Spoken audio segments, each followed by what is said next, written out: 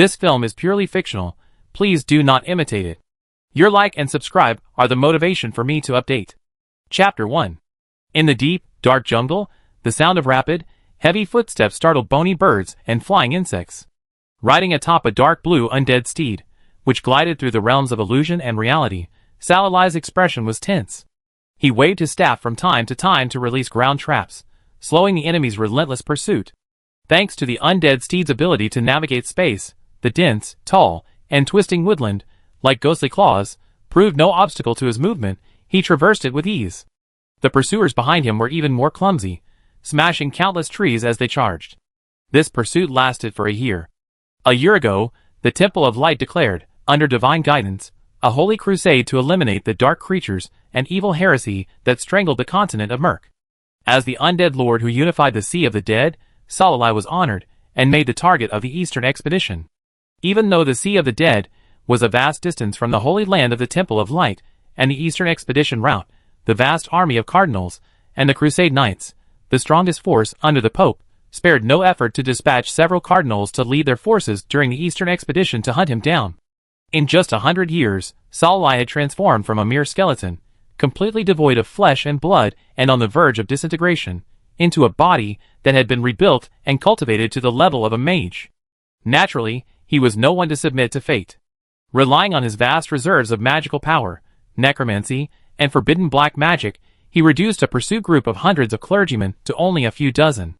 Unlike clergymen who believed in the gods and could simply pray to receive blessings and recover, faithless spellcasters had to rely on meditation and potions to restore their condition.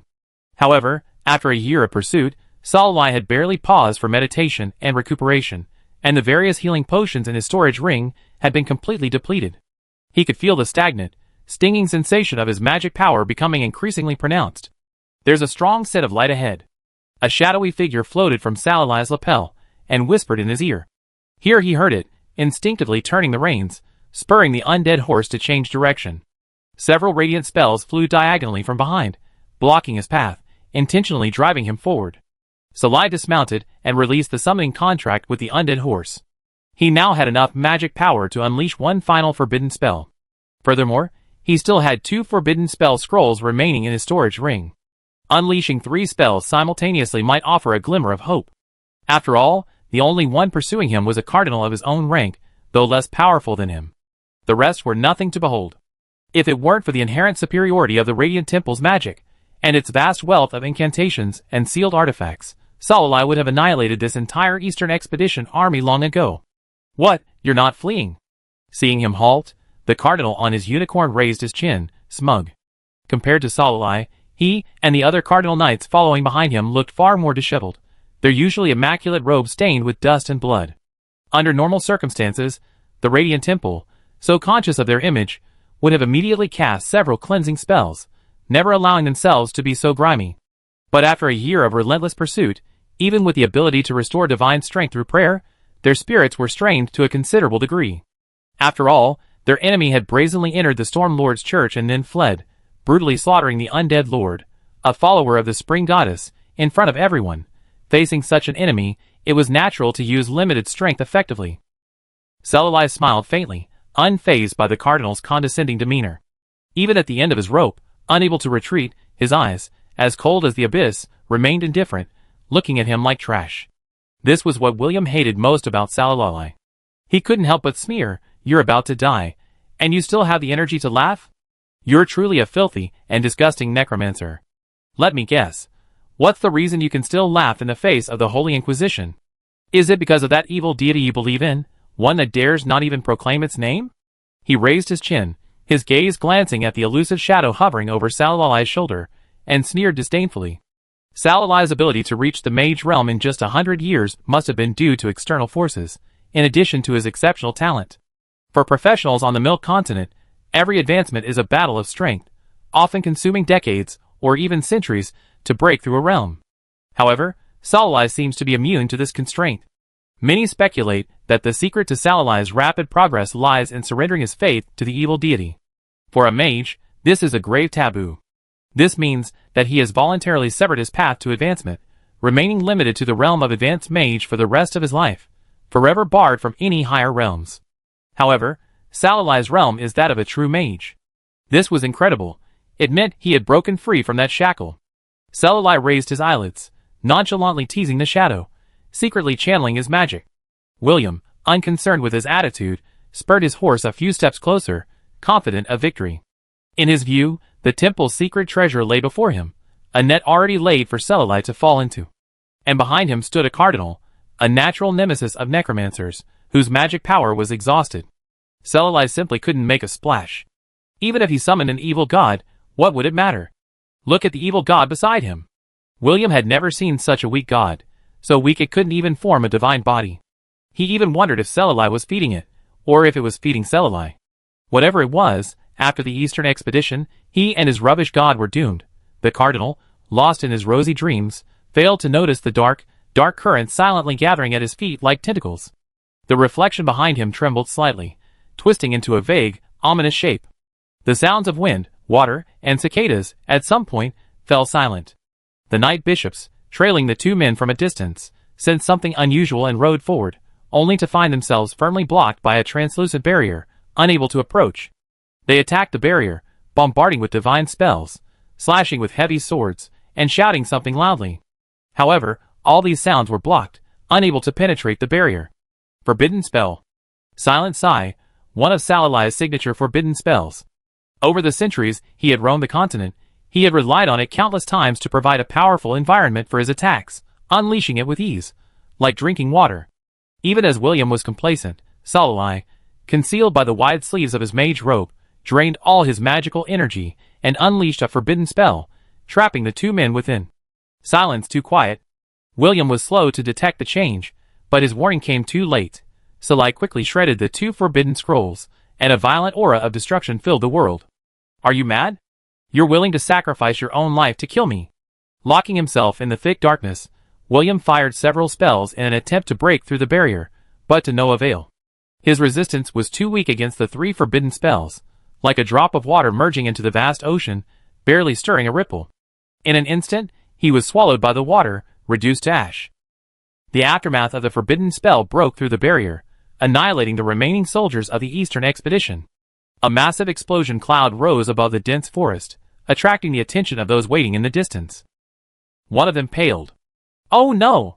The plan has changed. Sir, please take action. Cough, cough, cough. The dirt flew, and a pale, bony hand emerged from the pit. Salalai, bloodstained, stumbled to his feet. The shadow on his shoulder was so pale, it was almost transparent. Salalai was in a dire state. Beneath his black robe, most of his flesh had dissipated, his body so empty that it could no longer muster a single ounce of magic. I dare give my life, do you dare take it? Glancing at the ruins of the Eastern expedition, Salalai nudged the shadow affectionately. You saved me again. The shadow surged, transforming into two short arms to embrace him. Knowing that the ambush ahead would inevitably come to investigate due to the commotion he had caused, Salalai turned around, believing the best course of action was to flee. Evil necromancer, feel the wrath of God. After walking hundreds of meters, a blanket of radiant light spread out. A blindingly white ball of light, etched with the emblem of the god of light, hurtled straight towards him. Scorching, burning, a nauseating aura of light permeated his entire being. With his magic drained, Salalai was paralyzed under the immense pressure. Even if he had grasped the last remaining teleportation rune, he lacked the strength to activate it. The one who had performed this move was a cardinal, a full rank above him. What heinous deed had he committed to provoke such a powerful force? Could it be that he had, unbeknownst to him, stormed into the sacred grounds of the Temple of Light, and smashed the statue of the God of Light? This was Salalai's final thought, a second before he was consumed by divine magic. Blinded by the burns, his senses completely extinguished, he failed to see the translucent black shadow suddenly expand, shielding him beneath it, enduring wave after wave of attack. Just before its body collapsed, a thread-thin tentacle wrapped around its bony hand, triggering a teleportation rune. After a long while, a priest clad in red, white, and gold robes strolled in, followed by a vast procession. Your Excellency is truly formidable. With one divine judgment, whether a necromancer or a living lord, they'll all be reduced to ashes. It's a pity for Lord William. Humph, a mere mage, not even worth my effort. It's all because of your incompetence that he almost escaped. As for William, he bravely sacrificed his life to spread the glory of the Lord and has returned to his arms. There's nothing to regret about him. However, with his passing, I'm left with one less capable person. Please don't let me down. Yes, yes, I won't let you down. At the edge of the sea of undead, within the underground palace, a faint white light flickered, and a young man, his clothes tattered and his entire body reduced to bones except for his face, fell to the ground. A thin, almost imperceptible black mist clung to his body, seemingly dispersing with the slightest breeze. The black mist surged for a long time, before finally coalescing into a tentacle. It grunted and dragged the young man towards the coffin, engraved with demonic patterns, in the center of the underground palace. Stumbling along the way, one of the young man's leg bones fell. After finally placing the young man inside the coffin, the black mist was about to pick up the jade white bone when, with a crack, the coffin closed, jettisoning both the black mist and the leg bone, quickly sinking into the earth. Holding onto the leg bone, the black mist stared blankly at the scene, its form flickering violently. Suddenly, a high-pitched ouch echoed through the empty underground palace. Chapter 2. As the first holographic game to boast 100% realism, Miracle has garnered widespread attention since its official website launch, sparking both anticipation and skepticism. Every time a new PV is released, the meticulously detailed Western fantasy world sparks endless discussion. Now, having whetted the appetite for Miracle, the game has finally announced its official open beta. Even the pricey accompanying gaming console and headset can't dampen everyone's enthusiasm. With 2 hours left until the open beta launch, discussions on the official Miracle forums are incredibly lively. Urgent, urgent, I wish I could time travel to 2 hours later. I'm a student, I'll go first. Have I lost my memory? Did Miracle have a closed beta? And now it's directly open beta? Hello dear, yes. The official hasn't even released class, race, or map information yet, and I already been hooked.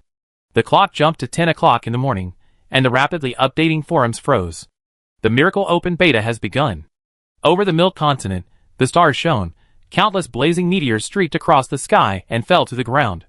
Shooting stars in broad daylight, such an unusual celestial phenomenon, caused countless people to tremble with fear. Some knelt in prayer, others closed their eyes in divination, trying to understand the cause of the strange phenomenon. However, all they could find was a vague and unclear path forward. In the town squares east of the Ankle Mountains, north of the D Canyon, and on the edge of the Sea of the Dead, blinding white lights flashed intermittently. Then, dissipating, countless people in uniform linen shirts streamed out from the stone statues in the central squares into the streets. They jumped and danced, shouting and clamoring. Oh my god, is this a world of 100% realism? I can actually smell the air. Damn it! Why are the newbie villages randomly assigned, and I can't choose my own? I don't want to end up in this lost city on the edge of the sea of undead, woo. Damn it! Stop crowding me at the spawn point. I'm almost suffocating. CPDD, you're the only one. The town of Hig, on the edge of the sea of undead, was once a quiet, ordinary town with a population of only a few hundred. Its only unusual feature was the presence of various professions operating there. But considering its proximity to the sea of undead, teeming with undead creatures and dangerous monsters, this unusual aspect became somewhat ordinary. After all, it was the sea of undead, a dangerous territory infested with dark creatures, a place not even the Holy Crusade could completely rid. Mary, an ordinary resident of Hig, went to Jenny's bakery, facing the town square, as usual, to buy some black bread. She noticed a steady stream of blazing meteors landing on the square, and men and women emerged from them, their faces filled with curiosity. Mary's eyes widened as she muttered, "Oh my god. What is this? Could it be a vision of the god of light?"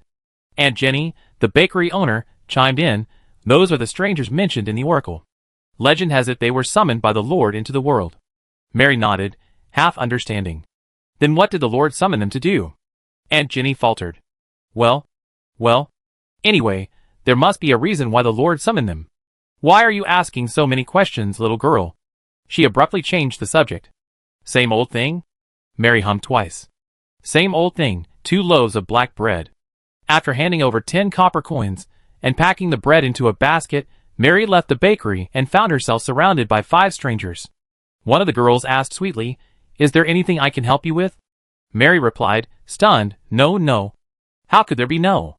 The tall, burly man pushed the girl aside and snatched her basket. "It's so heavy, you'd be tired carrying it by yourself. Do you want me to help you?" Mary screamed, "Don't take my bread." Her scream attracted the attention of a patrolling guard, who pointed his gun at the man. "Stranger, what are you doing?" "Street robbery, death." With that, the gun pierced the man's body like a rainbow, and he vanished in a white flash. The remaining four faced the guard's death stare, and waved their hands repeatedly. "Sir, this is none of my business. I'm a good citizen." The guard sheathed his gun, snorted, and continued his patrol.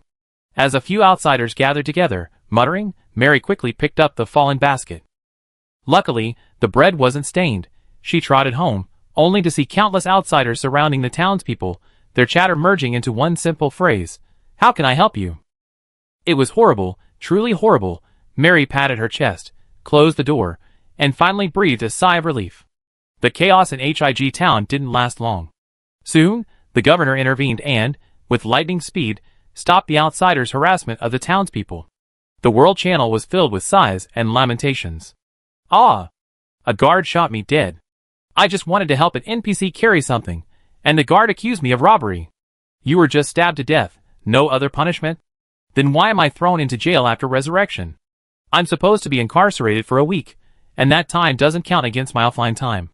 Hey brother, what the hell have you done to offend the Archon? I was there. He broke into an NPC's house, and got kicked out. They said he was robbing them, haha. Look, brother, your account is ruined. Damn it, officials. Why can't I just delete my account and start over? You say accounts are unique, but who doesn't have a few outs? My reputation is already negative. Complaints aside, quests still need to be completed. After the initial novelty wore off, players dutifully followed the instructions, and completed the newbie quests. No more chaotic scenes of people swarming passers-by demanding quests. Sea of the Dead, Underground Palace. A silver light shone from the empty stone platform. An intricate and ornate coffin slowly rose, startling the darkness huddled in the corner. Darkness gathered into a ball, rolling rapidly, crouching before the coffin with eager eyes. Crackling, crackling. The incessant sounds grew louder, and the coffin lid shifted in small increments. A young man with moon-like silver hair, eyes closed, slowly rose. The secret magic circles surrounding the stone platform lit up one by one, and a thick silver light flowed, slowly climbing up the young man's body, converging between his eyebrows, forming a fingernail-sized silver streak before disappearing beneath his skin. The young man opened his eyes, a faint blue light flickering in them, a fleeting, elusive glow like a ghost's will-o'-the-wisp. But when he looked again, the light had vanished.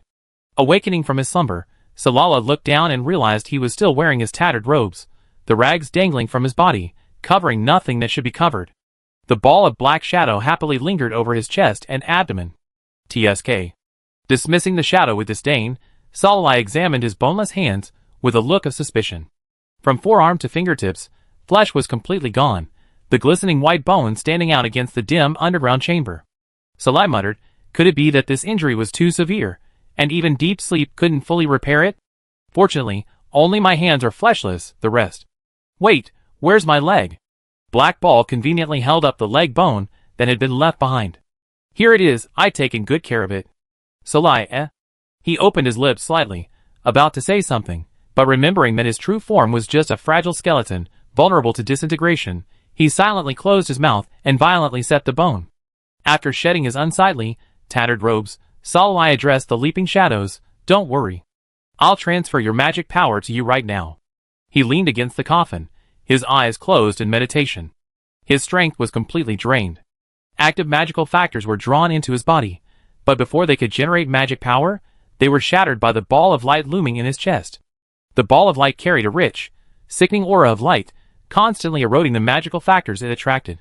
It was the energy curse left by the Holy Judgment's attack. Salai's face froze as he emerged from meditation. As an undead creature, and bearing the Holy Judgment's curse, he would not only be unable to cultivate, but would also be increasingly eroded by the power of light, staring intently at his own death. If it was a curse, there must be a solution. Unfortunately, Salai didn't know how to remove it. Even if he knew the method, the required materials would likely be difficult to obtain. With his power completely drained, his bones unable to even cover his body, obtaining the materials would be even more difficult. However, under the pressure of survival, no matter how difficult it was, Salai had no choice but to leave the underground palace and search for a way to break the curse. Thinking of this, he scooped up the black ball with one hand and used it as a stress-relieving toy, rolling and flattening it. It had to be said that the black ball had a cool, jelly-like texture and was incredibly pleasant to the touch. After all, the thing being so ruthlessly trampled upon in his palm was a god after all, one with only one believer, the kind that needed the support of his followers. How utterly humiliating, Salai sighed helplessly.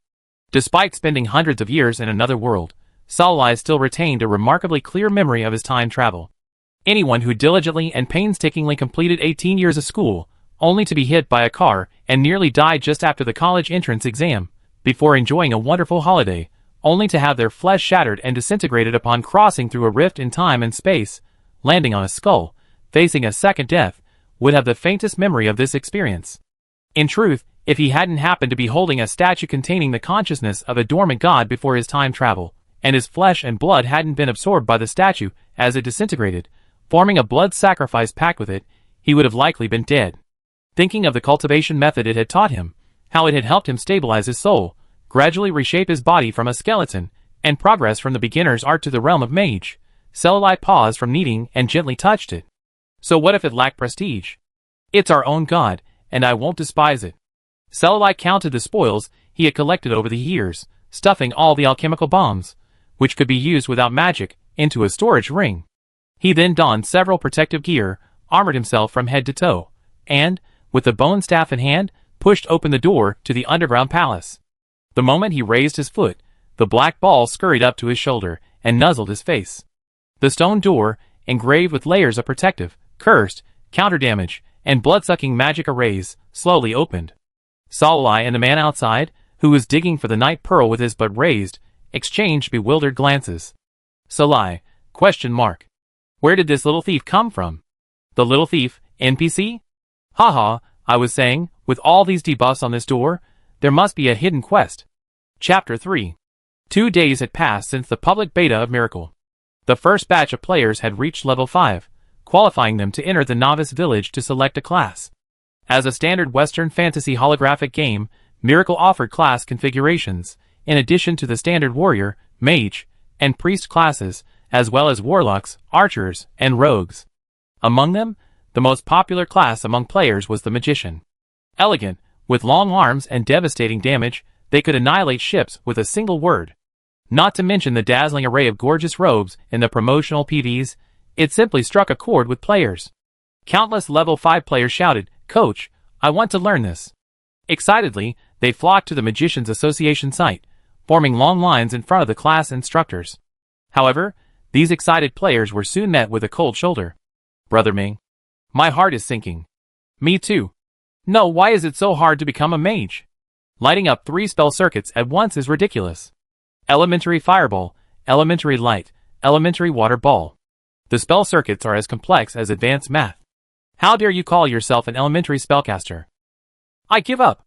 Other classes can just kill a cuckoo chicken, but why do mages have to memorize such complex spell circuits and cast them all in one go to get started?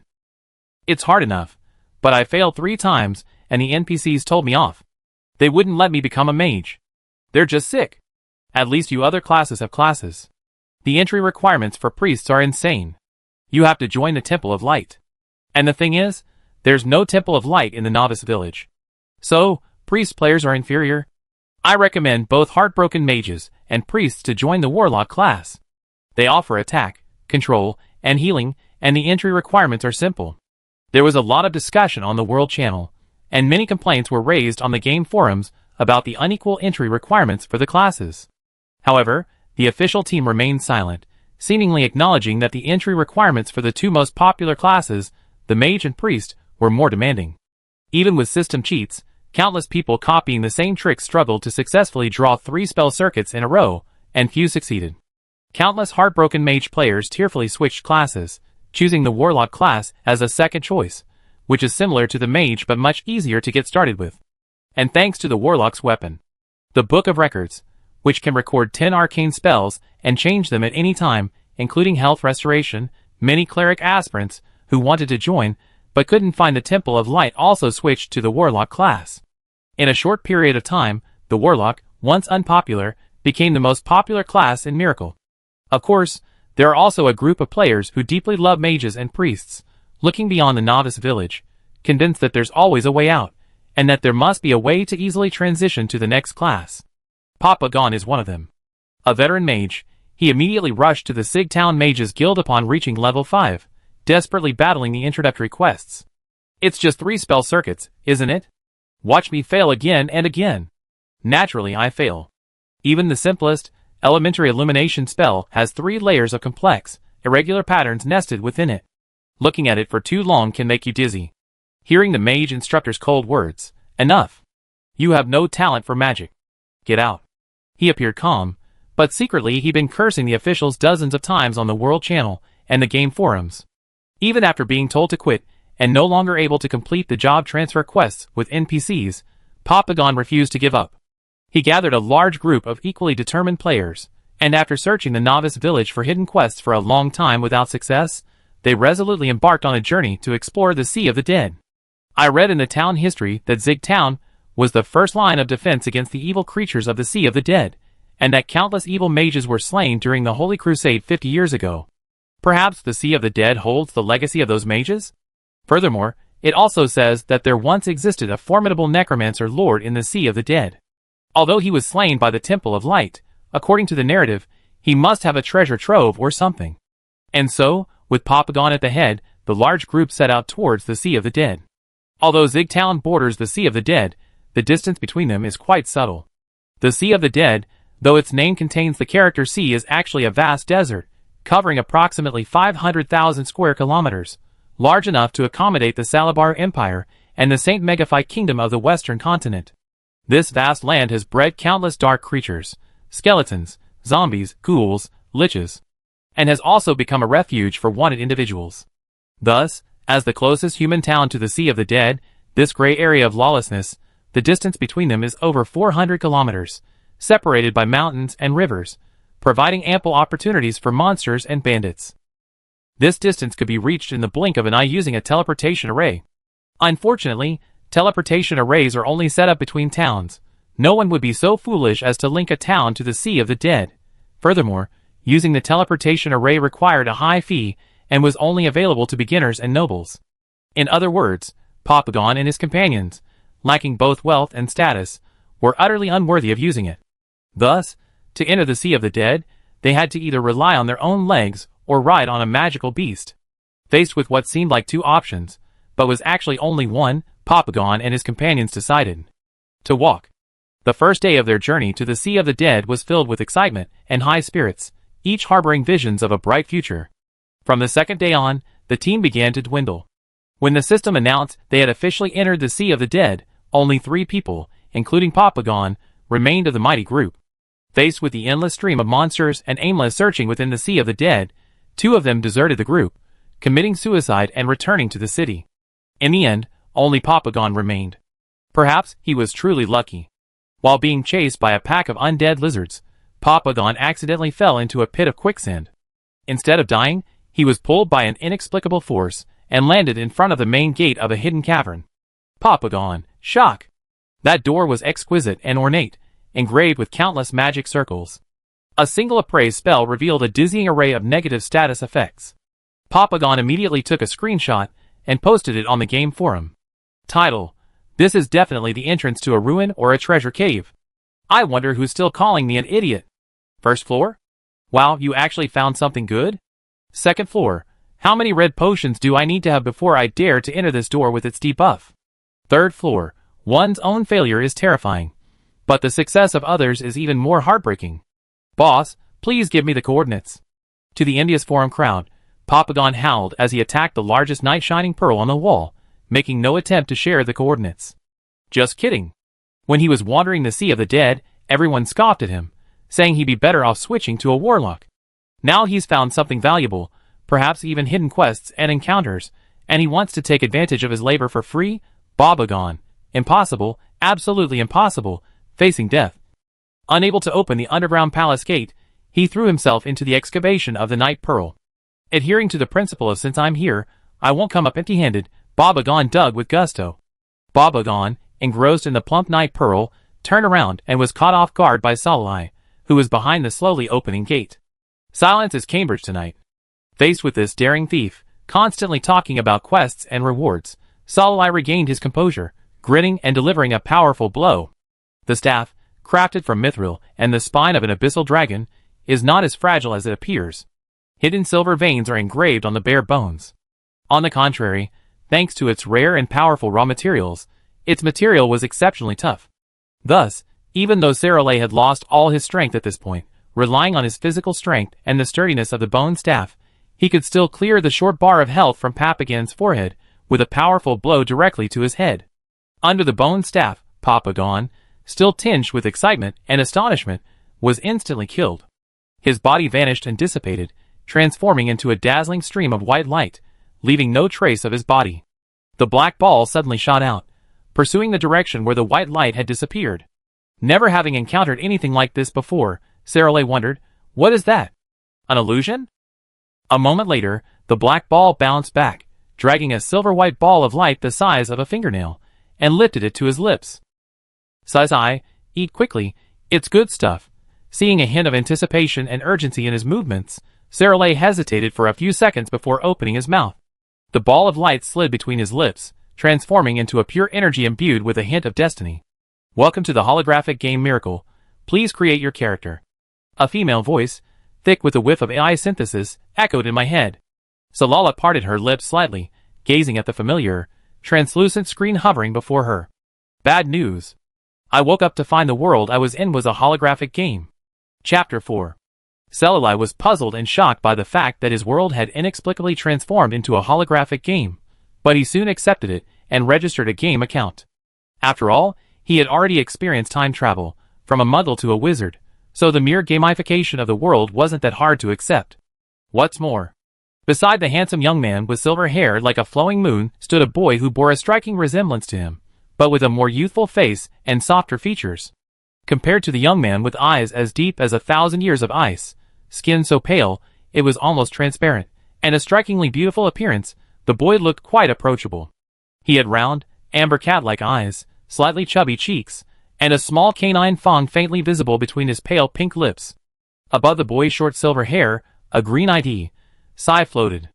Salali curled his lips slightly, unceremoniously raising his hand to knead the soft flesh of the boy's cheek. The boy remained motionless, allowing him to do whatever he wanted. Then, holding his breath and closing his eyes, his consciousness smoothly sank into the boy's body. His cat-like eyes grew increasingly lively and vivid, while the young man, in contrast, stood still, lifeless, like a delicate figurine in a window display. It was a strange feeling.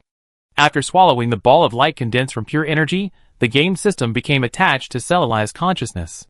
When his consciousness was within his main body, the system's screen interface only featured the ability to post quests, the NPC panel.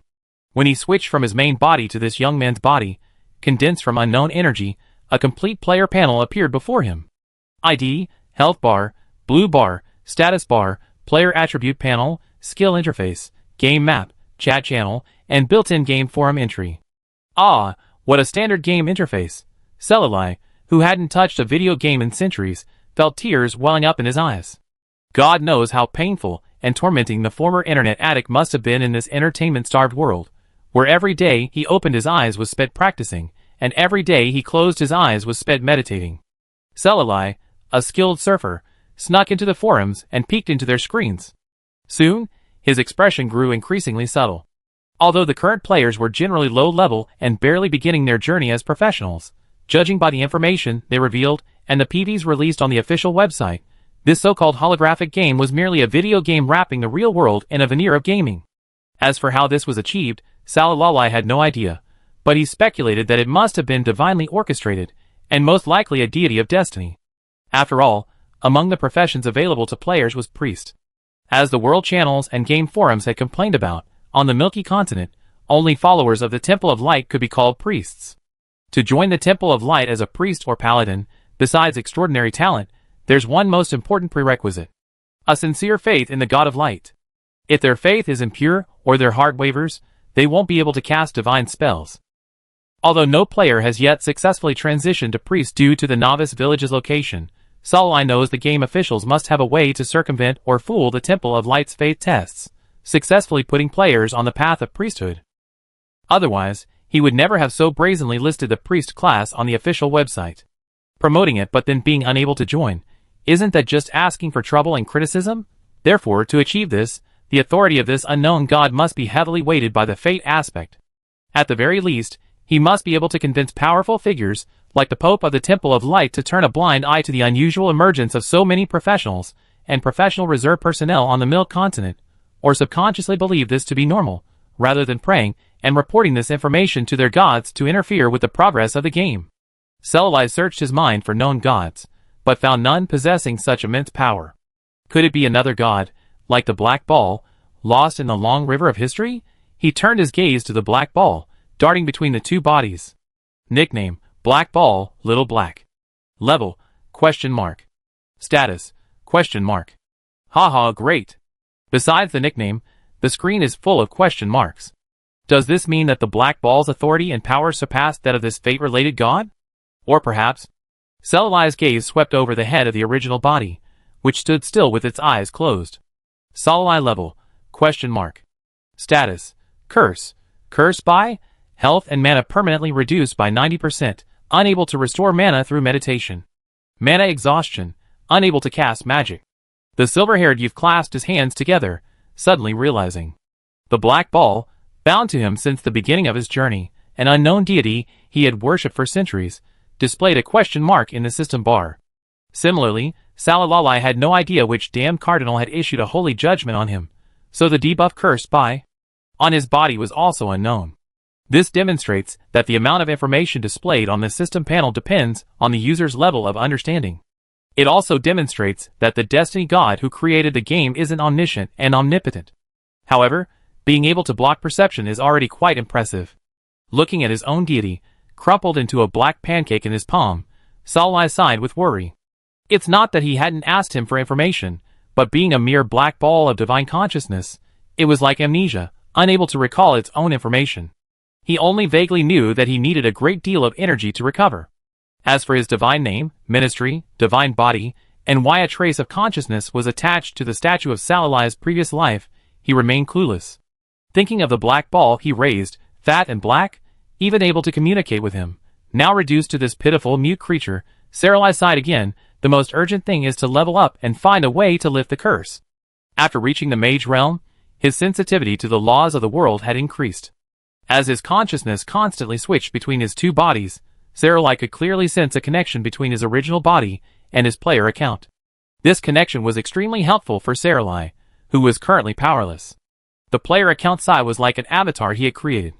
In other words, as he continued to level up through this avatar, the energy gained could be fed back to his original body. While it couldn't break the curse, it could at least increase his combat power. Due to the depletion of his magic power, he couldn't even use clock magic upon waking from his slumber. He had no idea what year or month it was, nor did he know how far the Temple of Light's eastern expedition had progressed, or whether the hunt for him was still ongoing. The unknown, outside world prevented Selalai from brazenly posing with his true form and its barely concealable bony hands. But if he switched to a clean player account, things would be different. Not only could he cultivate to nourish himself and the black ball, but he could also unscrupulously seek information on how to lift the curse. Perfect.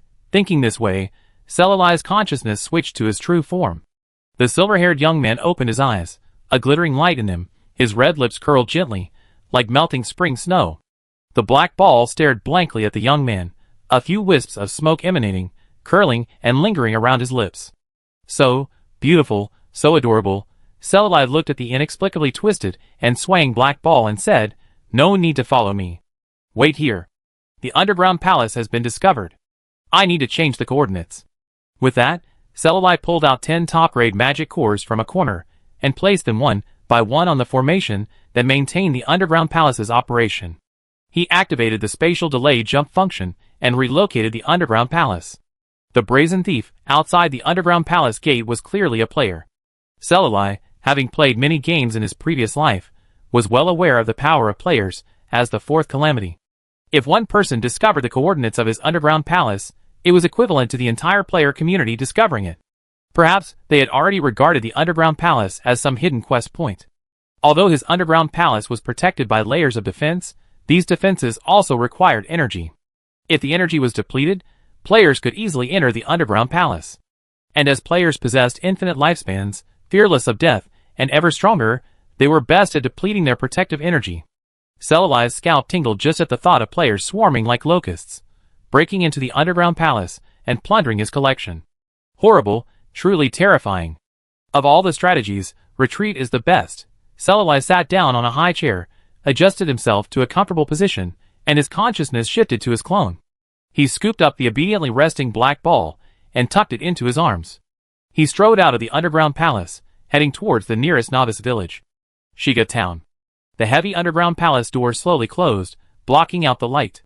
The silver-haired young man, seated on a high chair, was swallowed by the increasingly dense darkness, while the young man, bathed in sunlight, stepped forward towards the bright future. Chapter 5. Shiga Town, Central Square. A flash of white light passed, and after another failed attempt to reach the underground palace, Papagon emerged from his resurrection point, sighing deeply. He couldn't understand why, having used the same method to reach the Sea of the Dead as before, he was killed by the monsters before even reaching the gate. Papagon, alone and emo, caught a glimpse of bright silver in his peripheral vision, which brought back unpleasant memories. The slowly opening underground palace gate, a pale beauty with silver hair standing in the dim shadows, a merciless blow from her staff, and a slender, jade-like bone hand. He was being outrageous. He looked like a mage NPC, but he didn't even bother using his skills, transforming into a melee mage and beating him up. Papagon's skin crawled with goosebumps. He abruptly stood up, punching the air with a crooked-mouthed Dragon King grin. Ha ha ha. He was going to post his death story on the forums, then gather a group of friends to search the underground palace again.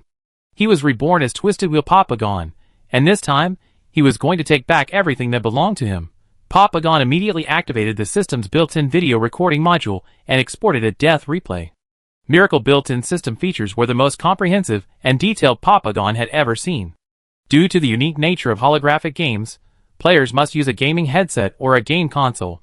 Therefore, if they wanted to browse forums or forums mid-game, as they did in the keyboard and mouse era, they had to exit the game and console. This greatly increased the inconvenience for the casual spectators. However, this problem was resolved in Miracle. The Miracle game panel not only has a built-in forum entrance, but also can record live game events and generate death replay videos. The former is convenient for game streamers. After they start recording, the saved video can be directly transferred to the forum backend and then uploaded to other video sites. The same applies to death replays. When a player dies, the system automatically records and saves the 30 seconds of gameplay before death for players to review. Papagon uploaded the cached replay video to the forum titled, Shock. The beauty in the dark underground palace did this to me. Having closed the forum, unable to find work, and unwilling to switch to another class, Papagon wandered over to the magician class office to observe the gloomy scenes of the new players suffering. This is his recent source of joy. Because becoming a magician is so difficult, only a handful have successfully made it. Countless players, who have been rejected often hang out at the class office, betting on how many will succeed today. Papagon walked over to a player sitting on the curb and asked, "Brother, how was the battle today?" "Total annihilation." "Yo, another stubborn newbie." Papagon followed his gaze, and saw a silver-haired boy with a green ID sign above his head. He purposefully walked past the rogue, warrior, archer, and warlock classes, heading straight for the magician. Standing before the magician instructor, Saralai accepted the introductory quest. The magician instructor said expressionlessly, "The path of magic is lonely. We don't accept fools. Only the intelligent, resilient, and gifted can embark on the path of magic. You have 3 chances to draw consecutively. Elementary fireball, elementary lighting, and elementary water ball, right? Here, I'm done." Before he could finish, Saralai raised his hand, channeling his magic gracefully yet swiftly. With a familiarity etched into instinct, as easy as breathing, he illuminated the spell circuits one by one in the air. Having lurked in the forums, Saralai naturally didn't miss the complaints from aspiring mages about the difficulty of the introductory quest. To be honest, he didn't understand what was so difficult about drawing just 3 basic spell circuits. These were the foundation of spellcasting. Without understanding them, even the most gifted in magic wouldn't be able to cast a single spell. Each spell's spell circuit was unique, and a spellcaster could only successfully cast a spell if they channeled their magic strictly according to the circuit. Of course, this only applied to spellcasters on the Milk Continent. For players who use the game system to cheat, they only need to copy the instructions once, and then cast spells and press skills. The system has already cheated them to such an extent, so why do so many people still find it difficult? the shimmering spell circuits floating in the air caught the attention of the onlookers, who, along with the professional instructors, were stunned. The professional instructors were astonished that this stranger, named Sai, was the first person in days to draw a perfect spell circuit on the first try. Compared to the sample patterns they had provided, Sai's drawing seemed simpler and more powerful. Could this be some well-trained magic apprentice looking for some entertainment? The onlookers were astonished. How could this newbie be so good? He nailed it on the first try. Just once. However, the newbie's pattern didn't seem to match the requirements. Someone immediately said, "That's hilarious." Seeing his confident demeanor, I thought he was going to unleash his ultimate, but he ended up pooping a giant pile. The NPCs must have been stunned by his incredible confidence. Haha. The professional instructor gaped, his mouth hanging open, and after a moment's pause he said, "Congratulations.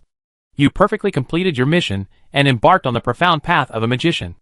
But why haven't I seen this kind of spell circuit before?" Selilai replied, "I modified it myself, and it's not recorded in the detailed explanation of basic spell circuits." The professional instructor's eyes lit up upon hearing this. "I just tried to channel my magic power, and I found that it not only flows more smoothly, but also consumes much less mana. You are very talented. You will definitely achieve great things in the path of magic. I believe that the wise should be rewarded." He handed Selilai a staff. Silver Moonstone Staff, perfect quality, orange. Increases spell attack by 15, intelligence by 4, and mana regeneration by 2. Usable levels, level 5 to 20. World Report, ding. Congratulations to player Sai, achieving the hidden achievement. Praise from the class instructor, Mage, receiving 1 silver treasure chest and the title. Rising Star. Rising Star, after wearing, permanently increases the wearer's spell attack damage by 0.5%. World Channel Wakaka, what's that question mark? What is this? There aren't many mages starting out, so how come someone has already received praise from the instructor? I'm so weak. This is only for the mage instructor. Does this mean that it can also be triggered by instructors of other classes? Cool. I already successfully transitioned to my new class, so I'm missing out on the achievement. Rich and Handsome Yellow Chicken, requesting a method to trigger the achievement, paid. As the system announcement scrolled, the world channel erupted in activity, and Selilai's private chat interface buzzed non-stop. Unable to bear the hustle and bustle, he blocked the private chat. After donning and hiding the glittering achievement title, Selilai opened his treasure chest, and a silver treasure chest appeared out of thin air in his hand. Dark Knight Necklace, fine quality, blue. Increases physical attack by 2 and agility by 1. Usable levels, level 0 to 10. Clearly, this necklace isn't suitable for the mage class. It's a good choice for a rogue or archer. Regretfully, he kept it and planned to auction it off at the consignment shop. Selilai equipped the staff given to him by the NPC. While it was nowhere near as good as his usual dragon bone staff made of abyssal dragon spine and mithril, it was surprisingly suitable for Selilai, who was only at level 5 at the time. After all, it's the only orange weapon in the server right now, and the stats it grants its user are far superior to the standard white bards in the novice village shop. "Hey, how did you achieve this achievement? Tell me." One of the onlookers, Smell the Scent, stopped Selilai.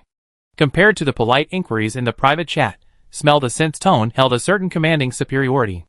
Of course, as a junior leader in the company, Smell the Scent didn't think there was anything wrong with his tone. After all, he always spoke that way, whether to subordinates or family. Selilai spared him a glance, too lazy to pay attention, but the other person persisted. "Hey, didn't you hear me? Judging by your in-game behavior, you're definitely the type your boss wouldn't like in real life. You have no sense of tact, your ears aren't very good, and you don't even know how to respond to questions?" Selilai, ? He turned around and glanced up and down at this inexplicable person. In Miracle, while player face customization is based on their original appearance, the upper limit of beauty can be increased by 50%, and the adjustment bar is extremely flexible. Therefore, most players are quite good-looking. No one would lower their appearance, except for Selilai, the odd one out. However, the person in front of him who knew someone by smelling the scent looked a bit too ordinary. Squinty eyes, rosacea, pores like rice plants, and buck teeth.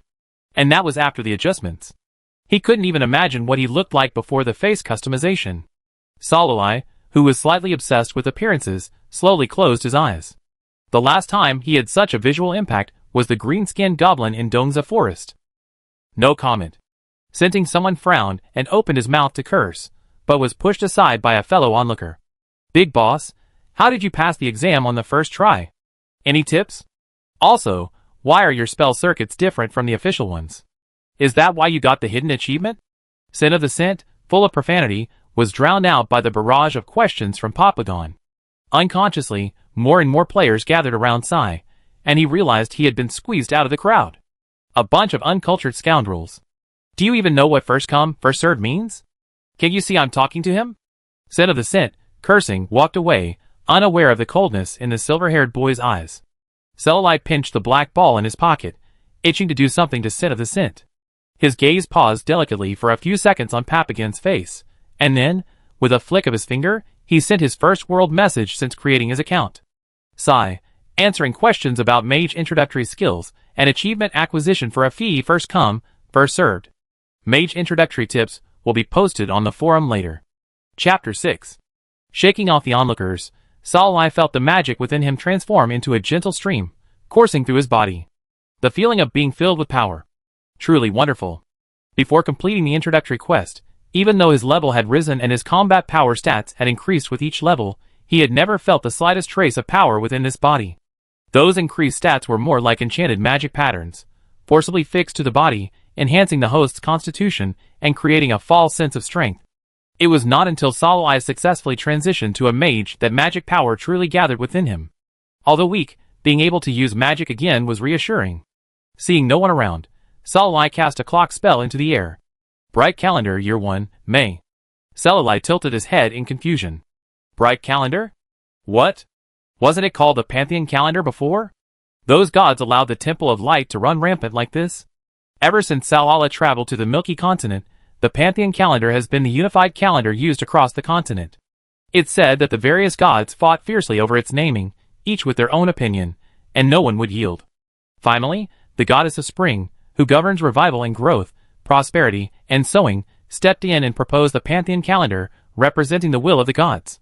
The conflict finally ended. Of course, he didn't know if this legend was true, but at least the Pantheon Calendar had existed for thousands of years before Celli fell asleep. But now, the calendar has been renamed the Bright Calendar. The name alone suggests the unrivaled dominance of the Temple of Light, and the God of Light behind it. Perhaps the Temple of Light is now the sole dominant power on the Milky Continent, otherwise, the calendar's name change would be inexplicable. Those high and mighty gods wouldn't allow themselves to be reduced from being one of the myriad to a nameless entity obscured by light. Celli's heart sank. If his suspicions were true, then as a member of the Holy Eastern Expedition, he was in a precarious position. Who knew if the inefficient temples and principalities had removed him, a dead man, from their wanted lists? It seemed that for more information, he would have to visit the town library and consult the Continental Event Records and Town History Records. Celli needed the black ball, muttering to himself, come to think of it, why did Zig Town convert to the God of Light? Didn't they worship Shima, a subordinate deity of Chunwei? TSK, how could Chunwei tolerate this? Celli was still concerned about his neighbor Zig Town. The townspeople had always worshipped their city-state deity, Shima, the god of wind and sand, and his chief deity, the goddess Chunwei. The Merc continent is home to numerous gods, both famous and unknown. Besides the powerful primary deities, who command temples across the continent, local residents often worship city-state deities, specifically those that protect their cities and regions, hoping for prosperity and abundance. Of course, these city-state deities with stable deities are almost always subordinates of the powerful primary deities, receiving their protection. To avoid angering the gods, town dwellers often maintain a fixed deity, and are reluctant to change their deity. But now, the town of Zig has unexpectedly switched from Chunwei to Guangming. Celli had a premonition that something significant had occurred on the continent during his time of serious injury and hibernation. The constant pop-up of private chats and friend requests interrupted his chaotic thoughts. He regained consciousness, replying to private chats and accepting friend requests according to his schedule, from morning to night. The first person to private message him was called Rich and Handsome Yellow Chicken. He had just reached level 5, and hadn't yet changed his class. Rich and Handsome Yellow Chicken, hello, could you tell me what the conditions are for triggering the Instructor's Appreciation Achievement? I heard you activated 3 spell circuits at once? Sai, here are the conditions for the mage. Are you looking to become a mage or another class? 5 gold will guarantee you the mage's entry level, and 30 gold will trigger the Instructor's Appreciation Achievement for other classes. Cursed, Celli was desperate for money. Any materials related to curses and their removal were expensive, especially at the level of a holy judgment issued by a cardinal. Therefore, he had to do everything he could to amass wealth. This price was determined by Salih after careful consideration. From level 0 to level 5, by diligently completing the quest chain, one could accumulate 5 gold and 80 silver, enough to cover the requirements for becoming a mage. As for the players who demand other achievements and immediately private message him, they're generally either strength-oriented or achievement-oriented. These types of people never lack money, so 30 gold isn't a big deal for them. Rich and handsome yellow chicken. 30 gold has been mailed. Looking for the conditions to trigger the warrior achievement. After successfully receiving the gold, Salih replied, "When fighting the cuckoo chicken, you can't use system-provided skills and weapons, you must rely on your own strength to kill it. Warrior mentors value fearless courage and self-reliance without external aids. Each extraordinary class has its own requirements and preferences for entry-level assessments, depending on its specific characteristics. Talent aside, magicians favor the intelligent and resilient. Only those with these qualities can master and successfully execute the countless complex spell circuits. The game system has already hinted at these requirements through the lines of the class instructors. The same goes for the other classes. It's just that these hints are often overlooked by players, who never pay attention to the story, and simply rush into their weapons. The warrior's courage, the rogue's agility, the archer's sharp eyesight, and the warlock's erudition, to players, they're just NPC class descriptions. Who could have imagined that these were the exact requirements for gaining recognition upon entering a class? Rich and handsome yellow chicken. Thanks, brother. Soon, the World Channel announced that Rich and handsome yellow chicken had achieved the warrior instructor's recognition achievement. He mailed another 200 gold coins with a note, "Thank you." Meanwhile, Salala was responding to the little thief named Baba, no Baba gone, who had been killed by his staff. "Baba gone, boss, please help me. How did you manage to light up the circuits in one go? Just by rote memorization? Any tips?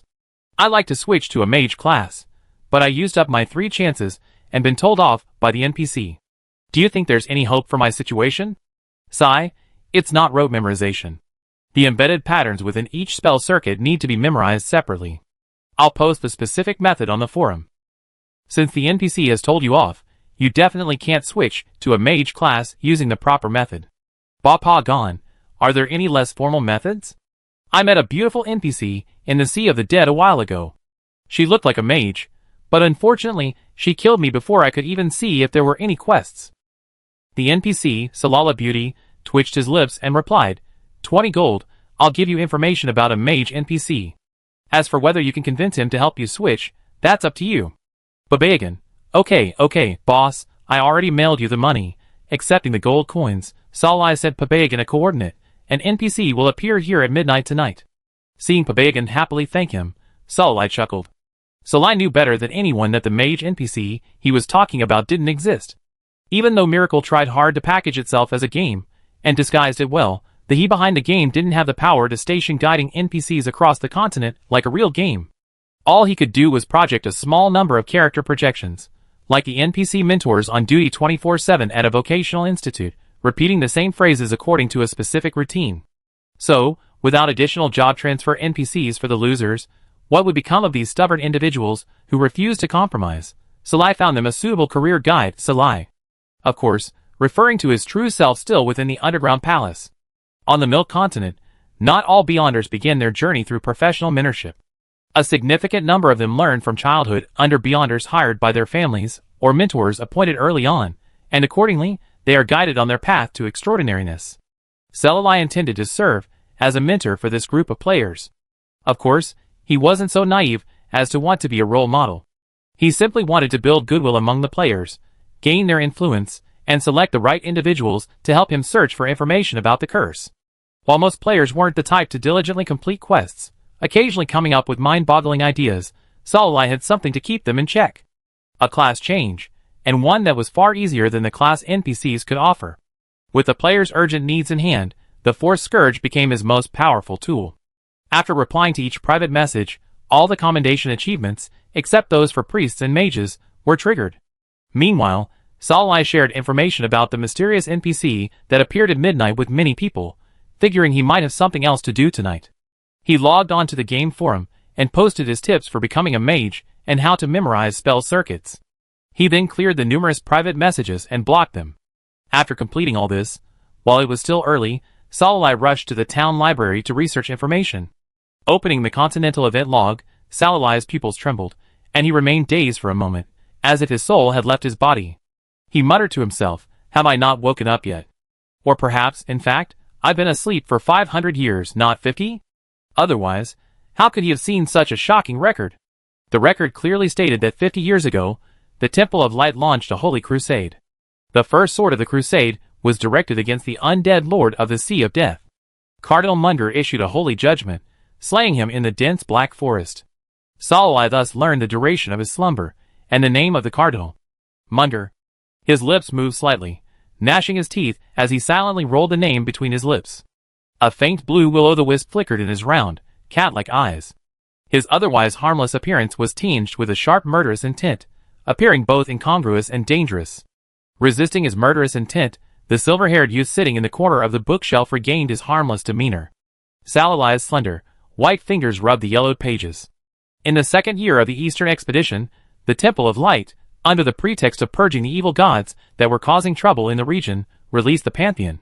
All gods not listed in the Pantheon were considered evil gods, and their followers were considered heretics, hunted down by the Temple of Light.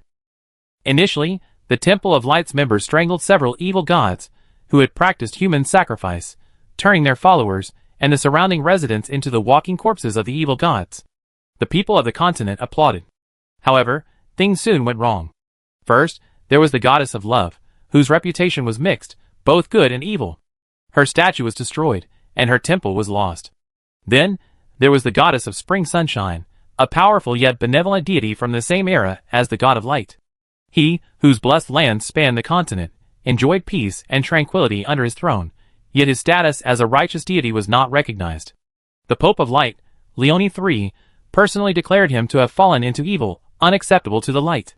Salalai snorted, "Absurd? How could a powerful righteous deity, who had existed for millennia and protected a region, simply fall?"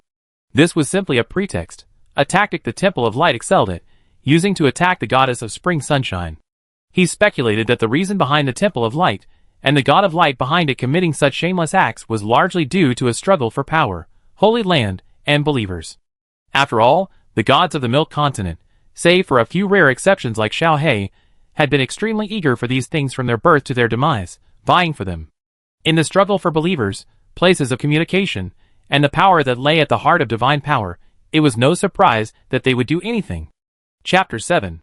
In the years that followed, the conflict between the god of light and the goddess of spring sunshine and their followers was glossed over.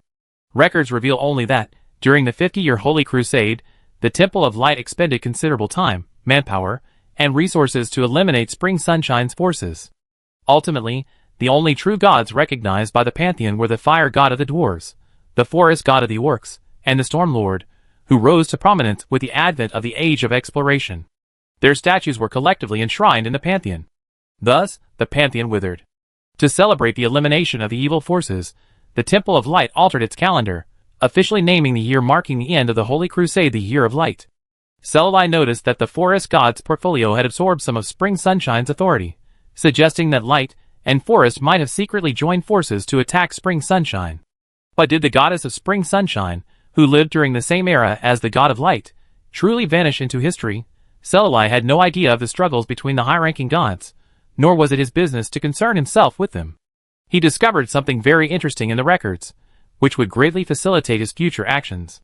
Whether exhausted from fighting the powerful apostles of Spring Sunshine, or perhaps seeking to reduce potential enemies, the Temple of Light announced a year before the introduction of the bright calendar that black magicians would no longer be considered evil. The Temple of Light and its pantheon subordinates would no longer pursue and arrest black magicians. Of course, necromancers like Salalai were still widely condemned. Salalai puffed his cheeks and muttered, "Dark magic and necromancy share the same origin, so why are they treating them differently? However, I could teach black magic to the players as a hidden reward later." Originally, Salalai only intended to teach players the most basic elemental magic, not revealing his mastery of black magic and necromancy, lest gossipy players bring him to the Temple of Light and cause further trouble. But now that the black mage has been cleansed, Salalai has more leeway in the types of magic he teaches. How could mere elemental magic compare to the cool, domineering black magic. After reviewing the important events of his slumber, it was already late. The librarian stood expressionlessly before Salai, holding a lantern, silently urging him on. Glancing at the system's built-in timer, Salai put the book away, walked out of the library, and sensed his location. He reached a deserted corner, retrieved the pre-placed teleportation scroll from his system backpack, and entered the coordinates. A dim light flickered, and the silver-haired boy was no longer there. Even the dim light couldn't mask the dazzling glow of his hair, like the shimmering silver moon. A silver-haired youth, somewhat similar to him, yet possessing a completely different aura, suddenly appeared before the young man, who sat with his eyes closed on a high chair. Salai shifted his form, rising to straighten the wrinkles on his hem. The black ball, which had been serving as a pendant, expertly shifted from the player's clone to Salalai, nestling on his shoulder. Well, you can't stay out of sight. The players will notice. To prevent any eagle-eyed players from noticing the black slime surrounding both NPC Salalai and player Sai, Salalai tucked the black ball into his inner chest pocket and instructed, "Hide it well." He, with a grievance, stretched out his short hand and hooked it around Salalai's pinky finger, holding it for a long moment. He chuckled, gathering a few strands of thin magic power from the player's clone at his fingertips, soothing a solitary sulker. "Okay, be good." After absorbing the energy, the black ball nudged Salalai. "I'll begrudgingly forgive you." Donning the most dazzling and mysterious cloak in his wardrobe, a colorful black cloak embroidered with purple and gold patterns, and practically etched with the phrase Loki Luxury, Bad Deeds on his face, Salai selected a dark gold three-curved snake staff from the spoils and grasped it. Salai remembered that he had obtained this from the chief court mage of a small nation. It greatly amplified elemental magic, but not as much as his dragon bone staff for dark and necromancy magic, so he casually tossed it into the pile of spoils. In the underground palace, in the room dedicated to miscellaneous loot, there were still many dusty weapons like these. After tidying himself up and dressing in a manner befitting a late-night sneaking trip to the outskirts of the city, it was exactly 12 o'clock when Salai teleported to the town of Shig. In the quiet alleys of Zig Town's outskirts, players kept sneaking in, dodging patrolling guards, and peeking in. "Are you here? Are you here? Why haven't I seen that NPC yet? I give up. Waiting for that NPC almost got me caught by the guards, and I was chased by a dog for 3 blocks before I finally broke free. Is this even real? Haha, I think we all been scammed by Sai. There's no mysterious NPC teaching spells. Give me back. What's the rush? It's not even midnight yet, is it? Haha, it's only 3, 2, 1. What the hell?" The moment the clock jumped to 12, the coordinate point shone brightly, and the dogs piled up against each other. The anxious players were pushed aside by a gentle but irresistible force, falling flat on their butts and staring blankly at the suddenly appearing NPC, who looked like a complete villain. Looking at the players sitting on the ground, talking incoherently, Salalai's mouth twitched. The opening remarks he had prepared were stuck in his throat, and for a moment he didn't know what to say. Having waited for so long, and firmly believing Sai wouldn't lie, Papagon reacted immediately and shouted, "See? I told you the boss wouldn't lie. The NPC has just spawned." Pushing aside the players who were frantically trying to get up, Papagon approached Saralai. "How can I help you?" Saralai let out a feigned sigh, and under the players' eager gazes, he slowly said, "The path of a beyonder is a lonely one. I traveled too far on this path, and now, looking back, I realize I haven't had the chance to leave my legacy. Con. I'm smart and resourceful, and I can definitely inherit your legacy. Go with peace of mind."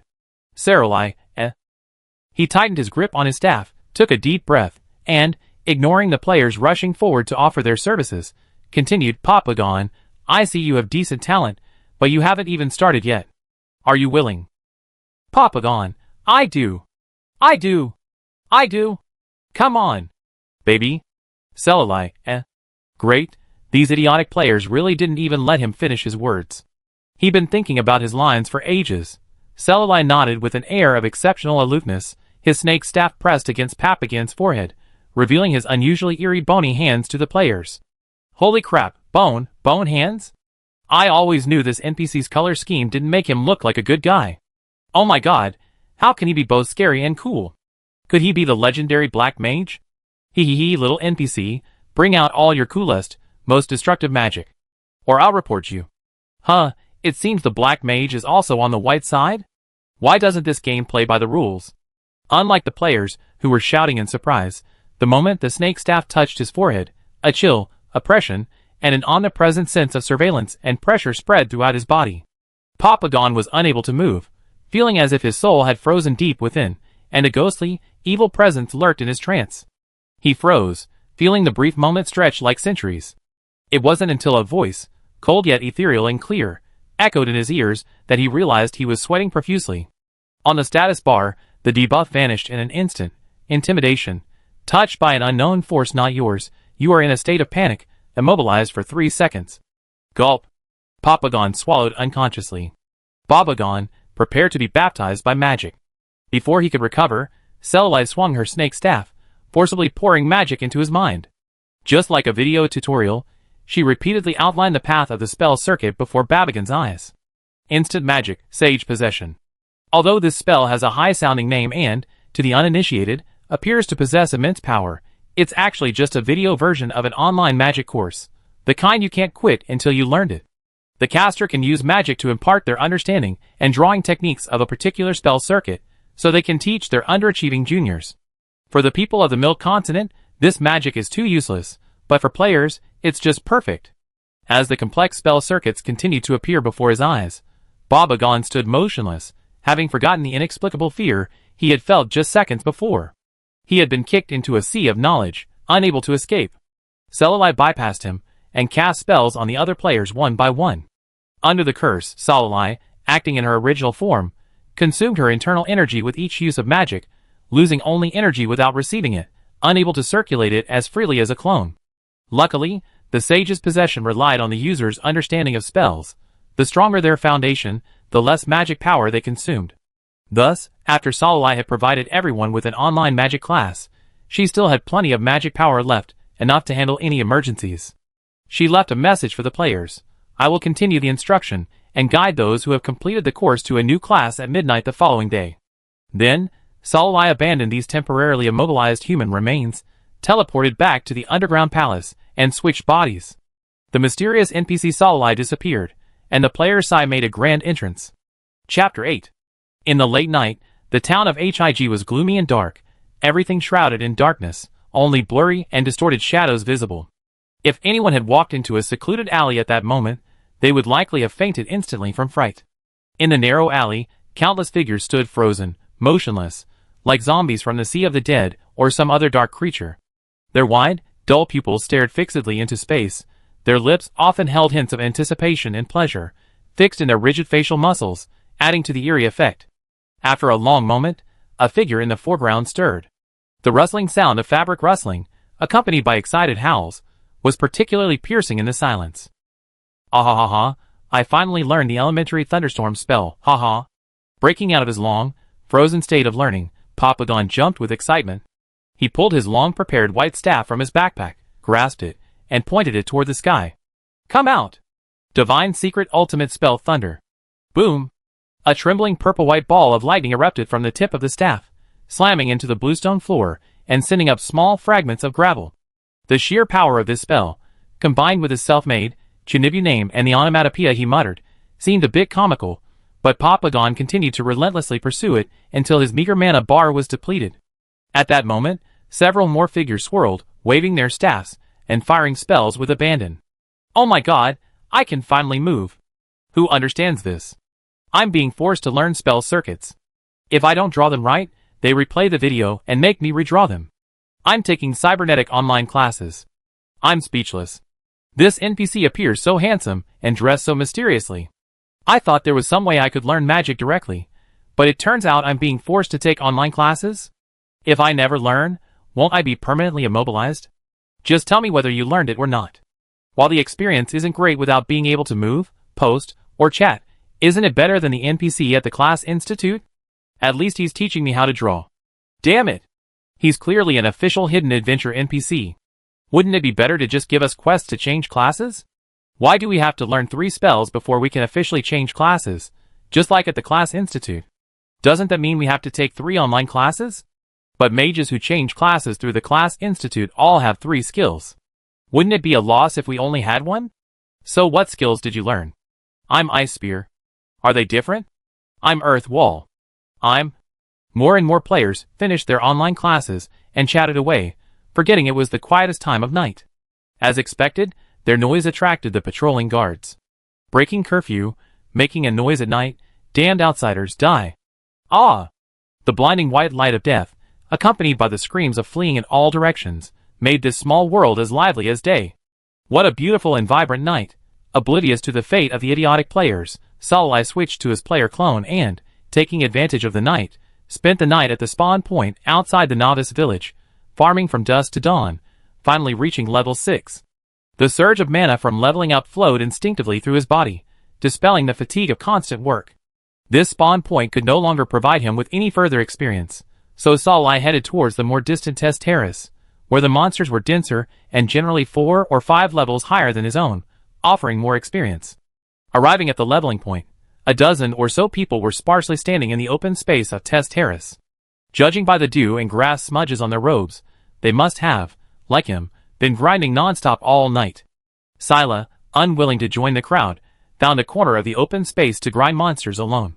He noticed that from the moment he took his place, the dozen or so players at the leveling point would occasionally cast cryptic glances at him, confirming that he had hidden his ID, and that it wasn't because he had achieved a hidden achievement that attracted attention. Silila kept this suspicion in mind. While moving and attacking, he kept a close eye on his surroundings. Although player accounts are immortal, he had relied on a bug to register an account, and he wasn't sure if the death of his clone would affect his original body. Thus, he cherished the life of this body, and hadn't died since creating it. A bear cub howled in the thick fog, its skin teetering on the brink of collapse. A single, basic fireball spell would slay it.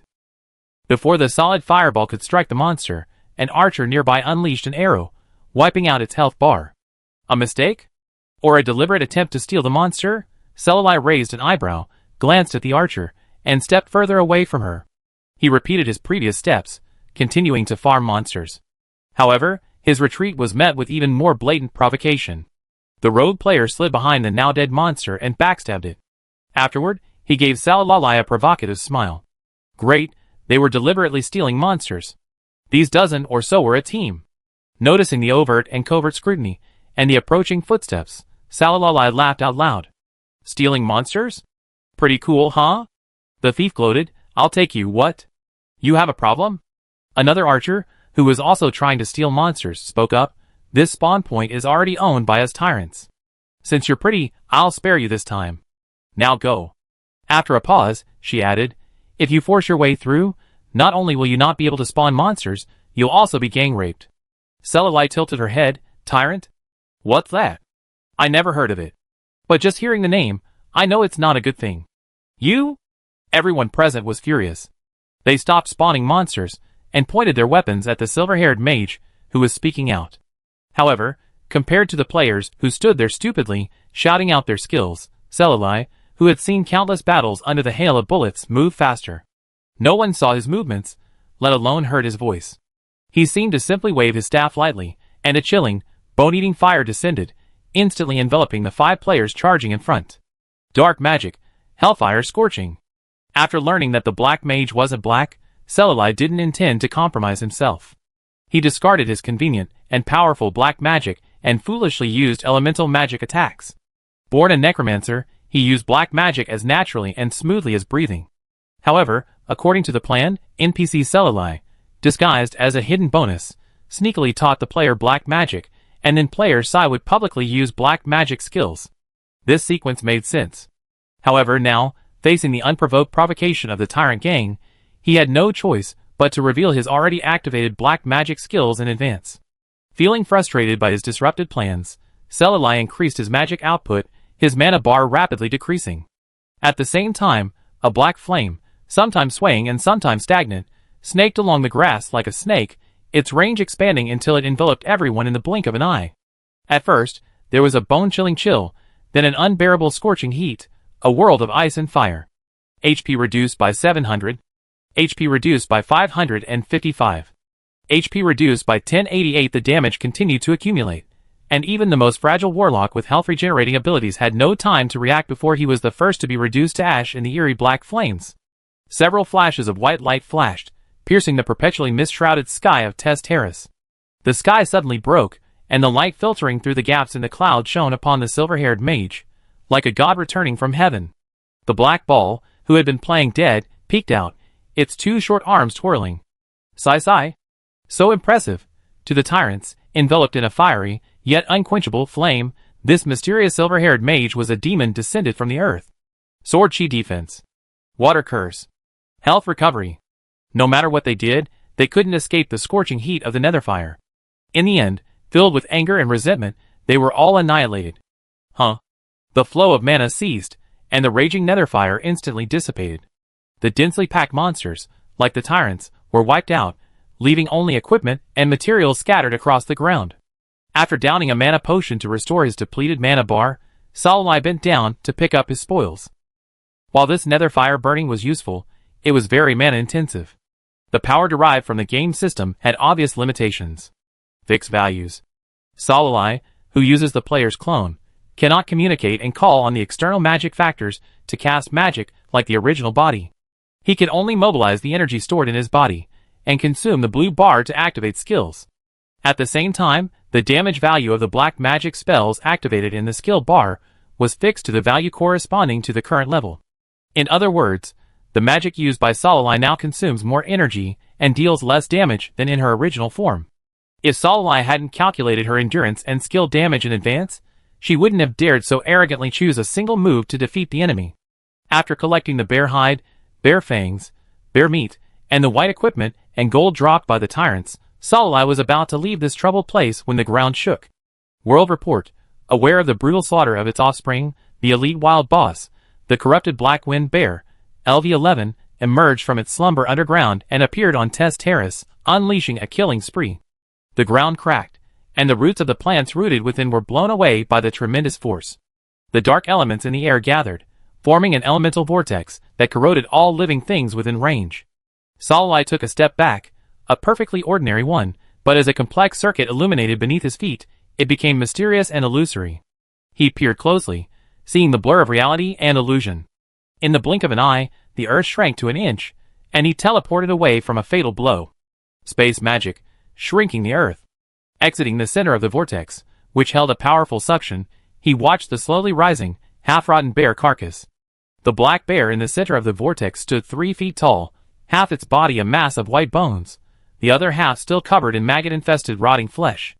Milky white maggots gnawed around its eye sockets. Solomai's sharp eyes caught sight of several fat, white, soft worms falling to the ground along with the pus. Even though he quickly blocked his sense of smell, the shocking image, and the stench of putrid air he accidentally inhaled still made his eyes ache and his stomach churn. This disgusting garbage that failed to advance to an undead creature, die. Solomai raised his staff. Chapter 9. The world announcement sent the entire server into a frenzy. This was the first wild boss to be triggered since the launch of Miracle.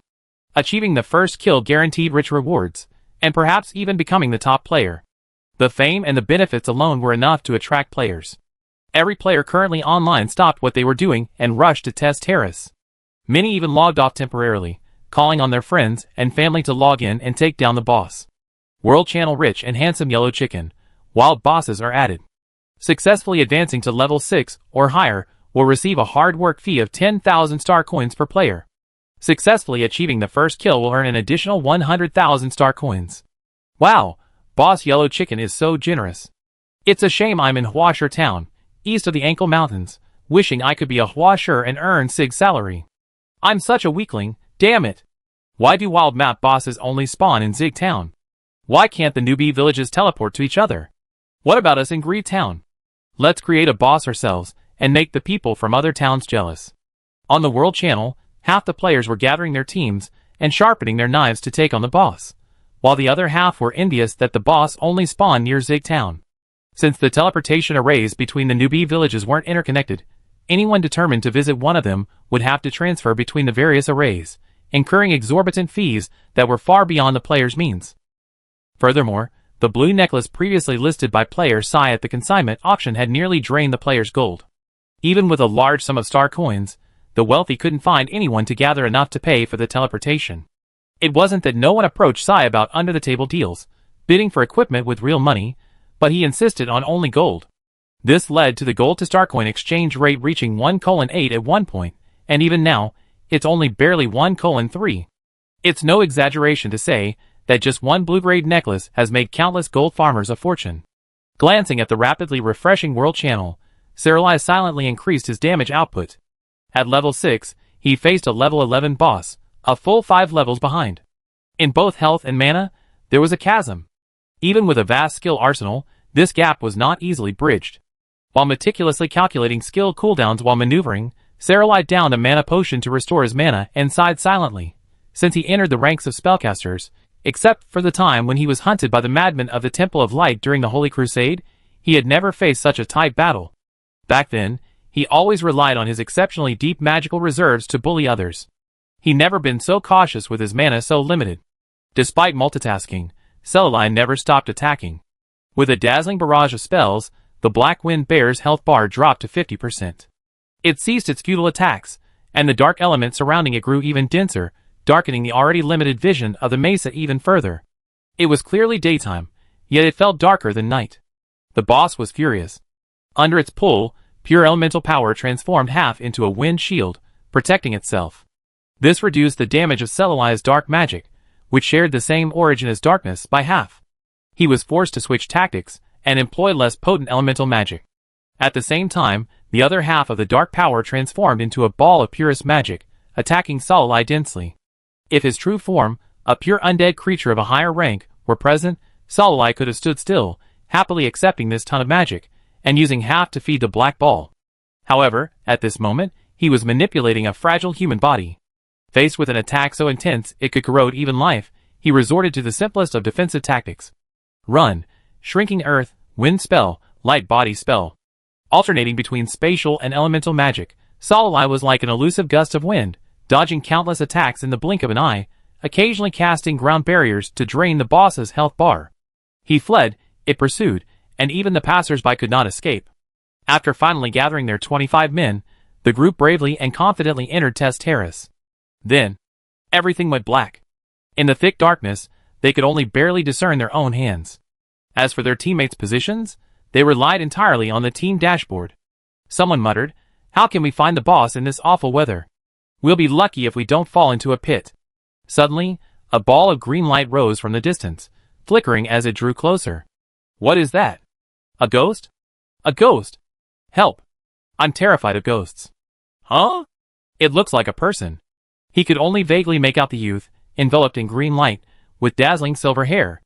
Before he could even discern his ID, he darted into the darkness like the wind. Then, the ground shook. A black wind bear, half skeletal, half rotting flesh, fixed its sights on Saralai.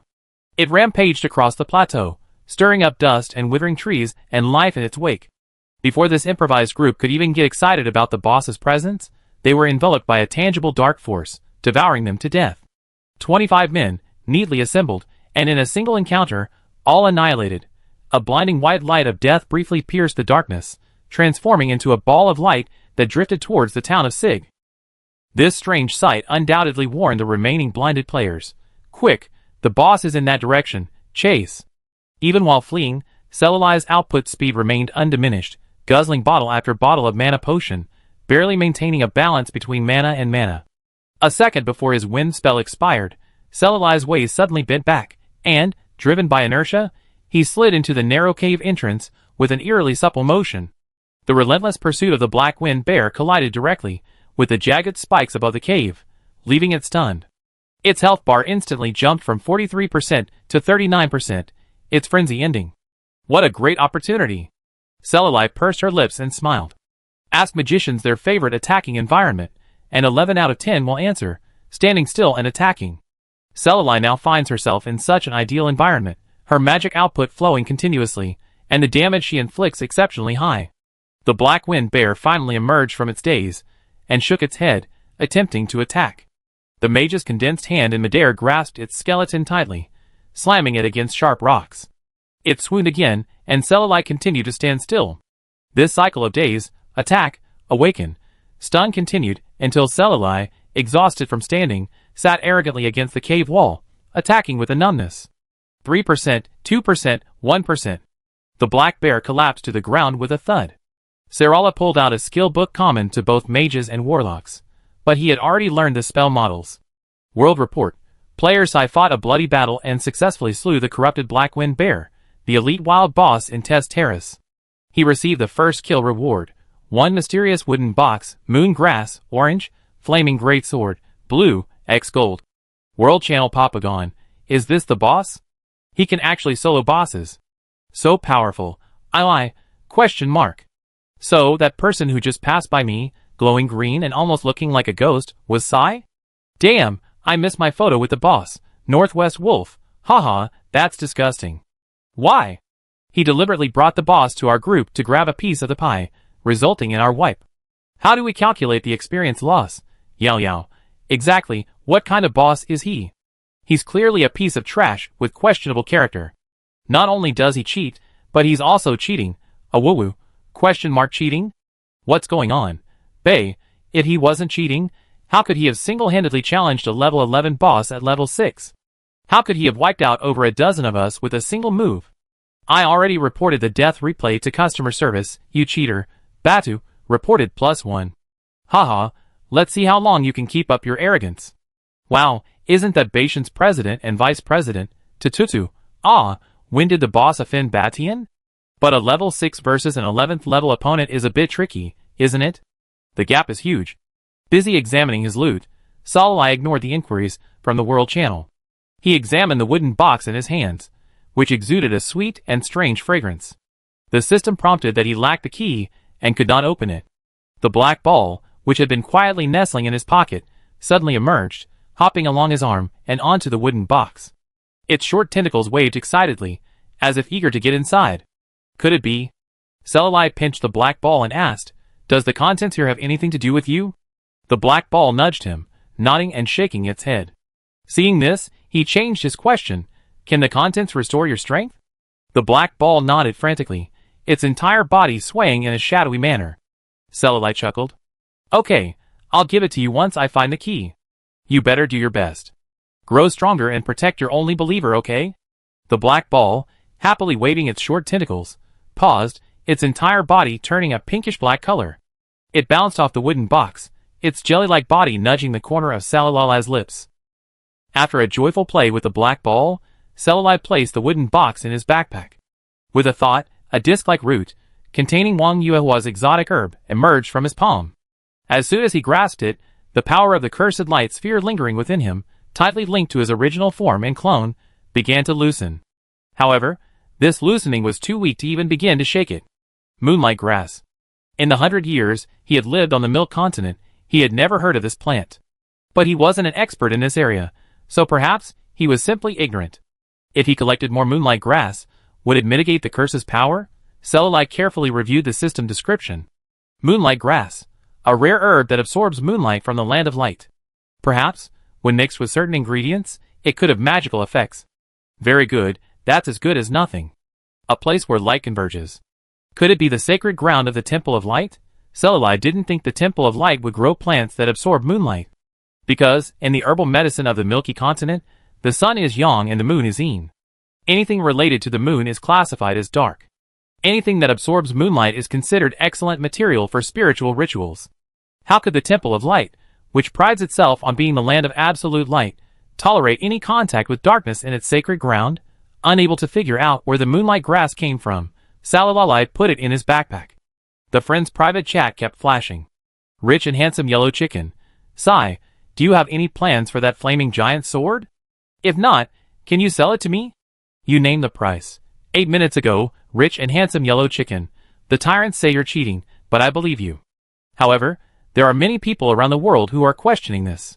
Do you think I should speak out? 3 minutes ago, Papagon, boss. When did you get into a fight with the tyrants? They actually accused you of cheating, and even reported it to customer service. I'm sure you weren't cheating, and I already fought back on your behalf 2 minutes ago. Cheating? Salai raised an eyebrow and opened the world channel. The tyrants were still shouting.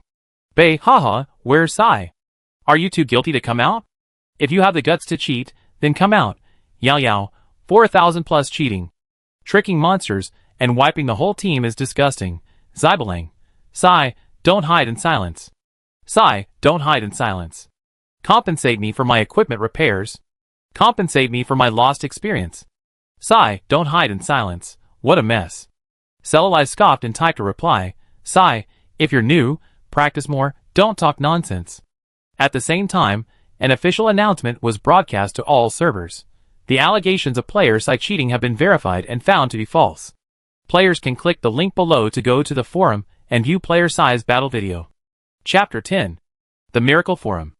As a communication platform established by the game's official platform, almost all players, including those who haven't purchased a game pod yet, have registered accounts on the forum and chat there regularly.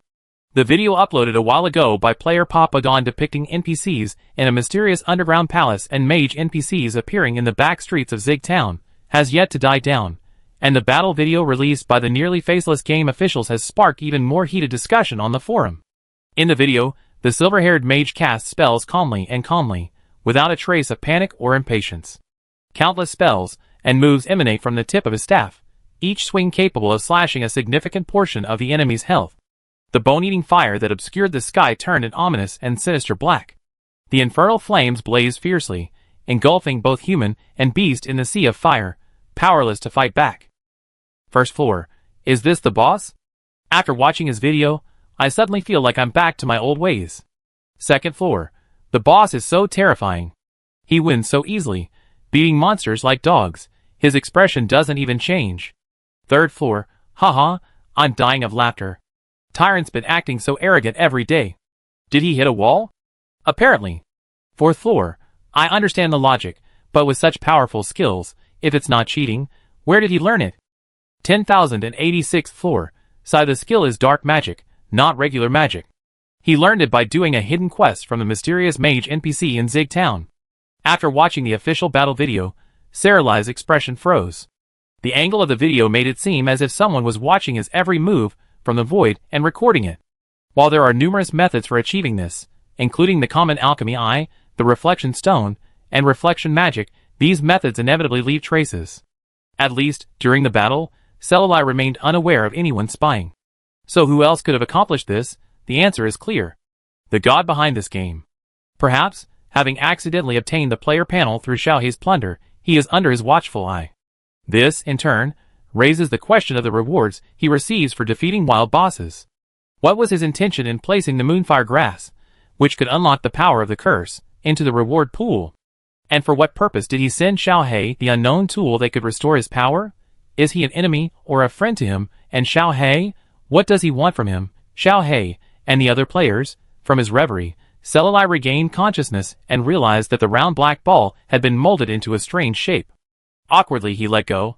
Whenever Saralai pondered, he would unconsciously grab Little Black and knead him.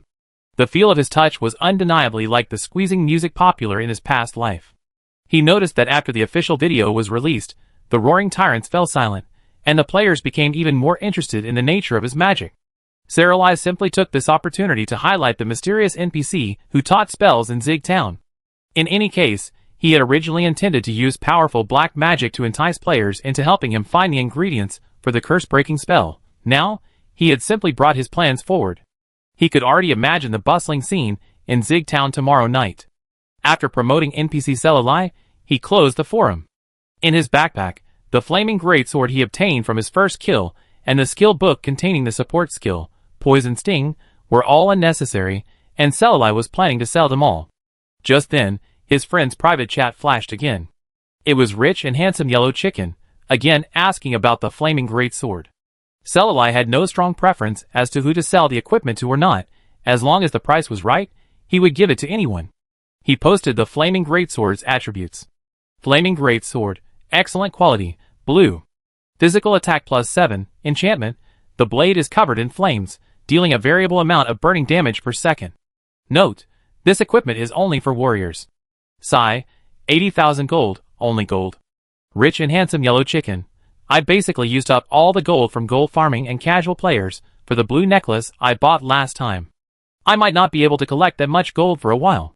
How about this? Sign a contract and pay the full amount of gold within the specified time frame. Sigh, no need to bother. Just sign the contract in the game. Saralai didn't believe in so-called contractual constraints. Signing a contract didn't mean it couldn't be broken. Separated by a barrier between the internet and the real world, the cost of breaking a contract, apart from the moral aspect, was practically non-existent. He couldn't breach the barrier to hunt down the defaulters in the players' worlds, nor could he completely kill the immortal players within the game. Furthermore, he had no means of communication to receive contracts.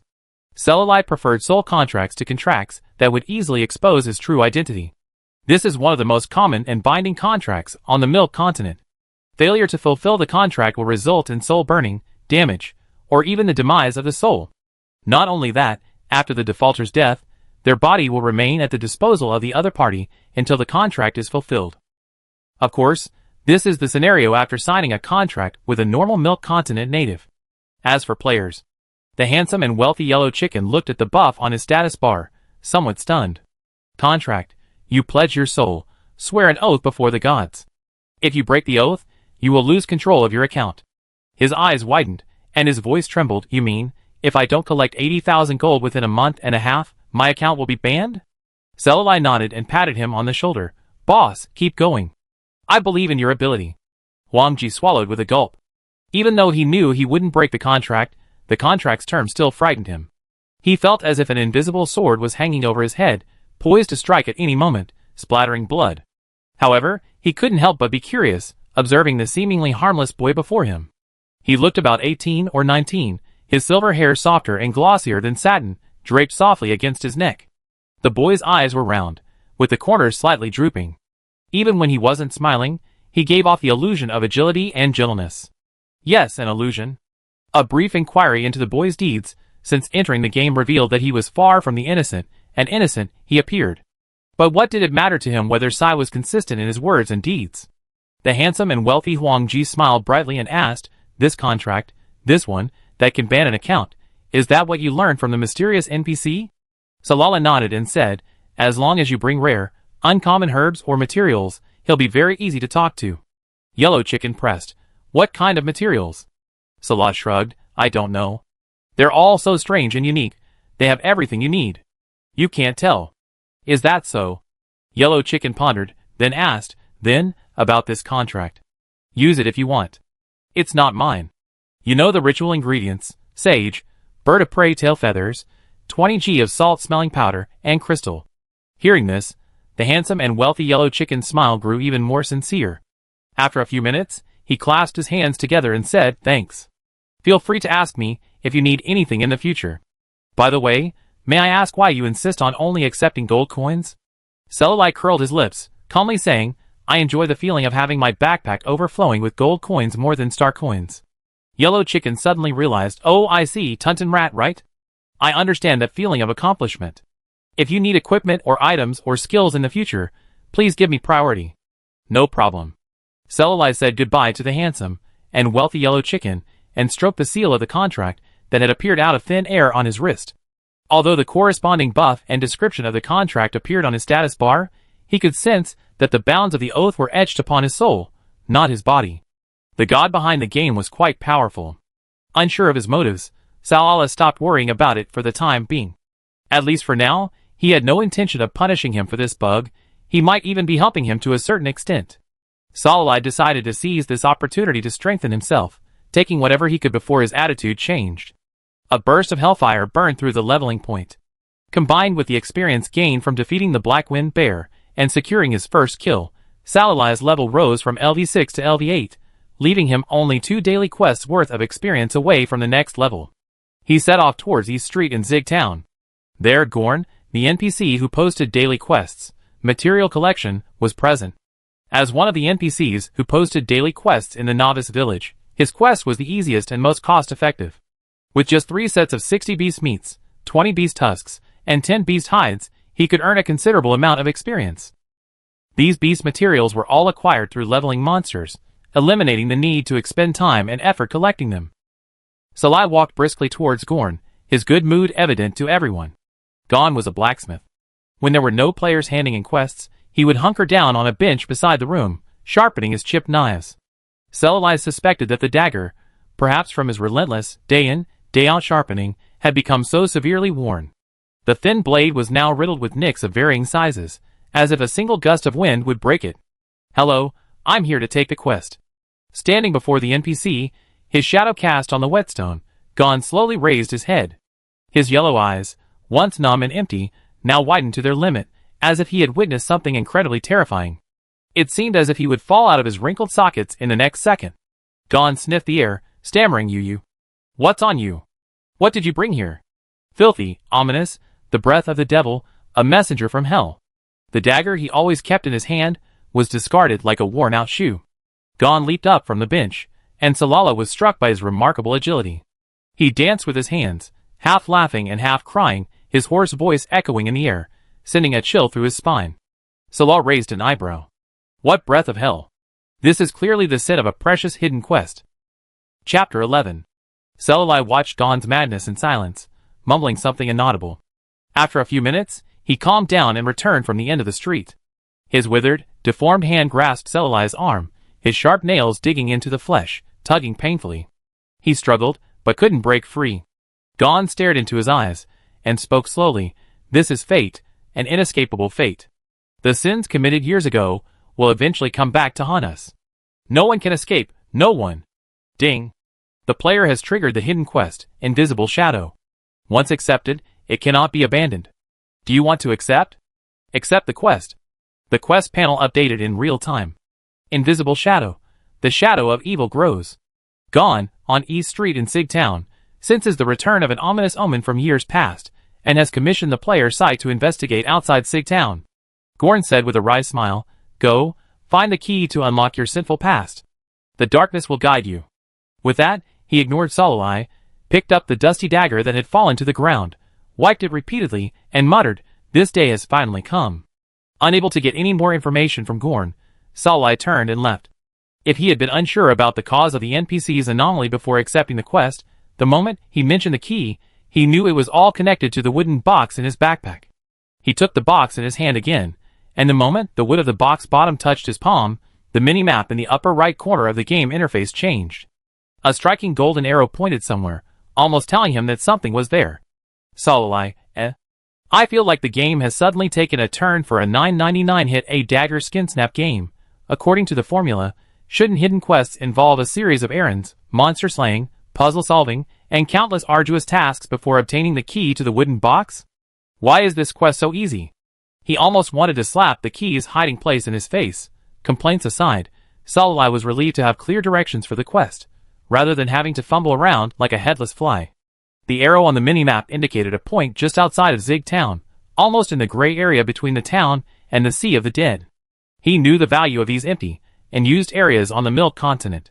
Warcraft was rampant, bandits were aplenty, and even after 10 days and 10 nights of wandering, he might not see a single human presence. Just endless wilderness. Salai didn't leave immediately. He first went to the pharmacy on Central Street to restock on blood and blue potions, clearing out the shelves before setting out. Prison Shadow is a rogue, or rather, his ID alone clearly indicates he's a rogue. After all, rogue and assassin players tend to choose rather cheesy IDs. Short, 2-character IDs, a random combination of blood, shadow, punishment, and sin, are the standard for many rogue players. As a die-hard player who has steadfastly chosen the burst-heavy, squishy melee class from keyboard and mouse to VR and holographic combat, Prison Shadow jumped back into the rogue class without hesitation upon reaching level 5. He said, once you play an assassin, you're set for life. You'll never play another class again. That feeling of walking the fine line between life and death, of opportunity and challenge, is so addictive. However, upon entering this groundbreaking, 100% realistic holographic game, Prisoner Ing was embarrassed to discover that he was actually clumsy. Without target tracking, weak point attacks, or backpedaling prompts, he hadn't landed a single critical hit since the server launch. His clumsy movements and lack of coordination between his hands and mind made his already short attack range even more sluggish, often causing him to be attacked before he could even reach a monster. Furthermore, due to the incredibly detailed and realistically detailed monsters in Miracle, even with a mere 4-foot attack range, he could hear the grunts of the ferocious beasts and smell the stench from their mouths and noses. Every time he locked eyes with a monster, the bloodlust and overwhelming aggression reflected in their cold eyes brought immense pressure to him. It was truly heartbreaking and heartbreaking. The once iron-blooded killer and shadow dancer had to gradually recognize his true nature during the stumbling process of leveling up, forced to transform into a casual PvP player. Prisoner Shadow's path to Master Assassin was making no progress, but he unexpectedly gained something in the art of potions. As the first player in the server to unlock the life skill of potion brewing, he received a hidden quest from an NPC. One of the tasks involved harvesting wolfsbane aconite, a highly poisonous plant. This plant, however, only occurs in small quantities in the wild mountains and hills outside of Zig Town. From dirt roads to grassy paths, then to man-high weeds, Prisoner Shadow's search for aconite led him farther and farther, further and further away, until he reached an unknown area not even mentioned on the minimap. Birds fluttered, insects and snakes hissed, and the weeds, thick enough to bury a person, occasionally emitted suspicious noises. Prisoner Ying's nerves were strained to the limit. He clutched his crescent-shaped dagger, clearing his path, while simultaneously looking left and right, wary of his surroundings. In a moment of carelessness, he stumbled and fell. "Aw, how unlucky I am." Prisoner Ying propped himself up with his hands, but before he could rise, he noticed a subtle difference in the contact points between his left and right palms. One side was soft and moist, the other hard and rough. Feeling it carefully, it felt like pottery. Prisoner Ying's eyes lit up, and he instinctively thought of a hidden mission, a hidden treasure, and so on. At the very least, a lost property return mission. He didn't bother adjusting his posture, he simply lay prone and dug. A few minutes later, a pitch-black, old, yet intact pottery jar emerged. It seemed to be lightly filled with liquid. A slight swaying of the pottery revealed a sweet, alluring aroma. Gudong. Inhaling the strange aroma, his complexion flushed, his face intoxicated. He felt his stomach swell with hunger, his mouth salivating with a sudden, intense appetite. Hey, crayfish, barbecue, hot pot, fried chicken. Hey. Immersed in his culinary fantasies, Prisoner Shadow completely forgot where he was. He staggered to his feet, hands stretched out, holding the clay pot stiffly, and walked deeper into the bushes. The chaos debuff flickered on his status bar. The last trace of blood-stained sunset faded, its aftermath pouring down on Prisoner Shadow's face. For a moment, he looked like a wax figure halfway through melting, or a partially waxed zombie. Holy shit, what the hell is this? As night fell, the prisoner, motionless in the bushes, was awakened by a cold wind from nowhere. He was dragged from his reverie of a giant stork in his left hand, and a king crab in his right, only to discover his health bar had dropped to a measly 3 points. At the same time, the clay pot in his hand grew unusually heavy, and the liquid inside seemed to have increased significantly, as if it had absorbed his blood. He shuddered, and the jar fell from his hand. He drank regenerating potions frantically until his health bar was full, the blinding red light no longer flashed before his eyes, and his heartbeat, like a drum, finally calmed. Turning his gaze back to the jar, Prisoner Shadow was surprised to find that, despite being made of fragile material, it hadn't suffered a single scratch after falling to the ground. What the hell is this? He cast an identification spell on it, and the system interface displayed the jar's information. O's legacy before his death is a mixture of resentment, hatred, and curse, possessing a hallucinogenic effect. If he finds, perhaps, he can unravel a sinister past. Note, the player holding this item will automatically accept the quest Invisible Shadow. Ownership of the item will transfer if killed by another player, resulting in the quest failing. You cannot log off during this quest, and quest items cannot be placed in your inventory. Invisible Shadow, you have unexpectedly obtained the key to unlocking a sinister past, but can you, a weakling, protect this dangerous key? Should be quiet. The pursuers have arrived.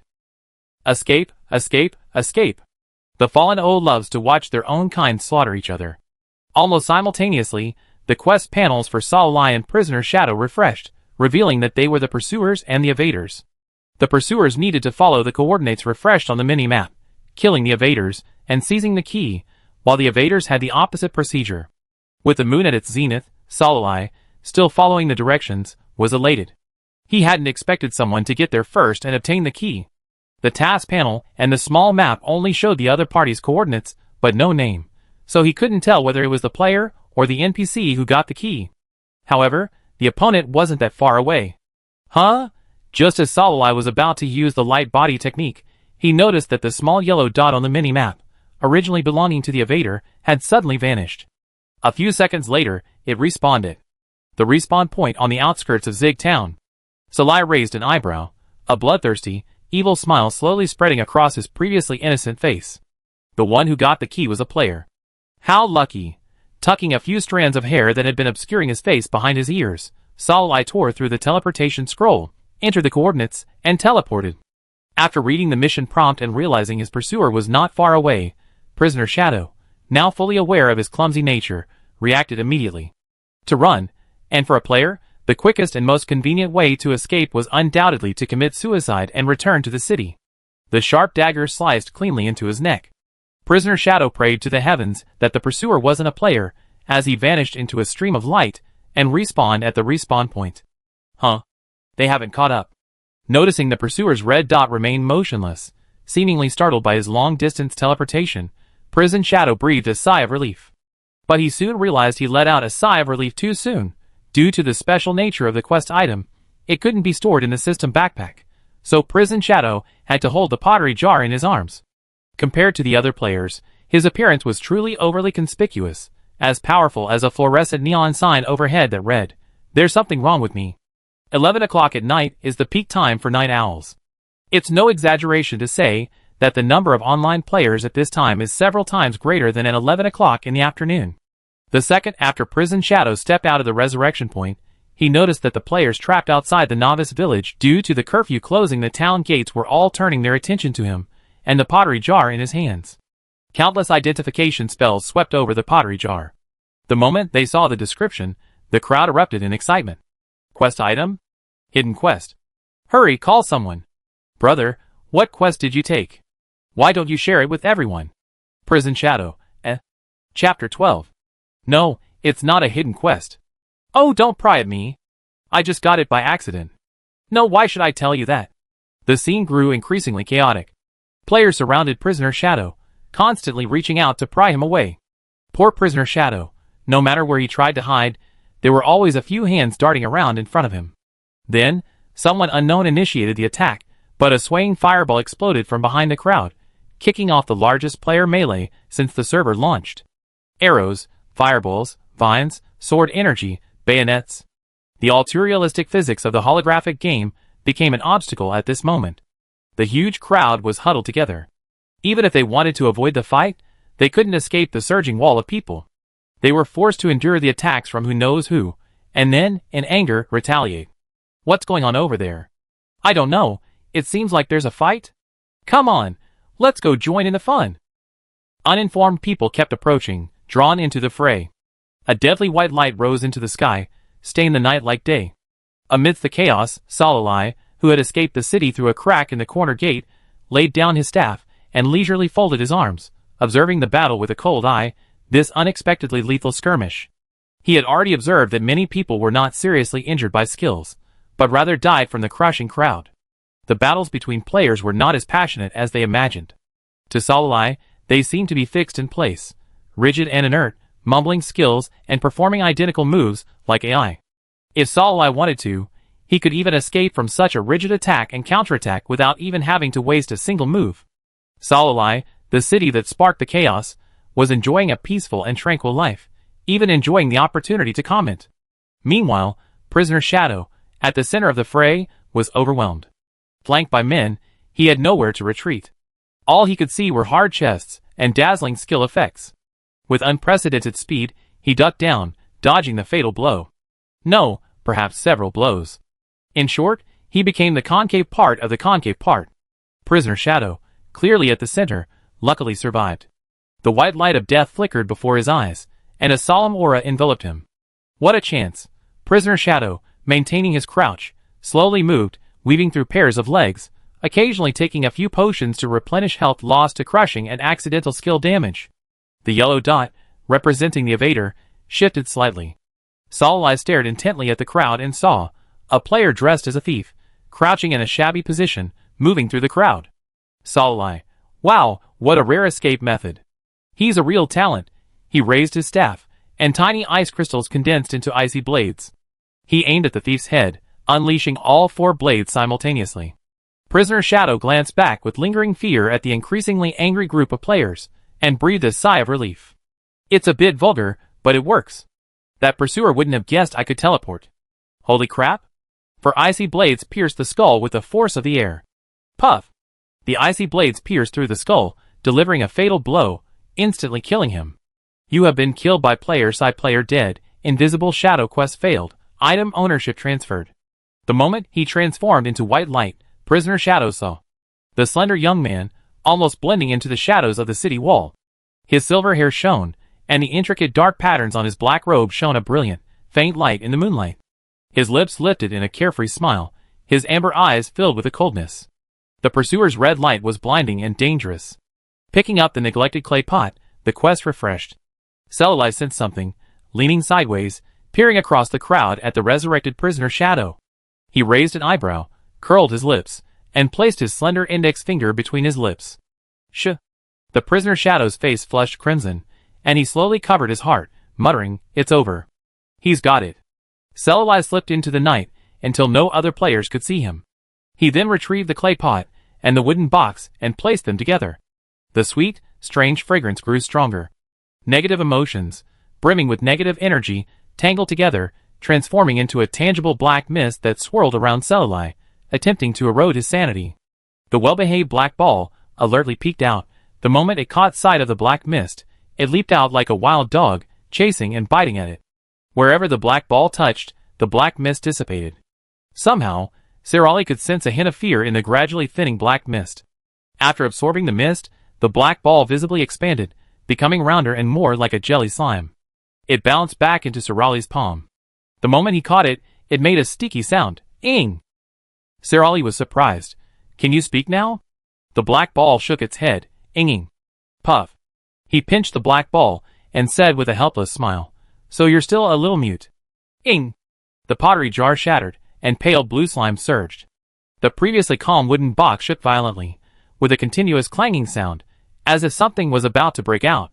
The slime gradually seeped into the wooden box, forming strange patterns. The box's vibrations became more intense, causing the barely perceptible cracks to widen. Finally, the box shattered. It was a half-red, half-black heart, slightly larger than a normal human's, floating above the blue mucus, beating continuously. Listening intently, one could hear a faint thumping sound. Hiss! Celali gasped and reflexively fell back, a chill spreading through his body. What kind of powerful creature could maintain such vitality even after its heart was separated from its body? His Adam's apple rolled, and a sudden urge to eat arose. Celali unconsciously felt the urge to devour it.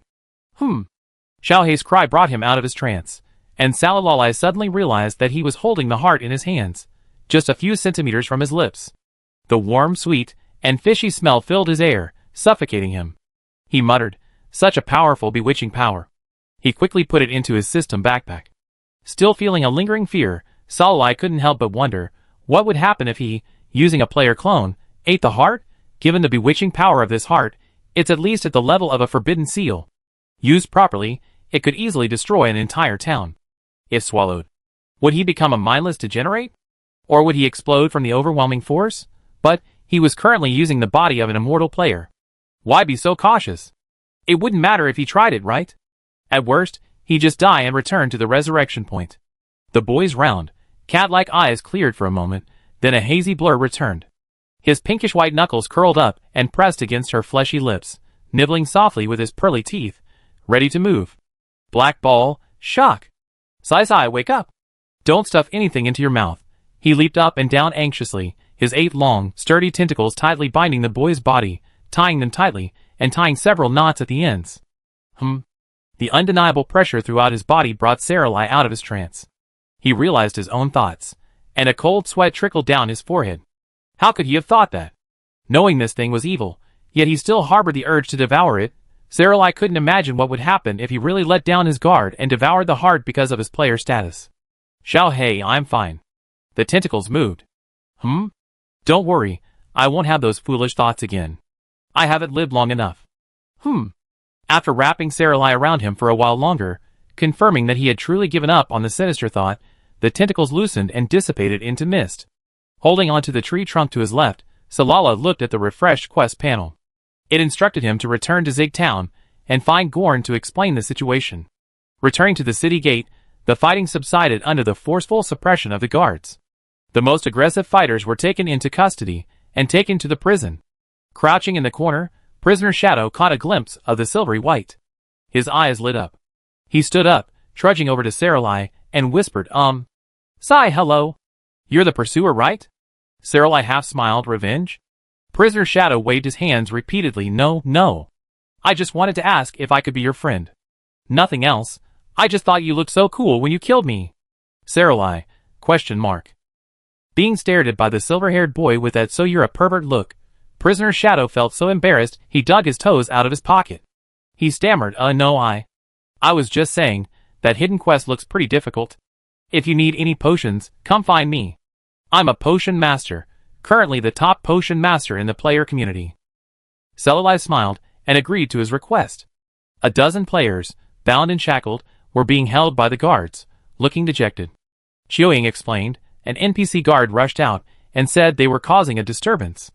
We randomly picked up a few lucky individuals and put them in jail for 3 days. Coincidentally, Bei, the leader of the tyrant gang, was among them. Seeing Selali and Chiuying standing together and talking, he roared, "Oh, so you two are in cahoots. Sai, you did this on purpose, didn't you? Just because I reported you for cheating, you and this guy conspired to deceive people, pretending to have received a hidden quest, deliberately trapping me, and getting me arrested by the NPCs and jailed." Swish, swish, swish. Countless eyes converged on Selali. He tilted his head and blinked innocently, looking as innocent and bewildered as could be. "What are you talking about? I don't understand." And so, the accusatory look in his eyes faded. The prisoner standing nearby rolled his eyes and shouted, "Go to jail. You're a psychopath. How dare you deliberately frame you? Do you deserve it?" He glanced at the crowd of onlookers, their eyes gleaming with laughter, and raised his voice. "Yeah, I just triggered the hidden quest and was planning to share it with someone, but you all just swarmed over and started a fight. You, Batian, were the most aggressive, smashing the items. I haven't even gotten back at you for failing the quest yet, and you're already blaming me and the boss. Have some dignity. You're an established guild after all." They looked furious and tried to retort, but the leading guard frowned and shouted, "Quit making noise." As he spoke, he pulled out a rag from somewhere and stuffed it into his mouth. The rag must have been quite old. Even Salala could faintly smell its foul, mixed odor, let alone the person involved. Bei's face instantly turned green, and he was about to vomit, his eyes flushed red. Chiuying used his identification technique to examine it. Wow, that piece of cloth was first a stinky sock, and then it was used to clean the chamber pot. He must have been poisoned by the fumes, haha. Clearly, Chiuying wasn't the only one to notice Bei's plight. Soon, someone posted screenshots of him being gagged with something dirty and spending 3 days in jail on the forum, drawing widespread ridicule. Chapter 13. After a night of chaos, Shiga Town temporarily returned to its former tranquility. Selali returned to East Street. Several players were standing by Gon's desk, requesting quests. "Hey, give me the materials for the quest." The sorcerer-dressed player urged Gon, who was bent over sharpening his knife, oblivious to the inappropriateness of his tone. After all, this was just a game. It was impossible to expect players to be respectful to NPCs. If this weren't a holographic game where interaction with NPCs was mandatory, he wouldn't even say hey, just frantically hitting the fast-forward button until he finished the quest. Selali clearly saw the veins throbbing on the back of Gon's hand, as if a concrete cross of anger was bursting from his forehead. Gon reluctantly looked up, past the players standing upright, blocking the sunlight, to see Selali outside the crowd. "You're here." He pushed aside the sorcerer and said, "Come inside and talk." Gon completely ignored the players and pushed the door open.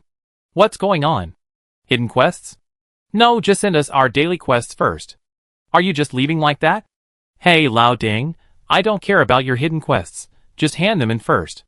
Seeing the NPC show no sign of paying any attention, several players swarmed over, grabbing his hands, tugging at his clothes, forcing Gon to move even a step forward.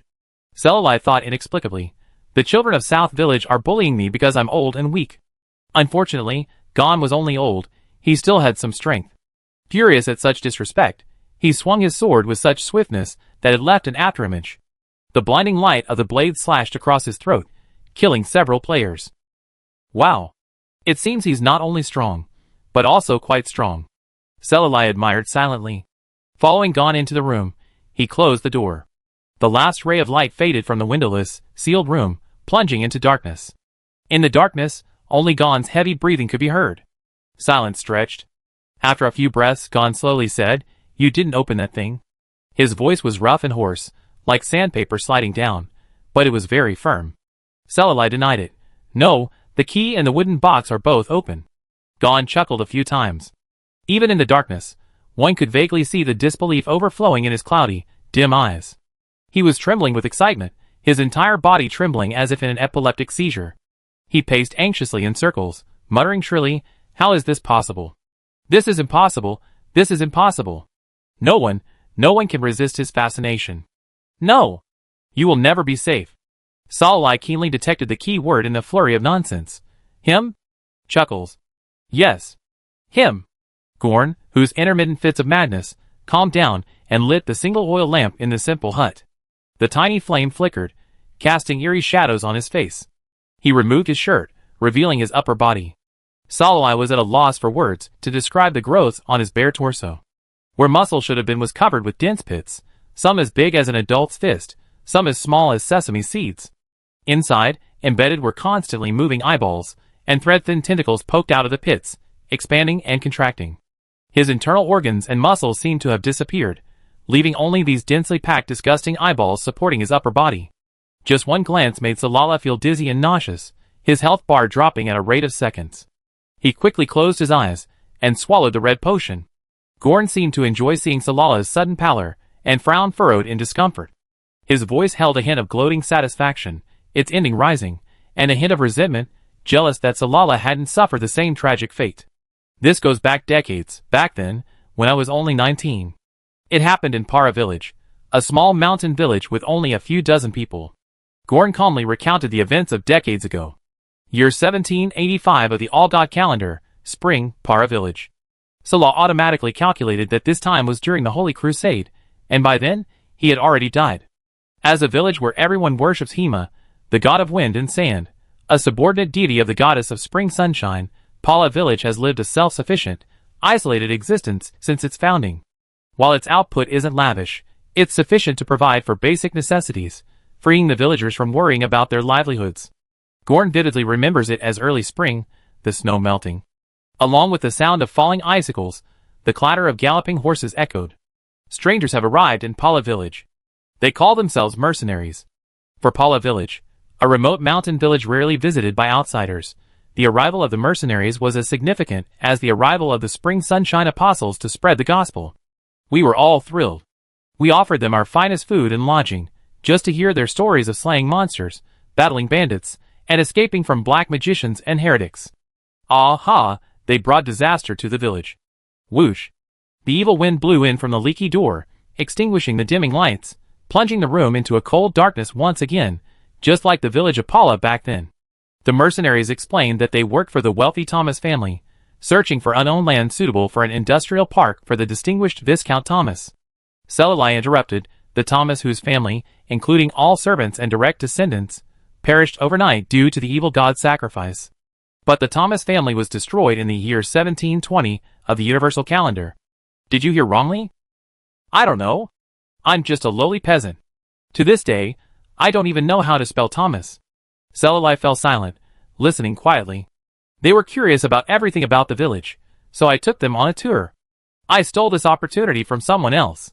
On the third day after the mercenaries arrived, they ripped off their disguises. It turned out they were pagans, who worshipped an evil god. 15 well-equipped pagans, having reached the Beyonder level, slaughtered the villagers in Pala village. Even though they outnumbered the villagers several times, they were powerless to fight back. Overnight, all the villagers were captured, the church dedicated to the god of wind and sand was destroyed, and the statue burned to ashes in the flames. Anyone who tried to resist them was brutally slaughtered. Little Gore was stripped naked right before my eyes, stoned, and placed on spikes, then split in half alive. His blood splattered against my lips, warm and hot. After killing enough, they pulled out a box, saying it contained their god. So, they placed their god on the ruins of our church and used it as a human sacrifice. Every day when I opened my eyes, I saw the corpses of familiar people. When I closed them, my ears were filled with screams. I don't know how much time had passed, but the god of wind and sand sensed our suffering and appeared, but Don covered his face and sobbed, his words breaking as he wept. Saul, I guessed what he had left unsaid. That period coincided with the Holy Eastern Expedition, the battle between Chunaway and Guangming. As a subordinate deity under Chunaway, the god of wind and sand was bound to be at Chunaway's side, caught up in this war. The sudden decline in churches, statues, and believers would, to a certain extent, affect the god's power. The actions of the pagans in Pala village, at this particular moment, were fatal to the god of wind and sand. Gon's subsequent account was, as he had predicted, truly fatal.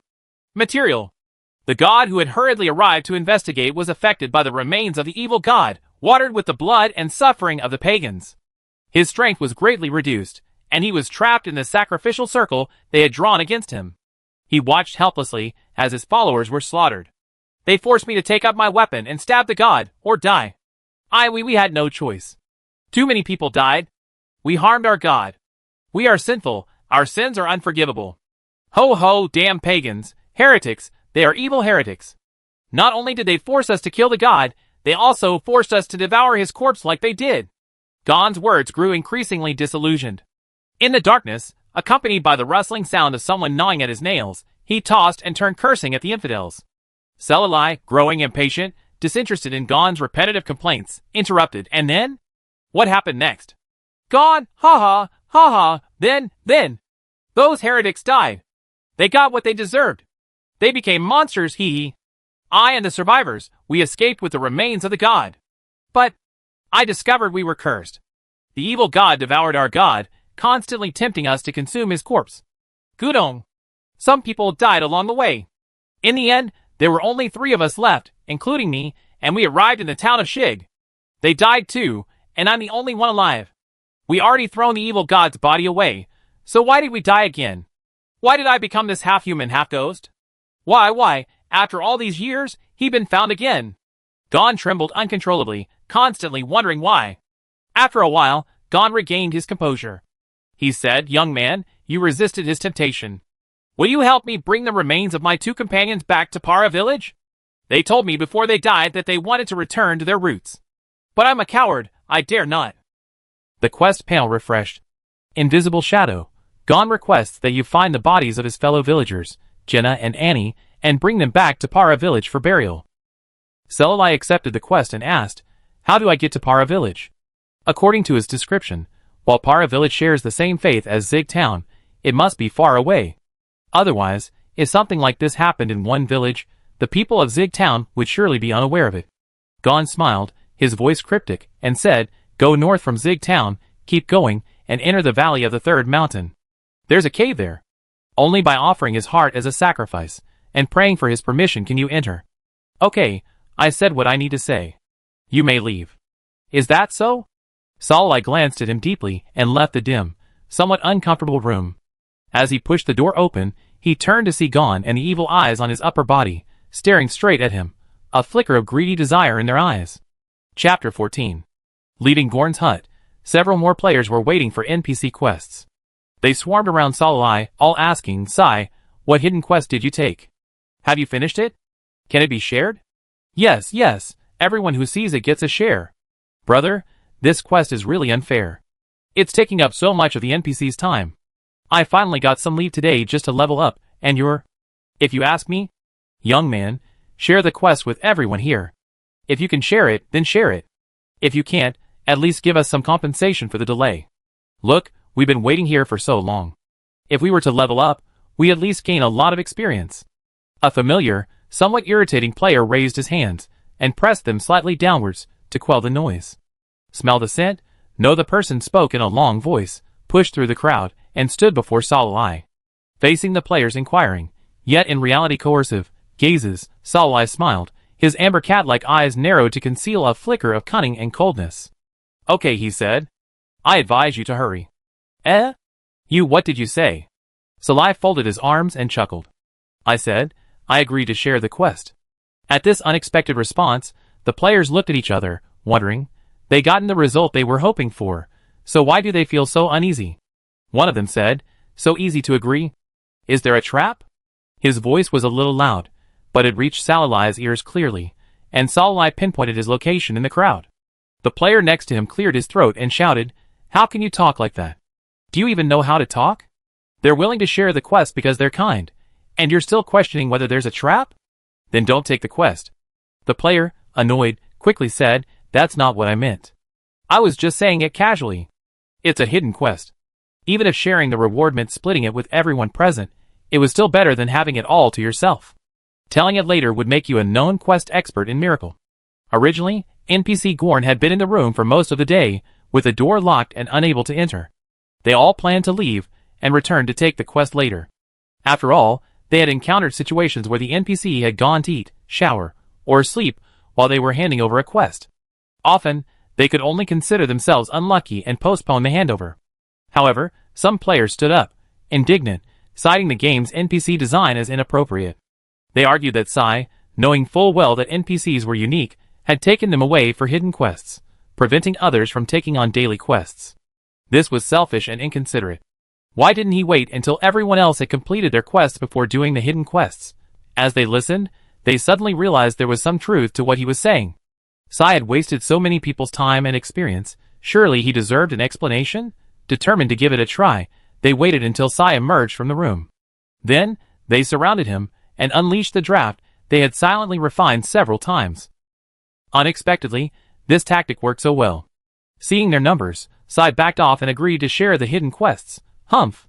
So what if he could solo a wild map boss? Could he dare to attack these individual players after offending the established and vindictive Tyrant Guild? If he did, he would definitely expose Sai's crimes on the forums and in the world. He's offended the guild, and now he's making enemies with individual players. Just wait and see how he'll survive in the game. In the back of the crowd, a rogue player quietly sent a private message. "Boss, you're amazing." Sai was forced to share the hidden quest. Looking at the greedy and complacent players before him, Celali's smile widened. He clicked on the quest bar, shared the quest, and said, "I'm really sorry for wasting everyone's time. The quest information has been shared. Take a look. By the way, the secret quest is known only to you and me. For the sake of the final reward distribution, please do not tell your friends or family about it." Players hurriedly sent the quest instructions to their friends and family. Yes, yes, yes. We definitely won't tell our friends or family. We're all brothers and sisters. Who would do such a shameless thing? Yes, yes, don't worry. We're very tight-lipped, and will never leak any quest information. Celali chuckled. Of course I trust you. Please help us find out where Jenna and Annie's bodies are buried. If you have any information, please let each other know. Strength lies in numbers. After exchanging some polite words with the players, Celali left first, hurriedly heading out of town. He was afraid he'd burst out laughing if he didn't leave. His intuition told him that Gon's story had concealed some crucial information. According to the game's mechanics, the information given by the NPCs must be true. However, he knew full well that this wasn't a real game. So, is it possible that the NPCs were lying? That possibility couldn't be ruled out. Gon described himself as an honest, hard-working farmer from Paula village. So, how could he possess the agility to instantly kill several players with a single strike? That strike was definitely not something an ordinary farmer could wield. Even if the evil god's contamination had caused him to gain power not his own, that power was more inclined toward magic. Furthermore, although Sarala hadn't had the opportunity to examine the well-worn knife he always carried, Sarala could tell that the blade in Gon's hand was no ordinary woodcutter or butcher. This significantly undermined the credibility of Gon's story. Of course, what truly convinced Sarala that Gon was suspicious was his demand that he find the bodies of his companions and bring them back to Paula village. Let's not even talk about whether the villagers, who had experienced the massacre of their village by outsiders, the fall of their gods, and the contamination of the evil spirit, would ever want to return to that hellish place. Nor could we even imagine whether the bodies of those contaminated by the evil spirit could be buried safely without any abnormalities. Just based on Gorn's instructions, the method for entering Paula village was highly questionable. Celali carefully recalled Gorn's words: "Go north from Zig Town, keep going, and enter the valley around the third mountain." Such detailed instructions, perhaps fearing he wouldn't find the way to Paula village. Gorn, mentally shaken and fleeing in panic, could remember the path to the village so clearly, without even a single stumble. After all these years, Celali didn't believe it. Place his heart there as a sacrifice, and pray for his permission. Is he feeling his own death was too slow? He took the evil spirit's remains and revisited the place, offering sacrifice to any remaining evil spirit to replenish his energy. Celali wasn't that stupid. Besides, if he sacrificed the remains of the evil god, what would his little black eat? Originally, he was agonizing over how to complete this trap-ridden mission without harming himself or deducting his little black's rations. But as soon as he left the house, he ran into these silly kids who offered to help him. What adorable, innocent players. They didn't even need his guidance, offering to help him complete the mission. How could he bear to refuse these immortal pathfinders who had come to him? In their eyes, Celali was forced by sheer numbers to share the mission and divvy up the rewards that should have belonged to him alone. But in his own eyes, the players who came to him were perfect chess pieces. They would lead the charge, gathering information, while Celali could leisurely watch over the players. Unable to contain himself any longer, Celali burst out laughing. kneading the black ball that was peeking out in confusion, muttering, little black, I love them so much." Black fog swirled, blurring his figure for a moment, and the black ball's fur visibly flared. Boo-hoo-hoo! In a buoyant mood, Salai fought monsters along the leveling point outside town. As the monsters' levels rose, the number of players around him dwindled, until he was the only one left. It was getting late. Midnight was less than 2 hours away. Tonight, as promised, he would appear in a quiet alleyway in Zig Town to teach magic to the players once again. As the mysterious mage NPC Salai. Thanks to player-sized battle with Tyrant in the wilds and his effortless soloing of wild bosses, information about the NPC, once limited to a narrow circle, became more widely known. Salai had seen countless speculations on the forums about the conditions under which a mage NPC could teach black magic. After confirming that no one was around, he tore up the teleportation scroll and returned to the crypt. While teleporting, Salai muttered to himself, "Luckily, I went on a robbery before falling asleep. No, I collected a lot of loot, including a whole storage ring full of teleportation scrolls. Otherwise, with this frequency of use, there might not be enough." After inspecting the crypt's defenses, Salai sat down face to face with the main character, transferring magic power. Although his current level was LV9, he was ahead of the rest of the player group, but it was a drop in the bucket for the curse on him. Recalling the wonderful feeling he had after obtaining the moonlight grass, Salai took the exotic herb from his backpack and placed it in the main character's palm.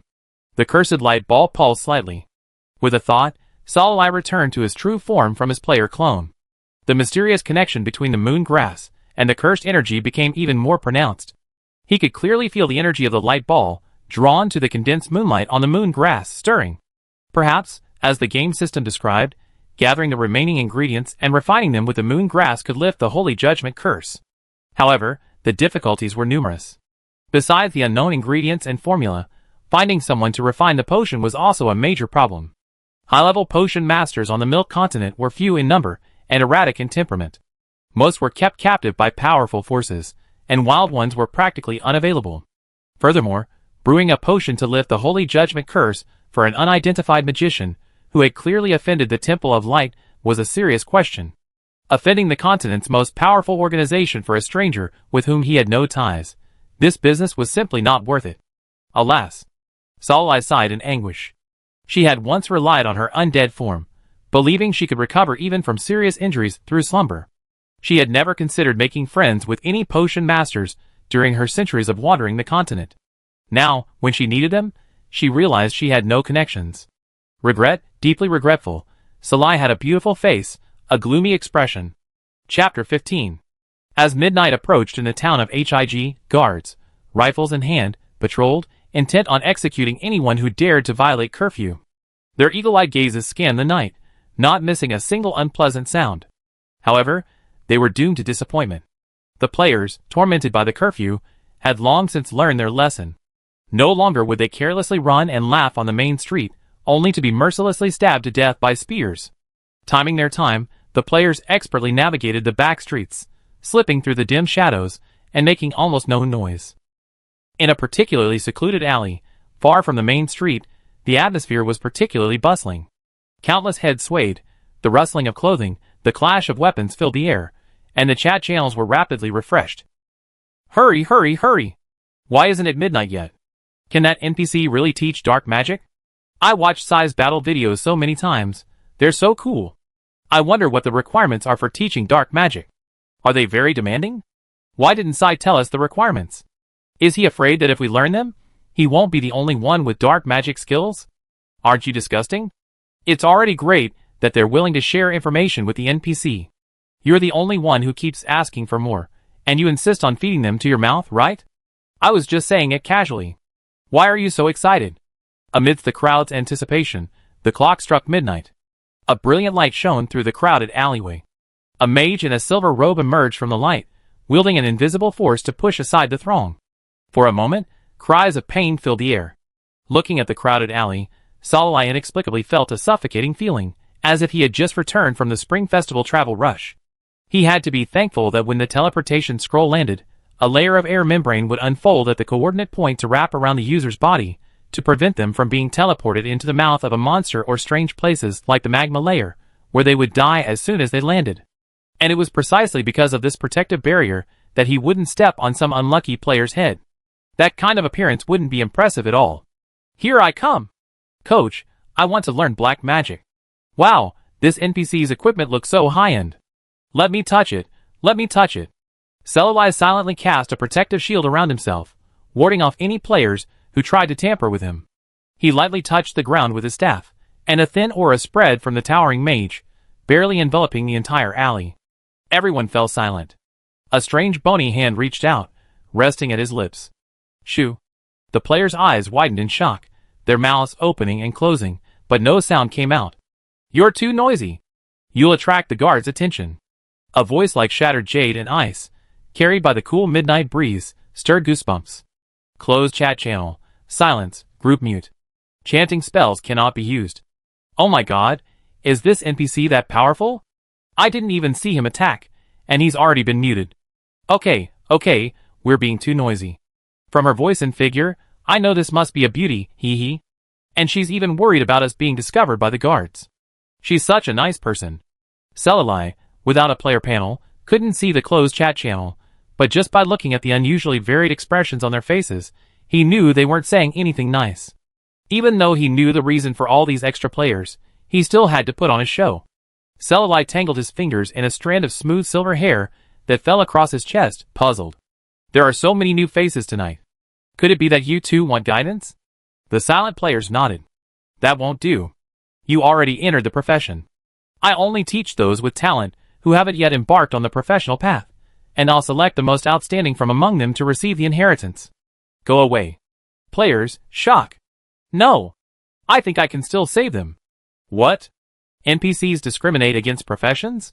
I finally managed to get into the profession following Sai's tutorial, and now you're telling me you won't teach me? I told you, they only teach those who haven't yet achieved a professional class. It's a benefit for those of us who haven't yet gotten started. But you didn't listen, and you think we can't stand seeing you succeed. Now, it's all for nothing. That's not right. If he only teaches those who haven't yet achieved a professional class, then why can Sai learn black magic? He also achieved a professional class change through the mage department. I smell a hidden quest. Doesn't that mean I have to pay something to learn black magic? What? According to convention, an NPC like this, disguised as something with skeletal hands, will definitely ask for something precious. Like affection, a body, or even an organ. You read too many novels. But I also tend to think there are prerequisites for learning black magic. After all, it's black magic, not just some ordinary, mass-produced stuff. After a brief pause to allow players time to communicate in a private chat channel, Selalai lifted the mute. A large-scale group spell like this costs twice as much mana for every extra minute it's used. Selalai, relying solely on clones to channel mana, can't afford to remain mute for an extended period. After the mute ended, the player closest to Selalai dropped their knees in excitement. Kneeling down, he gave him a hearty New Year's greeting. Selalai, ? Pupils trembled. Players, huh? At this point, the player reacted quickly, hugging Selalai's legs and wailing loudly. Wow, please teach me magic. I dreamed of becoming a powerful, handsome, and elegant magician since I was a child. Now I finally have the chance to fulfill my wish. Teacher, please take me in. As long as you're willing to teach me the dark arts, I'd be willing to drive a luxury car and live in a villa. Teacher, please love me. Selalai, Seeing this, the other players followed suit. Some knelt, some kowtowed, and some even lifted their hair to expose their shoulders, trying to seduce him with their beauty. Selalai clutched her forehead in pain, speechless and choking. How could the scene be so completely different from what he imagined? Originally, Selalai had thought he'd play hard to get what the players' appetites, and then, when they were getting anxious, casually hint that he appreciated rare and precious herbs and potion ingredients. If they offered these in exchange, he might reluctantly relax his requirements and teach dark magic. But now? Selalai twitched his lips, once again brushing away the player's restless hand lingering on his robe, his ears catching the key words coming from somewhere. Price, exchange. Selalai's gaze pierced through the idiotic player and spoke. What did you say? You're willing to pay a price for the chance to become my apprentice? Instantly, the crowd's eyes, sharp as daggers, darted directly at the lucky winner. The green carp and the fish stuttered, huh? He uttered a sound, seemingly still in a trance, and after a few breaths of silence, he ran to Selalai and nodded, extremely excited. Yes. Honorable mage, I'm willing to pay any price. even my organs or my soul, for the opportunity to learn the dark arts under your tutelage. Your will is my will. I will always put your needs first and go through fire and water for you. Players, what the hell? Where did this guy learn these flattering skills? They're giving me goosebumps. It's over. He's not going to get this good deal, is he? Celli snorted softly, raising the small, blindingly white section of his chin. I'm not some evil mage who experiments on apprentice body parts. Someone murmured, your words don't ring true with your appearance. Celli ignored them, and lifted the hood of his cloak. The large, obstructing black hood fell away, letting his long, flowing hair, as bright as a silver moon, fall down, casting a faint glow on him in the dimly lit alleyway. Her skin was almost transparent white, and a faint blue glimmer flickered in her hazy, deep pupils. The faint red at the corners of her eyes, the perfectly rosy lips, and the hint of sadness between her brows, which was almost frowned, were intoxicating. The player group fell into a suspicious silence. Except for Papagon. He gasped, unable to believe his eyes. This is the mage NPC in the mysterious underground palace in the Sea of the Dead, who killed me with a stick and returned me to the resurrection point. Does he even remember my face? Could it be that everyone has finally learned the dark arts, and only I, the one who stole his gem, have been excluded? No, it's been so long. NPCs are forgetful. They must have forgotten the unpleasantness of that day, and wouldn't take a small fry like me seriously. Otherwise, he wouldn't have taught me during my first online class. At this moment, a player, visibly distraught after seeing his face, shattered to pieces.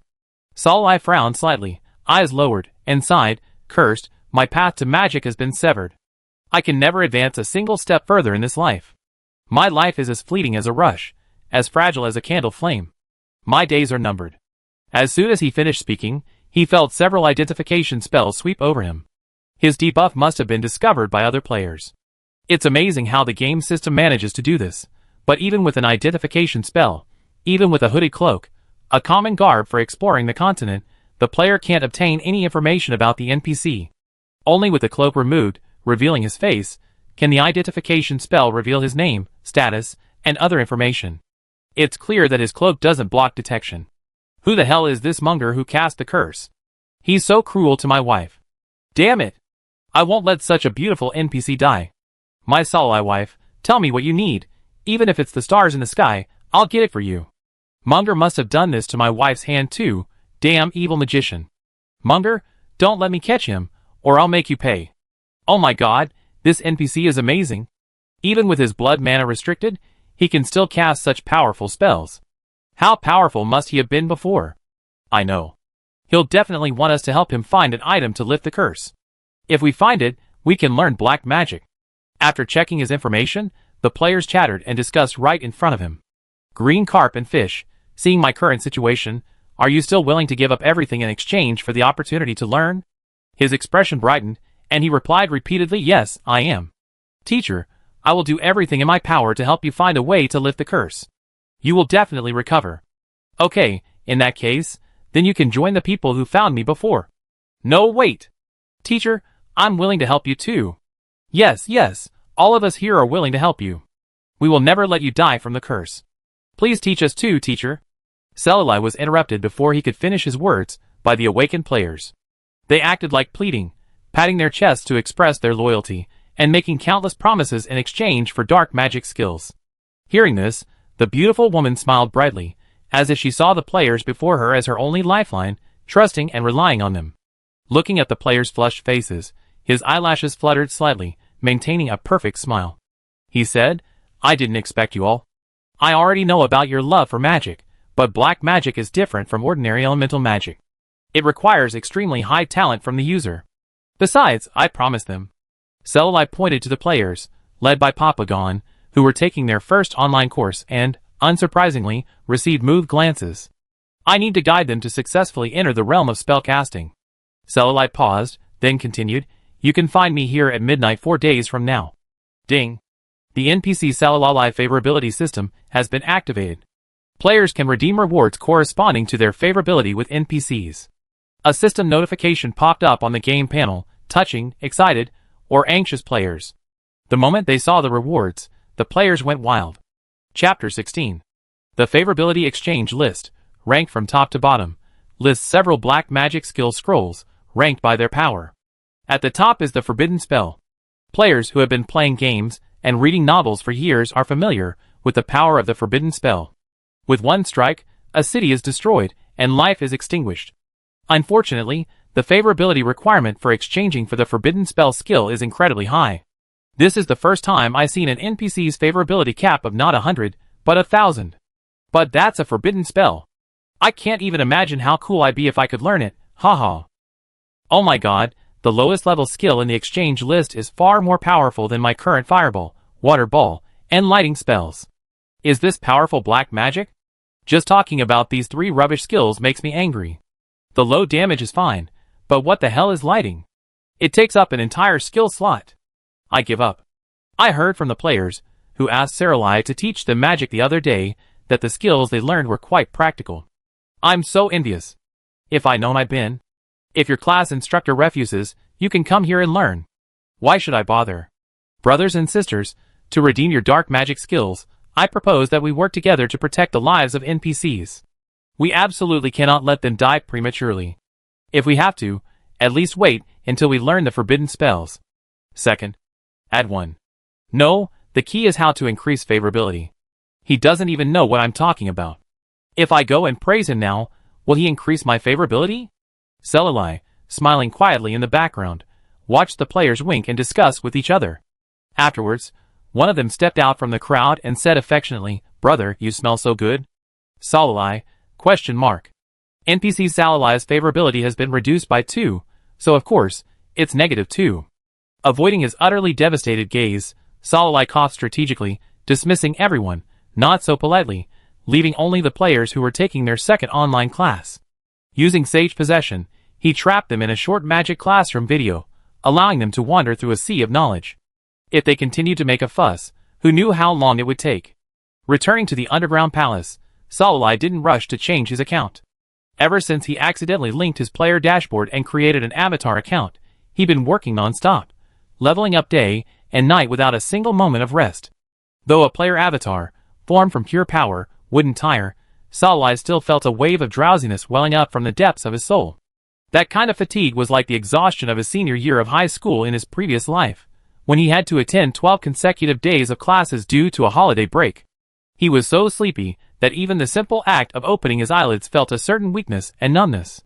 Saralai let out a long sigh and lay back on the coffin, his clothes fully clothed. His long, smooth silver hair was disheveled, like moonlight spilling over a stone platform. His eyes, shimmering with a faint blue light, were half closed, his eyelids drooping, casting a hazy, languid haze over his cold, eerie pupils. His lips, rosy against his pale skin, parted slightly, revealing a small, brightly red tip of his tongue. As his mind wandered, Saralai vaguely felt a large hand gently covering his eyelids. The coldness made him shiver, but driven by the exhaustion deep within his soul, he hummed a few times, and contentedly surrendered to the pressure before falling asleep. A dreamless night passed until noon. Saralai nuzzled the soft quilt, stretched refreshed, and awoke, discovering a new discovery. He vaguely remembered being so tired and sleepy last night, so overwhelmed by laziness that he didn't even bother opening the coffin lid and simply slept on it. He woke up to find himself inside a soft, fluffy coffin. Needless to say, the only person who could pull that off was Little Black. Grabbing the dancing black ball in his hair and shaking it, Saralai stood up and combed his sleep-ruffled hair with his hands. He had never imagined that the deepest and most peaceful sleep he had ever experienced would come while cursed and facing an uncertain future. In the past, he was busy meditating, studying black magic and necromancy, consolidating his body, growing flesh from his skeleton, fulfilling his contract and channeling magical energy to his god. It seemed as if there was never an end to his work. When he first embarked on the path of a spellcaster, he always thought that becoming a high-level magician would be enough. After successfully surpassing the high-level magician level and reaching the mage realm, he thought that perhaps taking the next step and becoming a grand mage would be easier. Lost in sleep due to a serious injury, and upon waking up, under the pressure of the curse, he never stopped pursuing power.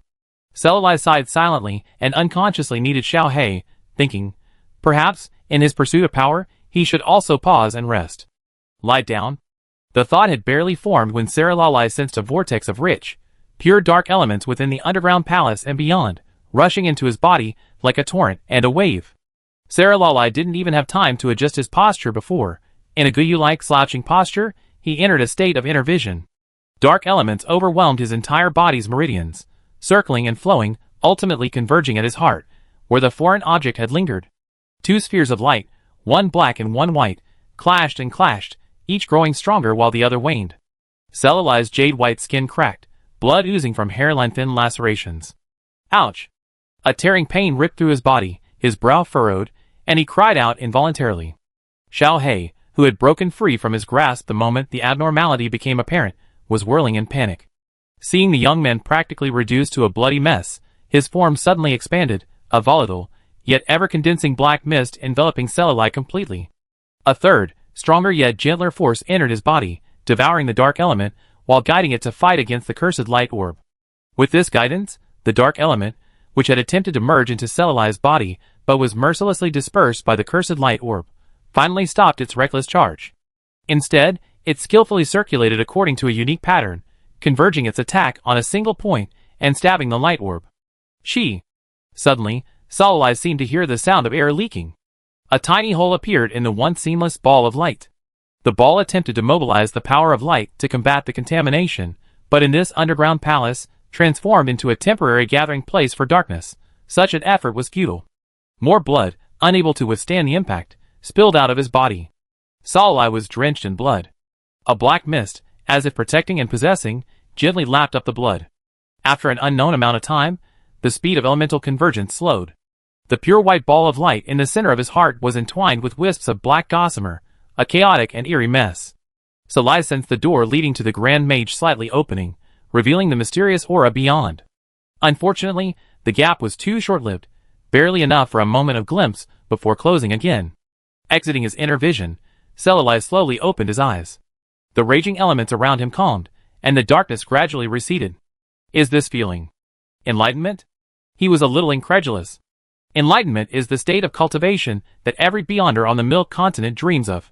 In this state, not only does meditation become twice as effective with half the effort, but one's own strength and understanding of their rank are also profoundly enhanced. There's even a rumor that a man of exceptional talent, paralyzed by a victim, not only recovered his body after experiencing enlightenment, but also ascended from intermediate swordsman to great swordsman, a leap of 2 levels. In short, enlightenment is a tremendous benefit for Beyonders, and it's a rare opportunity. Millions of people go their entire lives without experiencing even a second of enlightenment, let alone Saralai, who cultivated in this state for an entire day. His leg bone, previously unable to recover due to being dropped, had already grown new flesh and fascia, and no longer showed any abnormalities. Furthermore, Saralai's mana and health, converted into health and mana bars, both increased significantly. The debuff now read, Curse. Cursed by Munder, her health and mana are permanently reduced by 80%, and she cannot regain mana through meditation. The initial permanent reduction was reduced from 90% to 80%. Saralai could sense that the weakness, shakiness, and sense of emptiness she had felt since waking from her slumber had improved. Although the improvement was subtle, any change was a good thing. Unfortunately, even the unprecedentedly long state of enlightenment, the overwhelming magical shockwave that nearly drained the dark elements from 100 miles around, could not dissipate the disgusting holy judgment curse. Because Saralai couldn't actively meditate, channel, or absorb magical energy. Among Beyonders, aside from those who believe in a deity, all their strength comes from the deity's followers. All professions, including spellcasters, must refrain from relying on external forces during cultivation. Otherwise, at best, their foundation will be unstable, and at worst, they will stop making progress, leading to spiritual collapse and a degeneration into a demonic form. Coincidentally, Xiaohei's guidance during his enlightenment state was an external force, the very force Beyonders most shunned. Divine power. Perhaps because of this, such a powerful impact only managed to crack the curse's power a tiny bit. Really? Such a stubborn curse. With a pout of disgust, Saralai removed his blood-soaked robe, which had become heavy. The intricate silver fabric was ripped and torn, and it seemed impossible to remove it. The tattered clothes fell off, revealing silver hair, porcelain white skin, a delicately raised, trembling pink nipple, and a plump, rounded figure. A faint, cold fragrance seemed to permeate the sealed stone chamber along with the fallen robe. The black ball bounced restlessly, feeling dizzy and dazed. The mist emanating from its edges constantly shifted in shape, chaotic and disordered. Hoo-hoo. Catching a robe from his storage ring and donning it, Salai retrieved the black ball, which had formed an inexplicably chaotic shape, and touched it. Xiao Hei, you helped me again. What would I have done without you?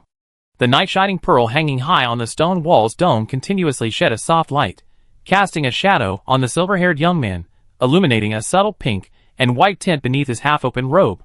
Black ball, shock. Hoo. Chapter 17. Outside Zig Town, in the birch forest. All Batian players, including those offline for rest, were brought online and summoned to the birch forest. At this early stage of the game, the highest level players hadn't even broken through level 10, barely reaching level 9, and still wandering around the novice village. Naturally, the guild creation function hadn't yet been activated, let alone the elusive guild headquarters. Thus, this impromptu and hasty gathering was announced via the IMEC chat group. The players hurriedly logged online, and received 2 missions for today, and for a long time to come. To find the bodies of Jinna and Annie, and to locate Paula Village. Guild leader Bei and deputy leader Bata each led a group of players and split up. Bei said, I know these 2 tasks are tedious, and may take up a lot of your precious in-game time. But if you succeed, I promise that the hidden mission rewards will be split equally. Any that can't be shared will be converted into star coins, and distributed to everyone. As long as we complete the hidden missions before the other individual players and Sai, we Batian, will be the top gang in Miracle. No matter where we go, no one will bully our members. So, thank you all for your hard work. The slight grumpiness caused by calling everyone online so early in the morning dissipated after Bei's sincere words, and a joint bow with Batu. Players who were willing to follow the guild from other games to Miracle already had a deeper bond with it. Even if Beishan's reputation wasn't very good, they didn't mind. Perhaps, in fact, this strengthened the cohesion among the gang members. Facing the accusations and ridicule of the others, the members of the Tyrant gang felt a certain sobriety.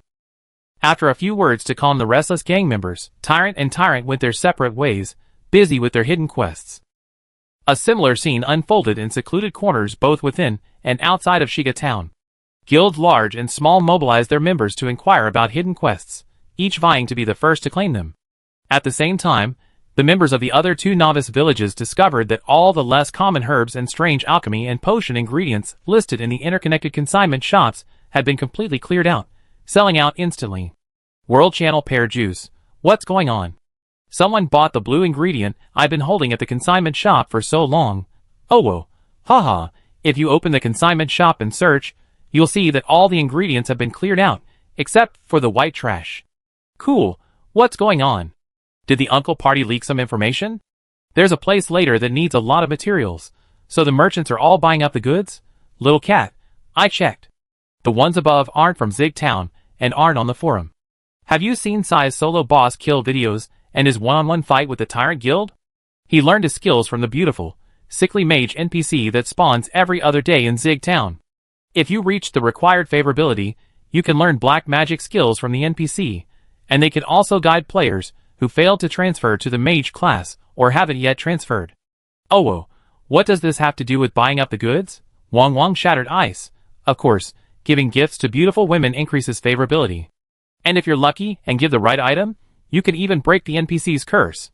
Who knows, if he's so happy, he might even give you a forbidden spell skill, Koi. Of course, it's to ensure the NPC doesn't die before we learned all the skills. If he dies, what will happen to us mages? You won't forget that post about the long-delayed hidden quest where the NPC died and the quest failed. Wakaka, I'm not convinced. Why does all the good stuff get to Zig Town? Where's our flower and stone town? I want the beautiful Xiangxiang NPC to teach me step by step. Kitty, maybe this is compensation for Zig Town being so small and poor. As one of the 3 initial newbie villages, Zig Town wasn't popular with players even during the game's promotional video.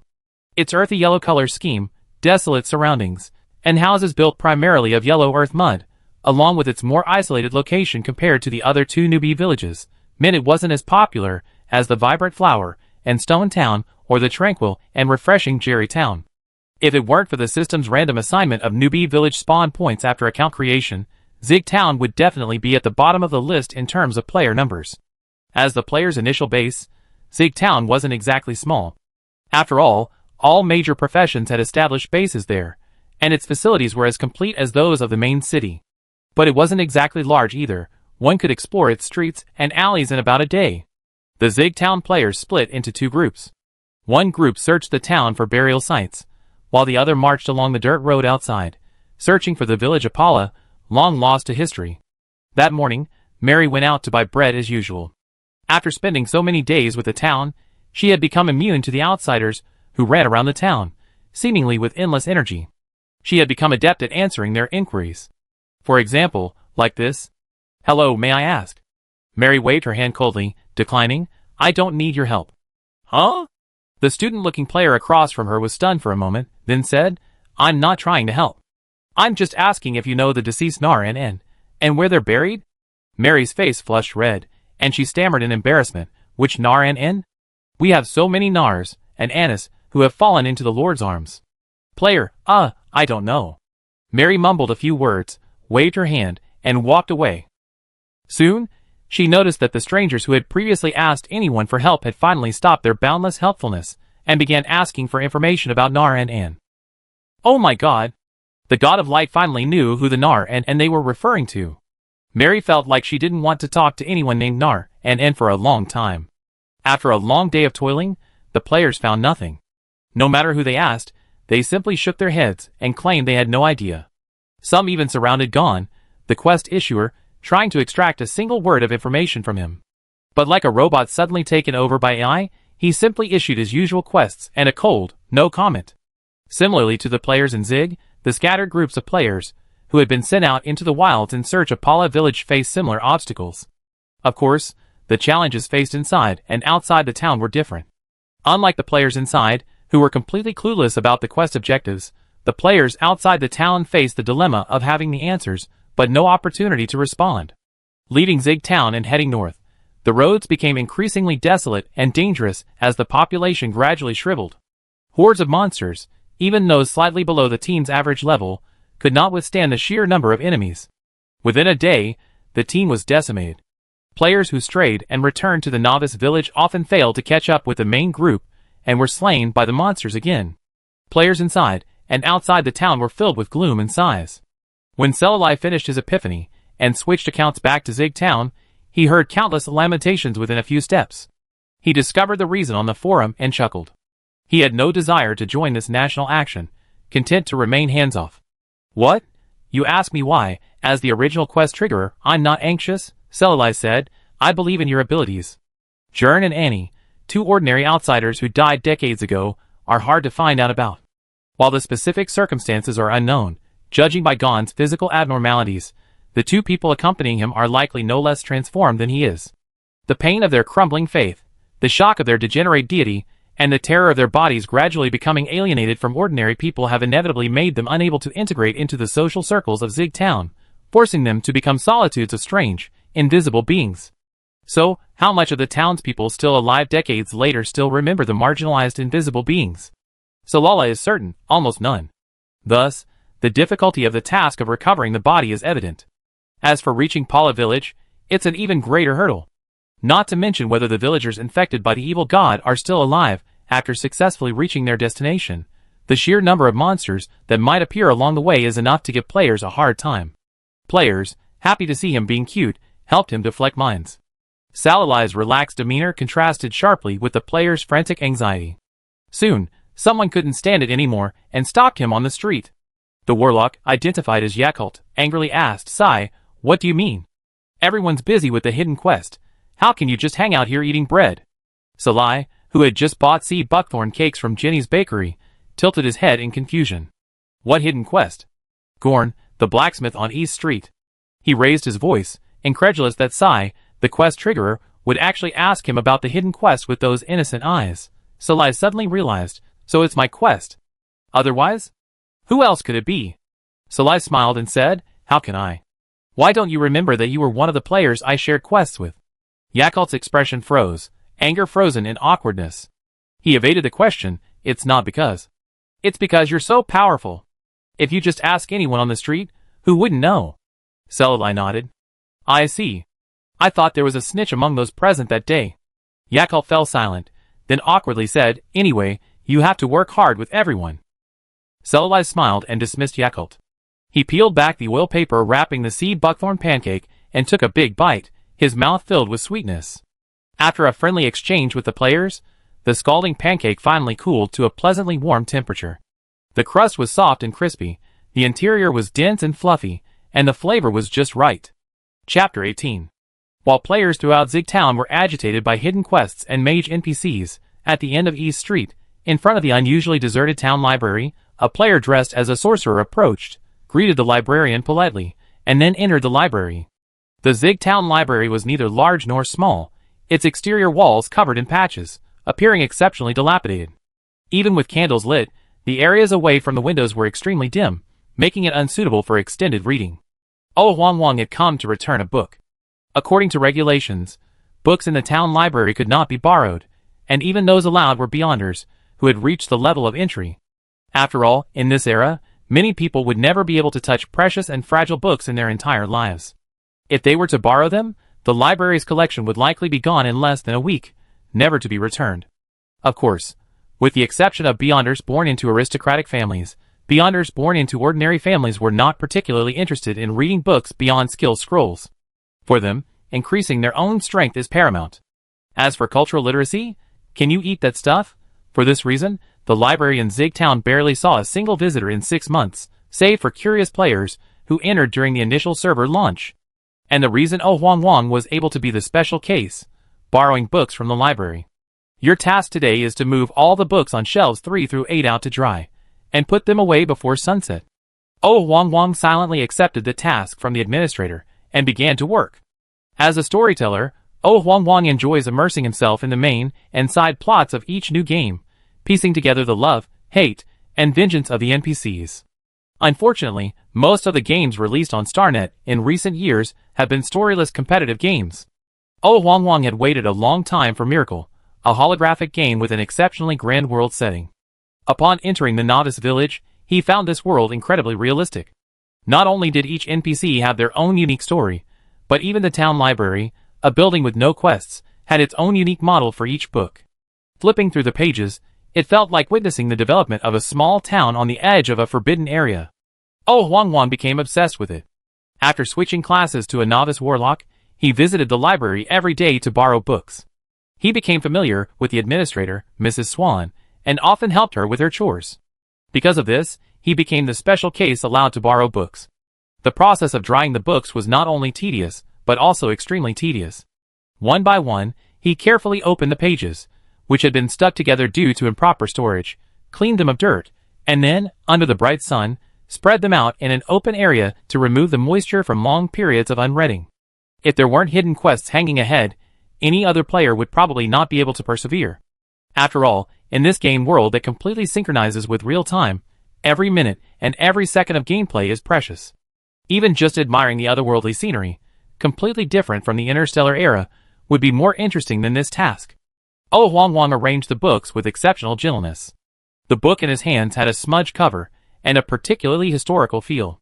It was probably written by a clergyman, and the entire text was filled with praises of the Lord.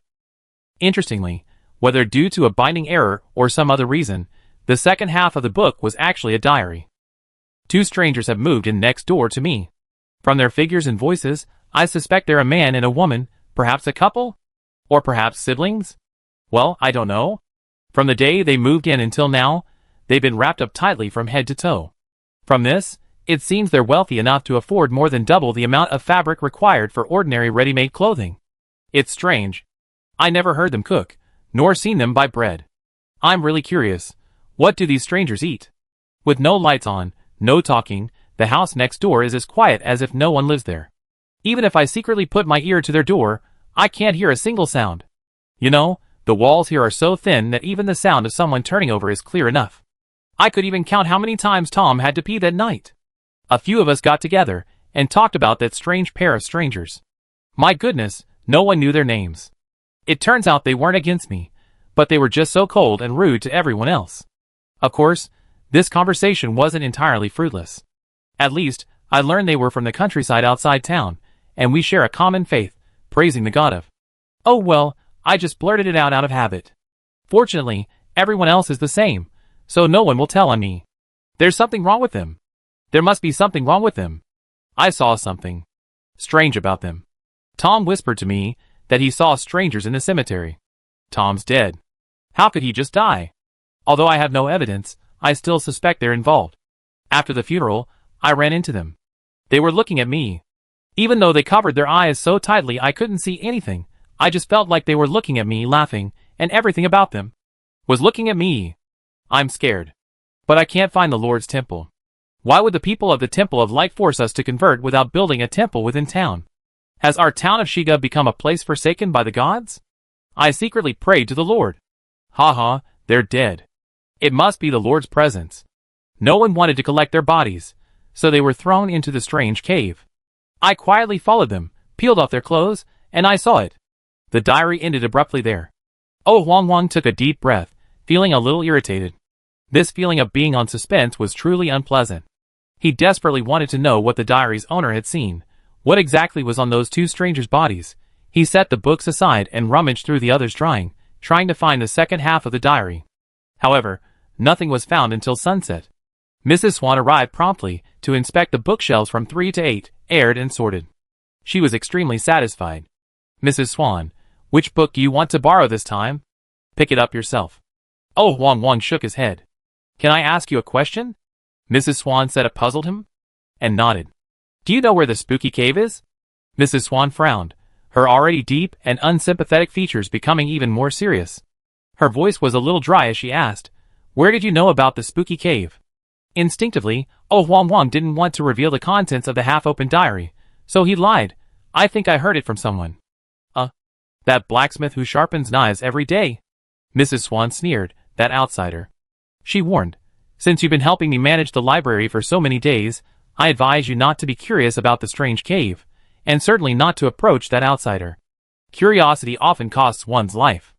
Mrs. Swan dismissed him, saying, go away. You don't need to come back again. Oh Huang Huang's eyes widened, and he tried to say something else, but a powerful force shoved him out of the library, and the wooden door slammed shut, nearly trapping his head as he stretched forward. There's something wrong, definitely something wrong here, not just with that mysterious strange cave, but also with Mrs. Swan. Although he wasn't a typical player, lacking a competitive spirit, not keen on leveling up, and not pursuing strength, Oh Huang Huang still possessed the most basic qualities of a player. That is, he habitually used the Identify spell upon seeing an NPC. On his first day at the library, Oh Huang Huang had examined Mrs. Swan's information. An ordinary NPC, no different from the other townspeople.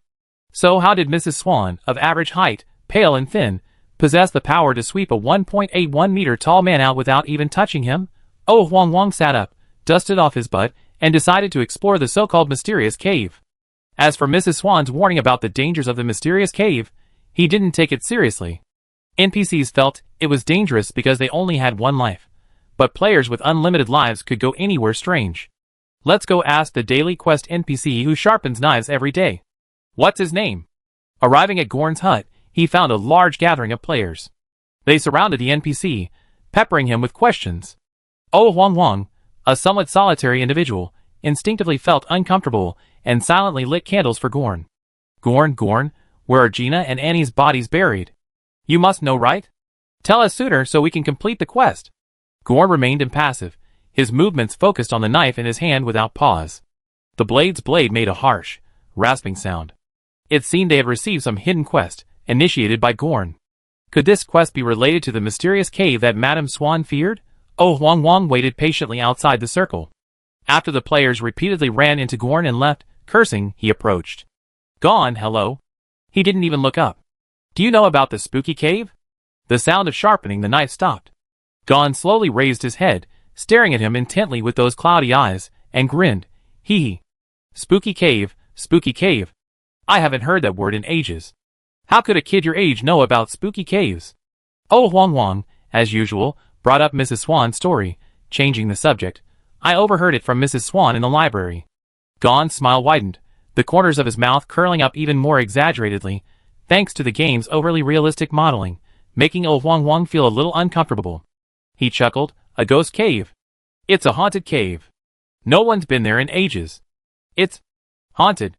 Oh Huang Huang's eyes lit up, and he pressed, I want to go. I'm not afraid of ghosts. I want to explore. Do you know how to get there? Gon tooted his words. When I was your age, I also loved wandering around these places to show off my courage. It's not far. Out of town, walk east, follow the stream down, and climb the hillside covered with dead trees. The top is right there. Thanking Gon, Wang Wang eagerly followed Gon's directions and headed for the ghost cave. Chapter 19. After the third class, a large number of mages, led by Papa Gon, finally successfully transitioned to a new class, officially embarking on the path of the mage. At the same time, players, bearing herbs and materials scavenged from the market, gathered around Salai, offering gifts to boost their favorability. Salai accepted all the gifts, increasing the player's favorability by varying degrees based on the quality and quantity of the gifts. He also gifted each player a skill scroll containing a basic skill not available in the favorability shop. Deathly Aura. Deathly Aura releases a spectral aura around the caster, increasing their affinity with dark creatures and giving a 5% chance of causing them to recognize the caster as a comrade and cease attacking. Durability, 5 seconds.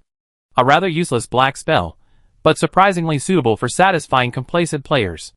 After his epiphany, Salai began to ponder how to teach black magic to players more easily and quickly. While the sage's possession was certainly useful, it also had significant limitations. As the instructor, Salai had to personally release the online course videos for players who redeemed their rewards. This invisibly constrained Salai's movements.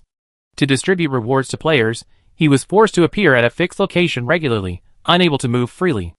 He went through all this trouble to exploit the player's numerical advantage. Perhaps someone might luckily gather the materials he needed to break the curse, and he could obtain them without spending a single cent, simply paying the insignificant price of teaching skills. But this didn't mean he placed all his hopes on the players. Having been a player in a previous life, Salai knew all too well that players were the most chaotic and uncertain factor in the entire game. They would run for him to acquire skills, scouring the market for precious materials or hidden secret realms, but they would also abandon him for other tempting quest rewards. If one of the ingredients he needed to break the curse happened to be required for a hidden quest, or even something that could increase the player's combat power, then Salai knew without a doubt that it would be out of his reach. Because he couldn't specify which ingredient he needed, masquerading as a hidden quest, he wasn't a priority. So, while using skill rewards to encourage players to cast a wide net, Salai had to place greater emphasis on himself. He needed to proactively seek out materials, rather than passively wait.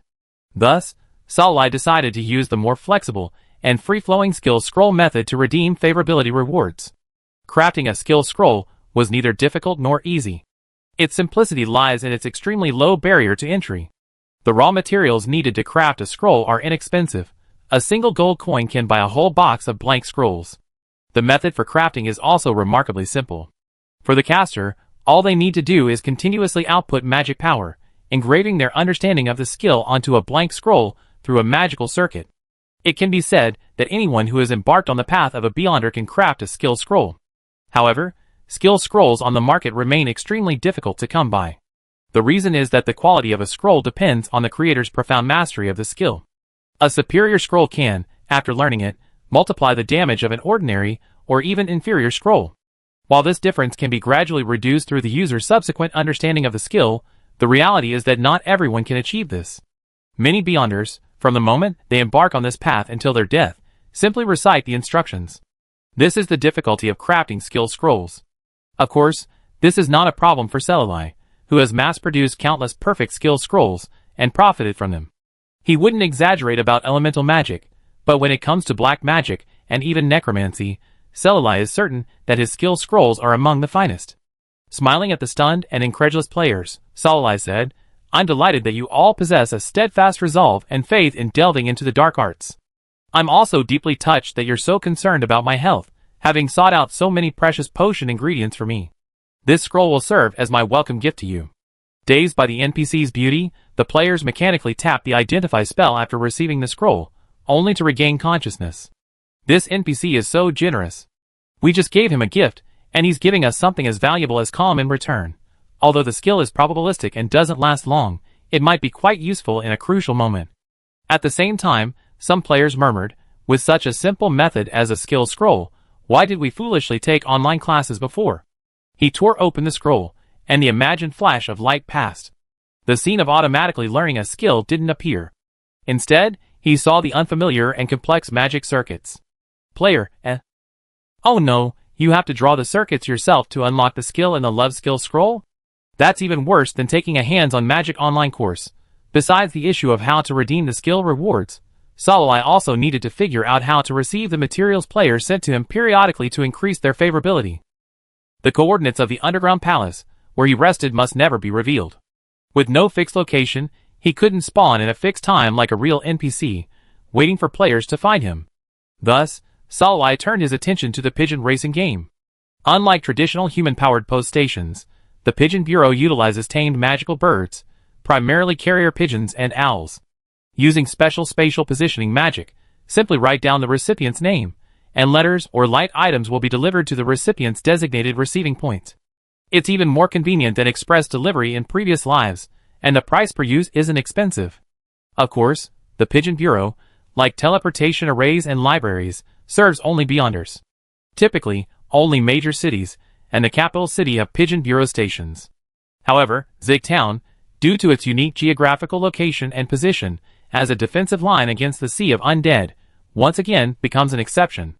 With skill rewards and material collection methods all settled, Salai waved his sleeves and, ignoring the players' pleas to stay, returned to the underground palace with a bag full of materials. To the uninformed players, however, he vanished like a fairy godmother after running out of gold. Wow, my wife is simply the kindest, most generous, and most delicate child. I must find a way to heal her. Papagon took a slight step away from the player, who was holding her face and calling her wife, and swallowed. Although Salai was indeed beautiful, generous, beautiful, but, for some reason, he couldn't look directly at him, feeling a constant sense of dread. Back in the underground palace, Salai suddenly wondered where he was. After waking from his slumber and noticing players sneaking around outside the underground palace, he activated the space jump function. The underground palace would randomly travel through space to different locations at regular intervals to prevent enemies from targeting him. Also, as the master of the underground palace, he could return by following the tug-of-war without needing to know the palace's current coordinates. Originally, to find his current location, he had to leave the underground palace and calculate the coordinates using astrology. But now, he had a simpler method. A beautiful mage with long, dazzling silver hair approached a young man with his eyes closed, his hair matching his own. One tall, one short, but equally striking, their features were like a single glimmer of light in the darkness, naturally drawing the eye. Waist-length hair tangled with fine, short hair, a breathtakingly white face pressed against a soft, harmless cheek. The two looked distinctly different, yet together, they inexplicably evoked a resemblance, a bond closer than blood ties, like father and son or brothers, a bond deeply connected. The short-haired young mage's consciousness expertly slipped back into his body. He opened his eyes, and half embraced the tall, slender young man, whose eyelids were closed and revealed a sense of fragility and fragmentation, placing him upright on a high chair, arranging him in a comfortable and attractive pose. After settling his main body, Salai opened the minimap and checked the coordinates. Where was he now? Why was he near the town of Zig? Salai paused, then exited the underground palace. The palace's entrance happened to be stuck somewhere in a pit. It was pitch black, and all he could hear was the faint sound of a subterranean river flowing, and a damp, steamy breeze blew against his face. He hoped it wasn't a dead end from which he couldn't escape. Salai didn't want to waste a teleportation scroll when he was so close to his destination. Even if he had more scrolls than he could use, using them in this situation would still feel like a waste. No need for a staff, a minimalist illumination spell emanated from his fingertips. A ball of light floated in front of Salai, emitting a soft glow that illuminated the surroundings. The pit was incredibly large. Looking up, he couldn't see the end. Looking back to confirm that the underground palace had initiated its next space jump, Salai resigned himself to searching for a way out of the cave. He followed the sound of the rushing water, and after about half an hour, he finally came into sight of the river.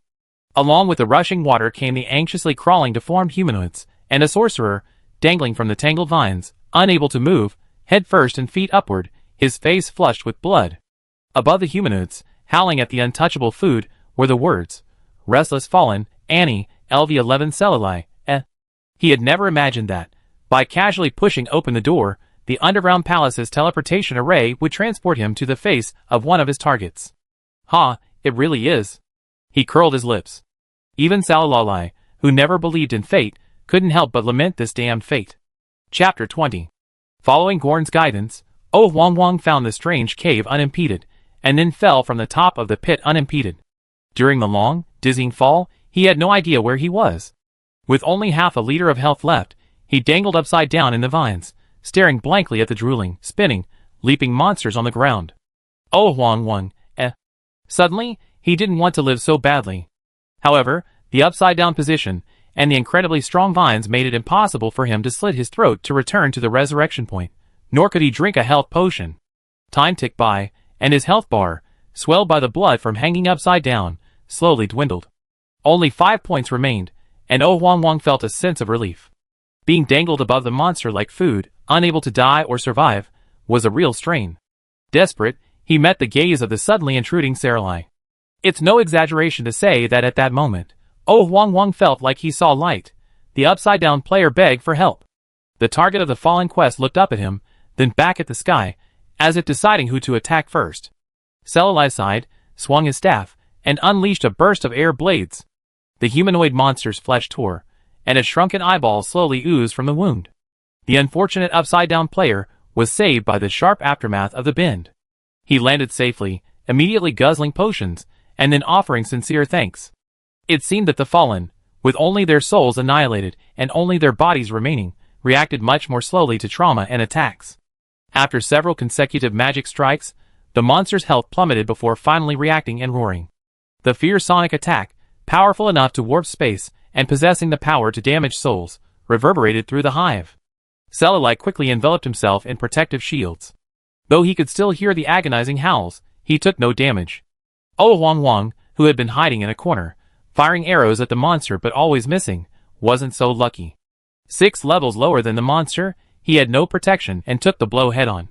By the time Saralai realized there was another player beside him, a large portion of the soul that had been sucked out had already emerged from above his head.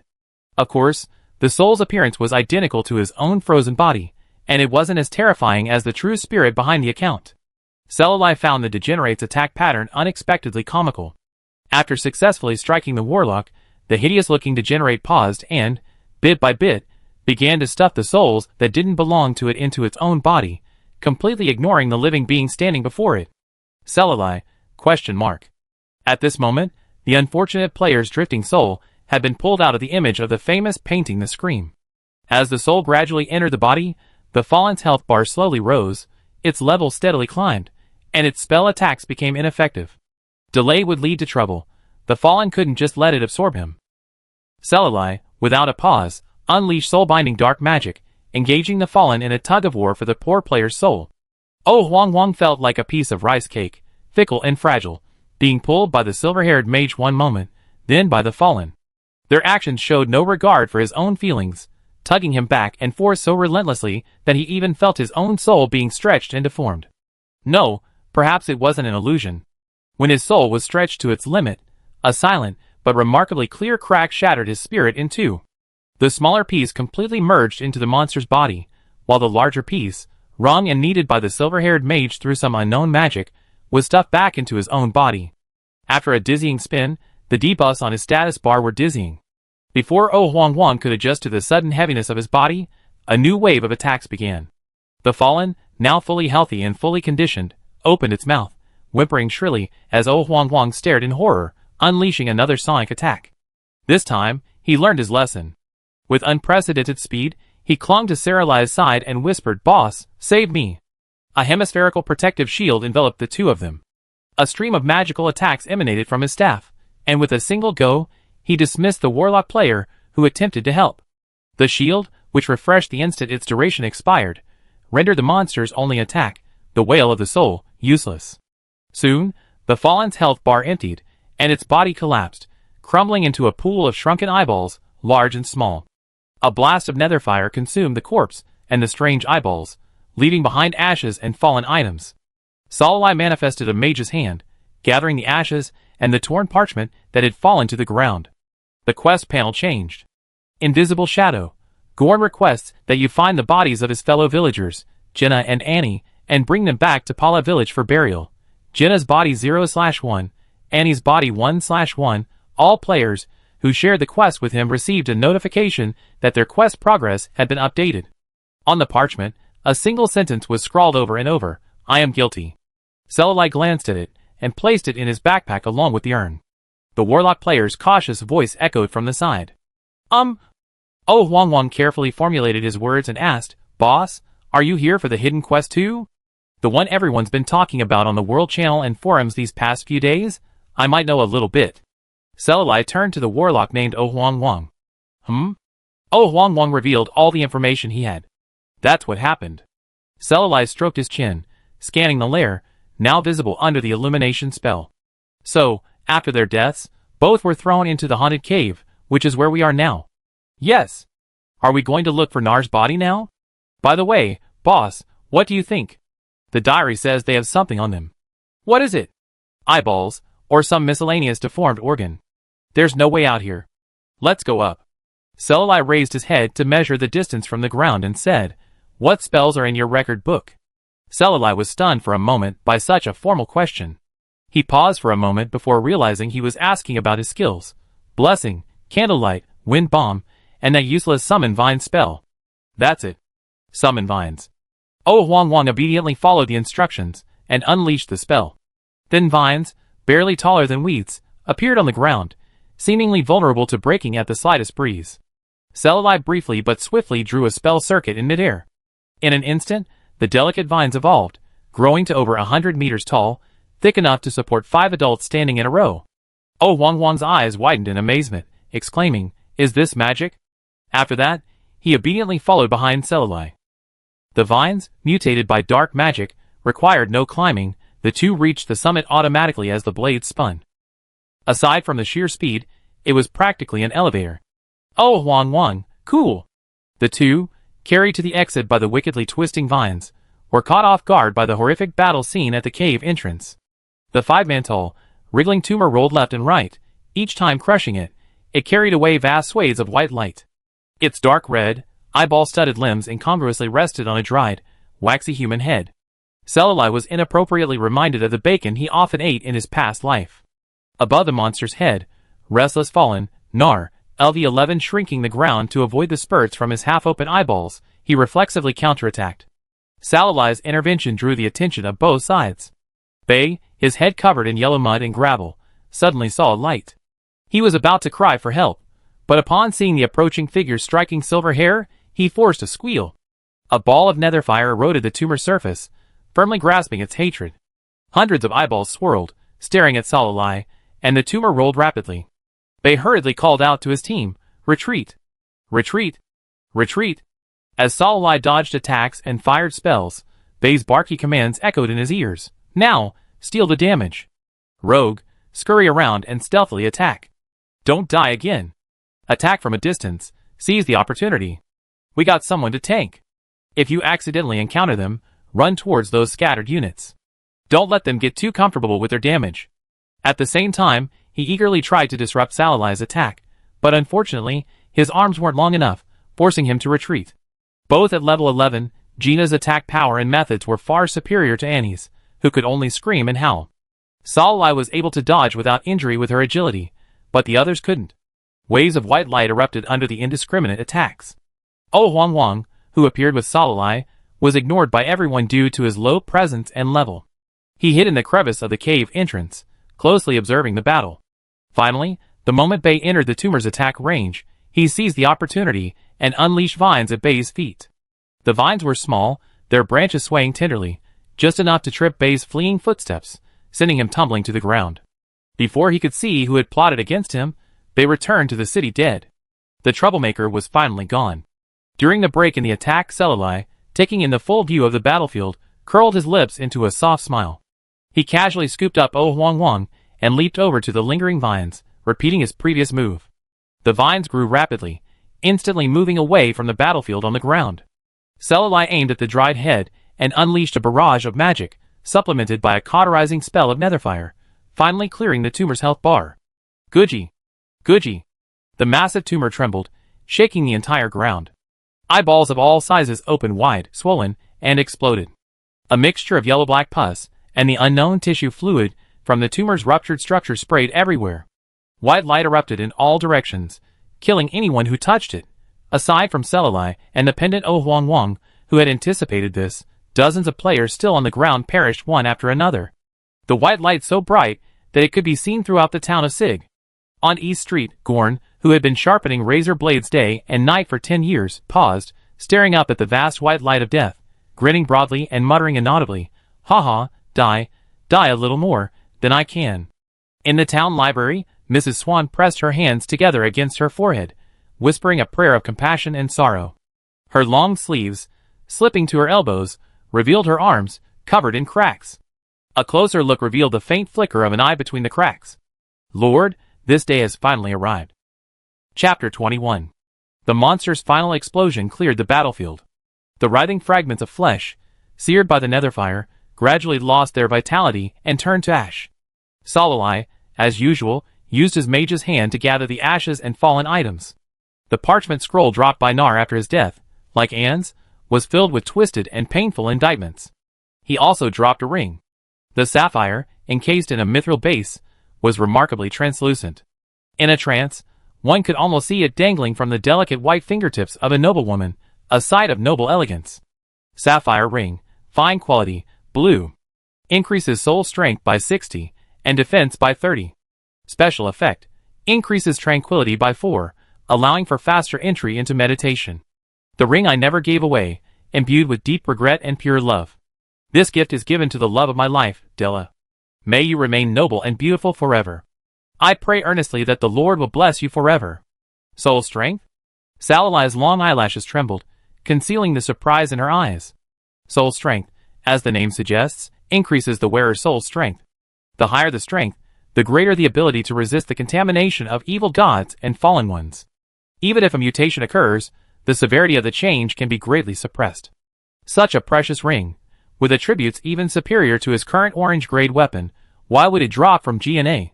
Moreover, the ring is made of such translucent and brilliant sapphire and mithril. Not only are they precious materials for spiritual rituals and alchemy, but their aesthetic value alone is also very valuable. How could G&A, an ordinary villager, have the money to buy such a ring? Unless he wasn't the villager gone mentioned at all. Or perhaps the ring wasn't his, and he simply stumbled upon it, and kept it with him the entire time. Sallalai felt the second possibility was extremely unlikely. If he had truly stumbled upon the sapphire ring by accident, why didn't G&A, unaware of its benefits, pawn it for money? But if he knew its benefits and decided to keep it for himself, his body would never have degenerated into such a disgusting state. A full 60 points of strength buff would have been enough to give him a decent, clean corpse despite being contaminated. Suspicions abounded. Sallalai was lost in thought when a quest interface suddenly popped up, interrupting his thoughts. The quest to Paula village refreshed after he collected G&A's ashes, urging him to deliver them to the village as soon as possible. He examined it carefully, seeing a brand new quest that had suddenly popped up. G&A's request. G&A had asked him to deliver the ring to his fiancée Della. She is the most elegant, noble, and beautiful lady, intelligent, powerful, and forever captivating my gaze. I had originally wanted to place this ring on her finger and propose to her. Alas, I no longer have the chance. But God, please forgive my despicable and selfish thoughts. I beg the kind-hearted person who has received this ring to help me pass it on to Della. I don't expect her to still be waiting for me, and I'm afraid she still is. If she asks me where I've been, please don't tell her I become such a pathetic monster. Just tell her I travel the land, determined to become an ascetic who dedicates body and soul to the Lord. Let her pursue her own happiness. The button to accept the mission kept flashing, and Sallalai hesitated for a long time. He wasn't exactly eager to take on this quest. Of course, it wasn't because he wanted to steal the ring that could protect against contamination. He simply thought it was too much trouble. He didn't know how old Jinnah was before he died, but the events of the 50 years of the Holy Crusade must have been decades ago. Ordinary people on the Milk Continent had short lives. Who knew if his fiancée, Della, was still alive? If she died, there was no guarantee even her remains would be found in such a vast world. This quest would likely remain stuck in his task list forever. Sallalai had obsessive-compulsive disorder, and couldn't bear to see unfinished quests lying around in the system interface. If she hadn't died, she would likely have started a new family. And then, receiving a ring from her fiancé, who had given her a gift from who knows how many years ago. Sallalai tooted. He had a feeling he was going to be kicked out. Of course, the most important point was that he wasn't a real player. Why would he travel all over the continent just to complete this quest for a reward he didn't know what it would be later? His primary task was to remove the curse that was like a ticking time bomb from his main body. Everything else needs to be put aside. The reason he was willing to accept the Pala village quest was simply because he thought there might be something else left in the village that could enhance Xiaohei's power. After weighing the pros and cons, Selalai decided to give up the quest. However, perhaps because he hesitated too long, the system automatically accepted the quest for him. Selalai, Now, he had to do it. Because the monsters had exploded, and the dead players were shouting something in the world channel, Selalai didn't bother to pay attention. Regardless of whether the players eager to share the rewards had found the village, he didn't intend to delay any further. He needed to reach Pala village as soon as possible. The sooner he completed the quest, the sooner he could feed the black evil god's corpse fragments and increase its power. Selalai was about to leave when Huang Wang, who had been quietly squatting nearby as a pendant, said, Boss, if you're on this quest, can you take me with you? Seeing Selalai looking over, he hurriedly said, I'm not after the reward. I'm just curious about what happened to them. Also, I think the librarian in the library might know something. She warned me not to be curious about the spooky caves or interact with the blacksmith. Perhaps you could ask her? Selalai nodded, unconcerned about one more person or one less, and said, I can take you with me. We'll contact each other privately later. Huang Wang happily sent the friend request and returned to the city. What Selalai hadn't expected was that before he could find the librarian, Mrs. Swan, she found him first. She was pale and thin, her dull blonde hair neatly tied back.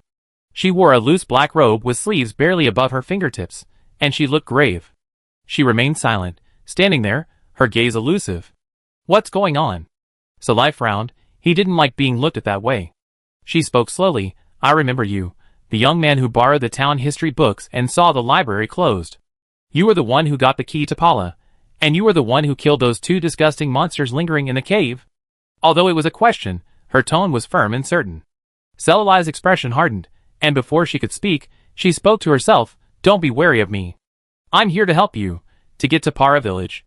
You experienced the power of the key, haven't you? Aren't you tempted by that kind of power? Wouldn't it be a shame to sacrifice it in vain for a chance to enter the village? I know how to replace the key. I have only one request. Take me with you on the trip to Para. There's someone in there I must see. Selalai stared into her steel blue eyes, neither sad nor happy. Yes. What's the alternative? Mrs. Swan smiled mysteriously. Blood sacrifice. You're quite adept at inciting your mindless fellows, running around in vain, right? Why not go a step further? Use their flesh and blood to open the village gates. Seeing Selalai remain silent, she continued, If your conscience bothers you, I can help you. Give them a quest, and they'll willingly offer their blood.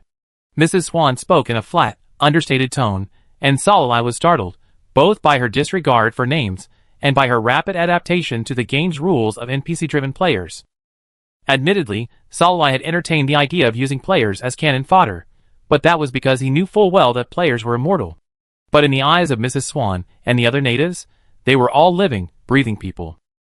Who was it that made her so willing to sacrifice so much of her life to meet him? Selalai's soul asked, Is that person important to you? Such an important person, and yet, you only remembered to meet him after the incident in Pala village? Mrs. Swan's expression froze for a moment. She didn't directly answer his question, but continued, Entering Pala village requires a key. Only those who possess the key can activate the altar at the entrance, revealing the passageway. I tried many methods, but no matter how much blood I poured, the altar wouldn't activate. I had no choice but to wait. And finally you arrived. Selalai pondered for a moment before agreeing. Mrs. Swan sneered. I knew you agree. After all, I know what your fellow villagers have done. World Report. Mrs. Swan of Hig Town has noticed the rumors, and wishes to travel to Pala village to search for her missing fiancé. However, the teleportation array at the village entrance hinders her progress. Therefore, she is requesting the help of brave and helpful outsiders to help her open the village gates. Swan's request. Players interested in participating in this operation are requested to gather outside the Hig Town gate at 6 a.m. tomorrow and travel with Mrs. Swan to Pala village. Note, this quest is a prerequisite for opening the dungeon. Players who wish to accept it must first accept the hidden quest, Invisible Shadow. The world broadcast scrolled 3 times in a row, enough to capture the attention of all online players. The world channel exploded again. Players who received the news either dropped their tasks or hurriedly logged off to tell their friends and family to accept the quest. Sig Town was once again in turmoil. Outside the blacksmith shop, a large crowd of players surrounded Gorn, attempting to accept the quest. However, Gorn remained silent, focused on sharpening his knives. So, someone cleverly approached Salalai, earnestly urging him to share the quest for the sake of the first dungeon opening since the launch of Miracle, and for the sake of all players in Sig Town. World Channel. Sai, accept the quest and go to the respawn point in the central square. Wait until midnight. No one will be accepted after that time. As the world broadcast and Salalai's subsequent generous announcement of the quest sharing came out, a group of people wearily marching deep in the mountain stopped in their tracks, stunned. After a long pause, someone trembled, "I'm awesome?" The gentle tone of their voice revealed the complexities of their feelings. They had banded together to force the current top player to obtain this quest, toiled back and forth to complete it, and now lived as savages in the mountains and forests. And now they were told that other players, who hadn't participated in the mission, were not only on their level, but even free to work and effortlessly follow the NPCs? What then of all their efforts over the past few days? Are they just clowns? The players, their hearts broken, slit their throats and returned to the city. Vast swathes of white deathlight rose up, and in the end, only Tyranny remained in the vast group. Tyranny remained silent for a long time before committing suicide and returning to the city, blaming all his recent frustrations on the completely oblivious Salalai. Chapter 22. A vast procession advanced along a sparsely traveled forest path. At the front was an open-top cart pulled by oxen, 2 men and 1 woman seated inside. From the cart, the procession became increasingly fragmented, sparsely distributed across several hundred meters. Sitting on the swaying cart, feeling the piercing gazes of the players behind him, Oh Wong Wong swallowed silently. He glanced at the NPC, Mrs. Swan, who was occupying a single area across from him, her eyes closed in deep rest. Then he glanced at the silver-haired youth beside him, who was vacant with thought, and slowly embraced him. Oh Wong Wong, I shouldn't be here, I should be under the cart. He never imagined that he had merely gathered at the city gate at the appointed time, merely greeting Mrs. Swan and the silver-haired wizard beside her out of habit, and that Mrs. Swan, who had previously been aloof and serious, ignoring him, would then say, "So you two know each other. In that case, you should get on board too." Oh Wong Wong pointed at himself. Me? He drifted off into the cart, only to realize, as the wheels rolled, crushing the gravel and jolting him violently, that he had become one of the privileged class in the entire group who didn't have to walk. In the chat channel, the players had been harassing him for a while. It's understandable that NPCs don't have to walk. After all, they're NPCs and have privileges. It's also acceptable that Sai can ride, since we all share quests with him. But why should this warlock have that privilege? He's only level 5. Oh Wong Wong silently closed the chat interface, pretending he couldn't see it. The cute little man in his heart shed 2 lines of tears. They simply don't understand how uncomfortable it is to sit on a hardwood cart with no shock absorbers, no rubber wheels, and no leather seats. They don't care about the pain of the privileged class twisting and turning to relax their butts, they just keep chirping at him. Oh Wong Wong once again stole a glance at the unperturbed Salala and sighed, as expected of a tough guy who can solo a wild map boss. Even if the wheels run over 3 rocks at once, he remains unfazed. Amazing, from 6 a.m., before dawn, to noon, the sun was high, the ox cart swayed and finally arrived at its destination. A clearing in the desolate mountains and forests, the grass and trees withered and yellow, shattering at the slightest touch. Compared to the vegetation beyond the clearing, it seemed as if it had strayed into a forbidden zone of life. This is it. Mrs. Swan, who had never opened her eyes during the entire bumpy ride, finally spoke and got out of the cart. Clad in a loose black robe, Madame Swan held a staff as scorched as a withered tree, its tip inlaid with a murky gray-black gem. Her pointed hood, lifted high by her bun, cast her entire face into shadow. She gripped the staff tightly and struck the ground rapidly and heavily. With each blow, the gem shone with a gray-black light identical to its own, and the ground shook. Soon, the ground, once covered in withered yellow grass, shimmered with a faint light, dots connecting into a strange, regular pattern. The vegetation there instantly vanished. The teleportation array was complete. Madame Swan sighed. After so many intermittent uses of the teleportation array, this land has finally given up. She turned to the players gathered in a circle to watch the excitement, saying, "Let's go." This teleportation array connects directly to the outside of Pala village. With it, we won't have to travel such a long distance. The tyrants, hurrying along foolishly, suddenly felt like they'd been hit by an arrow in the knee. The massive teleportation array, covering the entire open space, was large enough to carry everyone present away at once. Salalai followed closely behind Madame Swan, standing at the center of the array. After a brief moment of dizziness, he opened his eyes again, and the space shifted. Players using the teleportation array for the first time hadn't yet adjusted to the intense dizziness, staggering half squatting and half standing. The NPC's voice drifted through their ears, hazy and indistinct, like through a veil. Madame Swan said, "Now, it's your turn to demonstrate your abilities. Line up one by one and proceed." One player replied, stunned, "What?" He, of course. A blood sacrifice. Pale and thin, with a stern expression throughout, Madame Swan chuckled softly and looked at the questioning player as if she were a child, her eyes filled with disappointment. "You don't even know something so simple." Players, "Huh? No. Wait. Blood sacrifice? So this NPC went to all that trouble to drag us here just to be sacrificed? Fuck, I was wrong. I used to look down on Gorn and thought his wife was the good guy. But it turns out he doesn't even treat us like human beings. Is there a chance that both NPCs are bad guys? What are you still standing there for? Run!" The players, who had been screaming and fainting, instantly jumped up from the ground and started to run with incredible agility. Before they could even move, they felt their bodies become incredibly heavy, their every movement bound by invisible strings, preventing them from moving. Mass immobilization magic requires the strength of an intermediate magician or above. Solai raised his eyelids slightly, his gaze silently glancing over Mrs. Swan's arm, which had been accidentally exposed for a moment. The second spell followed, a mass silencing spell. "All right, now you can behave." Mrs. Swan caressed the early emerald green vines, unconcerned, her voice soft as a lover's. "Really? It's just a little blood. Why are you so disobedient? You have to resort to some trickery to get you to obey." Along with the complaining muttering, the crushed, frantically squirming plant debris fell. Solite pulled the key from his backpack. A sweet, exotic fragrance dissipated, and the saturated vines receded like a tide, revealing a cave entrance that extended diagonally downward. The entrance was firmly blocked by a simple stone altar, and only a faint, cold breeze blew through. Madame Swan covered her nose in disgust and sked. Solai, with her sharp eyes, noticed something moving beneath her sleeve-covered arm. She waved her staff, and the gemstone atop it continuously emitted a murky light, which fell upon each immobilized player. Like stiff puppets, they followed the light's lead and walked to the altar. The sound of flesh being pierced was barely audible, and still hot blood gathered into a stream, pouring onto the altar. Simultaneously, the health bars of the players whose blood had been drawn plummeted. Soon, the first player's health bar reached 0, and they died from the draining of blood. The second, the third. The players vanished into white light at a visible speed, and the instigator uttered a disapproving "TSK, it's useless."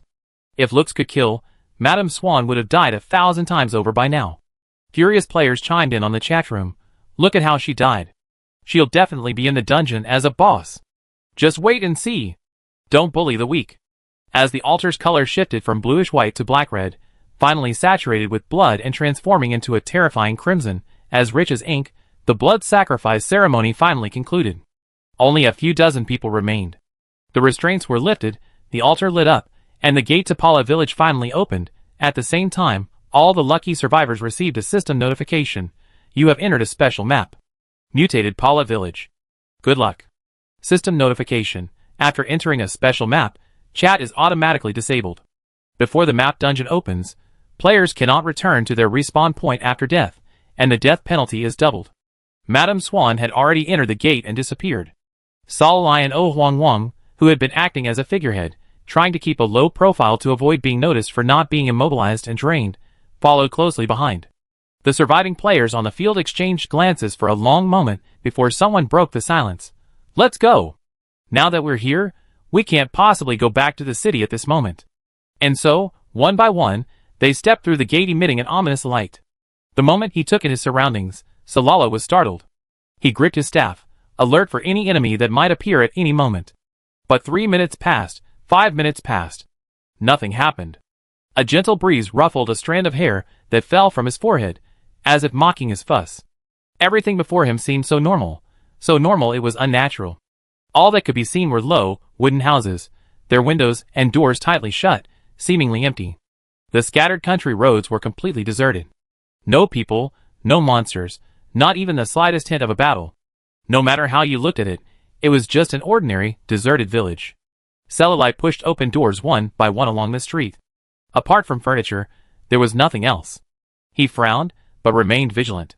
Sometimes, normality is the ultimate abnormality. The system notification before entering the village had already indicated that Paula village had undergone a change, posing an unforeseen and unknown danger. Gorn's previous account also hinted at the village's dire state. Furthermore, more than 10 minutes had passed since he entered the village, and he hadn't seen any other players besides himself, including Il Huang Wang, who had followed him in.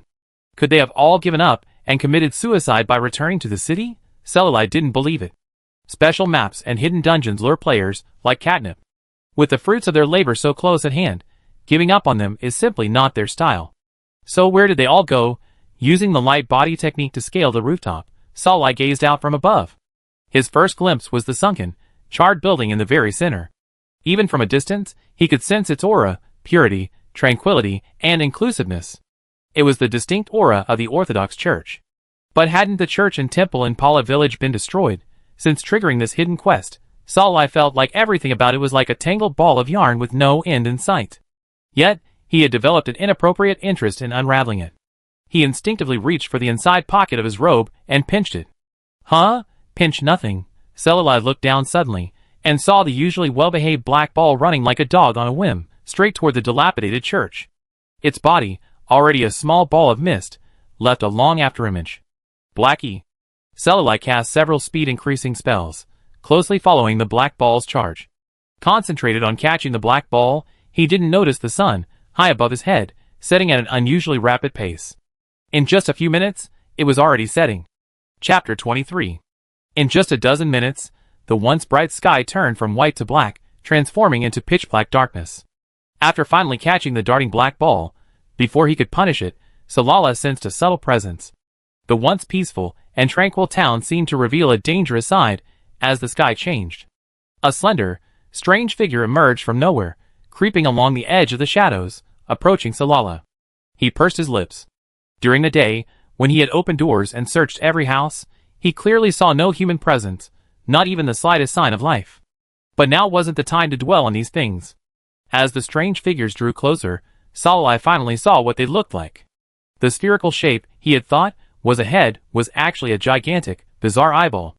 Then, shrunken eyelids covered only a tiny sliver of it, half-lidded, half-open, a look that seemed both playful and salivating. Its sticky, lustful gaze swept over his body, as if examining a piece of fragrant roasted meat. Their limbs were even stranger.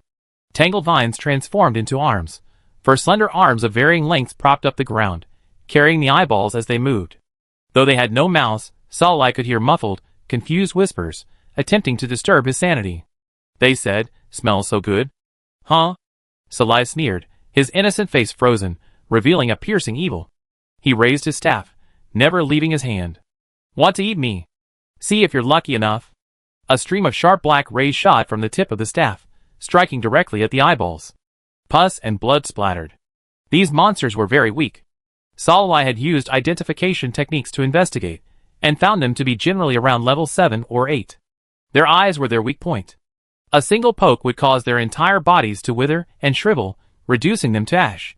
However, the pus and blood they expelled before their death, mixed with various unknown tissues, splashed onto the surviving monsters, instantly giving rise to additional eyeballs, transforming them into two-headed humans, which then split again into new monsters. This surge of growth seemed to stimulate them, and they flung themselves at Celluloid with jagged limbs. Several more rays pierced through, and Celluloid's body felt empty. He could no longer fight them, they would only multiply, but instead, Celluloid's mana bar would be depleted in the endless battle. As more eyeballs grew, the monsters became increasingly deformed, their mumblings cascading to the point of being irritating. He cast spatial magic, combined with wind spells, and escaped the encirclement. He had no time to wonder if these eyeball monsters were mutated residents of Paula village. Celluloid noticed that more and more monsters were coming at him from all directions. Even though he constantly cast spells to clear the way, thanks to their regenerative properties, the monster army did not diminish. Within the encirclement, there were only a few monsters in one direction, or perhaps they were actively trying to drive him that way. The abandoned temple. This was also the location the black ball had previously attempted to reach. However, as he approached the temple, Celluloid sensed a completely different aura from that of the daytime. No longer pure and inclusive, even a mere glance from afar could bring clarity. Under the night sky, it was shrouded in a thick, blood-red fog, its charred exterior walls emitting a rich, scorched stench of burnt flesh. As it stood there, it was impossible to ignore the lingering resentment, despair, and unwillingness. All these negative auras weighed heavily on the mind. As he entered the blood mist, the monsters that had been pursuing him halted, fearfully refusing to be stained by it. Their mutterings of "smells so good, and I want to eat" were replaced by "Praise the Lord." Suddenly, a choir's hymns filled his ears. Selali hurriedly took out a ring with soul-strengthening properties, and put it on. His mind cleared, and the hymn ceased. Huh? Selali breathed a sigh of relief. He had been just a hair away from being affected by the whispers. In that instant, he seemed to have seen. No, he couldn't imagine it anymore. The faint hymns filled his ears again. Warning about the possible enemies in the blood mist, Selali gradually turned toward the front of the temple. He noticed that the closer he got to the temple, the more excited Xiao, who was forcibly pressed into his pocket, became. A tiny, short tentacle hooked around his little finger, wiggling, whinging, coquettishly, as if telling him not to worry, that it would be back soon. In the 100 years they had been together, it had rarely acted coquettishly. The last time it had happened was when it had secretly inserted a tentacle into his lips while he was meditating. However, Selali, who happened to have just finished meditating, discovered it and transformed into a particularly fluffy, touchable black cat, thus saving him from a beating. Thinking of this, Selali's lips curled slightly, and he whispered, "Go. Be safe." He found himself somewhat missing that god who could speak and change shape at will. With the delicate mentality of an old father sending his child out to play, Selali turned the corner and arrived at the front of the temple. Only then did he realize where all the players had gone. Dozens of players of various professions were kneeling in front of the badly damaged gate, their hands clasped together and pressed against their foreheads, their eyes closed, as if in prayer. Kneeling alone in the front was none other than Gorn, who was supposed to be in Zig Town. When did he arrive? Had he been following the player group all the way? Or had he been hiding out on his own, waiting until everyone had entered the village, only to squeeze in at the last second when the teleportation array failed? Crack! The subtle sound of crunching dead leaves startled the players, who were absorbed in prayer or something else. They all turned to look at him, their necks cracking as they moved so vigorously. They staggered to their feet. At this moment, Gorn, who had been kneeling on the ground in utter devotion, finally stood up and turned back. The thousands of eyeballs of varying sizes on his naked torso stared at him, and he chuckled. You still couldn't resist the temptation and intercepted a part of him. Soon, very soon, you will be assimilated into a monster like me, or even worse than me, haha. Do you see those completely corrupted Para villagers outside the blood mist? They are your future. As he spoke, he scratched his scalp. Slowly, eyeballs the size of his head burst out of his head, and his limbs instantly stretched out, coated in a woody green. Evil god disciple, LV13 Gorn's attributes had already changed by this point. He screamed and lunged at Selali, the thin blade that had been constantly sharpened in his hand. With a swing, he seemed to cut through even the wind. Selali stepped to the left, using magic to create distance between them, preventing him from getting close. He discovered that after unlocking the player panel, he was almost always fighting against monsters of higher levels, rarely able to bully them with his level. The only time he encountered an eyeball monster of a lower level than him, the more he fought, the more it appeared.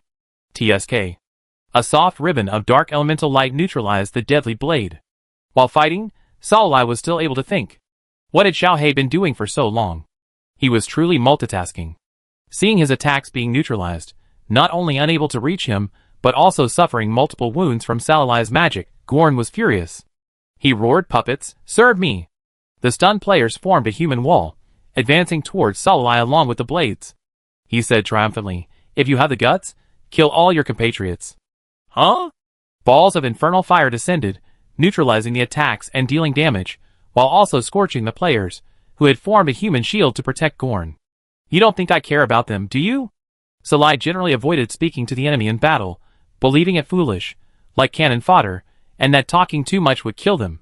But Gorn's action truly made him laugh. That player's life threat was like threatening a fish in water with a bicycle. It was a completely different matter. This wasn't his first day dealing with players. He already seen countless street brawls involving impulsive players. As long as no NPCs were harmed, the guards wouldn't even bother to intervene. He didn't believe Gon hadn't seen it. We outsiders, we don't have any love for our fellow countrymen. She curled her lips in mockery of his foolishness. Numerous spells struck him relentlessly. Black magic, capable of damaging the soul and eroding the mind, was a far more effective attack on those infected by the evil spirit than white magic. After all, it was precisely their souls and minds that prevented them from transforming into monsters amidst the contamination. Besides the obvious magical attacks, Salali's hands, clasped behind his back, continuously made complex gestures, blinding his spell loops. Subtle fluctuations and high-profile magic assaulted Gorn one after another, and before long, he realized his transformation had deepened. Gorn was furious. "What have you done to me? Evil black magician." "No, that's not right, you can't do that." Could it be his revenge? Salai remained silent, preoccupied with his own speculations, and missed the correct answer, attributing the cause to the broken, headless statue in the abandoned temple. It seemed as if he saw his transformation as being guided by a long-vanished god. This revelation threw Gorn into a state of panic, his once sharp and unstoppable blade now taking on a hint of hesitation. He lost his composure. As the saying goes, strike while the sick strikes. Salai showed no shame in exploiting his weakness, seizing the opportunity to unleash his attacks, sending Gorn's health bar plummeting. The more severe his injuries, the more he degenerated and lost his human form, and the more panicked he became. That's why he truly despised these followers of this unknown evil god. Each one of them was a potential psychopath, ready to go mad and self-destruct at any moment. Salai, who was also considered a worshipper of an unknown evil god by others, had no self-awareness of this and righteously criticized them. When Gorn's health bar dropped to 35%, the players who were controlling the wax figure gradually regained consciousness. Seeing the situation clearly, before they could even exclaim, "Oh my god!" At the exit, Mrs. Swan, who had disappeared since entering Paula Village, popped out. "Wait a minute." Chapter 24. Don't kill him. I have something to ask. Yellow and black chains wrapped around Gorn's mutated body, restraining his frantic struggles. Salai glanced at his remaining 15% health bar. After drinking a mana potion, he could clear it with 5 more skills. After calculating and confirming that he could kill him in time even if the situation changed, he stepped aside. The players, having emerged from their immobilization, confusion, and unconsciousness, chatted quietly. What's going on now? The cutscene before the boss dies? Why is Gorn like this? I thought Mrs. Swan was the boss. Look at her killing us at the village gate, she didn't even blink. Maybe it's just a fight between the two bosses? Speaking of which, could you see the game screen just now? I feel like I'm stuck in a bug. The screen went black, and I can't log out. It's terrifying. Fuck, are you guys like this too? I thought I was the only one. I suddenly remembered the news about people dying due to game bugs. I even had my last words ready. Ugh. What's the point of thinking of a last word if I can't send it? So is this a bug or something else? How did day turn to night when I woke up? It's not a bug. It's probably a debuff. It's a pity the debuff wore off so quickly that I couldn't see what it said. The players' oblivious conversation didn't bother Mrs. Swan and Gorn. They were like a world of their own, automatically blocking out outside interference. Mrs. Swan stared at Gorn's eyes, which had turned completely yellow due to the mutation, and her steel blue pupils were filled with an intimidating coldness. The withered staff pressed against the delicate Adam's apple beneath his neck, as if a little more pressure would pierce his shrunken skin. Was it blood or pus mixed with an unknown substance that flowed out? Mrs. Swan's urgent inquiry interrupted Salai's trance. Where is he? Gorn smiled, turning his head with difficulty to look at Salai. Why not ask him? He knows where that person is. Salai, ? Unable to figure out what this had to do with him, Salai gestured blankly at himself, revealing a ring he had hastily put on to ward off contamination, and that didn't fit him well. Mrs. Swan's eyes widened. She grabbed Salai's hand, ripped off the ring, and examined it closely. This? How did this thing end up in your hands? Where's the ring's owner? Have you met him? Where is he? The sapphire's brilliant light shone even in the darkness, reflecting in her steel blue eyes, a faint shimmer. She choked back sobs, her words rapid, peppering her with questions. The hand gripping Salai's wrist unconsciously tightened, as if clutching a lifeline. The ring's owner? Him? Salai suddenly thought of something. He opened the details for the Mission Journal's commission, scanned them quickly, and asked hesitantly, Della? Hearing the name, Mrs. Swan's eyes widened. The tears, overflowing, could no longer be contained, streaming down her pale, age-marked face. Her lips trembled, and she choked out a few sobs as she spoke. Yes, it's me. My name is Della. The system announced that he had completed the Mission Journal's commission. Facing her hopeful gaze and Gorn's shrill laughter, Salala removed Nar's ashes, pursed his lips, and said, "Here. Nar, he's dead." She looked like she was about to break, her whole body swaying, her withered staff having fallen to the ground at some point, her hands trembling violently. The cracks on her pale arm multiplied, almost filling it, densely packed with eyeballs. Salah briefly described Nar's condition, his eyes fixed on her exposed arm. He noticed that with every word he spoke, another crack appeared on her hand, but at the same time, every time the eyeball cracks threatened to completely cover her arm, they would fade away under the pressure of the sapphire ring. How could he be so foolish? Clearly, if he wore it, he wouldn't. No, I'm the fool, the biggest fool. He was right beside me, and for all these years, I was completely oblivious. Why didn't I go greet him and his sister, Annie, when they arrived in Sig Town? The scene was truly absurd. The players, frozen in place by an unknown force, watching the NPC's storyline unfold, looked impatient. Gorn, bound by chains and restricted in his movements, gloated. Madame Swan collapsed to the ground, clutching her face and weeping. Salai remained expressionless, her fingers rubbing against her staff, eager to stand still and deal damage. The waves of people gathered in front of the ruined temple, each with their own thoughts. Before Salai could decide whether Hellfire or Soul Pierce would be more effective in draining Gorn's remaining health bar, Madame Swan composed herself, regaining her previous serious and calm demeanor. However, the faint redness at the corners of her eyes betrayed that she wasn't as calm as she appeared. She picked up the dusty staff and pointed it at Gorn, the gem atop it gleaming with a dazzling light. Gorn twisted his body, screaming, "No! You can't do this! Aren't you a monk? Your god won't allow you to kill your fellow man." Ugh! The gray-yellow light swelled, transforming into a sharp cone that pierced Gorn's massive eyeball. The ruptured pus and blood were devoured by the light, without a chance to regenerate. As his body crumbled to ash, Madame Swan's aura surged. She leaped into the ranks of high-level magicians, and attempted to assault the barrier. However, an invisible hand abruptly held back her momentum. With Gorn's death, the power binding the players gradually dissipated. The players, forced to serve as background statues, began to move their limbs, complaining while curiously eyeing Madame Swan, their piercing eyes filled with questions that threatened to become concrete. Mrs. Swan scoffed, "Killing those infected who retain their sanity increases one's power. This must be the dream of many Beyonders. Sai, do you want to know what really happened here back then?" Under the cover of night, Selalai caught Xiao Hei, who had sneaked back to her after a full meal, and said, "Tell me about it." On the quest panel, Invisible Shadow refreshed to find the cause of the changes in Pala village. Mrs. Swan raised her staff and cast a mass spell, drawing Selalai and the other players into her memories. In her memories, Selalai saw herself, Gorn, Nar, and Annie. The truth was very different from what Gorn had said.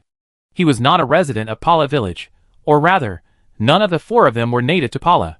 Gorn, Jenna, and his sister, and all believed in an unknown evil deity disguised as a righteous god. During a gathering of believers, they encountered a siege by the Temple of Light. The three who survived, either due to their devout faith or the bewitching influence of the evil deity's shattered consciousness, embarked on a years-long escape with the remains of the evil deity. During this time, Jenna met the young Lady Swan. Della. Born into a minor noble family, Della possessed exceptional magical talent. However, under her family's influence, she became a devotee of the god of pestilence and herbs at an early age, which meant that her magical path was capped at the level of a high-level magician. Although the god of pestilence and herbs had few followers, he was a perfectly legitimate deity. However, the Holy Crusade began, and even the powerful goddess Junaway was condemned to the evil deity if she refused to submit, let alone the god of pestilence and herbs, whose followers numbered just over 1,000. Della's parents were killed by the Temple of Light. At the last moment, they used their family's secret magic to save Della's life and allow her to escape. Overnight, Della fell from the heights of aristocratic lady to a life of seclusion, forced to conceal her whereabouts and embark on a journey of exile. Perhaps due to their shared experiences and hatred, Della and Gianna quickly fell in love. On their way to exile, the four of them stopped by the village of Pala and rested there. Gon, filled with resentment and fanatically devoted to his god, envied Pala's isolated environment, its favorable weather, and its peaceful and beautiful village atmosphere. He also resented that their god had not been abolished and still enjoyed freedom of worship. He decided to treat Pala the same way the Temple of Light had treated him. He declared their faith to be corrupt, an evil god intent on devouring flesh and souls, and forced them to convert to his own deity. Violators would be killed. Perhaps by this point, Gon had already been deeply influenced by the evil god's remains, nearly reaching the brink of a transformation. However, Della, well protected by her family and uninitiated by the dangers of the world, and Jenna and Annie, already lacking common sense, didn't notice his unusual behavior, only frowning in disapproval. Outwardly, Gon appeared to be receptive to his advice, but secretly, he harbored a hatred for Jenna and Annie, believing they had been influenced by Della, a pagan, and had abandoned their god. So, while the three were out for fun, Gon, having barely made it into the Beyond realm, launched a massacre in the village of Pala. He forced the villagers to destroy the statue of the god of wind and sand, and if they disobeyed, he would capture the families of those who resisted and brutally slaughter them. Under the weight of faith and family ties, different people made different choices. Once the bottom line is crossed, it will continue to fall until it disappears.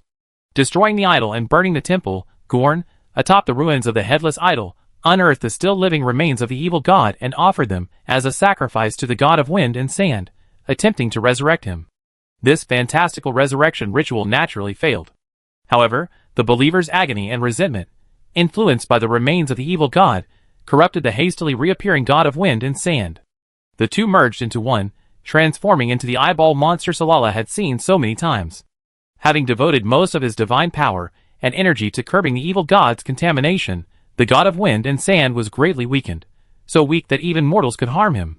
Already maddened, Gorn forced the villagers of Para to take up arms and attack their god. Chapter 25. Do you see clearly? He looks so disgusting. How could he be your god? Come, take up your weapons, kill him, consume his flesh, and you will gain power. As these malicious words of incitement uttered, eyeballs gradually sprouted from his body, swirling one after another. These eyeballs synchronized with his expression, squinting in a malicious, sinister smile, eager to witness the choices the villagers of Para would make. A sweet, cloying aroma emanated from the eyeball monster, which stood in a daze, alternately attempting to attack and then restraining itself, nimbly entering the nostrils of every villager still able to move. Salalai, having witnessed the alluring power of aroma, knew they could not resist. Sure enough, the villagers' faces flushed, their eyes bloodshot, and their throats churned with saliva at an eerie pace, their gurgling rhythm seemingly syncing with the eyeball monster's heartbeat. Finally, the person closest to him took action. He raised the farm implement he used to repel his enemies, and aimed it at the god he dedicated half his life to. The god, still conscious and unwilling to harm his followers, roared in an attempt to awaken their sanity. However, his roar, tainted and assimilated, was a series of incomprehensible, garbled babblings, which only served to confirm Gorn's words. The god on the dilapidated altar was not their god, he was merely a shameful impostor occupying the temple. Thus comforting himself, the villagers swarmed over, their blunt, filthy farm implements piercing and cutting the sand god's body. His followers rapidly deserted him, his strength to resist the evil god's contamination exhausted, and he was unwilling to harm the villagers who had been bewitched. Just as Della, Nar, and Annie finished their outing and returned to Pala village, the god of wind and sand vanished completely. The body, obscuring the sky, collapsed, to be devoured by the frenzied villagers. The god's resentment and surging resentment before his death transformed into a thick blood mist that enveloped the entire village of Pala in an instant. A sudden change occurred. Of the villagers who had consumed the god's corpse, half exploded upon contact with the thick blood mist, while the other half transformed into the monstrous creature Salala had encountered, wailing and fleeing the temple. Facing the three people's furious gazes, Gorn picked up the god's remains, laughing loudly, and walked towards them. As he and the remains drew closer, the alluring aroma grew stronger. Young Annie was the first to give in. She frantically struggled against Della's grip and swallowed the half of her finger, covered in shrunken eyeballs. As a result, her face, as delicate as a rose, was covered with pustules encasing her eyeballs. She, always a lover of beauty, was unconcerned, muttering with fervor and devotion, "Thank you, Lord, for your gift." Della prayed endlessly for blessings, but because the deity she pointed to was dead, their effect was minimal. Jinnah was the second to lose his mind. He had eaten his eye. The eye, as a manifestation of the evil god's power, held extraordinary magical power. Therefore, he had not lost his mind, and was able to suppress the corruption that was steadily eroding En's life. However, he was not completely unaffected. In his eyes, Della was no longer a beloved lover, but a heretic reeking of another god, an enemy who must be driven out and slain. He swung his sword, slashing at his worried fiancée. Gorn's face once again wore a gloating smile.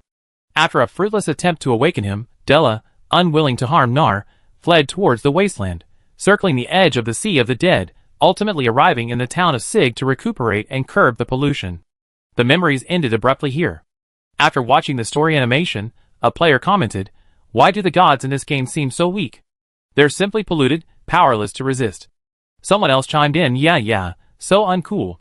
After all, he's a righteous god. What's this? Good triumphs over evil?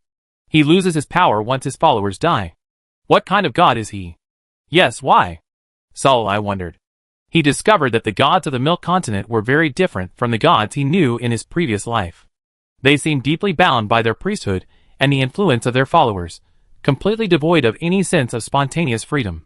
They can only display their abilities within the framework of their priesthood, and are further affected by the shifting ideologies of their followers. In historical records that Salala had read, there was a deity whose image, through word of mouth among his followers, shifted from male to female. His new followers seemed to believe that he was supposed to be female. Thus, after the last of his old followers passed away, his image and abilities were influenced by his followers, changing. A truly remarkable phenomenon. The gods of the Merc continent seem overly dependent on humans. When Salala first read this record, he was shocked, yet also a little eager to try. As Xiao Hei's only noble follower, could his ideas influence Xiao Hei? So, for a month, Salai held the little black creature in his palm, constantly muttering, "Baby, you're a handsome, 2-meter-tall miner with broad shoulders, a narrow waist, long legs, and 8-pack abs." Alas, nothing happened. Salai then tried several more variations of the description, each one failing. Besides being bound by their priests and followers, the gods here are also plagued by another unknown force. Once contaminated by that power, unless they are as powerful as the god of light or the goddess of spring sunshine, there's a high probability that they will be corrupted by it, transforming into an evil deity that kills countless people and infects tens of thousands of mutants. Logically, with the righteous god so weak, this world should be like Cthulhu, teeming with evil gods and making humans worse than dogs. However, the reality is different. The evil gods behave in a servile manner, cloaking themselves in the guise of righteous gods while secretly enjoying the sacrifices.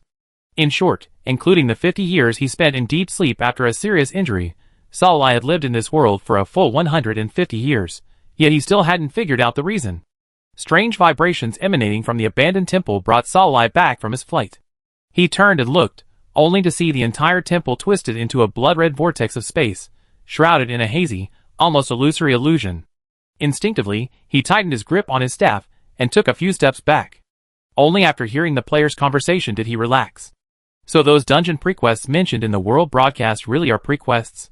I was bled to death, controlled like a wax figure by NPCs, and didn't explore anything. Finally, I watched a cutscene, and that was it. No sense of participation at all, and not even a reward. How stingy. It turns out the spatial vortex at the temple is the dungeon entrance. Salai saw that after a player finished complaining about the game and the NPCs, Mrs. Swan glanced at him. The next second, another system announcement sounded. World announcement. Thanks to the concerted efforts of the players in Zig Town, a teleportation array connecting Zig Town and Pala Village has been opened.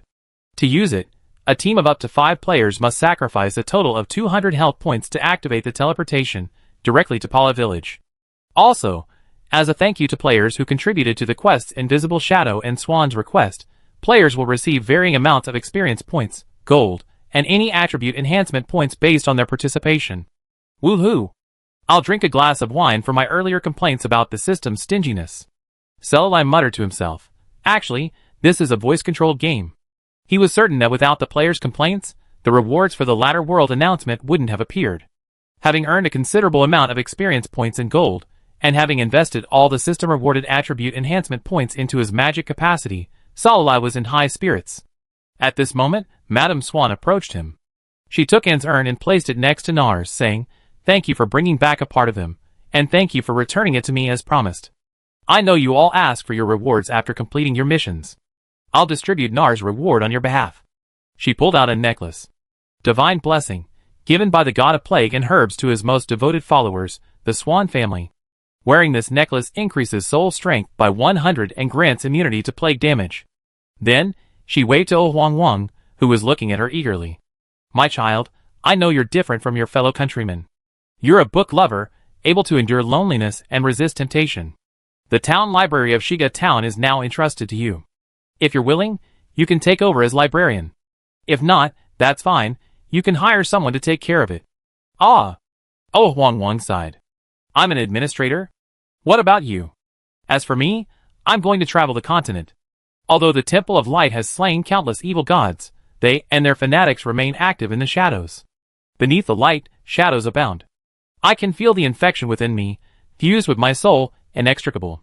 So, why not use this devouring power to exterminate those rats in the gutter? She gazed into the distance, her steel blue eyes overflowing with regret and murderous intent. Giving the library key to Queen Huang, she nodded goodbye to Salala and walked off into the wilderness alone. Sapphire ring, fine quality, blue. Increases soul strength by 60, defense by 30. Special effect, increases tranquility by 4, allowing for faster entry into meditation. This ungiven ring, imbued with intense regret and pure love. This gift is to the love of my life, Della. May you remain noble and beautiful. I pray earnestly that God will bless you forever. Della had long known that he had secretly spent all his savings to buy this ring in order to propose to her. She waited with anticipation, a wait that would last a lifetime. An additional line appeared in the description of the sapphire ring.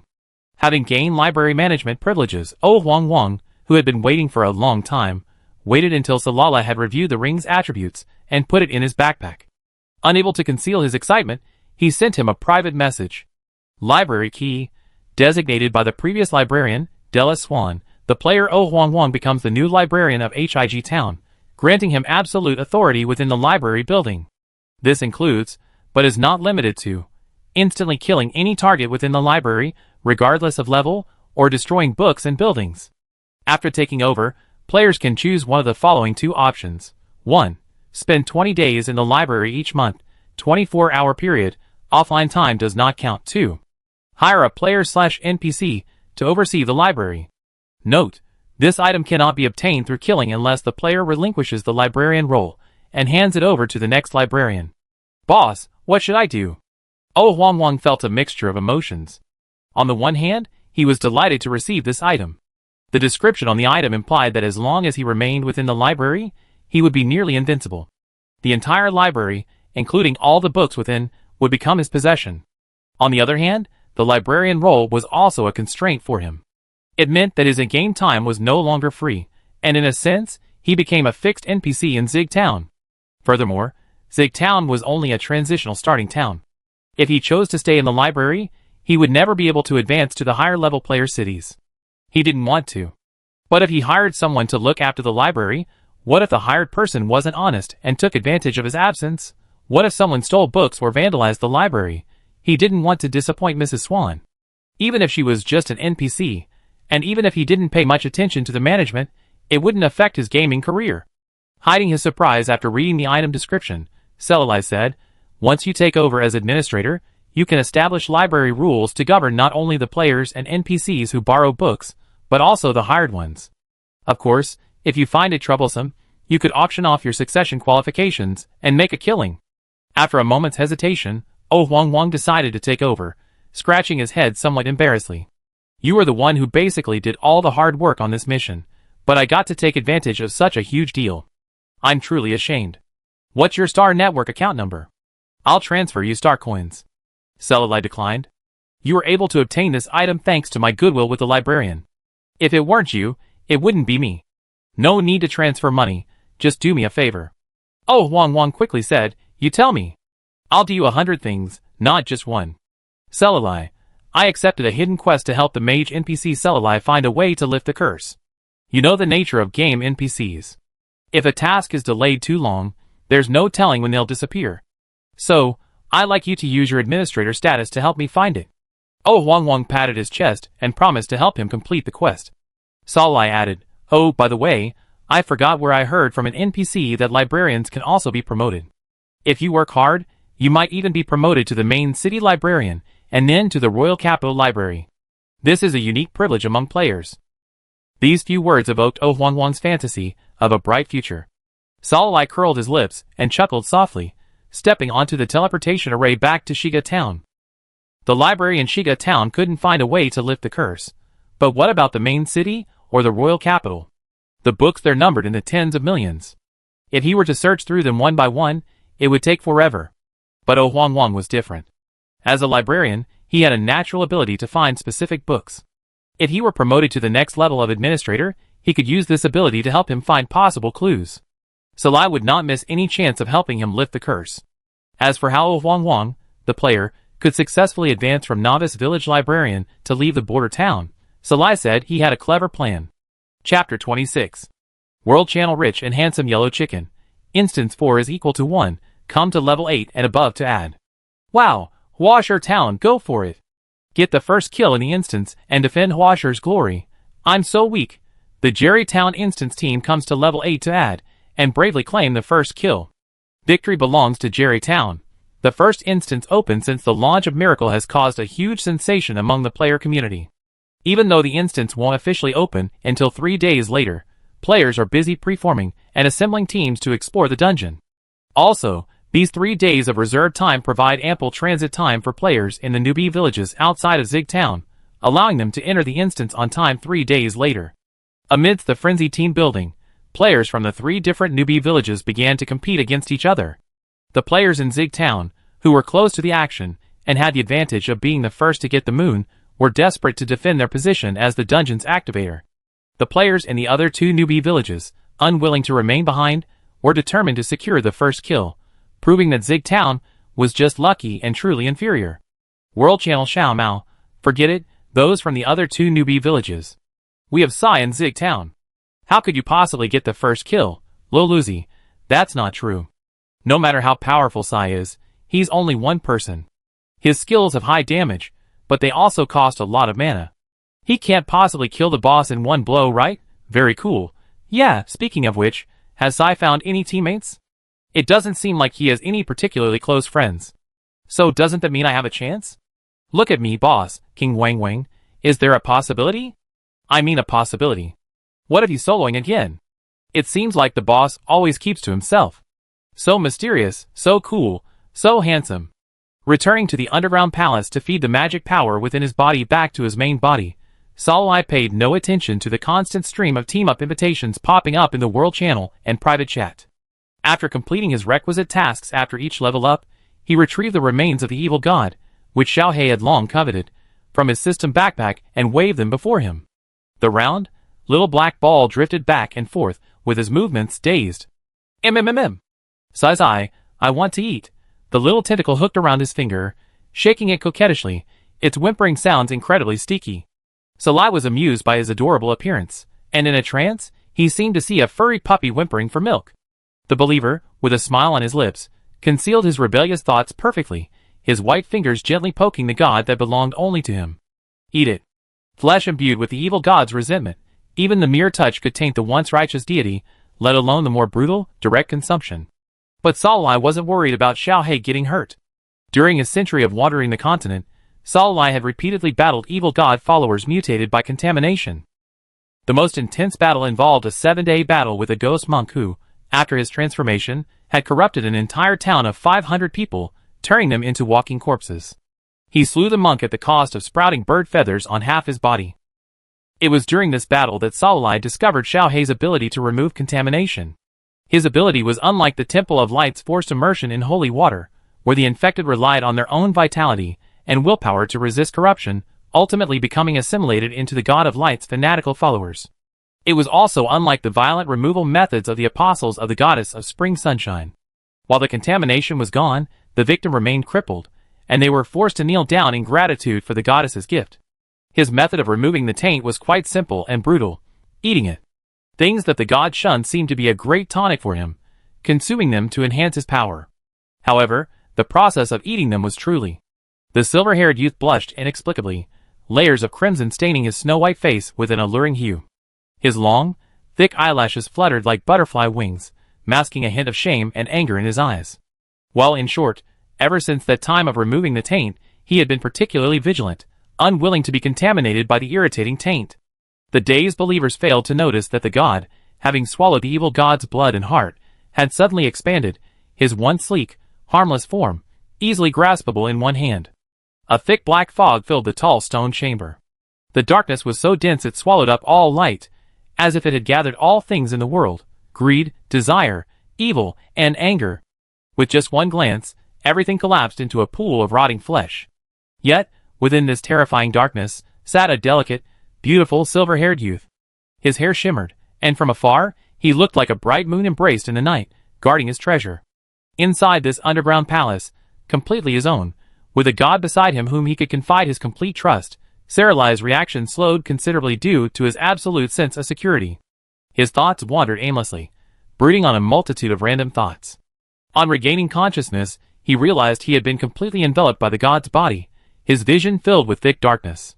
Xiao He. He was surprised. This state was familiar to him. You recovered? Faced with a black fog that completely obscured the light, Saralai, far from fearing it, reached out to touch it, his joy evident. Suddenly, fingers trapped in the mist were gently kneaded by something cold, from fingertips to wrists, lingering and gentle. I'm back. A deep, magnetic voice echoed, whispering a response like a serenade. But the next second, sigh, did you miss me? Anxiety, clinginess, and a hint of grievance completely dispelled the previous sense of pride. The cold tentacles wrapped around Saralai, not tightly, but impossible to break free. It was a deeply possessive gesture, but the believer trapped in it was completely unaware. With a muffled laugh, Saralai brushed away the tentacle rubbing against his cheek and said, I see you every day. Is there anything you miss? Unsatisfied with this answer, he let out an ah, the syllable trailing off, like a spoiled puppy, determined to hear a satisfactory answer from him. When Saralai remained silent, he extended more tentacles, nuzzling and kneading here and there, constantly urging, Do you miss me? Do you miss me? Okay. I miss you so much. Seeing the god anxious and aggrieved at not getting an answer, Saralai finally relented. If he was really tickled too hard, it would be terrible. He would be very difficult to appease. Xiao He, shrinking his form into a vaguely humanoid black figure, embraced Saralai, whose consciousness had returned to his body. His broad palm rested on the young man's firm yet surprisingly soft abdomen, strands of divine power flowing through him. After a long moment, he released his palm. Saralai stood up, gathered her hair to cover the red tips of her ears, and asked, How is it? Her voice held a hint of soft hope. Xiao He remained silent, his head lowered. Seeing this, he understood everything. Although Xiao He had regained some strength through devouring, it had only recovered enough to protect him from the holy judgment and prevent his soul from being shattered. He had not yet been able to remove the curse. Though somewhat disappointed, seeing Xiao He's guilt-ridden expression nearly sinking to the ground, he quickly regained his composure. He patted his head and soothed him. It's okay, we'll find a solution. Perhaps, if I devour a part of the evil god again, you'll be able to help me? Or perhaps, with a few more enlightenments, wouldn't I be able to break the curse? Xiao He's head slowly lifted. Even without seeing his expression, one could tell he was eager to tear off the evil god's body, somewhere, and help his only believer break free from the curse. He disliked the odor of other gods in Sai. He wanted his believer, from the inside out, to be saturated with his power, so that everyone, every god, would know that he was his believer. Controlling the player's avatar, I arrived at Para village, a place completely transformed. Deprived of its last vestiges of divine power, Para lost its veneer of daytime tranquility. Houses crumbled and collapsed, the indelible dark marks on the ruins, and the faint stench of burnt air all betrayed the tragic past.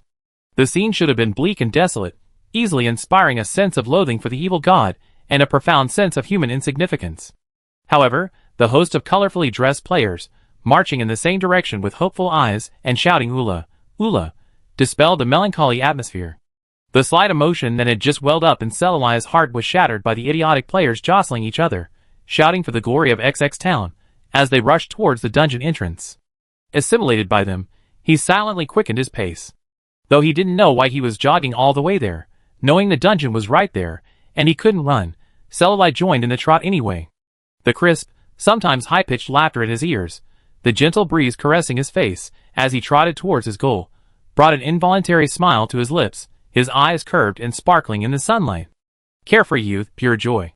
Enveloped in this atmosphere, for a moment, Saralai truly believed he, like them, was a truly carefree player.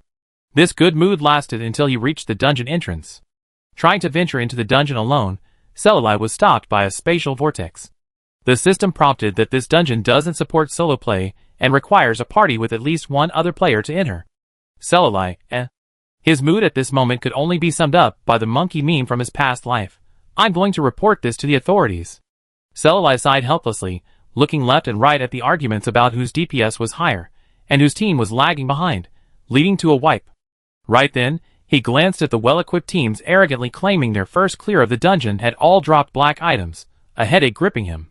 He opened his friends list and, unsurprisingly, saw that the players, who had invited him a few days ago, but whom he hadn't been able to respond to, all had their locations marked. This player is in a special situation and cannot be contacted. Some mocked a veteran guild for being kicked out of the dungeon after failing to open the dungeon, while others, in a group of friends, broke up and blamed each other for the wipe. But all this commotion had nothing to do with Salalai. Belatedly, he realized that he couldn't seem to find anyone to team up with. The silver-haired boy stood alone in the noisy crowd, looking downcast and pitiful. Salalai, alone in his emo mood, heard the young girl's crisp yet cautious questioning. Do you have a team? Chapter 27. If you haven't found a group yet, would you like to join me? The player dressed as a thief pointed to her companion not far away. Our team has a thief, an archer, a warlock, and a warrior. With you, we're a perfect team. Want to join? Salalai used the identify spell to check their levels one by one. Aside from the warrior, who was level 7, the others were all level 6. The prerequisite for reaching the dungeon entrance, sacrificing one's health bar to use the teleportation array, effectively limited the level of entry to level 5 and above. If you're below level 5, the teleportation array will drain your entire health bar and not enough to activate it. Salalai nodded, accepting the team request. The thief with the ID Burning Shadows strongest cheered, "We're all here. Go, go, go!" Suddenly, upon seeing the previously hidden ID and level of the person joining the team, his eyes widened. You're Sai? The Sai who soloed a wild map boss and brutally defeated Tyrant? And you're already level 10? The ponytailed archer exclaimed, "Fan, you're worthy of you. You just casually scooped up a big boss on the side of the road." The others were also excited, except for the warrior. The improvised 5-man team, led by Captain Fan, entered the dungeon. As they passed through the spatial vortex, Salalai sensed a faint fluctuation of power, a force similar to that of an illusion, sustaining the dungeon. The sky in the dungeon was gray, time frozen in the night. A hazy blood mist permeated everything, making it impossible to discern anything more than a few steps away. The undamaged temple stood beneath a blood moon. Crows cried from the spire, and the blood-red moonlight cast a strange light on the statue, its arms spread wide. The warlock rubbed the goosebumps from his arms. "Shoo, this dungeon looks eerie. And why haven't we seen any monsters? Are we just heading straight into the temple to fight the boss? Boss, do you have the illumination spell? Can you turn on a light?" Salalai scanned the blood mist surrounding him. Although he couldn't see anything, he had a strong feeling that something within was watching them, greedily and eagerly. So he stopped him. "Don't do it without knowing the surroundings." "TSK, boss? You're so timid you can't even turn on a light?" The warrior, who had been walking silently in front, was annoyed by Salalai's cautiousness and shouted as he pulled a kerosene lamp from his backpack. The warm yellow light illuminated his smug look as he turned sideways, but also illuminated something beyond his sight. Thin, shrunken eyelids couldn't cover their bulging eyeballs, swollen like eggs. Nearly humanoid monsters crouched on either side of the rugged path, their yellow-black saliva dripping onto the ground, corroding shallow pits. A fishy, heavy gasp escaped from between his gnashing lips. The sudden onset of light irritated his disgusting eyeballs, and the monsters, who had been lurking there for who knows how long, howled to the sky. Ah! The moment the lights came on, the player's expression suddenly changed to fear, giving the warrior a bad feeling. It felt as if something was breathing behind his neck, its breath ruffling his hair.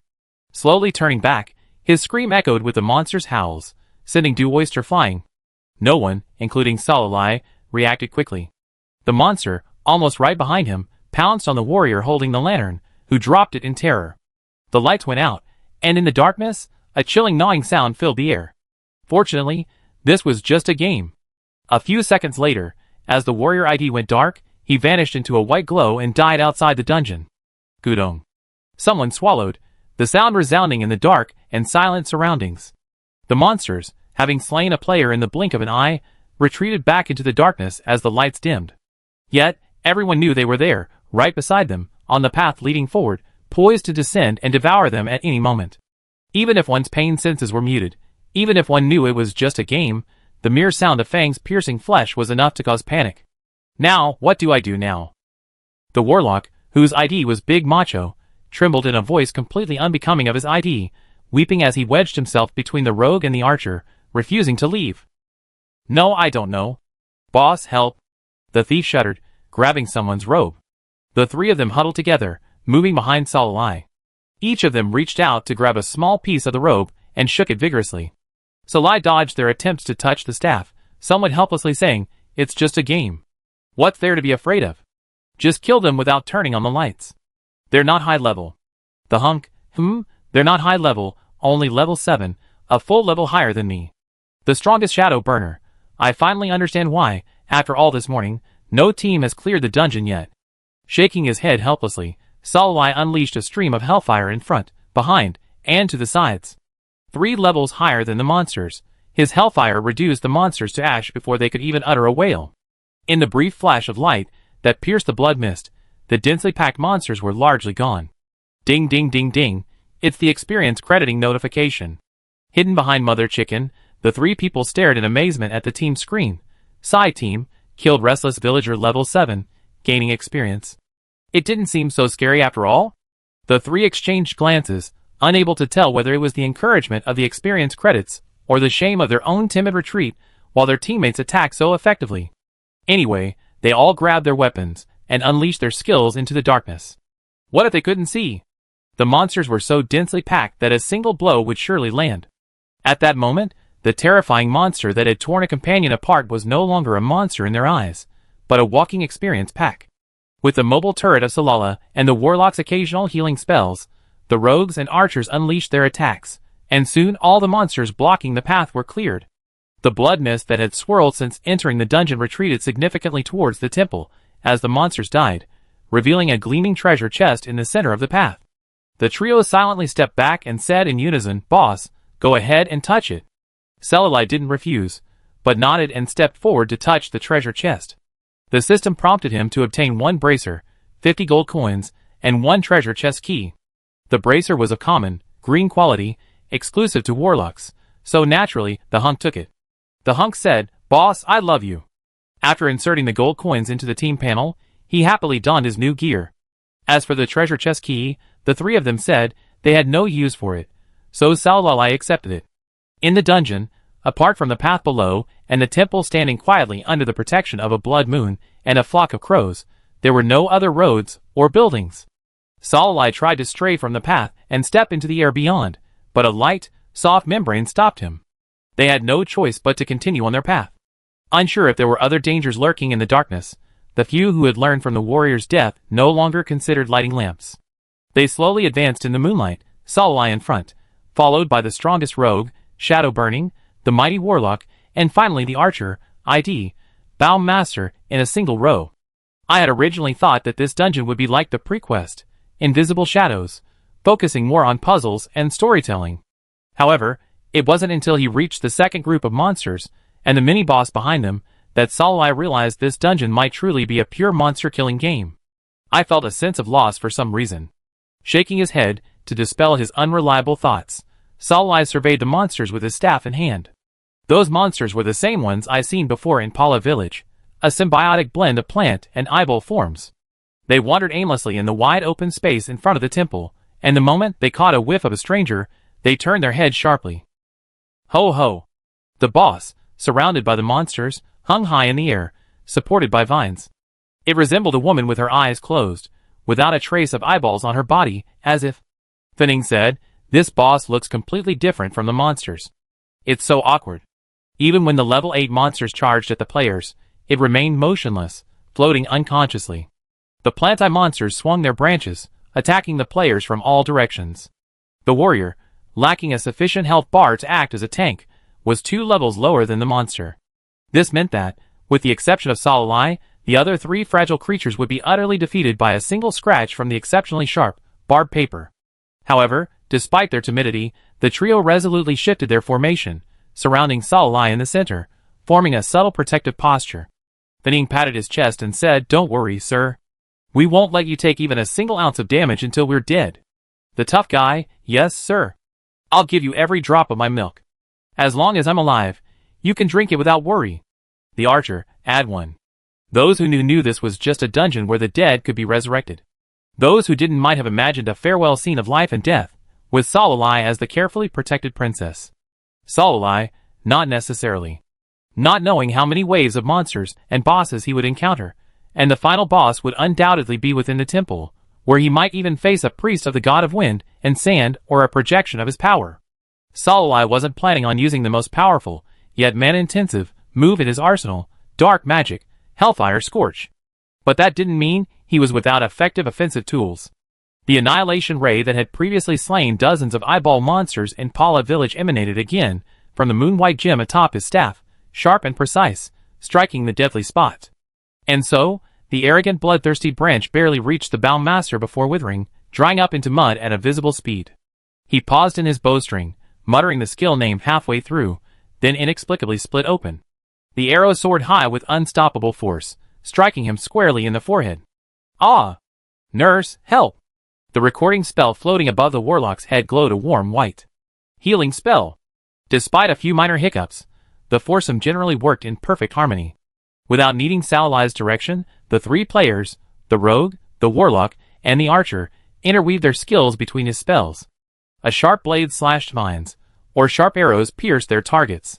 The regeneration and skill buffs that rained down from them were perfectly organized, without a hint of chaos. Salai said, "Your output rhythm is excellent." While there was still the common problem of most players, calling out skills, their coordination was the best Salulai had ever seen.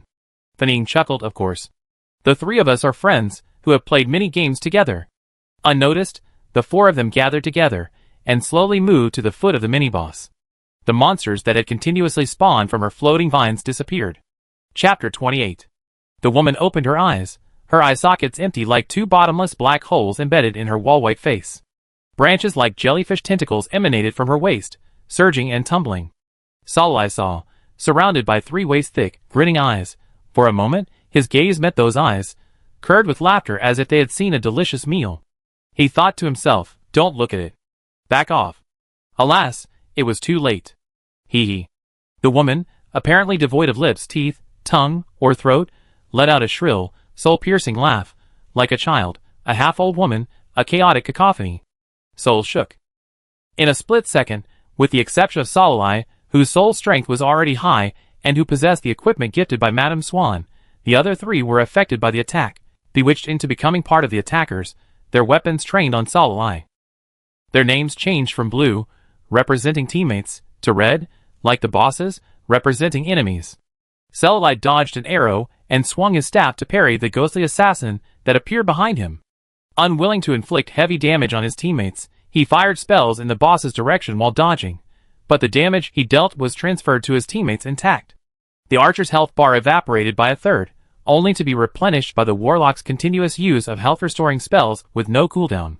The class's offensive power was enhanced, and its skills appeared to have no cooldown, shifting damage. All signs indicated that if Salulai was restricted by his teammates, he would be unable to kill the boss. What a headache. Salulai muttered with a smile. Even during the minion's kill phase, he focused his attention on the boss, occasionally hurling a few spells at it. However, countless minions would recklessly rush forward to block its attacks, often at the cost of their own lives. Salulai had already guessed at the boss's abilities, so when his teammates became enemies, he wasn't particularly surprised. He originally assumed the boss controlled its enemies through parasitic vines. Its plant-like form easily suggested that.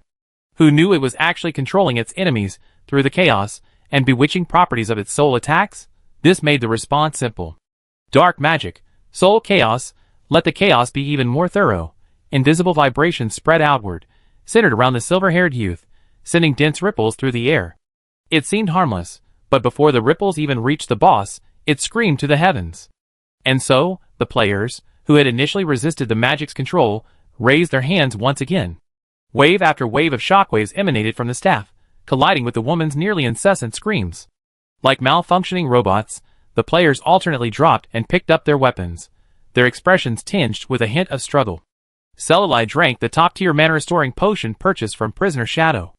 It not only instantly replenished her depleted mana bar, but also granted a buff that restored 10% of her maximum mana per second. The initially protracted stalemate, aided by the item, transformed into an overwhelming situation. With each soul chaos attack, the boss's screams grew hoarse until, finally, a stream of blood gushed from its mouth and nose, leaving it speechless. The control was lifted.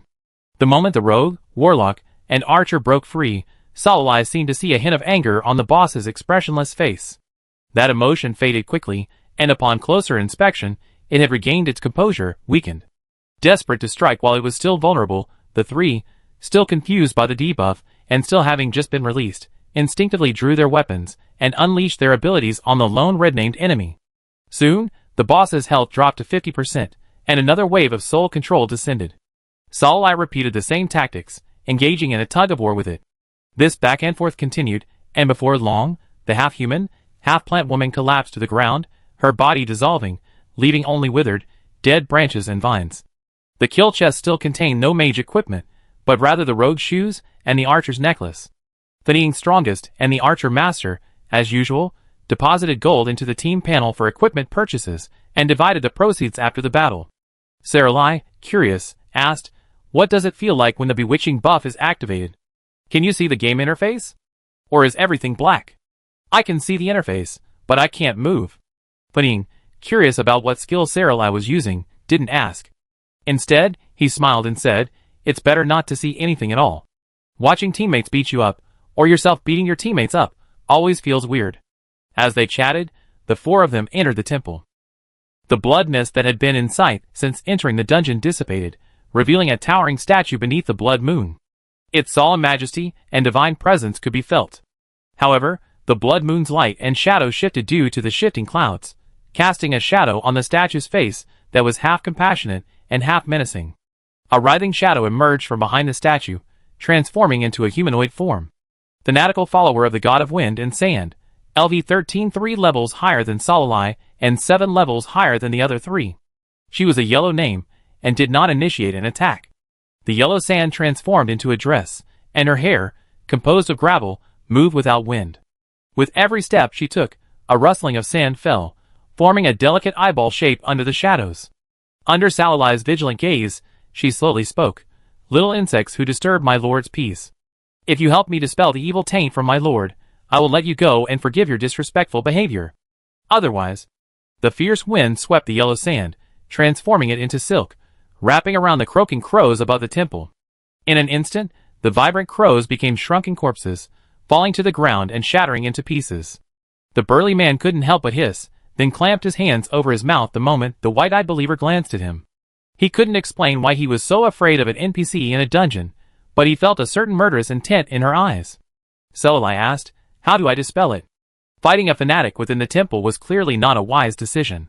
With a 3-level gap, Salai couldn't guarantee she could escape unscathed, let alone the 3 chicks behind her. A single glance would likely send them scattering like a stream of light, and scattering across the dungeon. Fanatical believer, it's simple. Join me and offer magic power to the Lord statue. The archer said, "What if you don't have magic power?" The fanatic smiled faintly, "Then use your blood." Seeing everyone's expressions change slightly, she continued, "Don't worry, you won't die. My lord is not one of those evil gods who devour flesh and blood. He simply requires a little of your strength.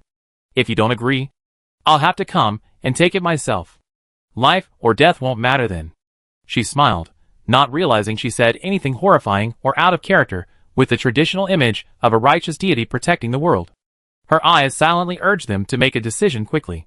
Fanning, Gongzu, and the burly man all looked at Salai and said, "Boss, what do you think?" "Salai, we are willing to contribute our strength to help the great god of wind and sand escape the evil invasion." Hee. Good, a wise choice. Several people lined up behind her, their hands pressed together at the center of their foreheads. The moment they assumed their positions, yellow sand enveloped them. The magic power of the magician, the power of the warlock spell, the life force of the thief and archer were drawn out like silky sand, gathered on the fanatic's body, and then transmitted to the statue by her. In less than 10 minutes, the mana bars of Salai and the big man were completely depleted, and only the skin of burning shadow and the archer was left. This overbearing and unstoppable power transmission finally ended. The once dim statue fell down with countless foul, black and evil. The stinking thing crumbled to ash before it even touched the ground. The statue, now completely white, looked nothing but terrifying even under the blood moon's glare. Instead, it evoked a sense of holiness and purity. A massive yellow ball of light emanated from its outstretched arms. The blood moon, the blood mist, and the crows were all annihilated in the yellow sand and breeze. The fanatic, kneeling and praying, also dissolved like sand, leaving no trace. World Report. Player Team Psy, the Hunk, the strongest burning shadow, Archer Master cleared the dungeon mutated para. Then, the first kill rewards popped up on Salali's system panel. Besides the double experience and gold bonus for the first kill, there were also blue mage robes, shoes, and a locked treasure chest, all available for him at this stage. Locked treasure chest. Openable with a treasure chest key, 1-to-1. What treasures were inside? Salai changed his equipment, but didn't rush to open the treasure chest. Ing, who was also checking the first clear rewards, uttered a huh. This thing. What? The burly man asked. Ing, the strongest, posted the item details on the team channel. Incomplete prescription 2. A rare, lost recipe that seems to have the effect of removing a rare curse. The moment he saw the description, Salali's breathing became heavier. Rare curse. The burly man muttered, it doesn't seem to be very useful. Before he could finish his words, Salali's voice, even more excited than before, interrupted him. Can you sell me this recipe? Huh? Ing waved his hand. If you want it, take it, sir. We don't need it, so it's free. Yes, yes. If it weren't for you, sir, we might have been wiped out in the first level. How could we have gotten the first kill in the dungeon and obtained equipment with such excellent stats? The trio waved their hands when they heard he wanted money. Ing eagerly shoved the recipe into Saralai's arms, as if he had to accept it. Saralai smiled and didn't refuse. Let's add each other as friends. If you get other recipe fragments or have any news on this matter, please let me know. I'll fulfill any request I can. The trio nodded repeatedly. The burly man asked curiously, Sir, are you planning to give this to that beautiful mage NPC? Any player who visits the Miracle Forums or keeps up with the game news knows that Sai learned black magic from the NPC Saralai. Salai said frankly, yes, I accepted a hidden quest to help him remove the curse, and the reward at the end is forbidden magic. Life isn't fiction. No one would have guessed that the player Sai and the NPC Salai were the same person. Thus, Salai made no secret of his purpose in collecting incomplete prescriptions. He said goodbye to the three, agreeing to play together in the next dungeon. After watching them leave, Salai stayed behind. He opened the treasure chest. Ding! Congratulations to the player for obtaining incomplete prescription 5. Chapter 29. The next dungeon run would yield 2 prescription fragments. Would he get more if he ran it more often? Salai, eager to try, opened his friend list again, glanced around, and then quietly closed it. He couldn't find anyone to team up with. The widowed king, Salalai pondered. Perhaps he should make a few gaming friends, so he wouldn't be alone next time he went on a dungeon. As soon as he emerged from the dungeon, he was surrounded by a crowd, all chattering about how to clear the dungeon.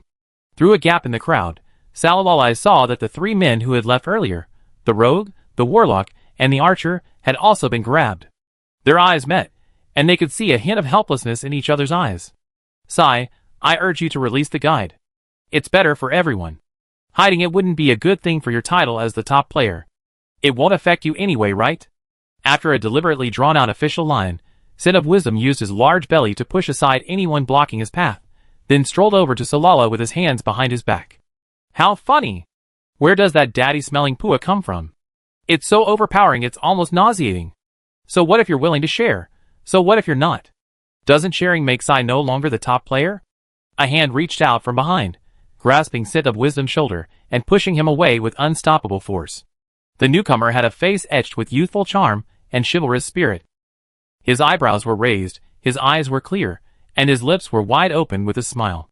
His black hair was tied up in a high ponytail, making him seem more suited to the image of a young knight, swordsman cradling a sword and admiring flowers, as seen in ancient martial arts games. The handsome and wealthy yellow chicken waved the gold coins and said, Hi. Sai, long time no see. I'm here to return the money. Salai took the purse and put it in his backpack. Yellow chicken, don't you want to check it? Salai, the system notified me of the incoming funds. Yellow chicken, oh I forgot, haha. This game is so realistic, I sometimes forget there's even a system. He forced his way into the crowd, chatting with Salai as if no one else was around, but no one dared to call him out for being overbearing in front of him. After all, he was the leader of the renowned top-tier guild, Teheo, in the gaming world. Rich people are no fools. Unlike Batian, who was a nuisance in every game, and was disdained by most people except those within the guild, the Teheo guild lived up to its name, recruiting only the wealthy. Adhering to the philosophy that there's nothing you can't get with a lot of money, they firmly believe that a gap in skill could be made up with equipment, and they consistently dominated the equipment, combat power, and wealth rankings. If it were Saralai, the players would still dare to challenge him, leveraging their numbers to force him to share quests and strategies. But in front of the Tycoon Guild president and his crew, they wouldn't dare to say a word. After all, he's rich, has plenty of free time, and is quite skilled. Who knows if he offended them, and then they'd be forced to hire a killer organization to hunt him down for 10 days or half a month, which would be a terrible gaming experience. After a few pleasantries, the wealthy and handsome Huang Ji got straight to the point. "Sai, I'm here to see you today. Besides settling my debt for the Flame Great Sword, I also like to buy the raid's clearing strategy. Are you willing to sell it? I'll pay you 3,000 gold." Since Saralai had disabled private chats with strangers, countless people had been bidding on the world channel since he cleared the dungeon, trying to buy the strategy, with prices ranging from a few hundred star coins to several thousand. Saralai ignored him. Or rather, he was trying to discern the necessary ingredients from the scribbled symbols on the prescription fragments, and paid no attention. His actions were mistakenly interpreted as a swindler, hoarding secrets and raising the price. So, at the dungeon entrance, while so many players were present, the Sin of Talent resorted to the same old tactics, attempting to use the moral high ground, like the invisible shadow, to coerce him into sharing his strategy. Those who achieve their goals through foolish means never consider that their so-called win is actually a scheme connived at by the schemer. However, only the wealthy and handsome Huang Ji, who had a few encounters with Saralai, knew that if one wanted to trade with Sai, forget about mentioning star coins, and simply hand over gold coins. He charged forward blindly, only to die twice inexplicably at the hands of the first stage monsters. He was kicked out of the dungeon, only to discover that pesky Sai had cleared the dungeon for the first time. Looking up again, he saw the wealthy and handsome Huang Ji, the foolish and wealthy guy, trying to make a deal with Sai. "TSK. He grumbled, irritably, "Isn't this the rich guild leader? Hasn't he been acting this way in a while? His family company went bankrupt? He can't even afford a single star coin, yet he's looking for a guide to the game? Aren't you afraid it might be a pirated copy? Haven't you learned enough from our Batian during this prequest?" As he spoke, he squinted at Saralai, his brows curled in disdain. Some people cling to their supposed title of top player. That's a whole lot of selfishness. Still wanting a guide to the game. Haha, be careful, you'll end up investing everything and getting nothing. Besides, you only offer this little money. Do you think they'll respect you? They watched helplessly as the wealthy and handsome Huang Ji and Saralai ignored him, one handing over the money, the other accepting it, completing the transaction right before his eyes. They covered his face, which felt like it had been slapped, and was momentarily speechless. How annoying. Take the gold coins, Saralai said. I'm only sharing my fighting style, but I'm not sure if it's universally applicable. The wealthy and handsome Huang Ji put his arm around his shoulders, and the two of them walked away, leaving their men to create a space where they could talk without being overheard. It's okay, just tell me. Right or wrong, I won't blame you. Seeing this, Bei, who had originally planned to lean over to listen, said sourly, so stingy. Why all this fuss? You didn't think anyone here would eavesdrop, did you? That's hilarious. Those who know you're discussing dungeon strategies, but those who don't might think you're discussing some confidential matter. So what? The surrounding players all looked at him with indescribable expressions. Brother, don't say sour grapes if you can't have them. Saralai recalled the entire process of entering the dungeon. The first level is filled with low-level monsters lurking in the darkness. When stimulated by light, they'll attack the person closest to the light first. As long as you turn off the lights and attack blindly in the darkness, it shouldn't be a problem. But I'm not sure. If I enter the dungeon without lighting anything and just walk straight along the path, will I be able to reach the second level without disturbing the monsters? The handsome and wealthy yellow chicken suddenly realized, so it's the light? Our team tried 3 times, but because it was so dark, we always used light of the sun upon entering the dungeon, never realizing that light would stimulate them. Every time they pounced like crazy. He rubbed his chin. You said to move forward without lighting the lamp. I can try that later. So how many levels are there? What's the second level like? Saralai replied, 3 levels in total. The boss's abilities in the second level are simple, but also quite intimidating. They can control minions and players, turning them against you to attack you. Furthermore, until you release the control and eliminate all minions, your attacks on the boss will be blocked by minions or return to the controlled player. The rich and handsome yellow chicken hissed. So you need to stun your teammates in this level? What's the criteria for selecting the control players? Is it random? Celli shook his head. That's the most crucial point. If you want to clear the level, you can't stun your teammates in the second level.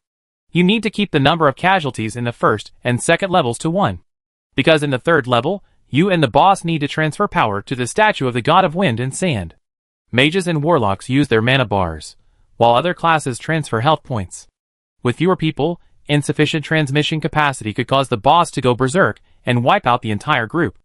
Of course, whether it will go berserk is just my guess. However, the boss's level is very high, so a head-on attack might be difficult. As for the criteria for controlling the target, it should be determined by soul strength. Below that threshold, they will be bewitched. Soul strength? The handsome and wealthy yellow chicken was puzzled by this term, which had never appeared before. Celli nodded and said, yes, it seems to be a hidden attribute. I heard about this attribute from Madame Swan.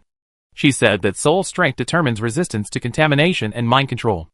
At that time, aside from one member who died in the first level, all 3 of us, except me, were controlled by the second level.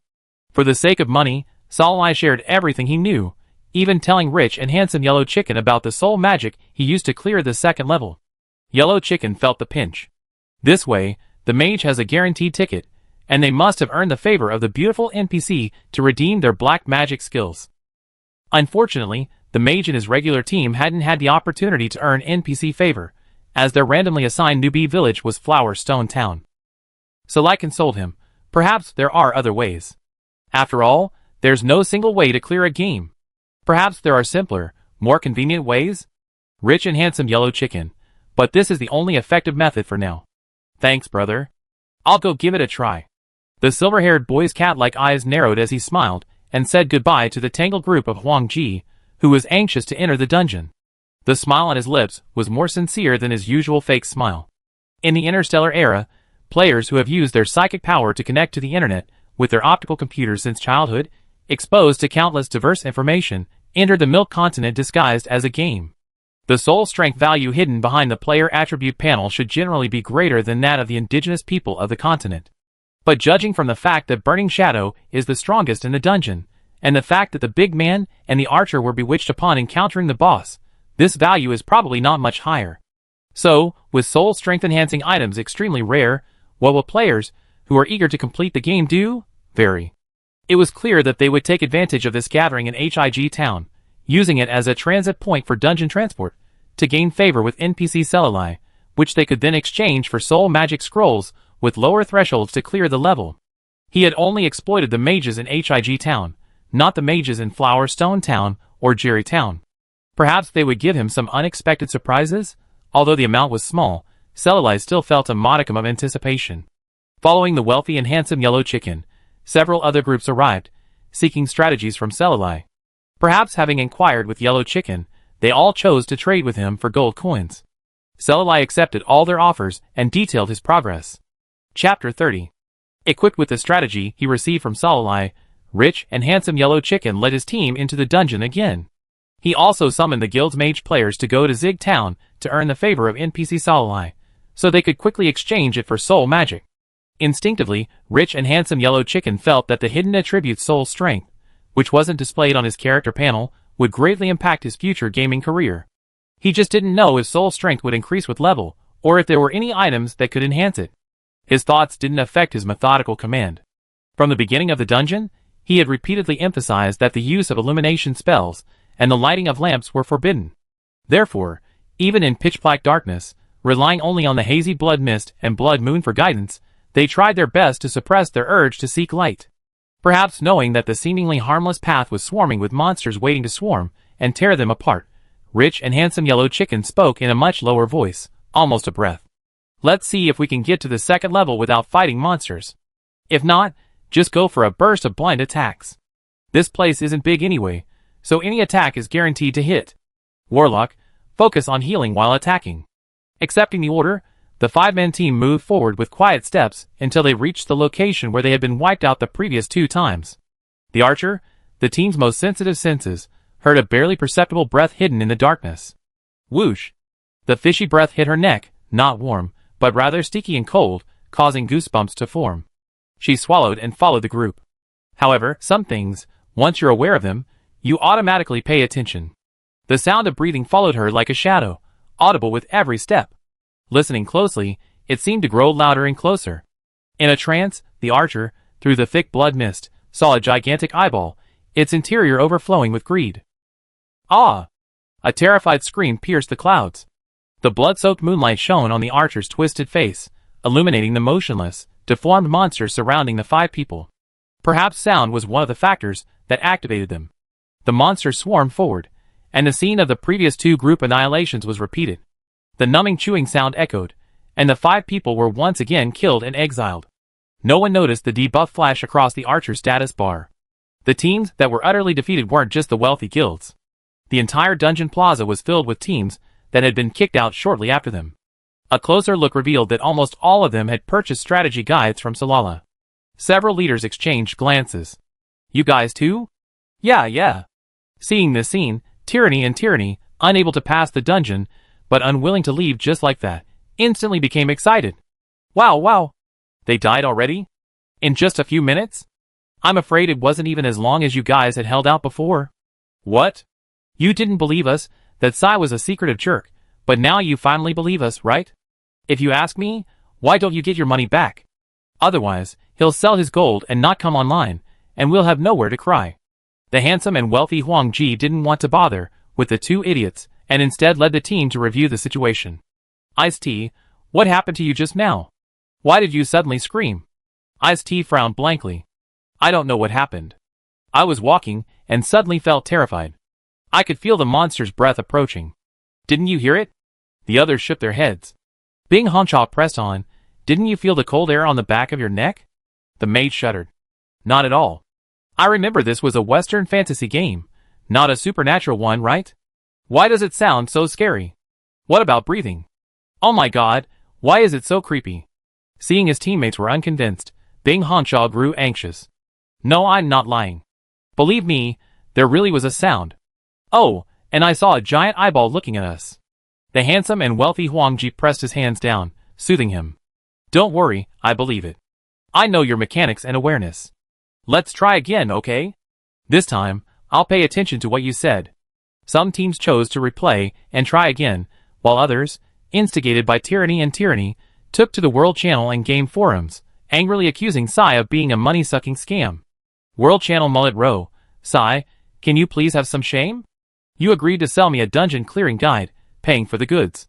Everyone trusted you because you were the first player to kill the dungeon, and they gave you the money so readily.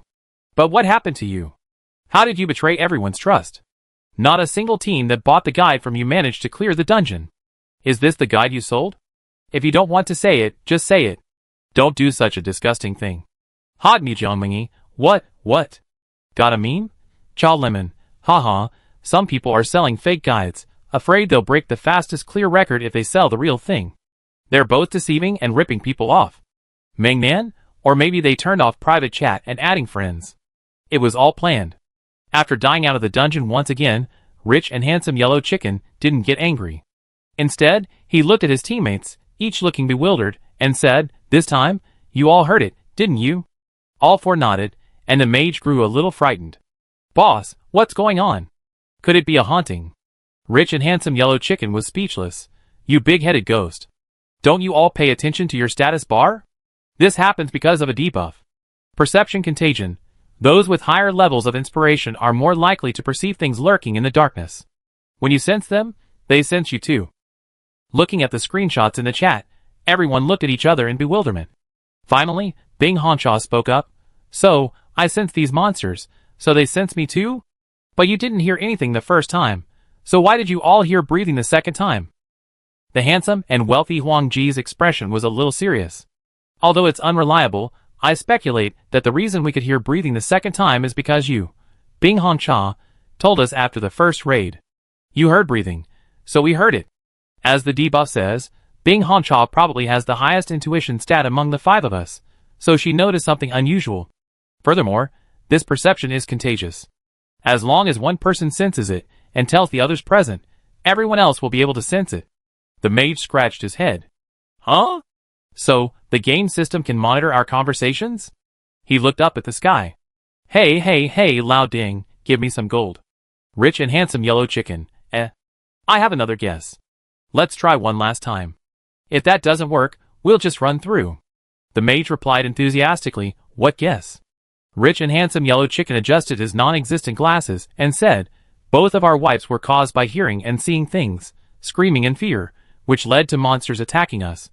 So what if, this time, we try to hold our tongues and pretend we know nothing?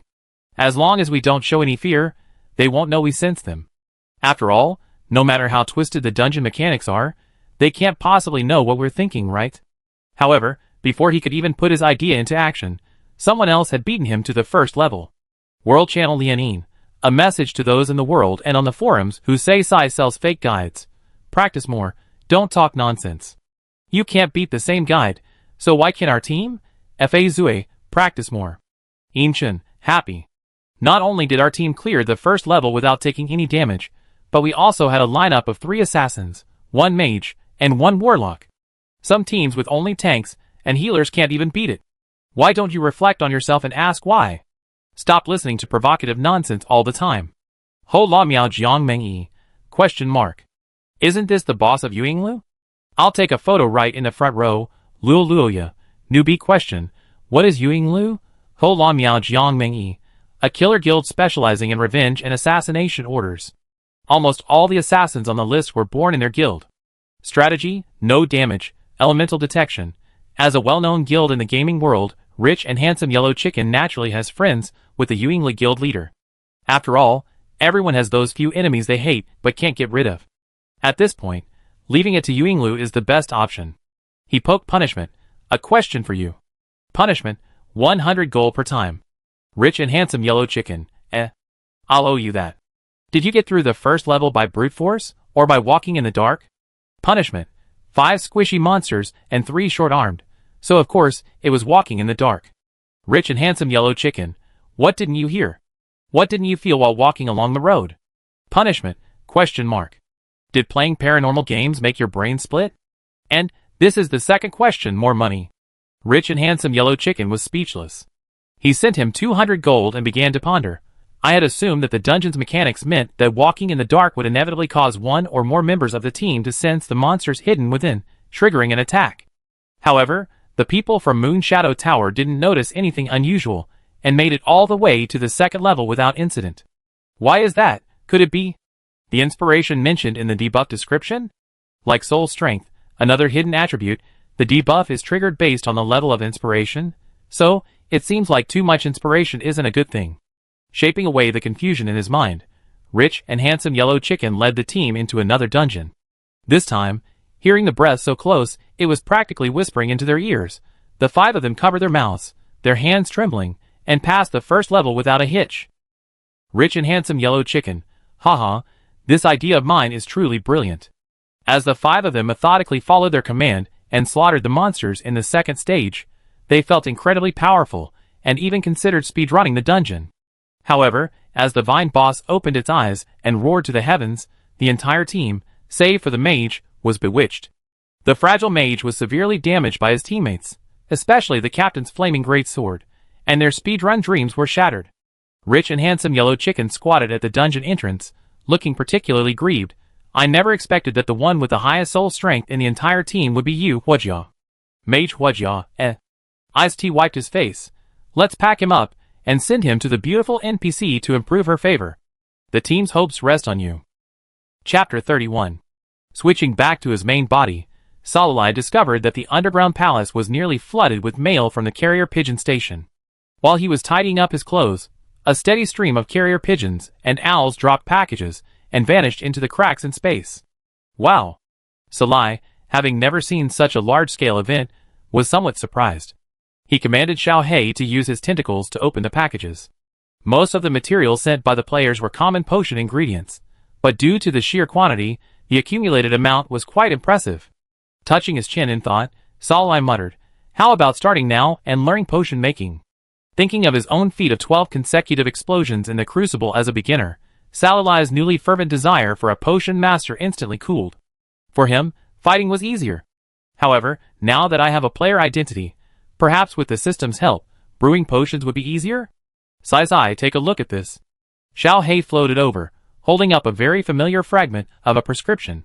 He was clearly much taller than Sarolay, yet he always liked to sit next to him. I wonder if it was a habit formed from being a little black ball for so long. Incomplete prescription 12 hiss. Although I had anticipated the difficulty of collecting the prescription, I hadn't even gotten one when the number of fragments doubled from 5 to 12 in the blink of an eye. Sarolay sighed, covering his head and nestling in Xiaohei's arms, a brief escape from reality. Xiaohei, now in human form, took on a human warmth, no longer a cold mass. Leaning against his chest, Sarolay's nose was filled with a faint fragrance.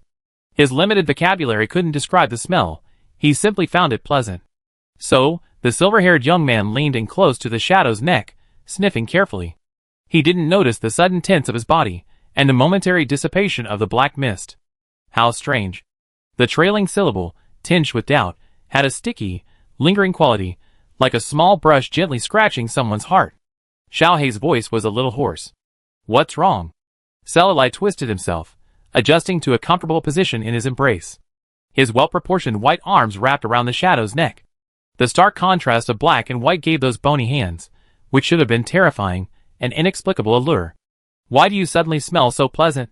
You never had that before. Is this a new feature you unlocked after recovering this time? Xiaohei held the slender waist of the young man in his arms with one hand, raised his other hand and sniffed, saying, Is there? I can't smell it. Sarolay said firmly yes. He lowered his head and hummed twice, then buried his head in Saralay's hair and nuzzled it. Sasai smells really good. Very good. That fragrance wasn't just superficial, but emanated from his skin, from the depths of his soul, giving rise to an unconscious urge to. What was he thinking about? The figure condensed from the black mist lacked facial features, so even if he stared intently at the person in his arms, he would remain unnoticed. His skin was very white, almost transparent. His broad hands grasped his fragile neck, and he could feel the warm blood coursing beneath the thin, delicate skin. This is an extremely dangerous action that requires absolute control. If he uses a little more force, the fragrance that arouses his desire may become even stronger. He wanted to bite, to devour, to hear his unbearable sobs, to bind him to his side forever, no escape. There were always many people in the believer's beautiful eyes. Why couldn't he just look at him? What if he could devour him completely? His arms tightened, clamoring to envelop the young man completely within his body. His intense desire threatened to burst through his body, but his movements were habitually restrained and gentle. Intoxicated by the intoxicating aroma, he thought vaguely, if I can't eat him, he'll cry. But a lick should be okay, right? The blurred-looking god lowered his head, stealthily and quickly licking the believer's porcelain-white skin, stealthily glancing at the reaction of the one in his arms, like a guilty thief. His hidden anticipation, his bottomless trepidation. Unfortunately, Sarolay was completely oblivious to his furtive little movements. The stunningly beautiful young man had no idea that the gentle touch on his neck was a subtle, lustful lick from a god, believing it had simply been an accidental touch. He had long since grown accustomed to his touch, oblivious to how his entire body, leaning against the Shadow's embrace, might appear to outsiders as inappropriate. Saralay's thoughts were filled with the thought, I hope there are only 12 remaining fragments of the prescription. If not, 15 is the maximum, and don't let it fall below 2. A truly pure mind. Xiaohei, Sarolay tilted his head in confusion, and poked the suddenly angry god. Xiaohei, what's wrong with you? Xiaohei was angry, but he remained silent, leaving Sasai to guess. 4 days, countless player teams rushed to the dungeon, only to return empty-handed. Until finally, the mage players, having accumulated enough NPC favorability, exchanged magic scrolls from Sarolay. Under the urging of their teammates, they learned magic with unprecedented efficiency. Finally, the second team to clear the dungeon appeared. World Report, Player Team, Punishment, Lian Yin, Yin Chen, Shadow, and Shadow Desire cleared the dungeon mutated Paula. A few seconds after the Moon Shadow Tower Guild's clearance announcement, the Rich Guild's announcement came. World Report, Player Team, Rich Handsome Yellow Chicken, Ice Black Tea, Clam, Mango, and Jean Shanshan cleared the dungeon mutated Paula. Afterward, more and more teams cleared the dungeon, most of them having purchased the dungeon strategy from Sarolay, undoubtedly proving the strategy's feasibility. After absorbing the magic power transmitted from his clone, Sarolay switched characters and headed to Paula Village, constantly switching teams to clear the dungeon, day and night, hoping to obtain a few more prescription fragments from the clearance treasure chest. However, perhaps the potency of the remedy was so incredible that, aside from the first clear treasure chest, the drop rate from regular clear treasure chests was remarkably low. Even after Salai collected a full set of mage equipment from the dungeon and reached level 12, he didn't even see a single fragment. Boom! As the last rhinoceros fell, amidst the dust, tiny streams of experience merged with Salai's body, helping him reach level 15. The world announcement sounded just in time. Player Anonymous has reached level 15. His main city will be opened in a day. Players in Zig Town can choose to travel to Soeg Harbor, Nanluan City, or Sherdong City. Players in Jerry Town and Huasher Town will automatically enter their corresponding main cities, Nanluan City and Sherdong City. Players can use the teleportation array to reach the remaining main cities. World Channel Kitty Cat, what do you mean by Anonymous? Can't you just say Sai's name? He's the highest level. I think his level is one level higher than the second highest level. Punishment? Punishment. It's now 2 levels. Io, why can players in Zig Town choose any main city, while players in the other 2 newbie villages can only go to the corresponding main city? They probably pay to use the teleportation circle to visit, right? Hot Mia Jiangmingi, Maybe it's because Zig Town is a homeless child. Finally, I can leave the shabby little yellow Earth city, but why am I still a little reluctant? Cool. I'm more concerned about whether going to the main city means the priest class will be available. I wonder if it means you can directly transfer to existing classes, or if only new characters can join. Yay, hey, it can't be limited to new characters, right? If that's the case, class balance is completely compromised. But honestly, I originally chose a warlock because I couldn't play a healer and couldn't choose a priest, but now I find warlocks are pretty good too, with both healing and damage. Even if I could transfer to a new class, I probably wouldn't switch. On the World Channel, there was much speculation about the new main city and the availability of priest classes. Salai also received numerous inquiries about which main city they planned to visit the following day. Salai's unanimous reply, Port Soeg. It was a port city near the western continent, once dedicated to the god of gold. Originally, it was just an ordinary fishing village. Due to its unique geographical location, it transformed into a free city with a thriving trade 185 years ago, during the Age of Exploration. Every day, the poor became richer, the rich fell into poverty, and the reversal of wealth and class was a frequent occurrence in this city. Also, thanks to the god of gold's cult's emphasis on profit, before the Holy Crusade began, Port Soeg and the Principality of Tadnu, which backed it, were the only areas without an official ban on the persecution of black magicians and necromancers, compared to the entire Merc continent's taboo against them. To earn entrance fees, Port Soeg opens its gates to all who come. Whether you're a preacher spouting praises of the Lord or a notorious mainland fugitive, you can walk the streets of Port Soeg openly. As long as you can afford the exorbitant daily protection fee, regardless of your status, you'll be protected by the Apostle of Gold Coin. As the brightest jewel in the coin god's domain, you can even see missionaries and magicians arm in arm, drunken in taverns, necromancers openly commanding undead creatures, and discussing the mysteries of the human body with black magicians. At the same time, this strange, money-oriented atmosphere is inseparable from the agreement between the Temple of Light and the Temple of Gold Coin. What agreement they, or rather, they, have reached behind the scenes, Salala has no idea. However, precisely because of this agreement, the followers of the Temple of Light, known as the Church of Madness, never set foot in the coin god's domain, even if their target of the judgment hunt walked openly there. What's more, Port Soeg boasts the largest black market on the Merc continent. The Drunken Market. The Drunken Market opens every 3 years for a full month, allowing extraordinary professionals from all over the world to come and sell items that are usually difficult to trade openly. Occasionally, even dwarves and elves can be seen at the market. Salai participated twice, selling the spoils he had plundered and disdained. In short, during his time in Port Soeg, Salai lived a very comfortable life. He didn't have to hide, and he didn't have to worry about a priest appearing from some corner, shouting about heresy and evil and demanding he be purged. So, when presented with 3 main cities to choose from, he chose Port Soeg without hesitation. However, he didn't know whether the Port of Soeg 50 years ago, or the Port of Soeg 50 years later after the Holy Crusade, would still be the same as Salala remembered. However, because of those memories, Salala still had some anticipation for the new main city. Chapter 32. The small fleet docked, and a throng of extraordinary professionals, mingling with the surging crowd, arrived at the Port of Soeg, within the borders of the Principality of Tadnu. The most striking figure among them was a silver-haired youth. He held a translucent moonstone staff, his soft hair draped against his cheek, a faint smile playing on his lips. "Sir, Do you require a guide? Accommodation, food, and a carriage will take you directly to your destination.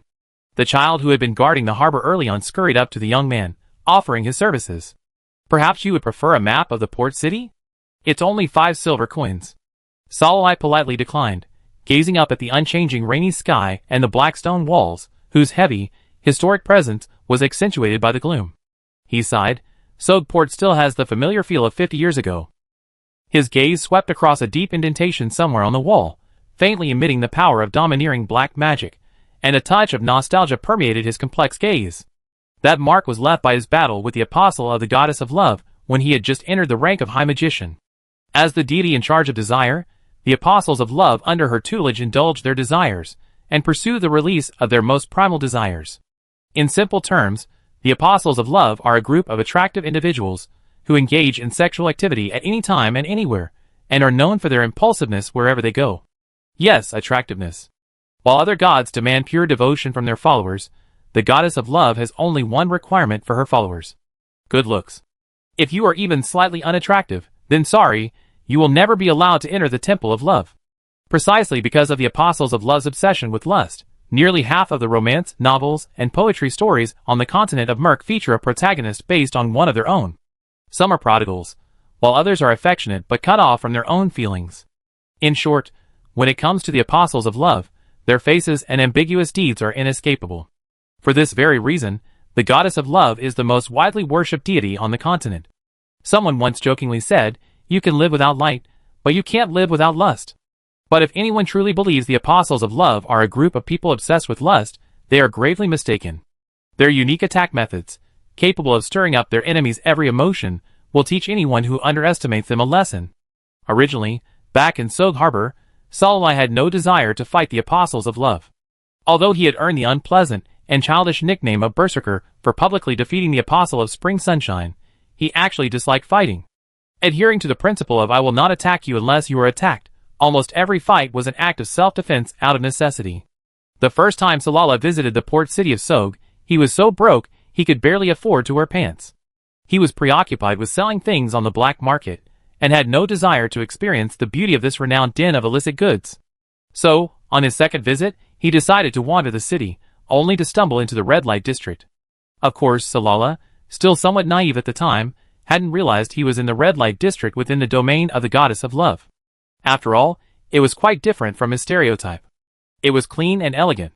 Although many beautiful men and women in elegant attire came and went, Salala didn't think much of it, as most wealthy people on the Milk Continent pay special attention to their appearance, guzzling beauty potions like they were free. Though his features were concealed by a hood, the sight of his smooth silver hair and delicate, porcelain-white skin beneath revealed him to be quite unattractive. Looking around, Salai, whose image of innocent and gullible was etched all over his body, had successfully attracted a certain scumbag in the red light district, who looked like a decent human, but was actually little more than a beast. Salai had long forgotten his name or appearance. She only remembered his peculiarly unpleasant gaze, his eager hands, the deliberate touches he made during conversation, and the unidentified drink he offered her, laced with water of desire, a potent aphrodisiac. Disgusting. Searing his ill intentions, Salai refused the laced water, but he tried to force it on her.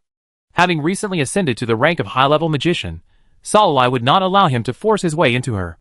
She dragged him into a dark alley and mummified him. Who could have known that the wretch, powerless under the bone staff, was actually the son of the administrator of the Lust Precinct in Port Sog? Salai, by recklessly killing him, had undoubtedly stirred up a hornet's nest. The entire precinct's apostles were out in full force in pursuit. Even now, Salalai could still recall the grievance and frustration he felt. You were the ones who provoked him first, and were you not allowed to fight back? Thinking this way, Salalai, somewhat enraged by the apostles' quarrel, went all out. He wreaked havoc in the precinct, completely destroying the source of the apostles of love's power, the water of lust. Then, he rode away on his undead horse. Well, of course, without his help in absorbing their lustful attacks, Salalai would not have escaped unscathed. Following the crowds into Port Sog for the third time, Salalai noticed the constant stream of people slumped in disgraceful positions in the streets and alleys. He was clearly well dressed, at least middle class, but his complexion was sallow, his eyes lifeless, and his slightly open mouth revealed a mouthful of rotten teeth. Noticing his gaze lingering for a moment, the astute newsboy quickly said, Those people look like that because of the blessing of the goddess of spring. Blessing of the goddess of spring? Selali handed him a gold coin, motioning him to continue. Carefully placing the gold coins, the newsboy smiled until his eyes narrowed into slits. Spring blessing is a drink that became popular a few years ago, and is extremely sought after by the nobility. It's said that drinking it can restore the virility of the weak and make the sick strong again. Even more amazing is that the taste is different for each person, but the common point is that they all say they drunk the most delicious thing in the world. Rumor has it that spring blessing is even more delicious than the elves' brew of flowers. I really want to taste it. Salai was puzzled. They all become like that, and you say you want to try it? The newsboy waved his hand, like a little adult. They became like that because they didn't control themselves. Unrestrained prayers for the gods' blessings will naturally be punished. Is that the spring god you're talking about? The newsboy gave him a strange look, as if wondering how he couldn't even know this. Of course, it's the god of spring flowers, who divides the earth with the god of winter. The news from the newsboy, far from alleviating his doubts, only deepened them. Since he entered the city, he had traveled a total of 1,580 meters, and seen no fewer than 40 scattered individuals. Their appearance didn't resemble divine punishment, but rather the demeanor of drug addicts. The people passing by were accustomed to this, but only those, like him, experiencing Port Sog for the first time would be surprised. Furthermore, the god of spring the newsboy spoke of was a deity, so ancient he become a legend, lost in history. How could he, after thousands of years of silence, suddenly find the energy to bestow blessings? Having never experienced the blessing of spring, Salala couldn't comment on it, but he was more inclined to believe it was a hallucinogenic and addictive drink. An occasional try might be harmless, but chronic use would drain one's vitality, like the man slumped by the roadside. Salala squeezed the small black ball, and put the blessing of spring out of his mind. Whatever it was none of his business. He better prepare for the upcoming enchanted market, instead of wasting his brain cells dwelling on it. Private chat. Papagon, boss, I triggered a limited time quest with a pretty good reward. Are you interested? Influenced by Salali, most of the people on his friend list chose Port Soig as their first stop. Papagon followed suit. Although the two hadn't interacted much beyond purchasing NPC messages, believing it was always better to follow the boss, Papagon mustered up the courage to privately message Salali after the main city launch announcement to ask him where he was going.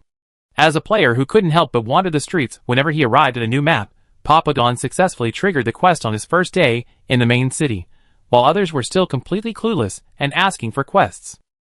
Salali clicked on the quest item and its description, Nightingale Badge, number 385.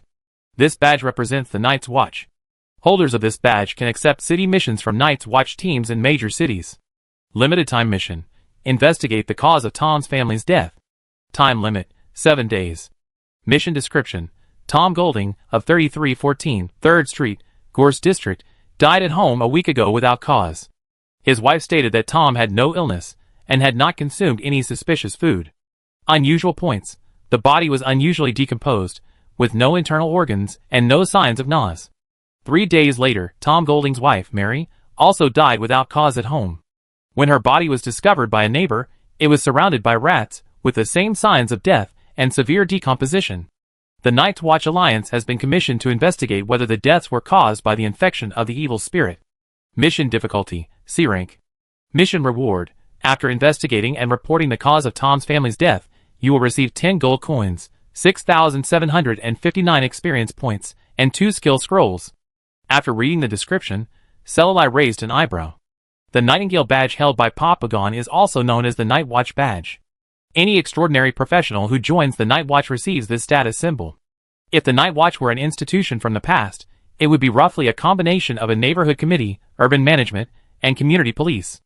Unfortunately, in Milk, a world where gods truly exist, the Night Watch, an organization that manages everything yet manages nothing, is unpopular and perpetually understaffed.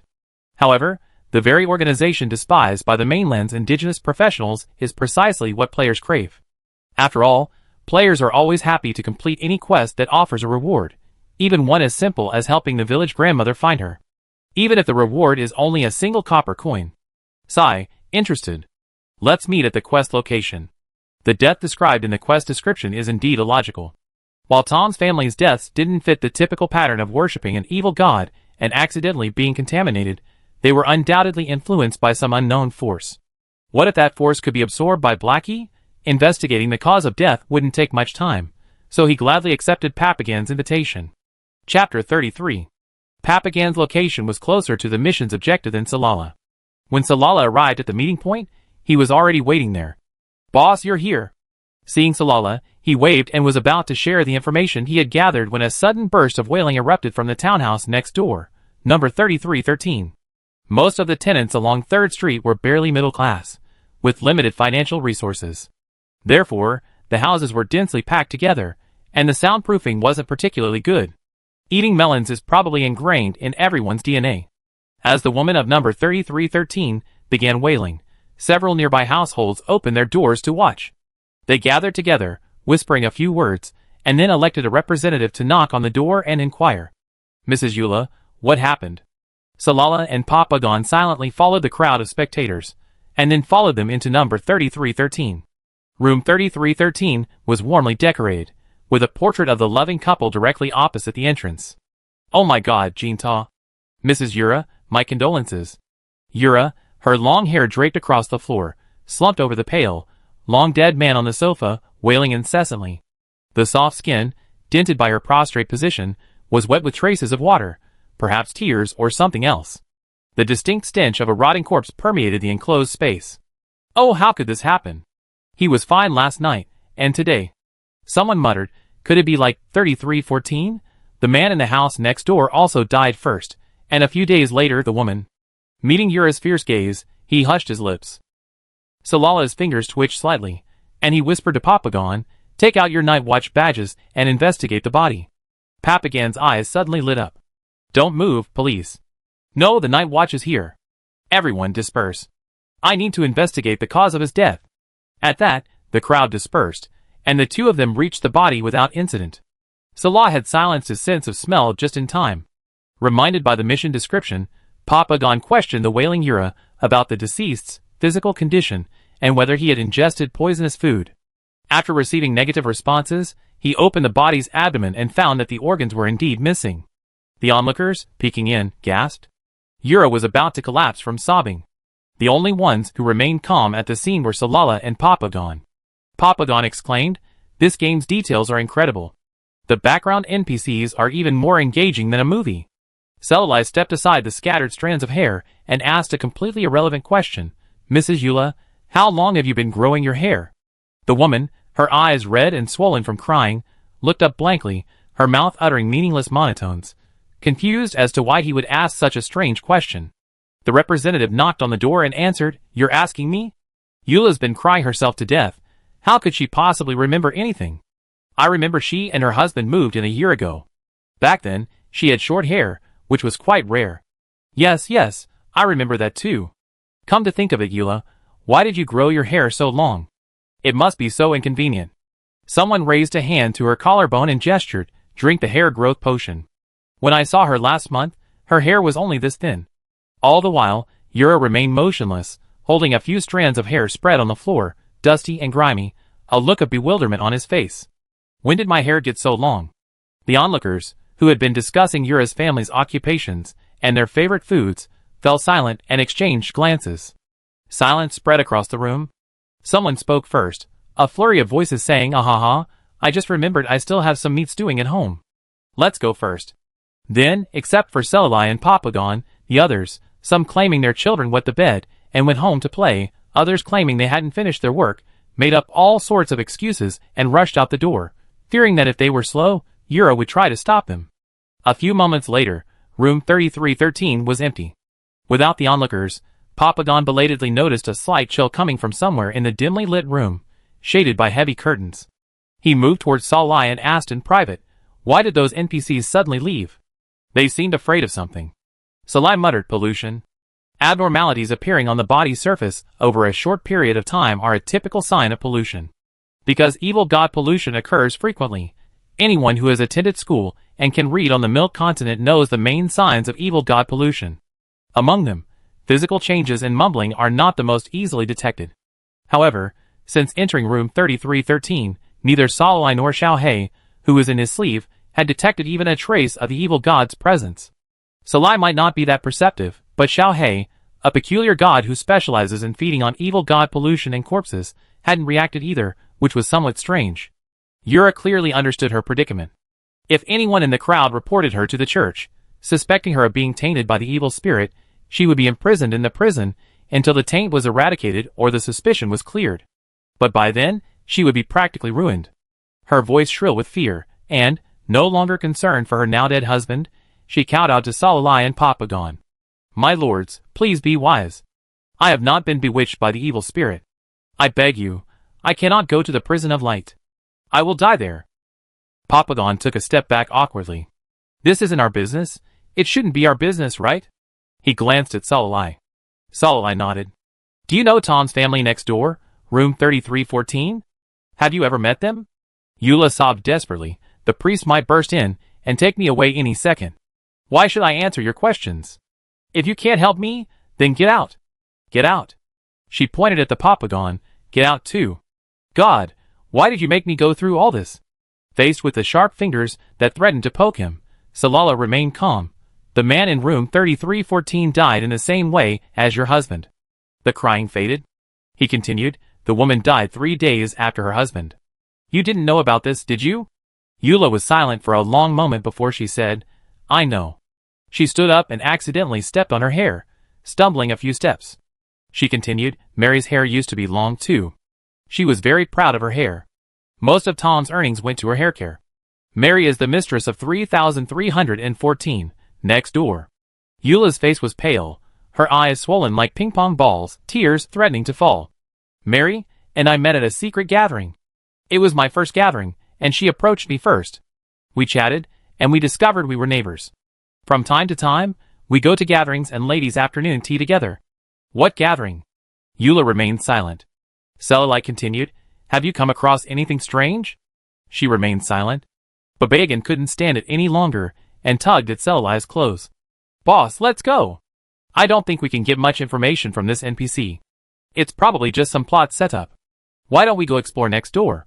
Although he didn't quite understand what Babagan said, Eula understood that the 2 night watchmen were leaving. They wouldn't care if she was taken to a secret cell for forced purification, or if she died an ignominious death like Mary 3 days later. Yura strode eagerly, not even caring about stepping on long hair that got in the way, causing blood to seep from her scalp. "Take me with you. Take me to see it. Don't leave me alone. Let me see Mary, okay?" Salalai and Papagon exchanged glances, acquiescing to her request. Pulling out the key, Papagon opened room 3314. A foul odor filled the air. Swarms of flies and unknown reptiles filled the room. When the door opened and someone entered, they fluttered in, only to be repelled by the protective shield. Then, fingernail-sized drops of net fire fell like stars, forming 2 vast webs in the air and on the ground. Insect corpses fell to the ground. The insects and ants obscuring his vision vanished, revealing the full view of the living room in room 3314.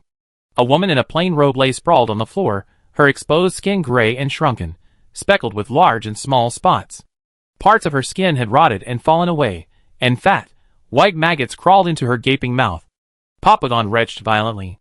Salalai noticed that the woman's hair was longer than Eula's, black, curly, like dry grass, or more like washed-up seaweed on the beach, brittle and shredded, clinging to the floor like a tangled spiderweb. Eula covered her face with her hands and sobbed, stirring up dark green mold in the damp corners. How could she have become like this? She used to be such an elegant and beautiful lady. Salalai and Papagon ascended the creaky stairs to the second-floor bedroom. The body of the host, Tom, lay still on the bed, untouched, the fluids oozing from his body staining the white sheets a sallow yellow. Their bodies were indeed, as the mission description stated, extremely decayed. Papagon scratched his head in confusion, looking at Salalai and saying, "Boss, what do you think caused their death? Was it the evil deity's contamination? According to the formula, there are no ordinary deaths in game missions." Salalai hummed absent-mindedly, his eyes fixed on the exquisitely carved wooden statue on the bedside table. Papagon followed his gaze. The wooden statue depicted a young girl with a human body and deer feet, wearing a wreath and holding daisies. Her long, floor-length hair was braided into 2 braids, held in the beak of a bird of prey, creating a particularly beautiful arc. This sculpture combined the typical images of 2 gods. According to legend, the ancient deity, the god of spring and flowers, nurtured all things, bestowed life, and brought spring warmth and vegetation to the world. His image was a young woman with a human body and deer feet, a garland on her head, and pigtails. Meanwhile, the spring sunshine goddess, familiar to Salala, was depicted with long, cloud-like hair, holding daisies, flanked by birds of prey. Both deities' portfolios were associated with revival, prosperity, and growth. There were many deities with similar portfolios, but they each had their own iconic imagery, preventing confusion. Similarly, no craftsman would combine the images of two deities from different eras on the same statue. This was profoundly disrespectful. For some reason, Salala sensed a sinister aura in this wooden statue. Chapter 34. In the bedroom, a plant, once lovingly cared for, should have been small and adorable, planted in a pot the size of a child's palm, had grown wildly, its length completely disproportionate to its species' characteristics and the container's capacity. With the statue as its center, it had climbed halfway up the white wall. Papagon, is there something wrong with the statue? I just used the identification spell, and it shows it's just an ordinary wooden sculpture. It's just that the figure is exquisitely carved. Celerai shook his head, his eyes shrouded in thought. Nothing. I just thought it was so beautiful, so I took a closer look. Normal players wouldn't be familiar with the iconic images of God throughout history, so Celerai wasn't prepared to reveal the unusual nature of the wooden statue. He planned to return later and examine it more closely. He searched every room, but found no clues. Returning to the first floor, Celerai suddenly realized that they hadn't heard Yura's cries in a long time. Involuntarily, he quickened his pace. After descending the stairs to the first floor, Celerai paused. Following closely behind, Papagon couldn't help but exclaim, "Oh my God!" He was stunned by the bizarre sight before him. Eula knelt beside the corpse, her hand resting on the eerily familiar statue they had seen on the nightstand in the second-floor bedroom. She pressed it to her forehead, eyes closed in prayer. As her muffled prayers uttered, her already prodigious hair grew at a visible rate. Half of it floated in the air, motionless, while the other half snaked along the floorboards like a snake, covering the entire first floor in an instant. The body of the long-deceased woman in room 3314 was wrapped in a hair net, seemingly providing it with energy. Her corpse, shrunken beyond recognition, felt as if it would crumble to dust at the slightest touch. At the same time, an unusually vigorous vitality and a hidden, imperceptible divine power, accompanied by Yura's prayers, flowed into the statue. She alternated between looking strangely old and youthful, constantly switching between youth and old age. There was no doubt that the evil deity hidden behind the wooden statue was responsible for the deaths in rooms 3314 and 3313. The black creature hidden within his sleeve was ready to strike. Celerai swung his staff, unleashing a spell that wouldn't endanger Yura's life, but would obscure Papagon's vision. A thick black mist engulfed the area, spreading from the top of the moonstone. The space, once visible, was instantly shrouded in a cold black veil, perfectly obscuring the god's joyful wanderings. "Hey, boss, what's that skill?" Papagon waved his claws in surprise. A mist, both tangible and invisible, drifted across his palm, a chill and itchy sensation. Celerai, I used the wrong skill. I was just trying to clean up the hair. I was afraid I'd burn the NPCs with the hellfire. His voice was thick with apology. In the dim light, no one noticed his gaze following a darker darkness within the darkness. The black creature, condensed into a small ball, swished its 8 tentacles swiftly, dangling and clinging to the statue's head. Its entire body bulged as it absorbed power, and it would occasionally glance up at him, confirming his gaze was fixed on it before continuing to eat. Ah, so cute. In a trance, Celerai seemed to see a chubby, soft black dog or cat, delicate and cuddly, slow to eat and insisting on its owner watching over it to ensure it could not eat in peace. A faint smile graced his lips as he leaned over to chat with Papagon, waiting for the spell to wear off. Celerai, unnoticed, sensed his gaze shift. The black ball, which had been moving with each bite, shed its soft, harmless guise. 8 tentacles sprouted sharp spikes and fiercely penetrated the statue's interior, devouring it like a hungry tiger. The moment he returned his gaze, it had transformed back into a tiny ball. This statue held only a fraction of the evil god's power, and its power only manifested when believers channeled life force into it. Therefore, it wasn't meant to be eaten. Compared to the evil god's remains he had previously obtained, it was like the difference between a full meal and a spicy snack. It wasn't long before Xiaohei finished his meal and floated back to Celerai's side. It was merely a wisp of power projection, its physical strength having not improved with its level. Blinded by the darkness that obscured his vision, Papagon didn't notice the silver-haired boy beside him, held in the arms of a tall, human-like figure. Something seemed to be moving beneath his clothes. "Boss, how long does this skill of yours last? It feels so long-lasting, amazing." Huh, what's wrong with your voice? Why does it sound weird?" Selali gritted his teeth, swatted away the particularly unruly tentacle, and said, "Almost there." For some reason, after Xiaohei recovered, he particularly enjoyed being close to him. Sometimes he transformed into a humanoid form and cuddled, burying himself against his neck like a cat. Sometimes he would send out tentacles to wrap around him, creating a feeling of both itchy and tenderness. He was even more clingy than when he just devoured the apostle of love's lustful attack. The god lowered his head impudently, gazing at the earlobes of the one in his arms, stained crimson with shame and anger. Small, soft, and voluptuous, a pinch of them would elicit a sweet sound from his followers. His entire being was as soft as a pool of water, ready to flow unless he held her tightly. His eyes, half-lidded, brimming with spring water, lost focus for a long moment. Even though he wanted to abandon him, in the utter darkness, using his conjured hands and tentacles bearing a portion of his will, he bound him again and again, never letting go. But the thought of him getting angry, and never looking at or paying any attention to him again prevented him from doing so. Suppressing his swirling desires, the god released the possessive yet gentle, treasure-like bonds, transformed into a black ball, and returned to the believer's sleeve, nuzzling it affectionately. The black mist dissipated. Papagon glanced at the silver-haired boy's still flushed cheeks, his eyes, hazier than usual, with a moist, watery shimmer, and scratched his head in confusion. "Isn't this skill difficult? Boss, I see you blushed after performing it." Hee. Selali smiled with a forced smile, and squeezed the small black ball, squeezing it into a small black pancake. Naughty villain. At the same moment the black fog dissipated, Yura's precious statue shattered into pieces, turning into sawdust that fell from her palm. How could this happen? How could this happen? Sensing something strange, Yura paused in her prayers and stared in disbelief at the debris beside her legs and her hands, which had become wrinkled as the statue shattered.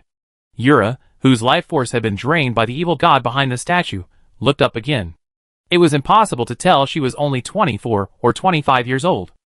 Her skin was dry and waxy, covered in spots, her cheeks sagging, and her eyes cloudy. She now looked like a woman in her 60s, yet her voice still had the crisp, youthful clarity of youth. Selali said, "There's good news and bad news. Which one do you want to hear first?" Papagon and Yura looked at him in confusion. Yura said, "Bad news. The bad news is that we confirm that you've been contaminated by the evil spirit. The contamination originated from the wooden statue in your hand. The owner of room 3314, where you're currently, has died as a result. Of course, the good news is that the vehicle that drained your life force, the wooden statue, has been destroyed.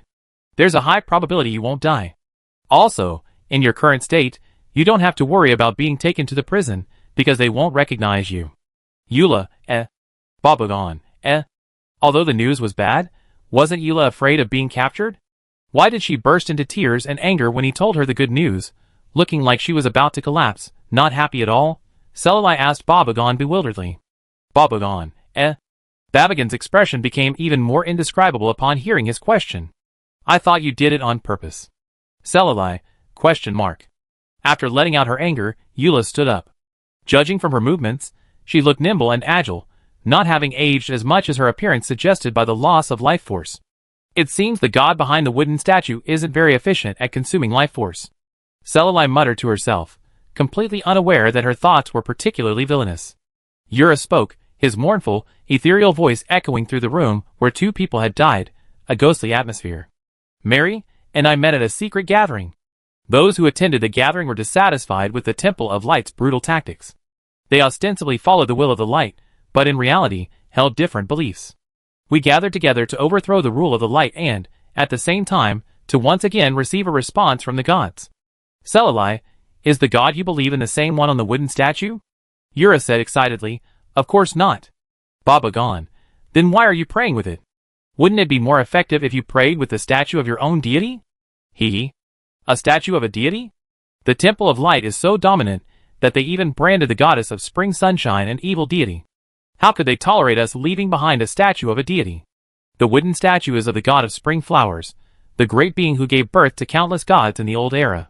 The organizers of the rally told us that if we pray to the god of spring flowers with our devotion and longing for them, and gather enough mental energy, he will awaken and fulfill our wishes. Babayagan, that sounds so fake. If you're dissatisfied with the Temple of Light, why don't you just organize people to overthrow their rule? You've gone through so much trouble, praying and trying to awaken the god of spring flowers. Haven't you considered that, since you can awaken the god of spring flowers, why not just go straight to awakening your own deity? There's no middleman profiting from the price difference. Eula was silent. If it weren't for Papagan's presence, Salai would have wanted to ask her if she didn't find this statue of the so-called god of spring flowers unusual. Besides, the legendary god of spring flowers' power didn't include the ability to give birth to gods. Their inarticulate prayers were more like an act of deification. Something, cloaked in the skin of the god of spring, was growing in the shadows. Perhaps the blessing of the god of spring, that suddenly appeared in Port Sog, was also connected to this organization and the forces behind it. Salai asked, "Where are your gatherings? When do they begin?" Eula replied, "We meet every 3 months. The specific time and place will be announced on the stone plaque outside Rhodes' jewelry store in the Thorn Flower District." With her husband gone and her appearance suddenly changed, and realizing that her hopes were a phantom shrouded in deception, Eula remained silent and answered every question. Looking at the time, it should be within the next 2 days. Most people attending the rally are disguised to prevent their identities from being revealed. If I hadn't forgotten to cover my short hair the first time I attended, Mary wouldn't have recognized me. After asking Yura for more information about the rally, the two of them left the house. As the door closed, Papagon looked back inside and saw that Yura, with his pale hair, seemed to be swallowed up by the darkness as the door closed, leaving him lifeless. He shuddered at his own thoughts. He didn't care about the fate of the NPCs, so he couldn't help but ask Eula, what will happen to her? Will she die? Will she be captured by the Temple of Light? Or will she escape and hide under a different name? But no matter what, she probably won't trust this stupid pyramid scheme anymore, right? Selali didn't know which question to answer first, and Papagon continued, "Alas, how did the owner of room 3314 die? I'm still confused. Did she have her life force sucked away by praying to that god of spring flowers? So does this situation count as evil god contamination? Probably not, right? Contamination sounds like it's passively triggered, but they're completely actively killing themselves. By the way, should I report this to the authorities?" Selali's head was buzzing. Chapter 35. I walked with Papagon to the Thorn Flower District. The further we went, the more exquisite the buildings became. While the Thorn Flower District and the Gorse Flower District both house middle-class people, the residents of the Thorn Flower District, located on 2nd Street, possessed a more sophisticated character than those of 3rd Street. Most of those walking around wore elegant clothing with intricate patterns. Occasionally, one could spot local extraordinary professionals roaming about. It had to be said that players were the biggest street urchins on the Milk Continent. Salai watched helplessly as a knight rode atop a towering unicorn, followed by a stream of India's players drooling with envy. They wished they could pull him off and ride him themselves. TSK, it was unbearable to watch. Salai glanced over and saw Papagon beside him, his face drooling with the same drooling expression. He muttered, "Hey mama, so handsome." Salai, eh? He glanced at the unicorn, all white except for the tip of its tail, tinged with pale yellow. Then he glanced again. He concluded, the undead horses summoned by necromancers are still the best looking. The Rhodes Jewelry Store, located on the central commercial streets of the Thorn Flower District, was easy to find and very conspicuous. The other shops were bright and spacious, displaying their exquisite merchandise. Only this one, from its sign to its door, to its blurry, seemingly grimy display cases, was stained with a dull gray. The dark sign read, Rhodes Jewelry Store, established in XXXX. Due to age and poor maintenance, the writing on the back was blurred and difficult to read. It was a stark contrast, like an ugly duckling among a flock of swans. Papagon was puzzled. This jewelry store doesn't fit in with the other shops on Rich Street. Could it be opened specifically as a contact point? Salala, maybe. He had seen several groups of people casually passing by the jewelry store, then casually glancing at the stone slab at the entrance. Their movements weren't obvious, but to Salala, who had been paying close attention to his surroundings since approaching their destination, their actions had a subtle sense of stealth.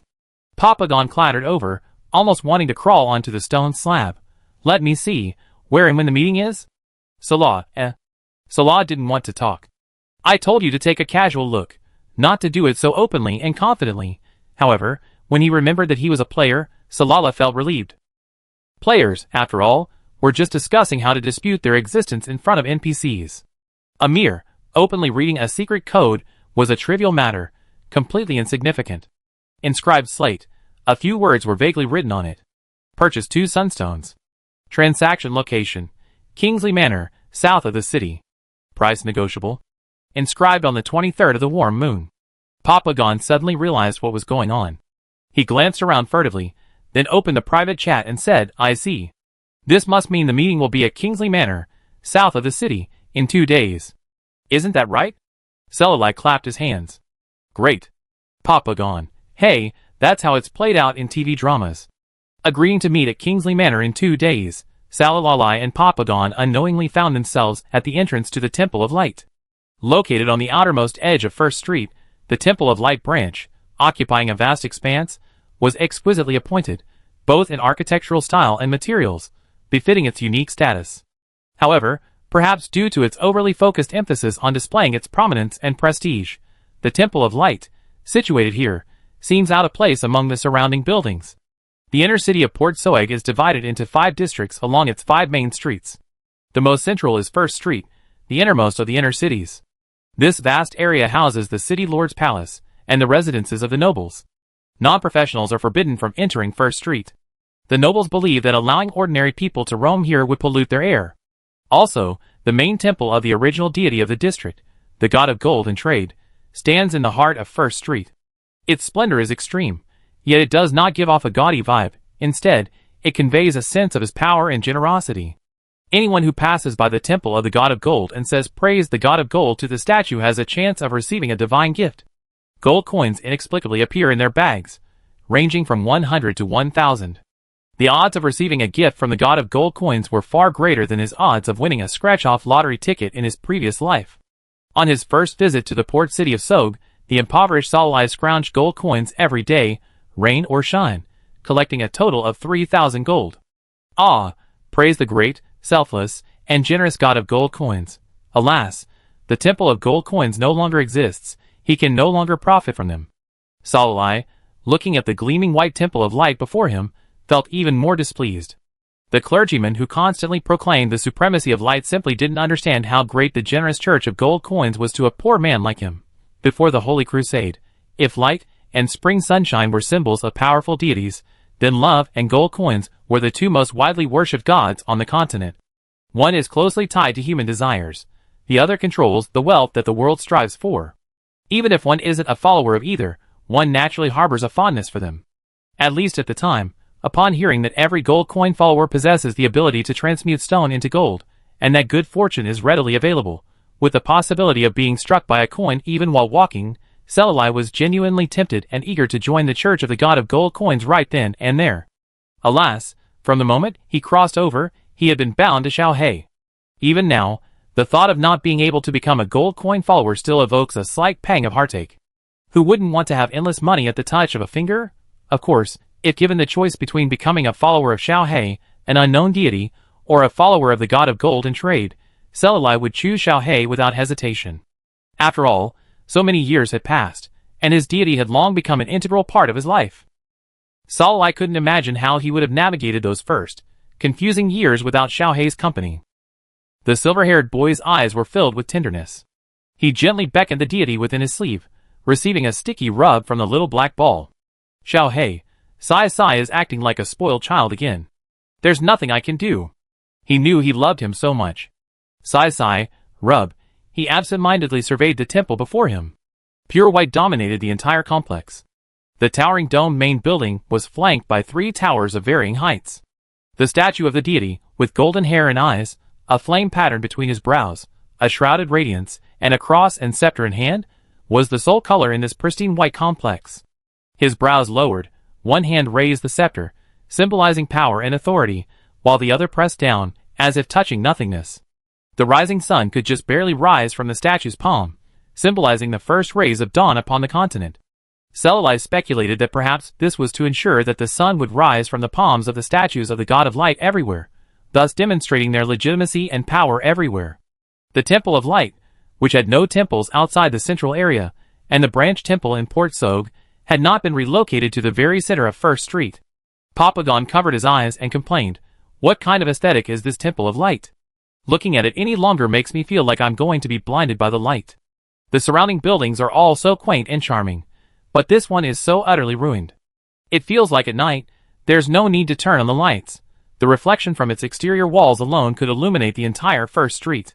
Celali's lips curled slightly. At this moment, the entrance to the Temple of Light was a bit noisy due to the arrival of players, no longer as tranquil as before. Players armed with various weapons surrounded the clergy, inquiring about how to change their class to become a priest.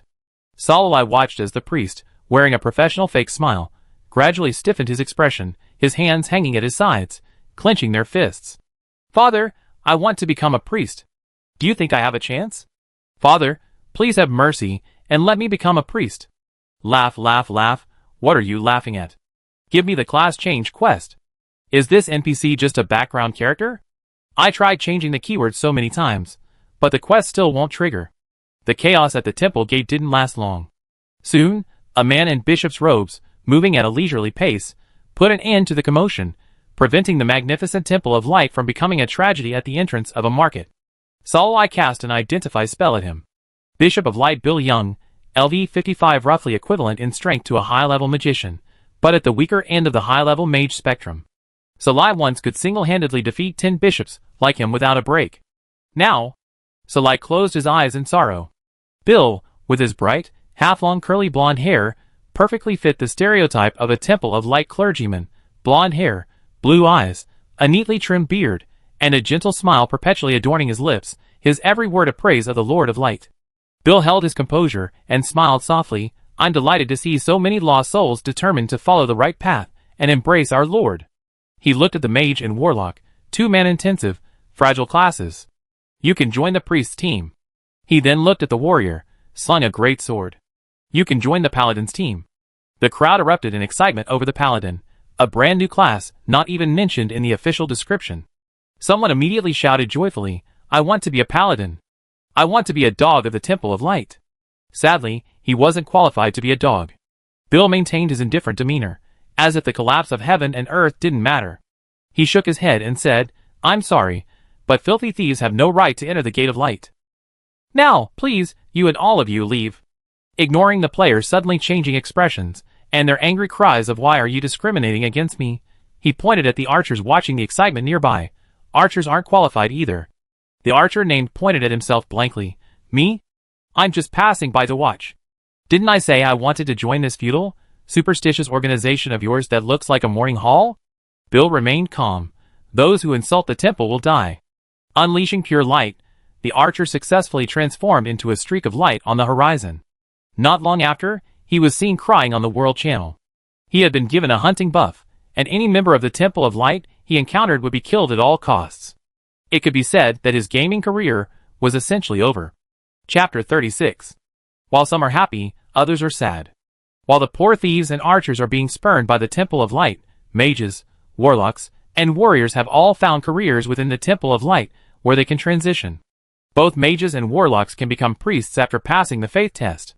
Priests, unlike the priests of the Temple of Light, have lived within the temple since childhood, maintaining a constant purity of body and mind. They practice the divine arts of light, driven by pure and fervent faith, and possess immense destructive power. Compared to the direct lineage of priests, who can rise step by step, the priest class seems to be a special creation of the Temple of Light to disgust other classes, and to gain new recruits. They practice simplified divine arts, capable only of healing but not harming. Even if they cultivate to the highest level, their health potion is merely transformed from a regular health potion into an extra-large health potion.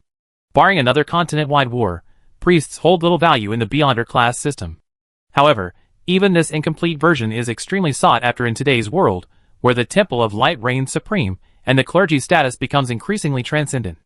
Every day, uninformed amateurs seek to renounce their original extraordinary paths and transform into priests. The requirements for becoming a priest are simple.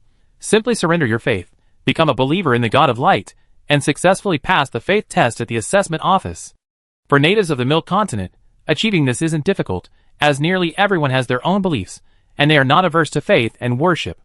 Becoming a follower of the light is nothing more than transferring faith from one deity to another. Sometimes, Celali felt that their faith was both firm and fragile. Generally speaking, they would not change their faith, and would even sacrifice their flesh, blood, and even their souls for their deity. Sacrificing a child of their own bloodline was nothing. On the other hand, unless they were fanatical devotees of a particular deity, they could easily shift their faith due to the influence of relatives, friends, or even the environment and town they lived in. The most casual believer Salala had ever met was a grandmother in her 60s. She had changed her faith no fewer than 10 times in her lifetime. When asked why, she replied, "I'll follow whichever temple offers the best treatment to its followers. I used to be a believer in the kitchen god, but a few days ago, the priest from the Temple of the Wind came to preach, offering 10 eggs for converting to the god of the wind. As you can see, I'm now a believer in the god of the wind." Praise the Lord. In fact, this is also the way of life for many ordinary people without extraordinary powers. Besides powerful gods like light, spring sunshine, gold, desire, and the Lord of Storms, and racially restricted gods like the god of fire and the god of the forest, the many city-state gods and lesser gods on the Milk Continent, whose power is barely comparable to that of a magician, worry daily about expanding their faith. Della, the god of pestilence and medicine that Mrs. Swan once worshipped, has clear authority and abilities, and can draw on this confidence to recruit followers. For a god like the god of wind, whose powers are unclear and unable to bless believers, the only way to expand faith is to do the same as the salesperson that Salala met in his previous life, giving out a lot of benefits just to get people to buy their products. Unfortunately, this scene only existed before the Holy Crusade. After it, countless minor gods, both nameless and unknown, vanished before the iron cavalry of the Temple of Light. Already powerful and teeming with believers, the Temple of Light disdains offering free necessities or providing free assistance to the people in an effort to attract followers.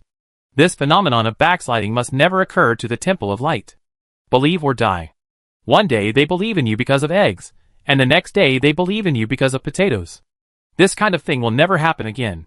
Of course, based on Salala's observations after waking up, they don't seem to care much whether ordinary, powerless people truly believe in their holy Lord of Light. They are solely focused on discovering talented individuals, recruiting them into the temple, and brainwashing them into fools who only know how to fake a smile and fight. Perhaps in their eyes, ordinary, powerless people are like dust particles in the air, useless and unworthy of mention. If they can disappear, that's best, but if they can't, that's fine too. Therefore, even if ordinary people, forced to convert and no longer able to exploit the small temples, harbored a deep-seated hatred for the light, they wouldn't care as long as they didn't express it in front of the priests. TSK, what a characteristic arrogance of the Temple of Light. Unlike priests, the other class, open to the public, was paladins, a class limited to warriors, but with much stricter requirements. Besides the basic religious and physical requirements, those seeking to join the paladins were also assessed for their exceptional talent. Once these requirements were met, the final step in becoming a paladin was to independently complete the tasks assigned by the Temple of Light's internal quest library. It could be to exterminate followers of the evil god, or it could be to hunt down those wanted by the temple. Only after completing the assessment mission could one become a paladin. The reason the paladin assessment was so rigorous was that, unlike bastards like priests, paladins were legitimate descendants of the Temple of Light, enjoying the same treatment as priests of the same rank. Golden coin, fine clothing, exquisite residences, servants to tend to their daily needs, and even comprehensive advancement methods and ritual materials. No need to worry, the vast and powerful Temple of Light provided them with everything.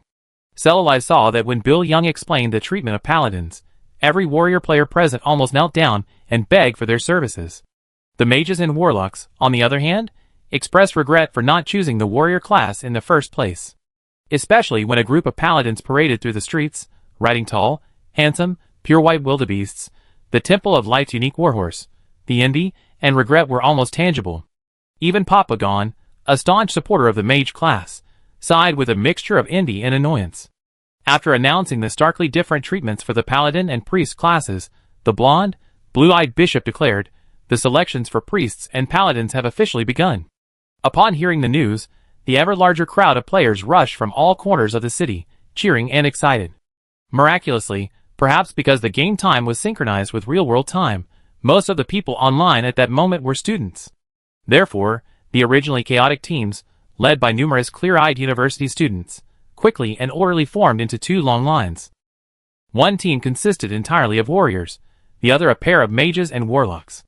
The thieves and archers who had come to watch formed a circle at the outermost edge, not wandering around to disrupt their assessment.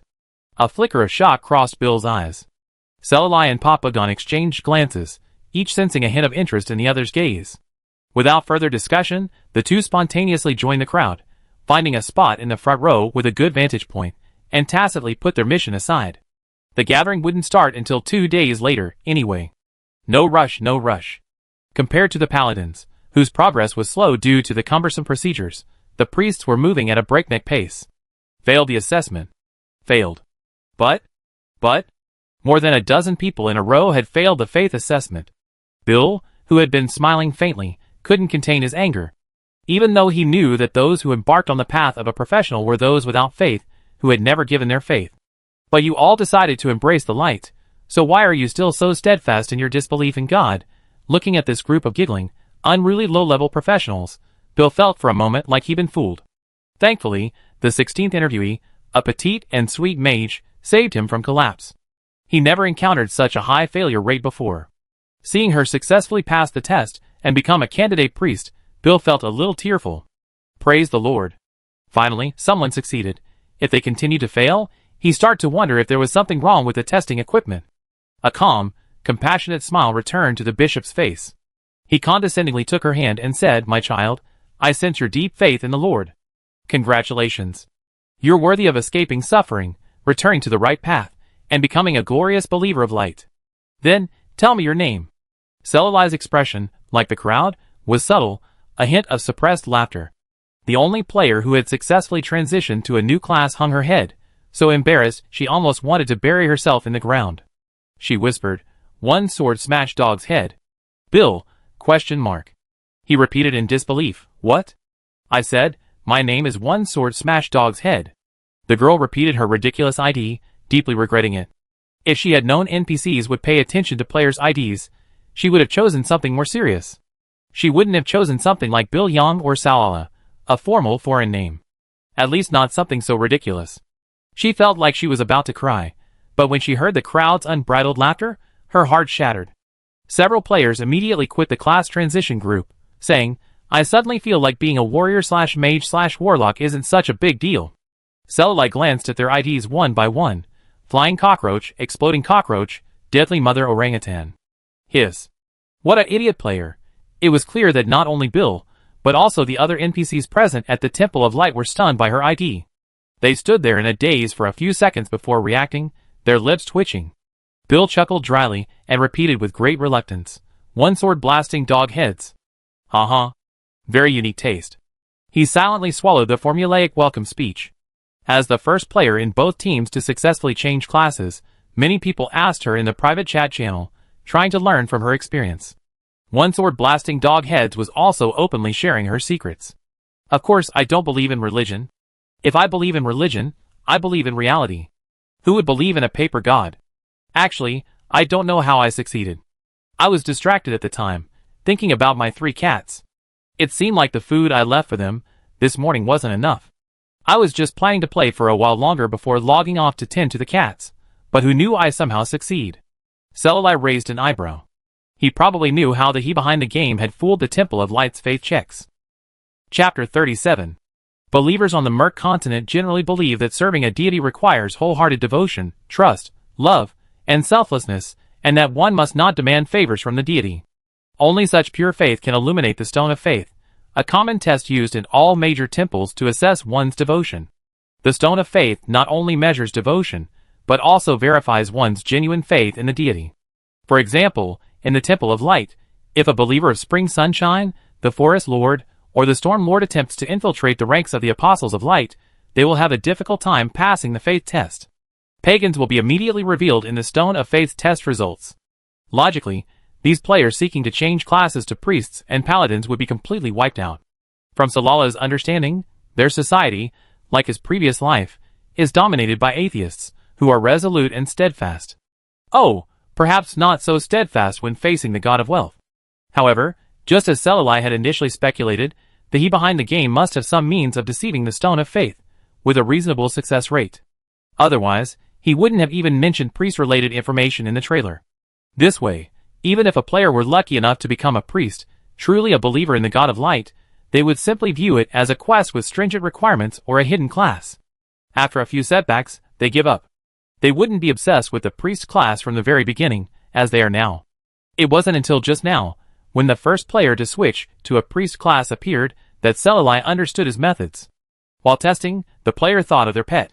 Her feelings perfectly align with a believer's selfless devotion, intense love, and loyalty and trust. Since her faith is not directed toward a specific deity in this world, but rather toward other species that have transcended the world's walls, this undirected, intense emotion can, through deception and confusion, deceive the stone of faith, causing it to mistakenly believe that such a devout object of faith is the god of light. What a brilliant idea!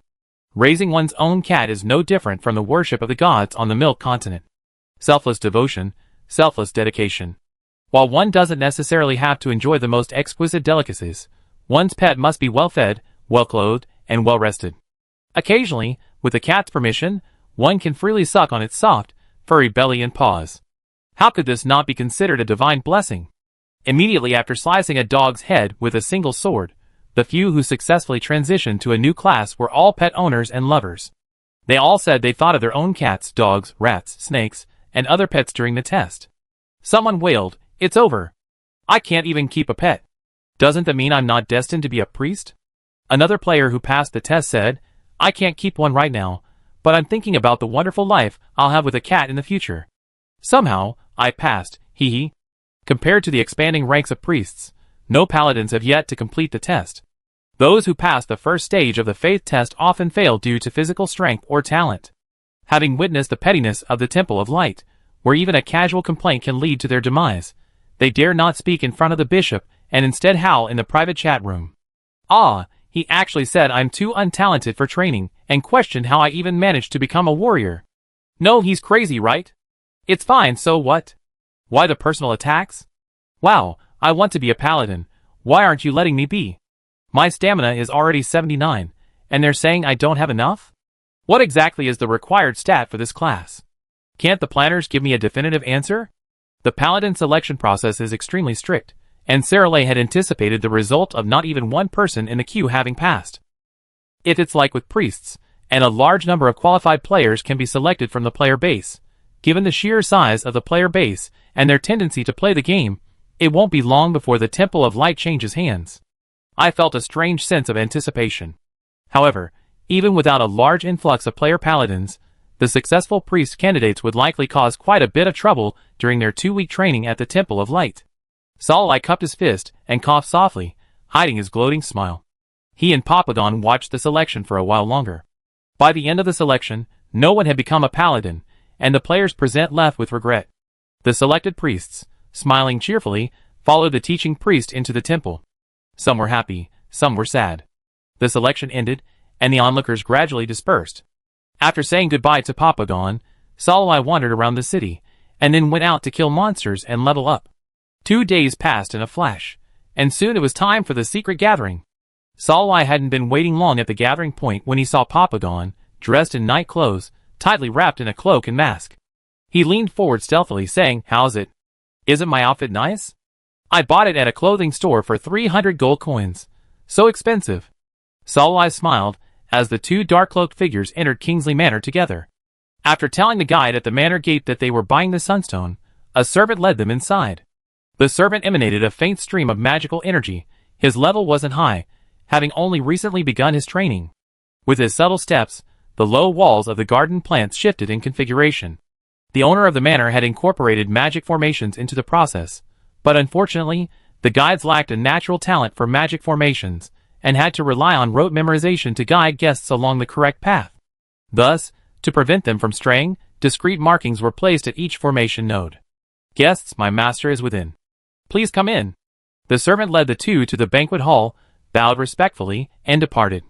From behind a screen blocking prying eyes, the faint sound of music drifted. It was a folk song passed down from ancient times, telling the story of the Earth Mother's patricide. Legend has it that in the barbaric era, the male god who ruled over the earth and its inhabitants, Orihai, was licentious and cruel, practicing rituals of human and blood sacrifice. At the slightest displeasure, he would crack the ground, erupt volcanoes, and randomly wipe out entire tribes and cities. Finally, the races of the land could no longer endure Orihai's rule. At the request of all, the Earth Mother was conceived and born from Orihai's heart. Carrying the will of all living beings, The Earth Mother, wielding a scimitar, stabbed Orihai while he was drunk, devouring his divinity in essence, becoming the new Earth God. He is kind, benevolent, and diligent, beloved by all living beings. For this reason, all races compose this hymn of praise for him, and it remains to this day. This banquet hall is a typical example of architecture with a strong magical feel. Floating oil lamps, a rotating, shifting dome of stars, and a floor that ripples with every step. Those already in the hall, and those who arrived later, all wore similarly heavy cloaks and masks, fearing their identities could be deduced from even the slightest clue. If you ignore the attire of the attendees, the dim lighting, and the calming incense burning quietly in the corners, this would be a perfectly ordinary gathering of the wealthy. When will the Earth Mother, who will lead the world to overthrow Ori, appear? A black-robed figure arrived in the corner where Salala and Papagon were sitting. From her voice, she seemed to be a middle-aged woman. Papagon stood there in a daze, unsure how to respond. Salai tugged at his robe and continued, "When the will of all beings converges." She seemed unsatisfied with the answer and sneered, "The will of all beings?"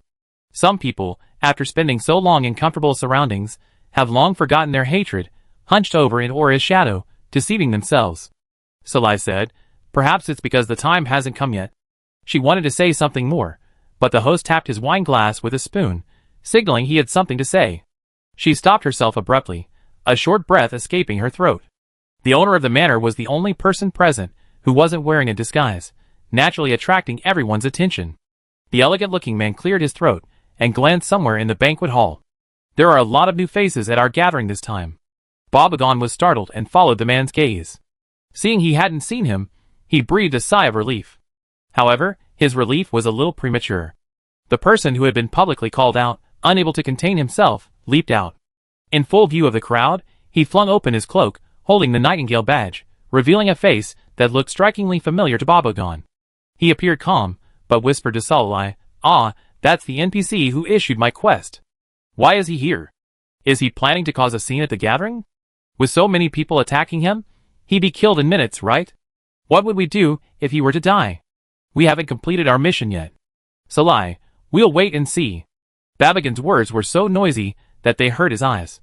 Grey Kingsley, suspected of using evil god rituals to murder 8 families, totaling 27 people, in the Gorse, Rose, and Lark districts. "In the name of the Night's Watch, I arrest you for questioning."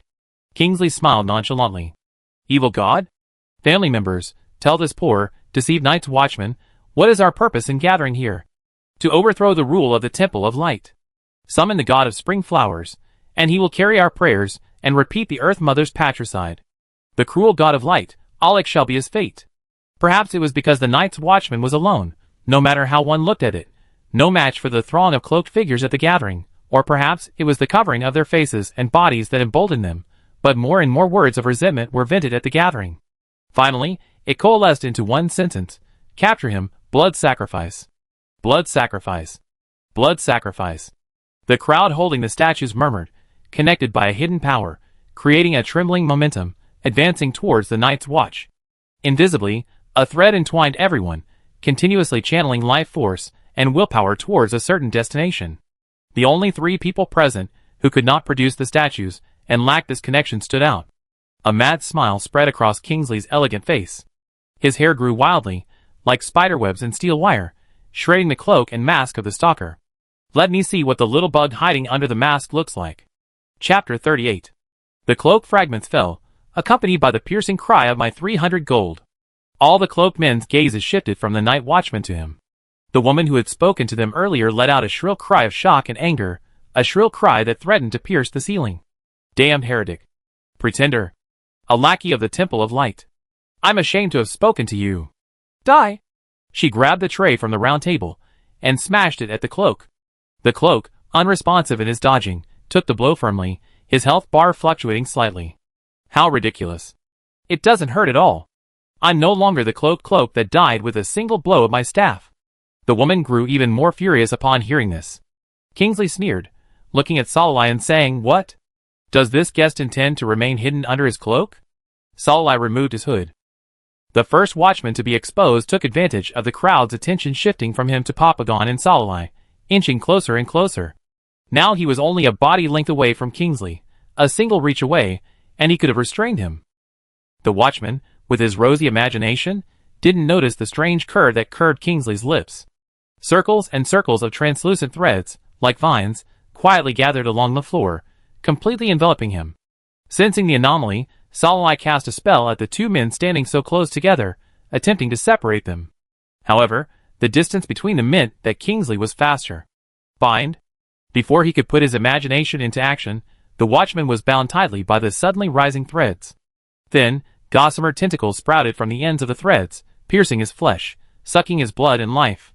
The itching pain that spread from the surface of his body to the depths of his soul felt like 1,000 ants gnawing at him. The night watchman cried out in agony, his neck tilted back in a frightening arc, making one fear it would break at any moment. Ah! Hee-hee! Hee-hee! The distorted cry of pain and the gloating laughter from beneath the cloak overlapped, making one feel terrified. Kingsley shook his head.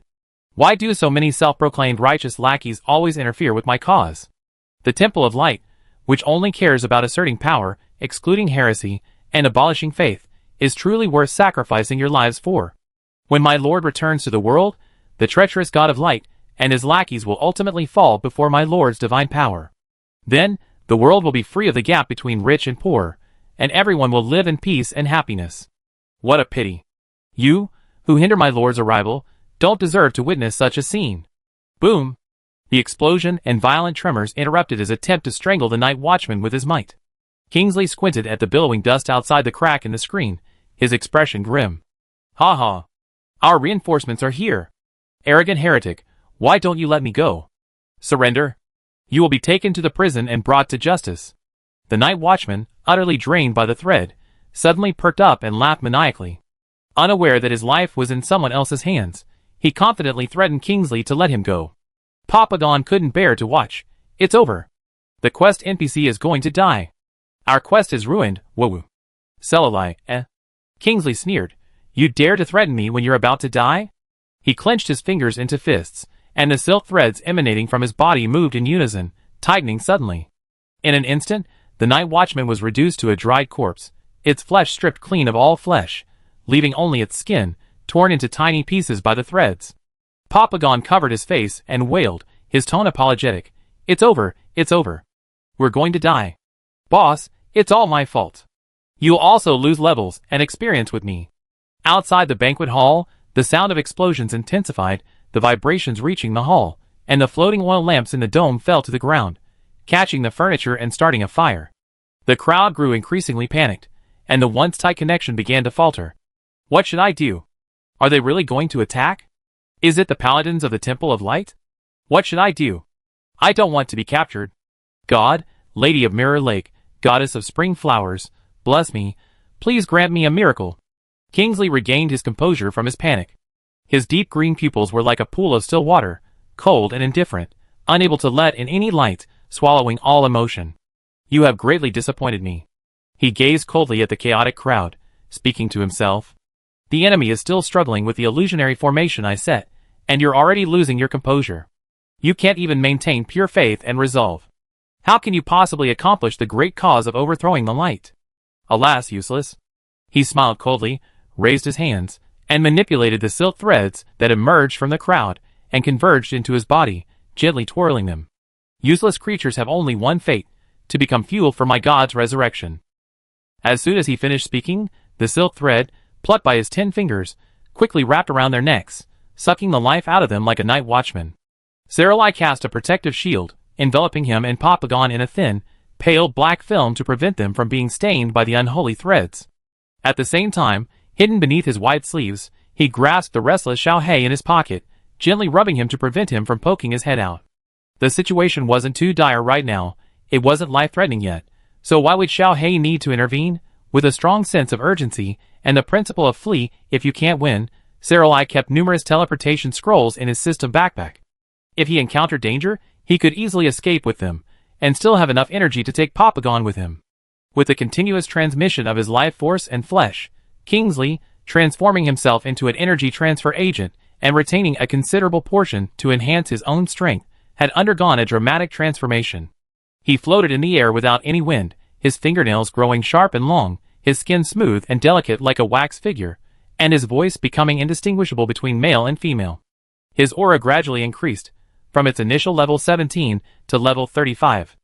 In contrast, the once vibrant and healthy cloaked figures were now shriveled and hunched, their white cloaks sliding off, revealing the bodies of men in their 70s or 80s beneath. This transformation continued. Celali's level was too far behind Kingsley's, whose power had skyrocketed. He had previously been able to resist with his vast magical reserves, but now he was no longer able to do so. The protective shield was covered with threads eager to devour, and the membrane was crumbling. "I can't hold on any longer," Celali said calmly, words that, to Papagon at that moment, seemed the most terrifying. As a player, Papagon wasn't afraid of death. After all, in a few seconds, he would be a brave man again. What he feared was the punishment that came with death. The higher the player's level, the more experience points they lost after resurrecting. Sometimes, a single death would return all their painstakingly gained levels to zero. Not only that, upon death, random items, such as equipment, gold, and items, were dropped. Some even lost attribute points. Papagon was about to cry. "I just redeemed a skill scroll from a beautiful NPC, and I haven't even learned it yet. Ugh. This NPC is too much. I can't even break his defenses. Why are we so unlucky? They've been holding this convention for so many years, and why are we in trouble as soon as we get here? Am I Conan reincarnated? Ugh. Wherever I go, I run into trouble. Celali, don't cry. I won't die." He pulled out a teleportation scroll. Just as he was about to complete the teleportation coordinates, the shaky defenses outside the banquet hall collapsed. Celali stopped entering coordinates. "Arrogant heretic, surrender. Stop, how dare you?" Sensing the threat, Kingsley increased his absorption force once more. The already weakened, aged men, weakened by the loss of vitality, suddenly softened into a pool of fetid blood. Kingsley's power surged again. Even though Celali and Papagon were still standing in the corner, Kingsley couldn't care less about them. The threads that were about to pierce the shield withdrew, wrapping around him, ready to fight. The smoke and dust cleared, revealing the faces of their supporters, their uniformly dark uniforms revealing their identities. The Nightwatch Executioner Squad. Their strength was neither superior nor inferior, not quite up to Kingsley, but better than those who had just embarked on the Beyonder path. If they appeared at this moment, they would be nothing more than cannon fodder. It would be better if they didn't appear at all. Kingsley laughed. "Haha, I thought you were coming to the Temple of Light, but it turns out you're just a handful of idiots? You think you can stop me? If I'd known it was you little bugs, I wouldn't have drained everyone's life force. You know, while it's not difficult to recruit followers and fool these fools, it's also quite troublesome. But that's all right. The strength and vitality of professionals are more refined than those of ordinary people. I'm sure my lord will be pleased. Since you're here, none of you can escape today." They had assumed this mission was simply to capture innocent people bewitched by the evil god's followers. No one had expected such an ordinary mission like any other to involve fighting against evil god followers, whose strength rivaled that of high-level magicians. The executioners, whose combat power was only at the mid-level, suddenly changed their expressions, and they almost instantly considered retreating. Furthermore, one of the team members, catching a glimpse of Celali and Papagon hiding in a corner, exclaimed, "Damn it, he has two accomplices. This battle is unwinnable. Retreat. Request support from the Temple of Light and the Pantheon." Within a single word, he effectively labeled Celali and Papagon as accomplices of the evil god. Celali, Sure enough, he shouldn't have harbored any illusions about the official organizations on the Milk Continent. After all these years, they're still in this state of disarray. He unrolled the teleportation scroll and entered the coordinates again. Amidst Kingsley's frantic laughter, the executioner's desperate cries of retreating without a fight, and Papagon's hurling curses at the executioner and Kingsley, Celali said calmly, "Hold on to me, I'll take you away."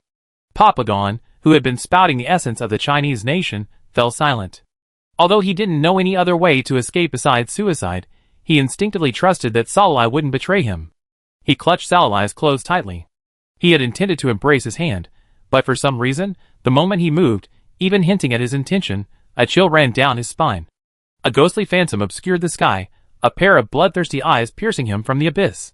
Feeling the inexplicable pressure, Papagon clung to Celali's rope, silently praying it was strong enough to prevent him from being thrown off. The moment the deathly thread struck his face, a flash of light vanished, and the two men were gone. Kingsley was furious. How could these lowly little bugs have gotten their hands on such a precious teleportation scroll? Damn it!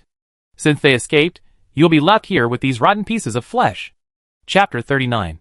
Deep in a valley, a massive air bubble descended from the sky, enveloping two figures as they plummeted, startling the deer in the forest. Boom! The teleportation scroll's built-in protective shield deployed, violently slamming down several trees and creating a deep crater in the ground, sending dust soaring. Sensing the user's life was no longer in danger, the protective shield dissipated, and Saralai and Papagon were met with a mouthful of dirt.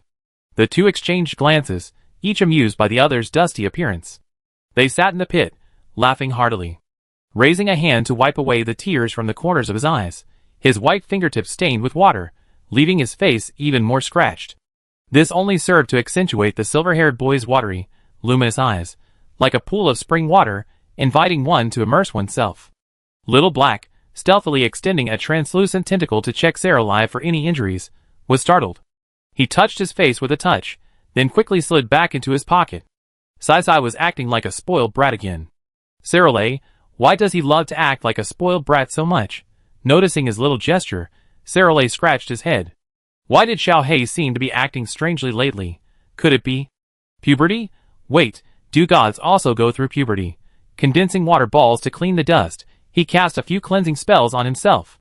Saralai looked up and saw Papagon unbuckling his belt and preparing to take off his pants.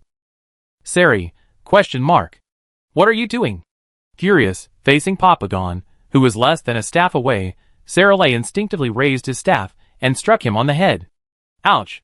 Covering his head with one hand, holding up his loose belt with the other, Papagon said aggrievedly, "Why did you hit me?" Sari's eyes widened in disbelief. "You're being a hooligan in broad daylight. Who else should I hit? Don't take off your pants. Keep your clothes on." Papagon let out an awe, sensing a hint of danger in Saralai's eyes. He shuddered and quickly fastened his belt. After doing all this, he realized, no, I wasn't being a scoundrel. I just took my gear off because it was dirty, and refreshed it before wearing it again. This mage set I worked so hard to put together is still 90% new. Boss, you never refreshed your gear, have you? He looked suspiciously at the corner of Saralai's robe.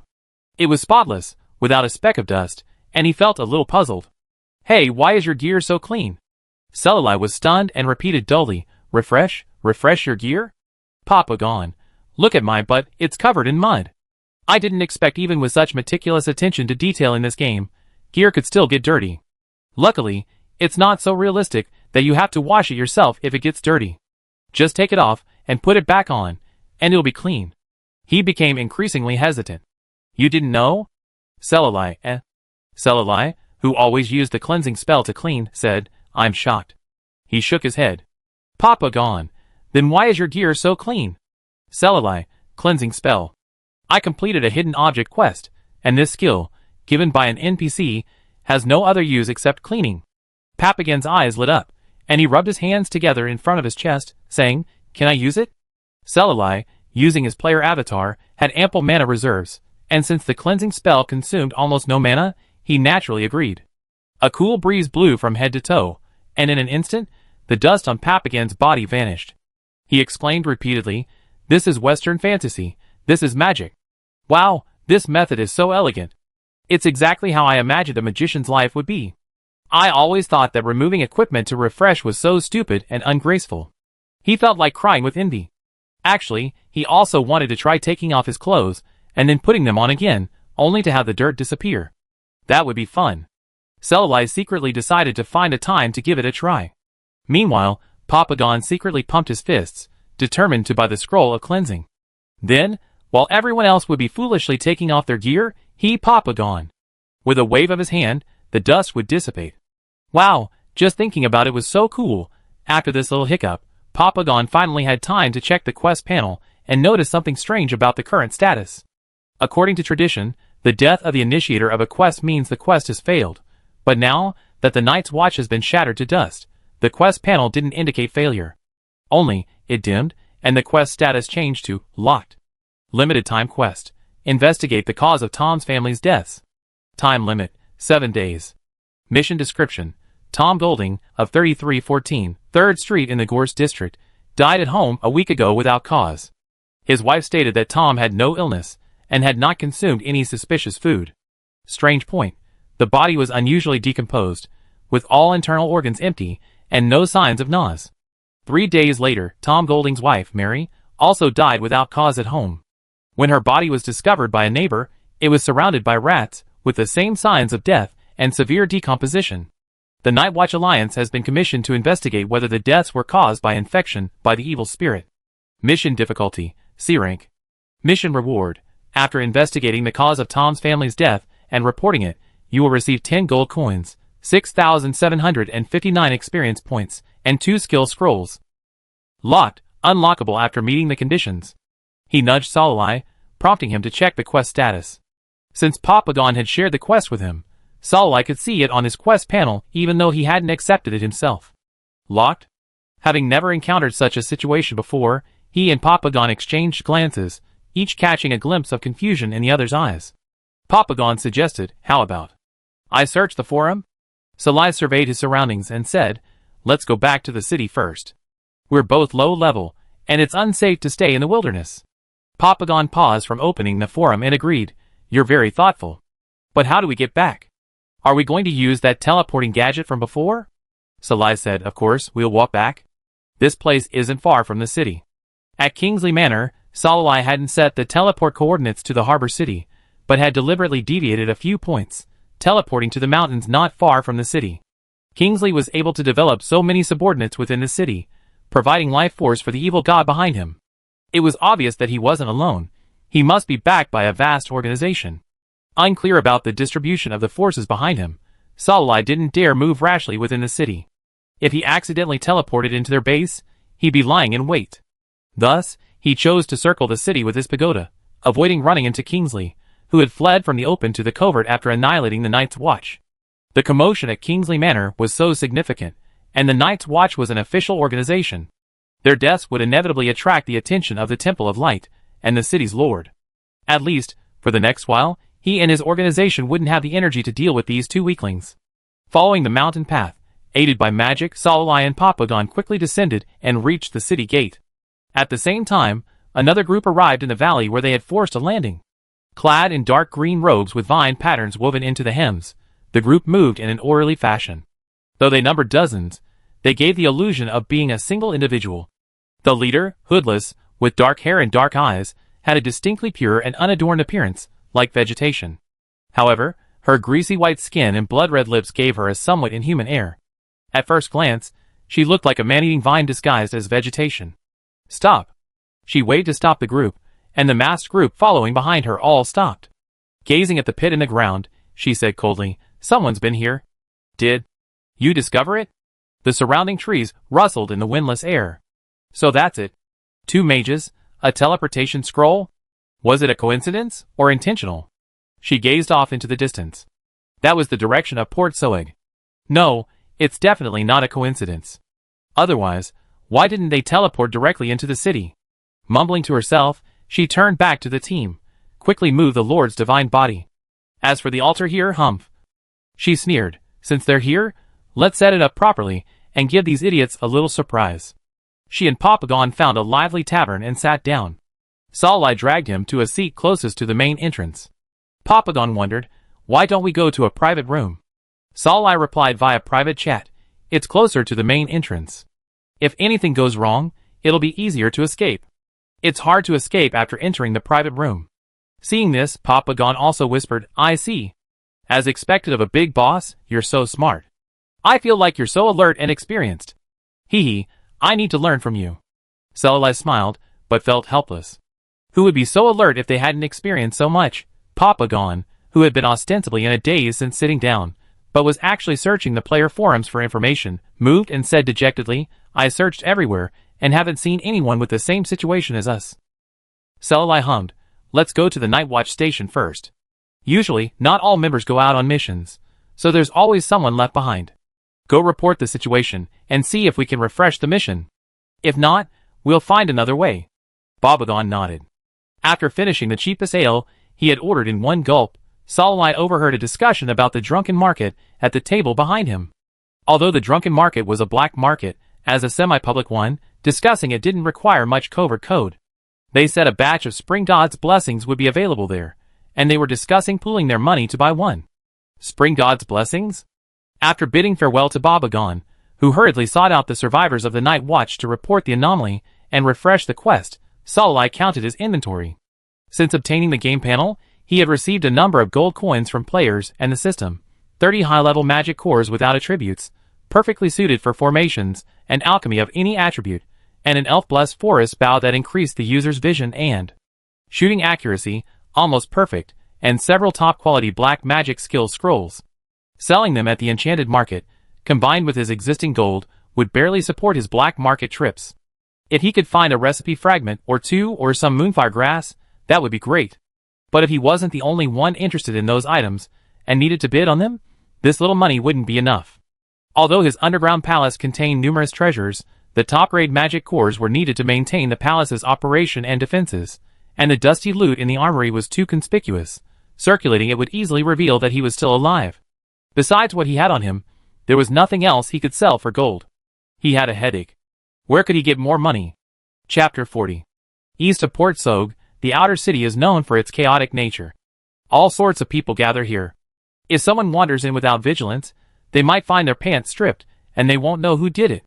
This kind of place, where there's no full understanding and lack of supervision, is precisely what some people love. Bang! In the chaotic alley, a figure flew backwards, crashing into the already flimsy wall, sending clouds of dust billowing. The man, with a bruised face and nose, ignored the pain and trembled as he knelt, begging for mercy. "Sir, please spare me. I won't do it again." As he spoke, he glanced up at the young mage in his lavish attire. His soft silver hair shone brightly and calmly, and his gaze, as cold as frost, glared directly at him. He shuddered unconsciously, lamenting his misfortune. Half an hour ago, the silver-haired youth, without any disguise or protection, with a sullen expression, stepped into the eastern city.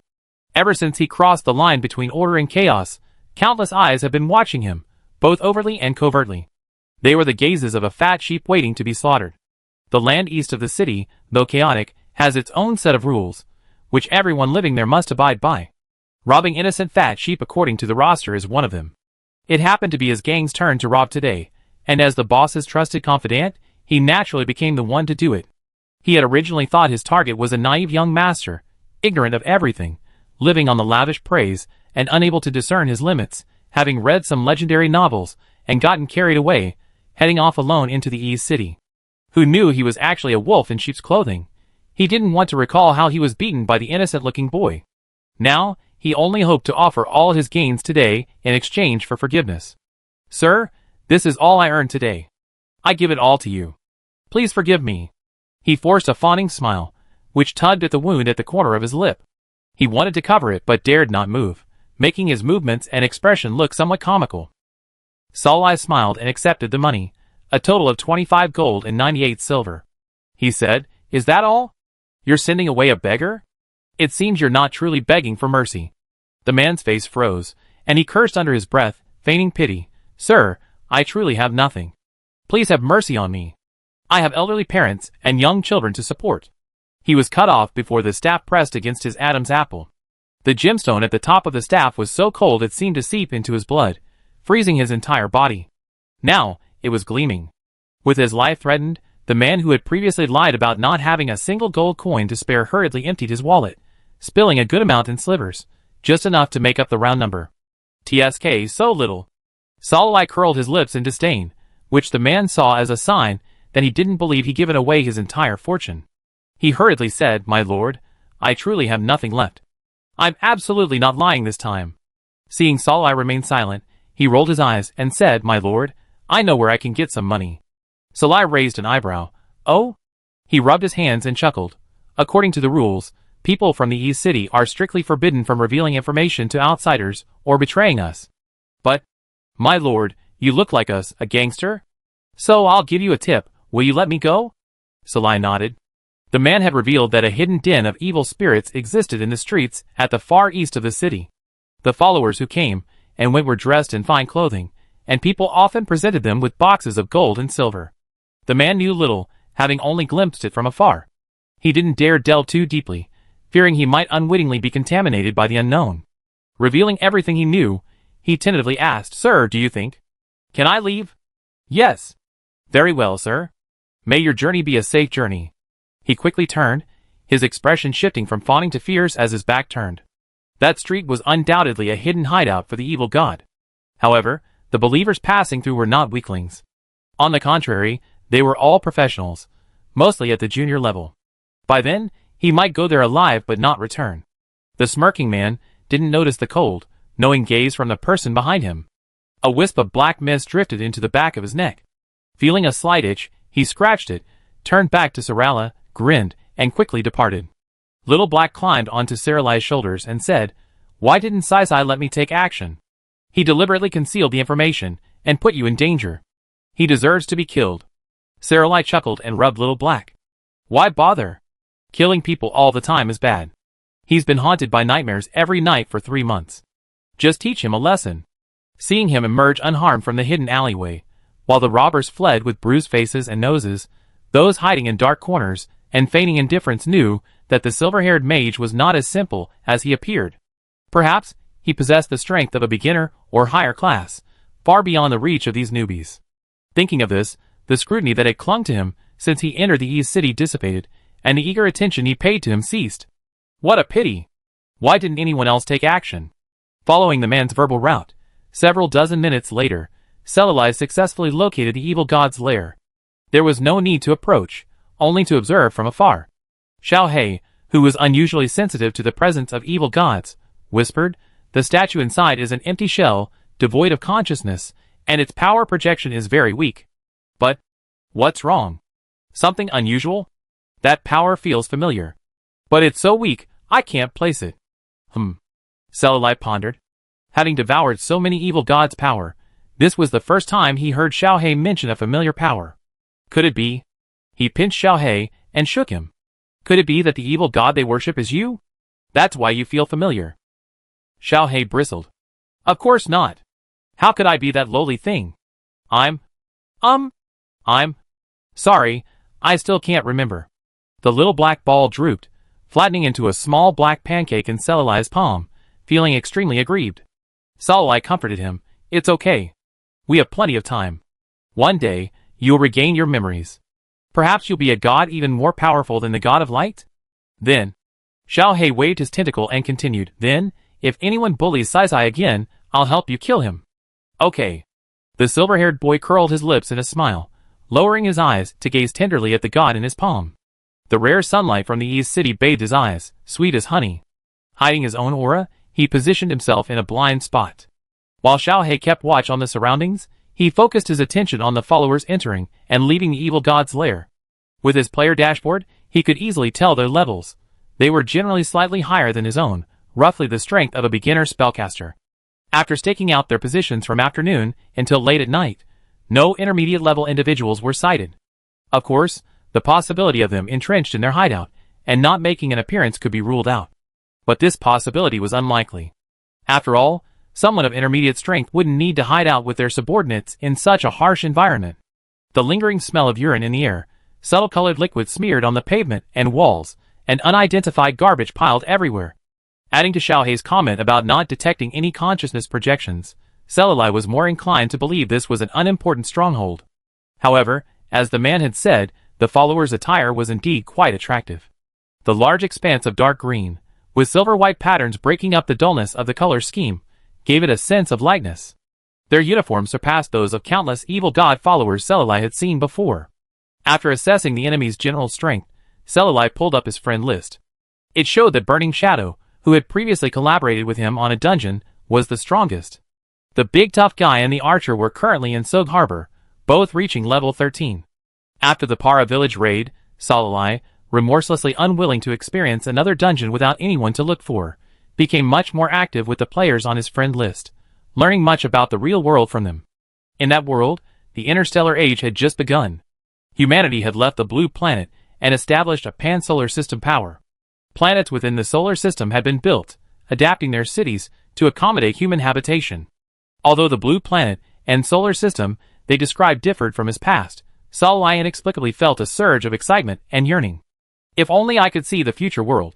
The unified responses from his former teammates jolted Saralai out of his slight regret, and he watched the three people excitedly chattering, "Level up and kill monsters, go go go." He smiled knowingly. With specific coordinates, the player's pace wasn't slow. Late in the night, the blue dots representing their teammates moved closer to Saralai. Saralai turned, speechless. "What are you three dressed like?" The three were dressed in black, each with a black cloth covering their face, leaving only their eye and nose holes exposed. They looked particularly wretched. Thou master, a dark, windy night. Hunky man, during murder and arson. Thinning strongest, it's time to rob the rich, the evil god's followers, and give to the poorer us. Young man, join us and change into disguises. Salah, 6. Under the repeated demands of don't break formation. Don't try to be cool. Cover your face with us. Although we're dressed a little plainly, we still look pretty cool. Salah couldn't resist and reluctantly joined them. Soon, four dark figures appeared. As the only one of the four with the invisibility skill, and with her class's inherent agility, Burning Shadow, the strongest, naturally took the lead, acting as scout, infiltrating the stronghold for exploration. Moments later, she signaled safety on the team chat. Since she entered, they had been closely monitoring her status bar, confirming that she was free of debuffs like Bewitching, Chaos, Blinded, or Parasitic. Only then did the three of them follow with light steps. All the while, his hand within the sleeve of his robe clutched a teleportation scroll, constantly on guard for any possible emergency. Luckily, as Salai suspected, the stronghold was poorly guarded. Even the snoring of the worshippers could be heard as they walked. Led by Salai, the four headed straight for the treasury. As for the statue, Xiao He, who had slipped in under the cover of night, would handle the situation. Drawing on years of experience in robbery, destroying evil lairs for justice, Salai led the three men to the treasure vault with ease. The dark iron lock on the gate was easily corroded by the black magic. The room was ablaze with light. Chapter 41. The Ying's strongest. Wow! Big strong man. Wow! Bound master. Wow! The treasure house shone with brilliance. Even the dim night couldn't conceal the glitter of gold and silver, the glitter of jewels blinding the eyes. Looking at the wooden boxes overflowing with gold coins, Salai's heart surged with excitement. Needless to say, the four of them quickly closed the door, each one heading to a corner to collect the coins. On the team panel, notifications of XX gold coins earned filled the screen. Each box held tens of thousands of gold coins. One wondered what power the evil deity enshrined in this stronghold possessed to amass such a vast treasure. This was just a low-level stronghold, not particularly powerful. The Bound Master was a little excited. It feels so good to have this treasure house open to me, to take all the money I want. Even if, as agreed, they were only to receive 20% of the proceeds, it was still a substantial sum. He asked, after we collect the money, can we also kill these monsters? We're focusing on killing even the smallest watermelon or sesame seed. Before Sarai could say anything, the burly man rolled his eyes at him. You need to ask about something like this? You're not thinking straight. Why would the boss call us in for free money if we're not going to kill monsters? But Ying's strongest man replied, no, don't kill them yet. Tie them up while they're asleep and strip them of their gear. Their gear looks so good, so it must have decent stats, right? Even if the stats aren't great, someone's sure to buy it just for the looks. With a few words, these few men decided the fate of the evil god's followers in this stronghold. They not only treated them as sleeping experience bags, but even their clothes were gone. Sarai, he had originally considered them merely aids in taking down the stronghold, but now, he suddenly realized he missed out on many business opportunities. Facing the three inquiring eyes, Sarai nodded. Thaning's words reminded him that, besides selling equipment, items, and skill scrolls, there's another player force in the game that shouldn't be ignored, the appearance-oriented players. Those who value appearance are willing to pay for equipment that doesn't have particularly good stats, but looks gorgeous, even spending large sums of money. It seems that when collecting equipment in the future, he won't just focus on stats, he'll also have to collect items that look good. It took the four of them about a quarter of an hour to finally empty the treasury, even taking the wooden boxes containing gold coins. They could still make a profit by dismantling them and selling them together. During this time, none of the slumbering believers were awakened, not even noticing that the wooden statues they worshipped had completely become powerless shells. The quality of their sleep was enviable. After patting Xiao He, who had quietly returned after a full meal, the four of them split up to begin the binding operation. The burly man sighed, I thought we have to fight hard to get the treasure, but it turned out so easily. The NPCs were so soundly asleep, they couldn't even detect our actions. Perhaps due to excessive pride or carelessness. While tying up the sleeping believers, he accidentally knocked over a pile of pottery jars behind him. The crisp crackling sound, so loud in the stillness of the late night, startled the believers. Who is it? Someone's invading.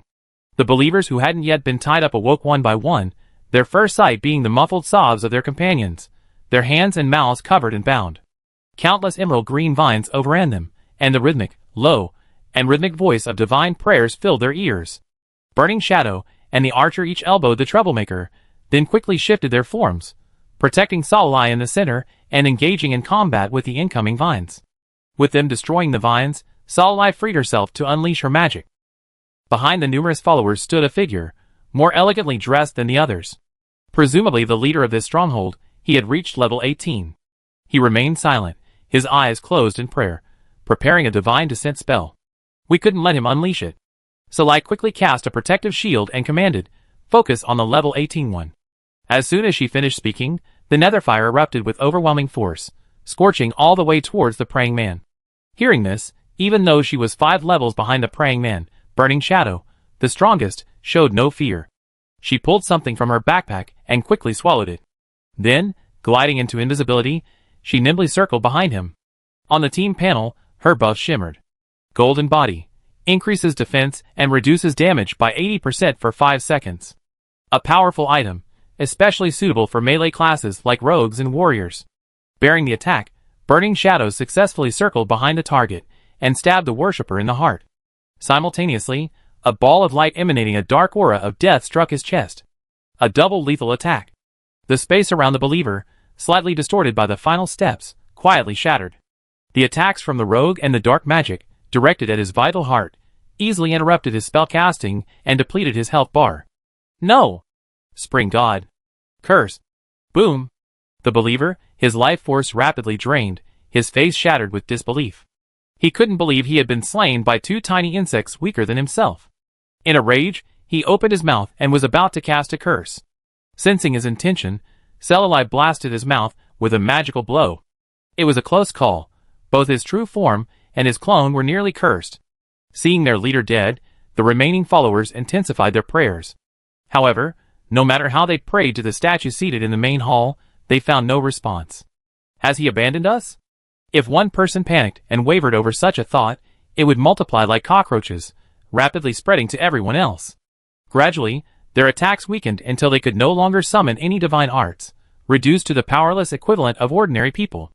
No, they were worse than ordinary people. At least ordinary people wouldn't scream like madmen or cower in fear. Though their level hadn't dropped, the decapitated followers of the evil god lacked the corresponding offensive power. They were like a plate of delicious snacks before Salai and the players. The burly man laughed heartily. "Little believers, be quiet and don't move. Let me take off your clothes." He. Finning was the strongest. The burly man, the bound master, and the other 3 were exceptionally nimble. 2 of them pinned the believers down, while one easily stripped off their clothes, stuffing them into a backpack and tying them up.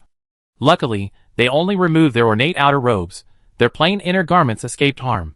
Otherwise, the entire stronghold would have been filled with a jarring sight of naked bodies. While the 3 were stripping, Salala wasn't idle either. He activated his illumination technique to survey the stronghold. The leader's last words about the god of spring caught his attention. He noticed that since entering the port city of Sog, the god of spring had appeared with increasing frequency. Whether it was the people in the streets, depressed by the blessing of spring, or the residents of the Gorse district whose lives were drained by the few statues during the quests undertaken by Papagon, or even Kingsley Manor. Everything was filled with undercurrents. After searching every house, no personal belongings or information about their deity were found. Their lives seemed even more impoverished than those of ascetics, yet the chests of gold and jewelry collected in the treasury showed that they were not people who despised money.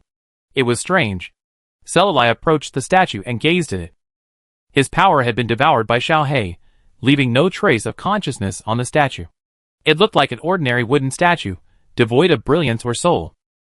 The image carved on it was the same one Salai had seen in room 3314 in the Gorse district, a hybrid of the god of spring and the goddess of spring sunshine. Having fought so many followers of evil gods, he had never seen anything so strange.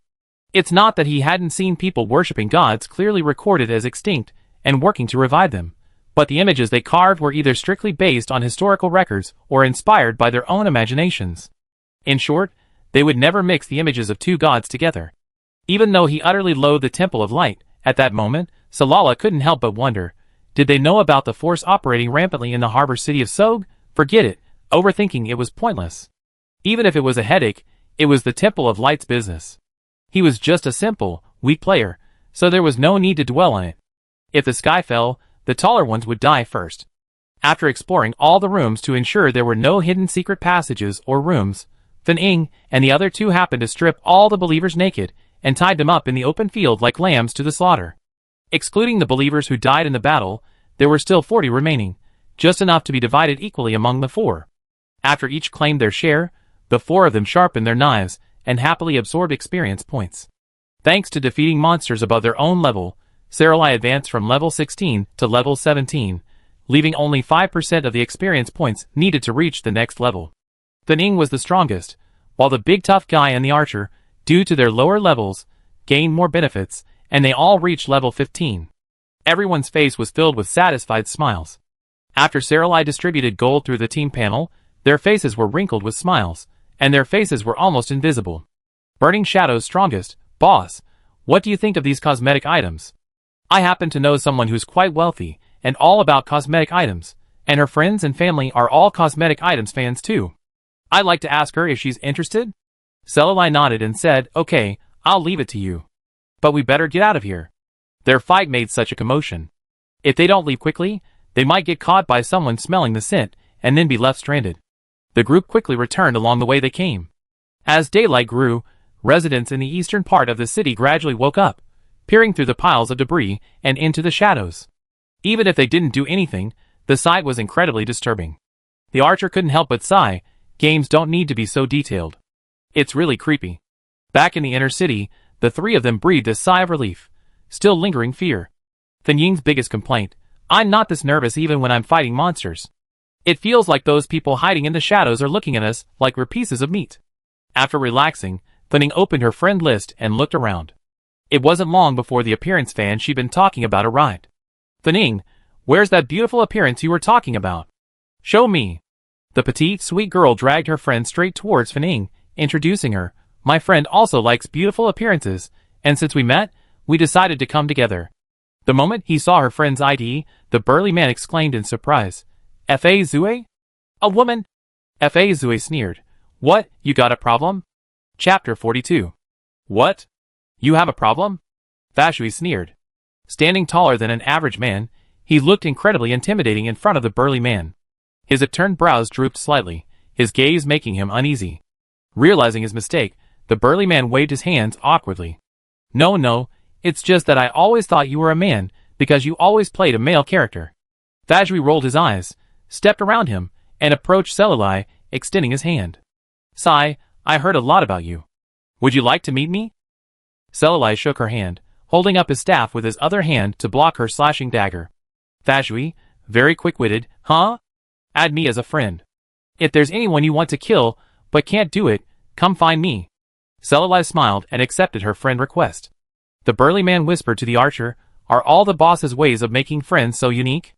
Tell me, what would have happened if Sai hadn't blocked that attack just now? The archer was speechless. Do you think it was all you?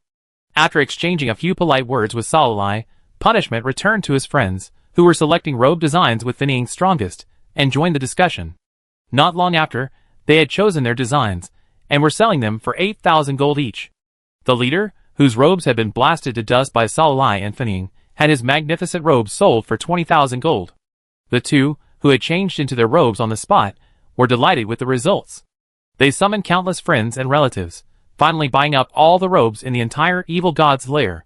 Both parties were very pleased with the transaction, and agreed to let them know if they found any new designs next time.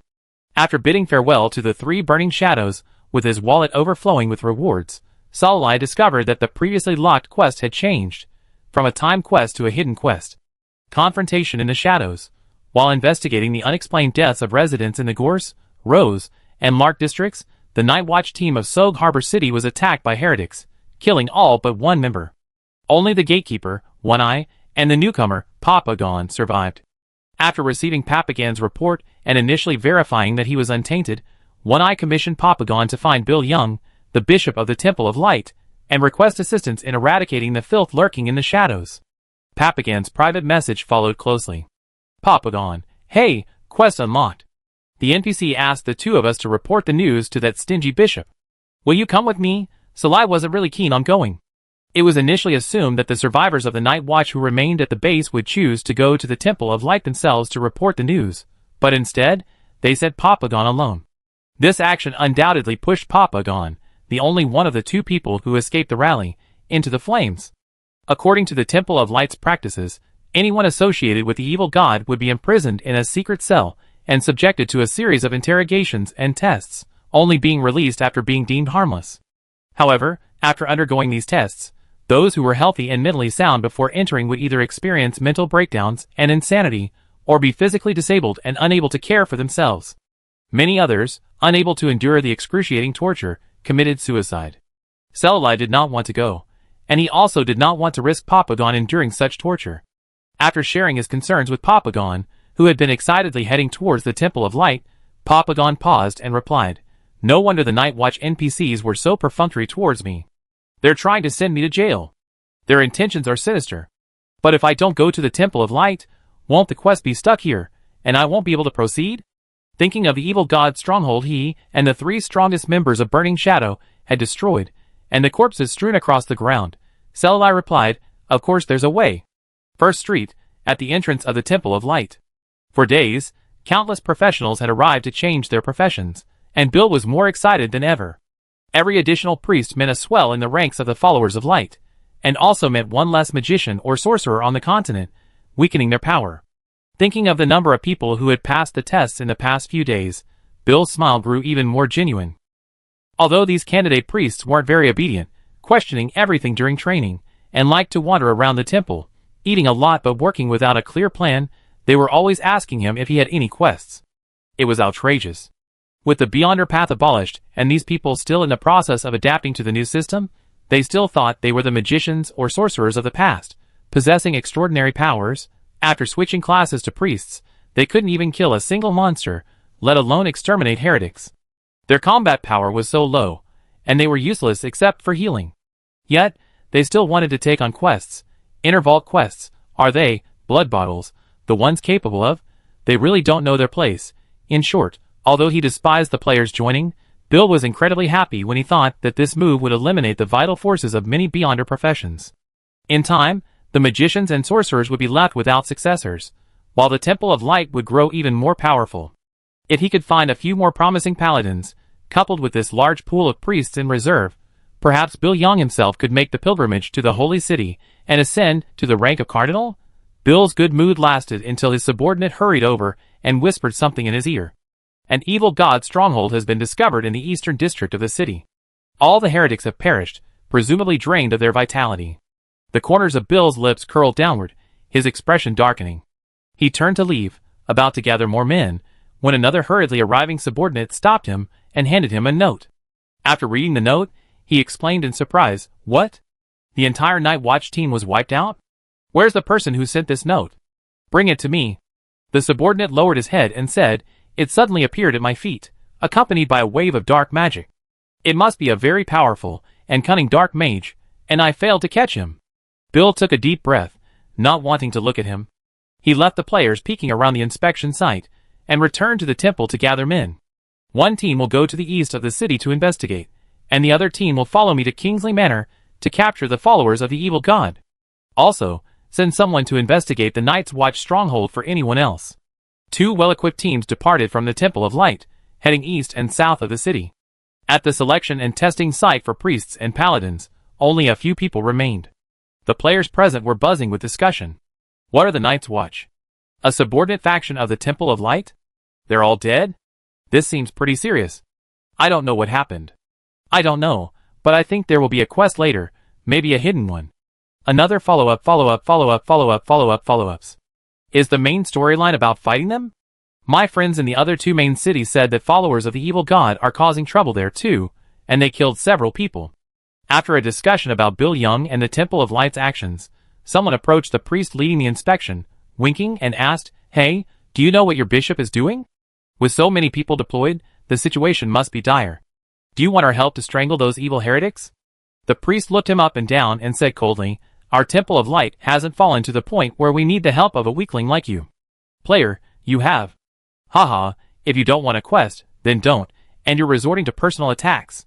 The curse was about to escape his lips, but he swallowed it back, thinking of the unfortunate individual being hunted by the Temple of Light's curse, and rolled his eyes in frustration. He had originally planned to queue up to see if he could advance to Paladin, but now that he was being disdained by the NPC, he immediately gave up and left the queue. Clearly seeing the priest's disdain for them, many players followed suit and left the queue. This is hilarious. You really think you're a star coin? Everyone loves you. I'm willing to transfer to your class because I think highly of you, and yet you're still looking down on me. If I'm not welcome here, I'll find another place to stay. Salai saw players discussing the Radiance Temple's deployment on the World Channel, and knew they had found his note. At the same time, the stalker guarding First Avenue, the only way to the east of the city, also sent a message claiming to have seen the Radiance Temple's massive force. With this, confrontation in the shadows was complete. Perhaps because the Bishop of Radiance wasn't informed personally, there were no follow-up quests after the quest was completed. Even so, the rewards for completing the quest were considerable. Salai leveled up again. A few days passed, and the city was peaceful, as if the incident that day was just a minor incident. However, the fact that Bill Young hadn't been seen for several days indicated that things weren't as peaceful as they appeared. Hiding his ID and shrouding himself in his cloak's hood, Salala headed for the Drunken Bazaar. It was a semi-open market, and even ordinary people, not Beyonders, had heard of it. It was featured in poems and legends, most of which told of tales of overnight fortunes made by bargain hunting there. Thus, it wasn't, as the world stereotyped, hidden in dark, dingy alleys, in some tavern or small shop, where one had to give the correct code to the owner before being led through a winding path to the black market. On the contrary, the Drunken Bazaar occupied a considerable area of 3rd Avenue in Port Sogue, a spacious and open area enclosed on the ground. To enter the market, one must purchase a ticket worth 5 gold coins at the entrance and verify their Beyonder status. Only after meeting both requirements can one enter. Such a large event naturally attracted many street players to watch, but for some reason, they all gathered outside the market railings, and no one entered. Could it be that they couldn't afford the 5 gold coins for the ticket? Selalai found it unlikely. Swept by the surging crowd to the market entrance, Selalai, who had already taken out the gold coins and held them in his hand, finally understood the reason why the players wouldn't enter. On the wooden table next to the class detection stone, a piece of paper was prominently posted, Intermediate Class, and above can enter the enchanted market. Selalai, ? Beside him, a junior archer slammed the table and demanded, why can't beginners enter? Since ancient times, there's never been a limit on the level of Beyonders. What do you mean by this? The market thug said coldly, the past is the past, and the present is the present. What, you're not convinced? The aura of a mid-level class he exuded caused the Beyonders, who were blocked outside to shut their microphones, and dare not cause any trouble. With a sigh, Selalai walked out against the crowd. It seemed that this time, the intoxicated market would require the use of his true form, far away in the underground palace. Chapter 43. After being teleported back to the underground palace, the first thing he did was to transfer the magic power accumulated within the player's body into the main body, and guide it to circulate within it. The cursed power in his heart remained stubborn, but with his persistent efforts, it had shrunk by approximately 0.001 millimeters. This was cause for celebration. With the frequent use of the moonlight grasses pulling power, its influence on the cursed orb gradually weakened, until today, it could no longer establish a connection with it. The search for new materials was urgent. However, some things couldn't be rushed. Whether searching for prescription fragments and rare materials pinned to the top of the personal homepage on the game player forum, or the player packages regularly received by the main body, nothing related to the curse was found. The prescription fragments and materials that had been so easily obtained before seemed like a dream. Could it be that he needed to trigger and complete another hidden quest to advance the game before he could hope to obtain them again? But such a quest was far from easy. Perhaps he focused more on the evil god's followers within the city of Sogue Harbor? Salai sighed helplessly, unable to think of a direction, so he could only hope for a trip to the black market.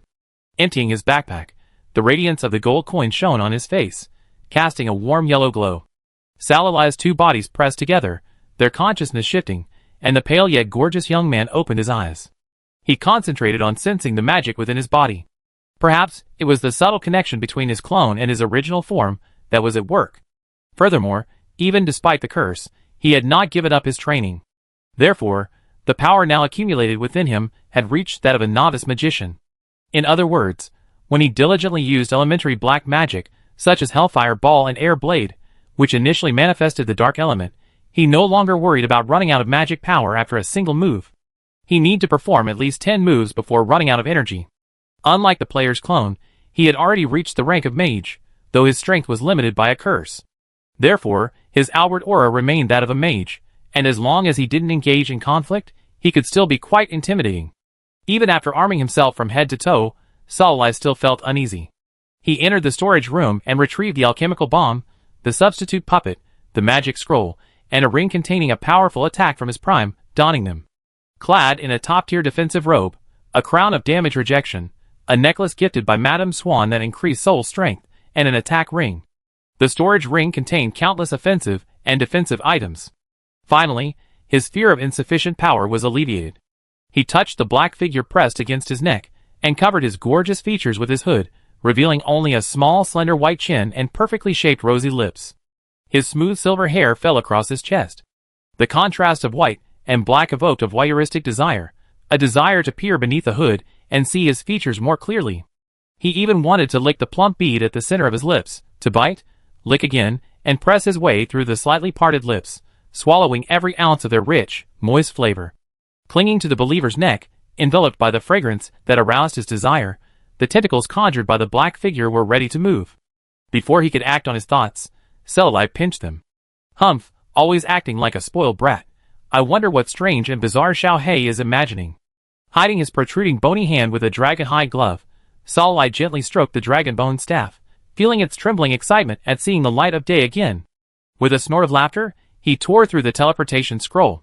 The next moment, the tall mage, his true form concealed, appeared at the entrance to the drunken market.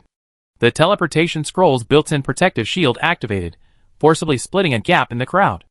Some glared at the impertinent Salalai, but then, sensing the looming terrifying aura emanating from him, their rage subsided. Whispers reached Salalai's ears. As expected of a magician, he's rich enough to possess such a precious teleportation scroll. A teleportation scroll is precious? This kind of scroll, with a built-in protective shield, has been lost, right? Every time one is used, there's one less. And yet, using it right here at the entrance to the drunken bazaar? What a luxury. Lost, Salalai once again had the illusion that he'd been asleep for 500 years, not 50. He wanted to ask someone about it, but if he did, he feared someone might notice something was amiss. He really wanted to know the reason, and how precious these teleportation scrolls really were now. After all, he still had a ton of them in his storage ring and the underground palace. Throughout his mind, Salalai maintained aloof demeanor. After purchasing his ticket and successfully entering the enchanted market, he had purchased a ticket and entered. Due to the delay caused by switching bodies and channeling his magical energy, many people were already walking around the market, most of them concealing their features. Therefore, Salalai, a cloaked figure, blended in unnoticed. Swiping past the vendors selling their own goods along the roadside, Salalai headed straight for the market's largest consignment store to retrieve the items he had brought to sell. The items were encased in a cowhide bag enchanted with a spatial expansion spell, making it impossible to tell what was inside. Was it a precious treasure or just some worthless, swindling item? The clerk took it and carefully assessed the visitor. Barely reaching even the initial ranks, he couldn't discern the specific rank of the person before him. But from the simple act of handing over the cowhide bag, the slightest touch between their hands transmitted through the dragon skin knuckles into his body a terrifying aura that seemed to freeze his soul, and a lingering, cold, sticky, ghostly, and ominous aura he could sense his extraordinary strength. Furthermore, the small patch of skin visible beneath the consignor's hood was fair and delicate, and his silver hair, untucked into his cloak, was smooth and lustrous. It was clear at a glance that he was not so impoverished as to possess only strength, constantly busying himself with commissions and bounties, leaving him no time to care for his appearance. Also, the cloak he wore was made of soft fabric, its subtle dark pattern shimmering faintly in the light. It wasn't conspicuous enough to be vulgar, but perfectly broke the gloomy and dull feeling of the black fabric. From the above, it was clear that the cowhide bag the visitor had handed him would definitely not contain garbage like monster gallbladders or flesh. Thinking of this, the clerk's smile grew even more sincere, and he respectfully ushered Salalai into the appraisal room. A specially hired appraiser was waiting inside. He presented the cowhide bag, gently closed the door, and left the rest to the appraiser. The appraiser who greeted Salalai was a woman in her 30s. She lacked the youthful aura of a young girl, but possessed a certain grace steeped in experience. She appeared professional and knowledgeable. Giving Salai a polite smile, she opened the cowhide bag and removed the contents one by one. Pure and flawless, without a trace of impurities, just one step from the finest, attributeless high-level magic cores, 30 in all, laid out on a red velvet tray, their brilliance enhanced by the soft magic light overhead. Hellfire, Scorch, Soul Vibration, Puppetry, Double Curse, Ragnarok.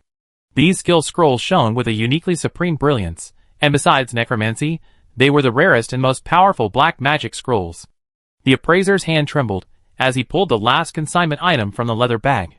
A fully enchanted forest bough, blessed by the elves? She explained with some trepidation, gently and lovingly stroking the bough's shape, a blend of natural and industrial aesthetics. A faint green light flickered as her fingers brushed against it. Simply approaching it felt as if she were transported to the depths of a forest, enveloped in vibrant life and vitality. This was a weapon, no less powerful than divine magic, a perfect counter to creatures of darkness. Resisting the excitement of placing a large order and seeing so many rare items, the appraiser calculated their value one by one, finally adding them up, and the final price was truly astronomical. This price is significantly higher than before he fell asleep. The consignment price, even after deducting the handling fee, was a full 3 times higher than he expected. Salai's lips curled upward, his entire body brimming with the joy of sudden wealth. Despite his outward reserve, he was actually beaming with joy. After collecting the gold coins from the consignment, Salai casually said, "By the way, do you accept teleportation scrolls?" The appraiser's eyes flickered, and he asked, "What kind of teleportation scroll are you talking about? If it's an ordinary one, you can find a small shop out there to sell it to. But if it's the Lost Annie scroll, we'll offer it for 300 gold coins each." The Annie scroll, which Salai had always used, was a scroll that deployed a protective shield around the user after teleportation. It was said that its inventor and modifier was an alchemist named Annie. In the past, Salai, desperate to escape poverty, often created and sold scrolls of this kind. The market price for a box of 40 scrolls was only 200 gold. However, now, a single scroll costs 300 gold. Remember, this is the asking price at the consignment shop, not the selling price. This means that buying such a scroll on the market would cost far more than 300 gold. What had happened? Teleportation scrolls, once affordable for most professionals, had become a precious commodity. Could it be that the people who could create these scrolls had all died? Such a dramatic change in just 50 years. Only now did Salai realize that the changes brought about by the Holy Crusade were not limited to religious matters. Their impact was universal. Thought shifted, but in the eyes of the appraiser, it was merely an exceptionally lavish act. The customer, who had presented several treasures in quick succession, paused, then said, "Of course, the latter." With a wave of his hand, 10 neatly stacked boxes of teleportation scrolls were piled on the table. The appraiser was stunned, not excited, but rather serious. "Sir, no offense intended. Are these scrolls from a legitimate source?" Salai said, "They were gifts from my family elders." "Miss, you can be assured." The appraiser probed, "Is your elder an alchemist?" Salai said, "Of course. He also gave me those black magic scrolls. If I hadn't recently become obsessed with Tabaugh, well, I wouldn't be selling them." The image of a prodigal son was a stark reminder of this. The appraiser had no doubts. Influenced by legendary novels, the trend of bargain hunting has become prevalent. Everyone wants to buy low and sell high to get rich overnight. However, how could truly good things fall into obscurity? As a result, many obsessed people have been deceived by vendors and lost everything. The power of gambling is comparable to that of gambling. In that case, would you be willing to enter into a long-term business with us? Chapter 44. Would you like to make a deal with us? I'd like to hear the details. Appraiser, due to the Holy Crusade, few people on the market now possess this scroll drawing technique. If you can convince our elder to supply us long-term, we can offer a purchase price of 310 gold per scroll, plus an additional commission of 5 gold coins per scroll. Salai hesitated, but my elder often goes into seclusion, sometimes for 2 months. Appraiser, it's okay. After we sign the contract, we just need to guarantee a supply of at least 100 scrolls per year. We'll cover all shipping fees using the pigeon carrier. 100 scrolls? 100 scrolls is too much, right? 80 scrolls is also. Okay, after all, crafting a scroll does take a lot of effort. Salai, No, it's not too much work, it's too little. What kind of hard times did he have before? Even though his inner villain was so excited He wanted to agree immediately. Salalai maintained a calm and reluctant expression. After a moment's hesitation, he said, "A commission of 5 gold coins per scroll is too low. After all, you know how precious these scrolls are. They're not comparable to those cheap ones." The appraiser probed. "Then, 10 gold coins?" Salalai remained silent. He didn't really know how much he should ask, but he did know one thing. In times like this, just keep quiet, observe the other party quietly, and wait for them to raise the price. Sensing dissatisfaction from the other party's silence, the appraiser gritted his teeth and thought to himself, "I thought he was a spendthrift with no sense of money and was planning to swindle some of the commission, but who knew he was so price sensitive and wouldn't budge at all if his own thoughts led to the loss of his business, or if he was sent to a competitor, he would be in for a disgrace with his boss." She took a deep breath and offered her highest price. 25 gold as a commission, no more. 25 gold, adding the price of 301 per scroll, that meant he would earn a full 335 gold for every teleportation scroll he sold. And the workload of 80 scrolls a year was a piece of cake for him, who used to paint hundreds of them. Salalai nodded in agreement, leaving a set of coordinates for the appraiser to deliver the contract, and then left with a laden load of gold coins. After joining the crowd, he couldn't contain his excitement. He pulled out his black pen and rubbed it against his cheek, exclaiming joyfully, "I'm rich." Forced to press against the delicate skin of his believer, his rosy, plump lips inadvertently brushed against his body, and he suddenly felt something was wrong. Clearly a mist-like body condensed from pure energy. Why was it so stiff it couldn't move? In that instant, he found himself unable to sense his body, his entire being fixed on the spot where something soft had rubbed against him. A tingling sensation, a numbness, an unbearable itch seeped into his very core. So thirsty, so hungry. Eat it. Could it be that something had gone wrong with the power he had previously devoured, contaminated? Otherwise, how could he have felt such a strong desire, even more intense than when he had consumed the divine power of lust? In his ears, he could hear the believer's mumbling longings, and before his eyes, he could see rosy lips opening and closing, a crimson tongue pressing between snow-white teeth, a rich, intoxicating fragrance filling the air. A strangely unfamiliar power coursed through his body. A dark shadow appeared, and a tall figure with an indistinct face pulled the young man into a small path at the end of the alley. The darkness that blocked his vision isolated this small world from the noisy crowd coming and going outside. Even if someone peeked inside curiously, they would never see the young man, who was brighter than the silver moon, having his chin clamped by a large hand and forced to look up. "Xiao Hei, what are you doing?" "Ugh." The hood slipped off with a sudden, violent movement, and the young man's deep, deep blue eyes widened in confusion. A bony finger forcefully pushed through his lips, nudging a few strands of hair that had fallen from his cheek, causing some discomfort. With his face covered, he thrust his finger into his mouth, unable to close it. A few strands of saliva, unswallowed, flowed out, wetting the god's hand.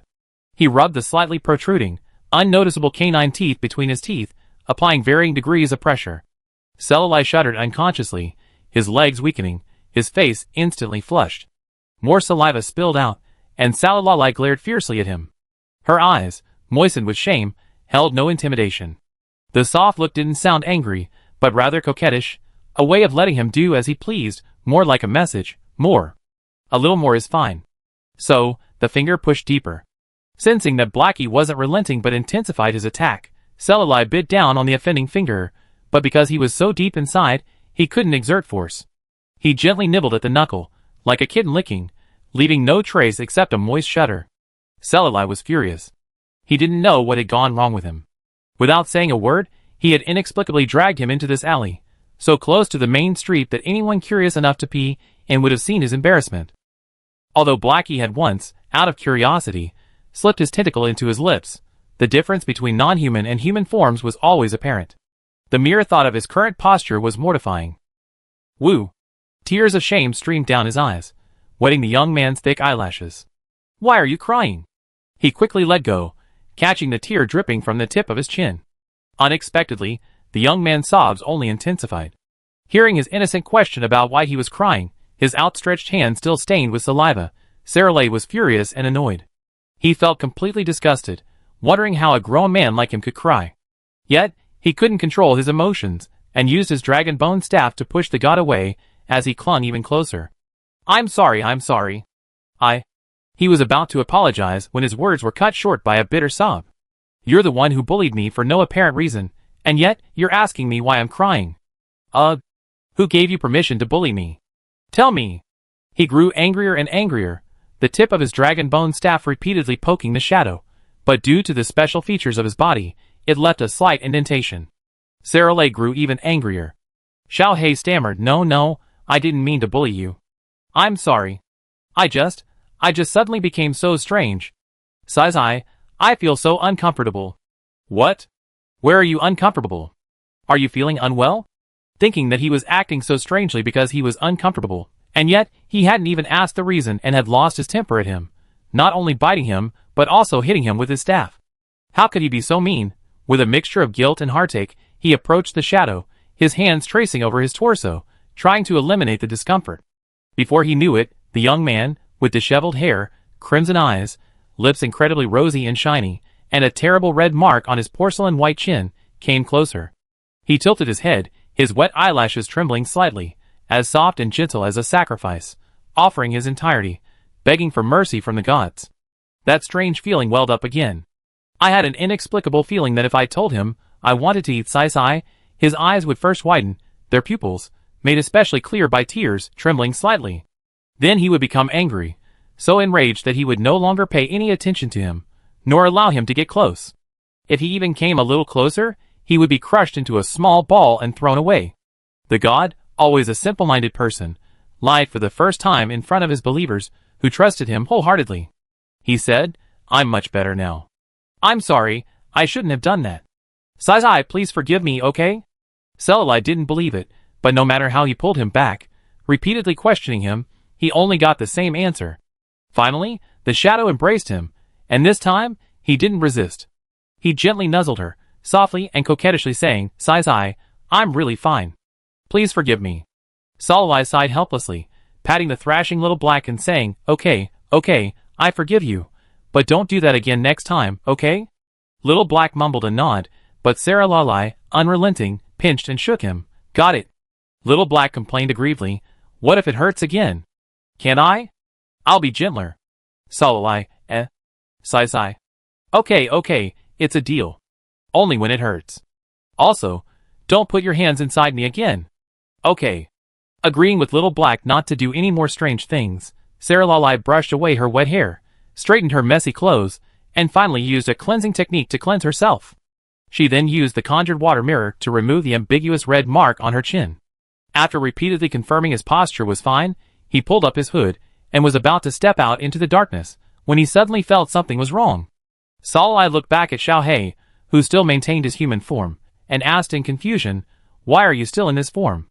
Change back quickly. Xiao Hei shook his head, No. Salai, ?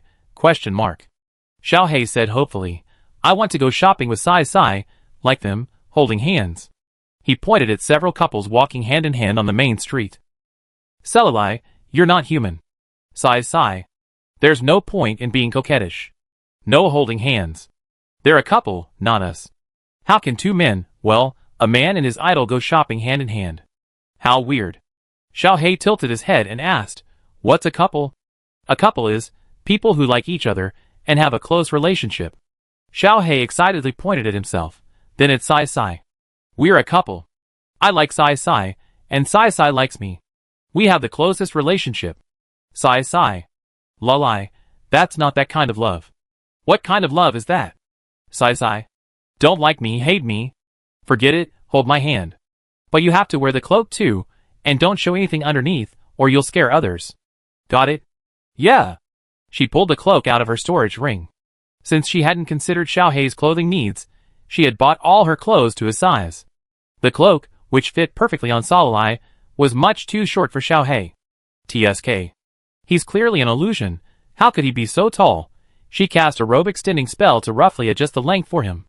The god's hand hesitantly reached over, interlocking their fingers. Noticing Salalai's gaze, he said, Everyone else is like this? Salai, Alright. Trying hard to ignore the awkward discomfort in my heart, two figures, one tall and one short, walked out together, their wide robes covering their clasped hands, and merged into the surging flow of people in the market. Chapter 45. Although a well-known market on the mainland, the Mizutsu market is, after all, a black market. Therefore, aside from the crowds, the cries of vendors and hawkers are rarely heard. A miscellany of goods is scattered across wooden boards or cloth mats, often placed unceremoniously on the ground. Hands tucked into pockets, eyes half closed, they appear to be indifferent to buying. Dipteran insects, thorny locust flowers, chandelier geckos. Countless advanced ritual materials, hard to find outside, are roughly treated and thrown together. But if you think they're cheaper than the materials carefully preserved in glass bottles outside, you're seriously mistaken. It's foolish not to profit from the opportunity, and finding bargains at rock-bottom prices is impossible. Besides the mobile vendors, the Mizutsu market also has merchants who regularly come to do business every time it opens. Buying from them doesn't require concern about the provenance of the goods, but the prices they offer are often lower. Preoccupied with finding the fragments of the medicinal formula and the moonfire grass, ingredients that could lift the curse from within him, Salai walked slowly, stopping to examine every stall and shop he passed. Every time this happened, Xiao He, tightly held by his hand, would come close, clinging close, afraid others wouldn't know they were together. Salai had heard the praise no fewer than 10 times. You two are a match made in heaven, a match made in heaven. Your love is so enviable. Salai, From the initial endless explanations, he grown numb. Still, every time he heard someone praise their perfect match, he wanted to laugh. 2 cloaks and hoods neatly arranged, revealing nothing but a human form. How could they even manage such praise? Is this the basic quality of a businessman? If he had such a skill in the past, he wouldn't have been able to sell a box of teleportation scrolls in a day. Perhaps it was too obvious that he had carefully inspected each stall without buying anything, so a thin, cloaked figure approached and said slyly, "Hey, sir, are you looking for that thing? You can't find it outside. I'll take you where you can buy it." "Outside?" He waved his hand, with a tone of "you know what I mean," and said, "Hey, the drunken market has become so famous that some things can't be sold openly. For just 1 gold, I'll take you where you need them." "How's that?" What he meant was, a black market within a black market? Indeed, the drunken market today has changed from what it used to be. The undead biological materials used by necromancers and dark alchemists that were once everywhere are now nowhere to be found. Judging from his words, it was most likely hidden, but what was that thing? It seemed that his search for the curse-breaking item had become a tacit understanding in his eyes. Interesting. Salai, curious, handed him a gold coin. Putting the coin in his mouth and chewing on it, the short, thin man chuckled, his voice even more flattering, saying, "Sir, please follow me. I promise you won't be disappointed. Your Excellency, you may not know this, but this gold coin is well worth the money. Besides that thing, there will be an auction at this black market. There are so many great things. You definitely won't see them at the intoxicated market." Following him, we wandered further and further away, encountering 2 or 3 groups of people led by cloaked men heading in the same direction. Several of them carried a thick set of blood and corpses, presumably heading to the same place. "Sir, please, go down from here. I need to meet the others, so that's all." Pointing to an old manhole cover, the short, thin man bowed slightly and scurried out in a few steps. TSK. Glancing disdainfully at the thickly grimed manhole cover, Salai lightly tickled Xiaohe's hand. Without needing a word from him, a tangible black mist spread from the corner of his robe, prying open the manhole cover, revealing a dark, mossy passage. The distinctive musty odor of the underground was overwhelming. Walking through it felt soft and sticky underfoot, and occasionally, a drop of foul-colored sewage dripped from the ceiling. Thankfully, this torture didn't last long. Pushing open the dilapidated wooden door at the end, a sudden light opened up. The stall closest to the entrance sold upright corpse puppets. These puppets were difficult to make. They required dissecting the chest and abdomen of a still dead person, removing their internal organs, and then soaking them in corpse water until the body became incredibly pliable, yet retaining the nervous responses of a living person. These corpse puppets were extremely popular with alchemists and potion makers. Perhaps out of a certain wicked taste, the corpse puppets on the stalls were positioned in terrifying poses, their eyes wide open, menacing anyone who entered. Salai had already seen several people scream in fear at the sudden onslaught. Seeing him and Xiaohe calmly make their way around, several nearby masked vendors, laughing wildly, hissed in regret. As he walked, Salai saw many darker and more bizarre items being sold here than those at the drunken bazaar. Communication between buyers and sellers was minimal, and even when bargaining, they remained silent, preferring gestures. After walking a few dozen steps, the crowd ahead gradually grew larger and more noisy. Even shorter and thinner than the short, thin man who had led the way, with misshapen limbs and an abnormally hunched back, his movements somewhat like a rat, a man sauntered through the crowd, shouting, "Auction!" The auction is about to begin. Admission tickets are 2 gold coins each. The Spring God's Blessing will also be sold at the auction. Don't miss it if you pass by. Spring God's Blessing.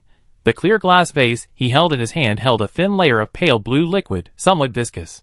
Even as he leaped up and down to avoid the frantic crowd, like zombies, not a drop spilled. As he moved, a rich, herbal fragrance wafted forth, like a forest, a grassland, the trees rustling in the wind. But the pleasant aroma was tinged with the unpleasant smell of blood and a faint, rancid stench. The two mixed and entered his nostrils, making Salala nauseous. Beside him, Xiao He, who had been holding onto his hand, buried his head in the corner of his neck and said aggrievedly, "It stinks, sigh. I can't breathe. It's so uncomfortable. What should I do? Help me." "Salala, you don't need to breathe. It's uncomfortable." Feeling something was wrong, Salala hesitated. "How can I help?" Recalling what happened in the alleyway of the bazaar, he said cautiously, "Don't use your hands." He hummed softly and pulled Salala to a corner, saying, "I heard on the street that there's a method that can cure all ailments. Should we try it?" It didn't seem very reliable. Salala nodded hesitantly. Acknowledging Xiao He's approval, he quickly moved closer, so close that the slightest movement from him could. "Chiu." The touch of her lips was cold, and then she was gone. Xiao He, "Hey, sigh, I think I'm feeling much better now." "Salala? ? "No. Who told you this method can cure illnesses?" "Huh? Which quack?" Xiao He said innocently. "Those couples holding hands? They say a kiss will make the pain go away." Holding hands. "No, that's not the point. God damn those couples showing off their affection in public." "Who's spreading nonsense? Corrupting his innocent Xiao He?" Not suspecting that some wicked person was spreading nonsense, the little man in Salala's head stamped his feet in anger, ignoring the momentary, unbalanced pounding of his heart. His face beneath the hood burned red, steaming with heat. Salala shifted uncomfortably. "It's fake, don't believe it. You know, there are so many scammers on the street, targeting ignorant gods like you. They're so wicked. You can't trust anything they say, understand?" Xiao He grabbed his hand and shook it. "But I really don't feel bad at all now." "Salai, The pungent smell lingering in his nose dissipated, and Salai realized that the dwarf, holding the Spring God's Blessing, had disappeared. A group of panting, already utterly swayed people huddled at the railing, throwing gold coins. "I want in, let me in." They offered far more than 2 gold coins. It seemed that what had caused Xiao He to feel bad was the Spring God's Blessing. He had returned to normal only because the unknown liquid had been taken away. It wasn't some random kiss. Feeling that his child was in dire need of common sense education, or at least to avoid being fooled by such obviously deceptive rhetoric, Salala decided that after this matter was resolved, he would take his deity to a serious lesson. He hadn't yet realized the tragic future ahead of him, where a young believer would force him to learn Dad's dad is called Grandpa. When he finally tasted the believer's lips, they were even softer than he had imagined. Foolishly amused, he followed Salala into the auction hall. It was called a venue, but in reality, it was little more than a wooden plank and tarpaulin structure. Earth magic had been used to create improvised earthen mounds and platforms, serving as seats and the auction table. It was utterly simple and unadorned. There were no tiered seats or private rooms, as in a regular auction hall. Whether the seats were close together depended entirely on the caster's mood and touch. Even in such a simple environment, the people who trickled in didn't complain. Those who arrived early sat in the front row, those who arrived late sat in the back. If there weren't enough seats, they stood, their vision obscured. They summoned mounts, used puppets to support their shoulders, used the mage's eye. As beyonders, they always had a myriad of ways to hear and see. Salai and Xiao He arrived neither too early nor too late, and sat at the edge, perfectly positioned for an unobstructed view of the auction table. It wasn't long before the pot-bellied auctioneer took the stage. Though, like everyone else, he wore a concealing cloak, the hood so large that his neck was invisible, his torso, so tight it revealed layers of fat, and his belly, more bulging than a pregnant woman's, revealed his size. Ahem. The auction begins. One item after another was wheeled in. A scarred, struggling merman, a deformed 3-headed feathered serpent, the brain of a powerful lich, a long-forbidden necromancy that required the lives of 100 people as its initiation ritual. At the shady black market auction, even shady items were on sale. Although many had come to the auction for the blessing of the god of spring, the atmosphere was intense with each item introduced, and the auctioneer's subtle, provocative tone heightened. Countless people bid until their faces flushed, Yet they maintained a lasting ounce of decency, restraining their urge to take action. Aside from Salalai and Xiaohei, who was quietly playing with his hands, only a few remained calm. The next item is 7 fragments of a medicinal formula of unknown efficacy. Starting bid, 300 gold. Chapter 46. Fragments of a prescription. A palm-sized wooden box contained parchment paper. Perhaps because its effects were unclear, the auctioneer hadn't carefully displayed it, so Salalai couldn't tell if it was exactly what he needed. But even if there was even a slight possibility, he wouldn't give up. In the vast auction hall, no one else was interested in it except him, so he easily secured it at the reserve price of 300 gold. The transaction was successful, and a masked waiter handed the item to him on the spot. Salalai steadied his hands, which were trembling slightly with anticipation, and when the next item came up, he took a deep breath and opened the wooden box. Incomplete prescription 1, incomplete prescription 3. 7 neatly arranged fragments, plus the 2, 5, and 12 fragments he had previously acquired. It was still uncertain how many pieces it had broken into, but from piecing together the 10 fragments in his hand, it seemed that the missing prescription fragments, 10 and 11, would complete the collection. Because they were in order, after piecing them together, he was able to identify some of the ingredients needed to remove rare curses. Besides the moonfire grass he already knew about, which was already recorded in the book, there was also 10 g of wild water ghost marrow, starting bid 30,000 gold. 40,000. 50,000. 55,000.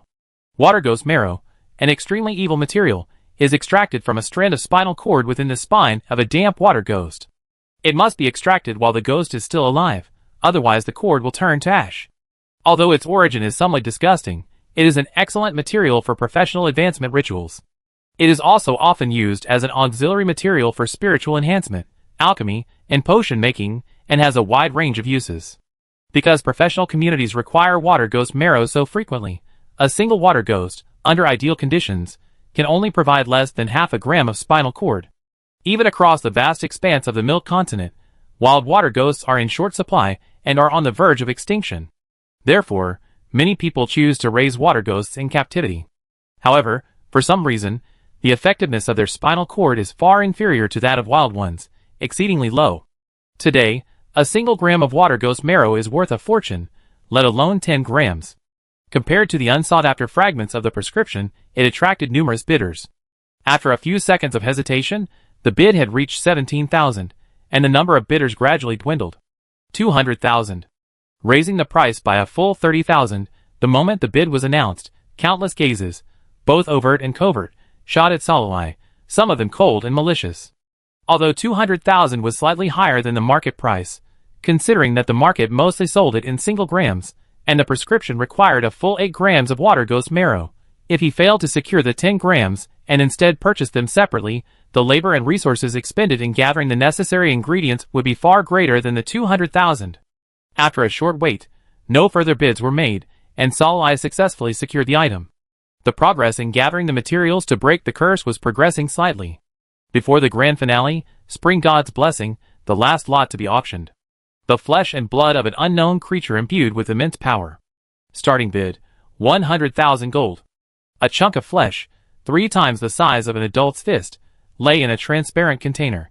The dark red flesh still retained a touch of fascia, its bloody remains obscuring its true form. Even from a relatively close distance to the auction table, one could sense the immense power within. This power, however, was unlike any attribute or power known to Salalai. Little Black, who had been sitting quietly beside him, stirred, squeezed Salalai's hand, and whispered, "Sasai, I sense that swallowing this will greatly enhance my strength." "I see. Xiaohei's rations are also related to the gods." Salalai joined the bidding. As the last lot before the grand finale, it held immense power, but its effectiveness was unknown, so few bidders participated. After all, most of the people in the venue had come for the blessing of the goddess Spring.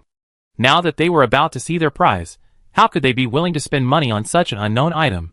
From beginning to end, only Salalai and 2 others bid. One of them was brimming with blood and energy, while the other, standing out in the underground auction hall where everyone wore black robes, wore a white robe, exuding the aura of a priest of light. Someone scoffed, "Hypocritical fellows from the Temple of Light, actually condescending to come to the underground black market." While bidding, the priest replied, "Wherever divine light shines, there is light. Why shouldn't I be there?" Regarding the 2 bidders, One must be a puppeteer with many lives on his hands, and the other. He turned to Selali. Although he couldn't see his eyes, he could sense the scrutiny hidden beneath his hood. Dark mage? Dark magic and necromancy share a common origin, and since necromancers are still frowned upon by official authorities, until someone actually uses necromancy, they often mistake him for a dark mage simply based on the magical fluctuations he exudes. Of course, before Selali fell into slumber, the difference between being identified as a dark mage and a necromancer wasn't huge. Both were destined to be hunted down. The puppeteer made a bid, then said coldly, "If you can't afford it, shut up. Or has the Temple of Light fallen to the point of using status to bargain down prices?" The priest chuckled, and the price followed suit. "I'm merely warning you, as a brother of light, that this piece of flesh from an unknown creature is likely plucked from some deeply contaminated animal. I must take it back and purify it to prevent contamination. If you continue bidding, I'll fight you to the bitter end, but I can't guarantee what will happen then." Puppet Master, haha, the Radiant Temple's excuse. "How many materials and treasures have you seized over the years with this rhetoric? Threatening me? You're an intermediate, I'm an intermediate, so why should I be afraid of you?" The two of them bid against each other, speaking rapidly, and soon the price had risen to 500,000. The Puppet Master was silent for a moment, then stopped. The priest smugly said, "Why bother? Wouldn't you have given up earlier? You can't even come up with a mere 500,000, TSK. He waved at the auctioneer, who had remained silent, waiting for the situation to develop. "All right, deal, there won't be another. 510,000. The bidding from the corner was like a slap in the face, crisp and loud. He was furious. "Dark Mage! Are you determined to go against my Temple of Light?" The Puppet Master sneered. "I can't afford a mere 500,000. Someone can. Keep raising the price. The mighty Temple of Light can't even afford 510,000, right?" The priest gritted his teeth. 520,000. Compared to his previous bids of tens of thousands, he was being more conservative now. Selali, having just received a large sum from the consignment shop and about to spend it before it had even warmed up, didn't feel bad. He was determined to get what Xiao He needed. Since the moment he crossed over, he and Xiao He had been inseparable. Any increase in the strength of either would greatly benefit the other. Therefore, he would never give up this piece of flesh and blood. As for the threat from the priest, he had already deeply offended the Temple of Light, and he was like a lice that didn't feel itchy. With the rest of the crowd cheering, the two continued bidding until finally, Salala bid 600,000 and won the flesh and blood. The priest was furious. Accustomed to revealing his identity as a member of the Temple of Light, a force no one dared to oppose, he had never endured such humiliation. Yet, the puppeteer and his group sarcastically taunted him, "A mere 500,000. TSK. Is this the strength of the glorious monks of the Temple of Light? It'd be laughable to tell anyone. You can't even come up with 600,000, and you have the nerve to say that? If I were you, I'd just find a rat hole and suffocate. How dare you even sit here? TSK, humiliating. I think you should stop calling yourself a monk. How about I give you a new title? 600,000 brother. 600,000 brother. Do you like that title? Salali, Good, such a sharp tongue. If they were on the ground, they would never dare to speak to someone from the Temple of Light like that. Seeing them in white from afar, they went to hide 2 miles away, fearing they'd be accused of disrespecting the light and hunted across the continent. However, now, trapped in the darkness of the underground, everyone was fully disguised, and past resentments against them found a place to vent. The priest, accustomed to wielding his power and authority thanks to the Temple of Light, had never been subjected to such an insult. He stood up, waved his sleeve, and gestured to attack. The next second, a powerful aura descended, firmly locking onto the priest who attempted to attack. The aura was as heavy as rock, cold and intimidating. Even a glimmer of it was enough to stifle the breath. It was a mightier force than the Cardinal's thundering blow. "Get out of here if you want to fight me. Don't dirty my land." Bang! The wooden door opened and closed. The priest, immobilized by the imposing force, was mercilessly thrown out, resounding with a series of resounding thuds. No fighting within the arena. Outside, no one cares. The imposing force dissipated. The sounds of heavy breathing and coughing rose and fell. What a powerful force. Even without even appearing, it exerted such immense pressure. If it weren't for Xiao Hei's inconspicuous shield for Selali, even without facing it head-on, he would have felt the pinch. This was the oppressive feeling of the most powerful force beneath the gods. Selali's eyes flickered, filled with a firm longing. One day, after lifting the curse of light, he too would stand on that level. Grand Mage. As if he could read his mind, Xiao He leaned close and whispered, "With your talent, that day won't be far off." Selalai squeezed his hand. Of course. He never doubted it. The troublemakers were driven out, and the arena recovered from the chaos. After obtaining the unknown flesh and blood, he stored it in his storage ring and left with Xiao He. He had no interest in hallucinogenic substances like the spring god's blessing, and for some reason, he didn't become as intoxicated by them as those who had lost their minds and were mad. Not only did he obtain most of the fragments of the prescription, but he also gained an additional ingredient listed therein, as well as flesh and blood that could enhance Xiao He's power. Selalai had exceeded his goals for this trip. Reaching the edge of the wooden door, Selalai's hand touched the rough panel. He gently pushed, revealing a deep, human-shaped pit, the stench of blood pungent. The priest, who had been so arrogant a moment before, lay at the bottom of the pit, barely breathing.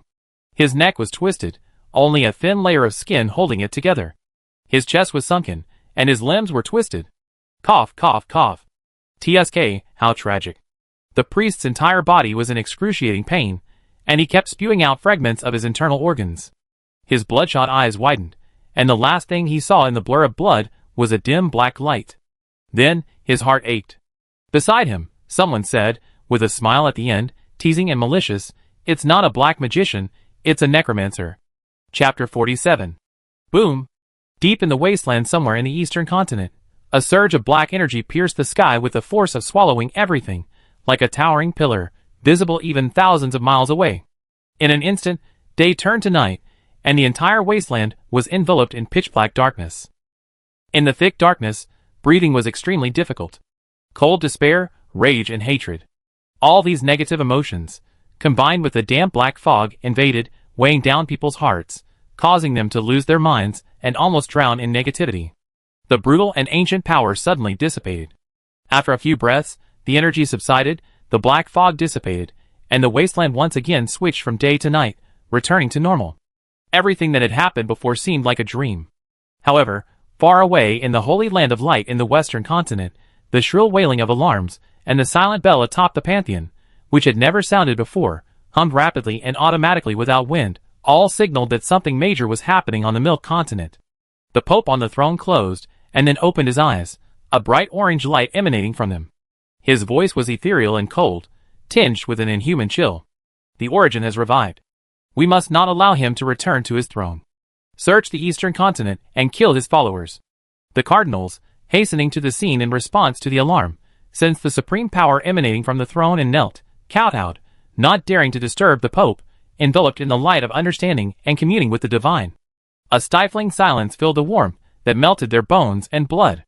Only when the cry of "Raise your heads and listen" to the oracle reached their ears did they finally break free from the fear of their souls being torn apart.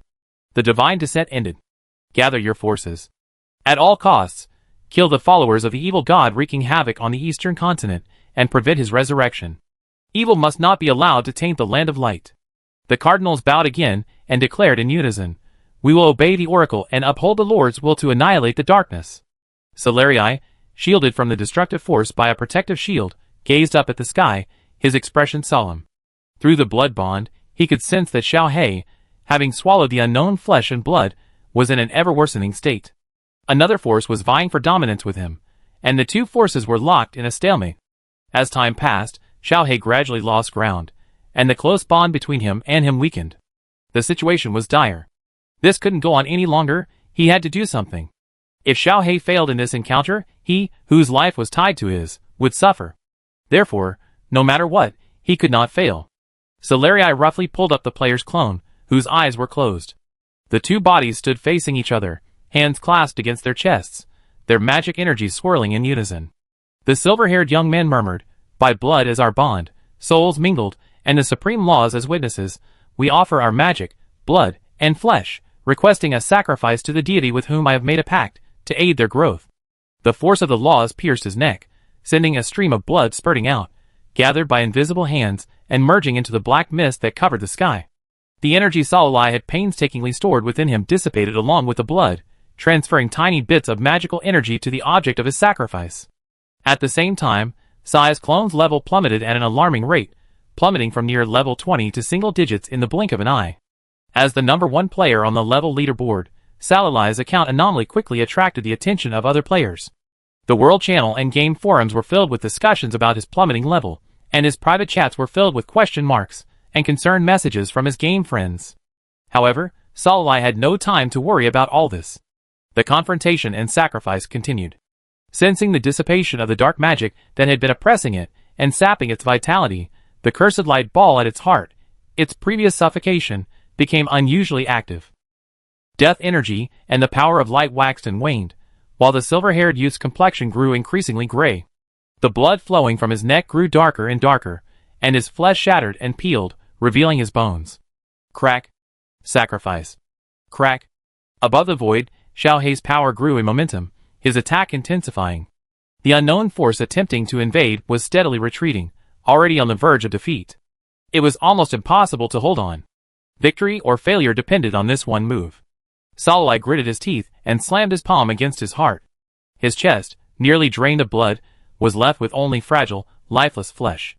The immense force dented and shattered it, and the blood essence containing the purest power spurted out, flowing into the void through the sacrifice.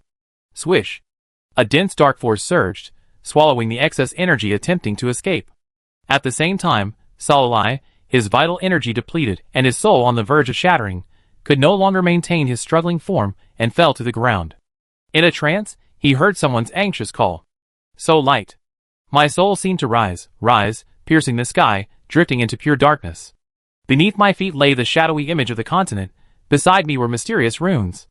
Runes I had never seen before, runes that I could sense but not understand, drifted around me. I casually grabbed a glyph, and a deluge of information flooded into my mind, but, unable to comprehend, it slipped across my unusually smooth brain.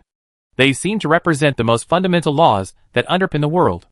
However, the fundamental rules could never be grasped by puny humans, so Salalai could only watch helplessly as he tried in vain to grasp them, unable to leave a single trace in his mind. Resentment. Anger. The infinitesimally tiny, infinitesimally light soul ball bounced endlessly, finally, after tirelessly trying, biting off a single crumb of a single character. The source of magic.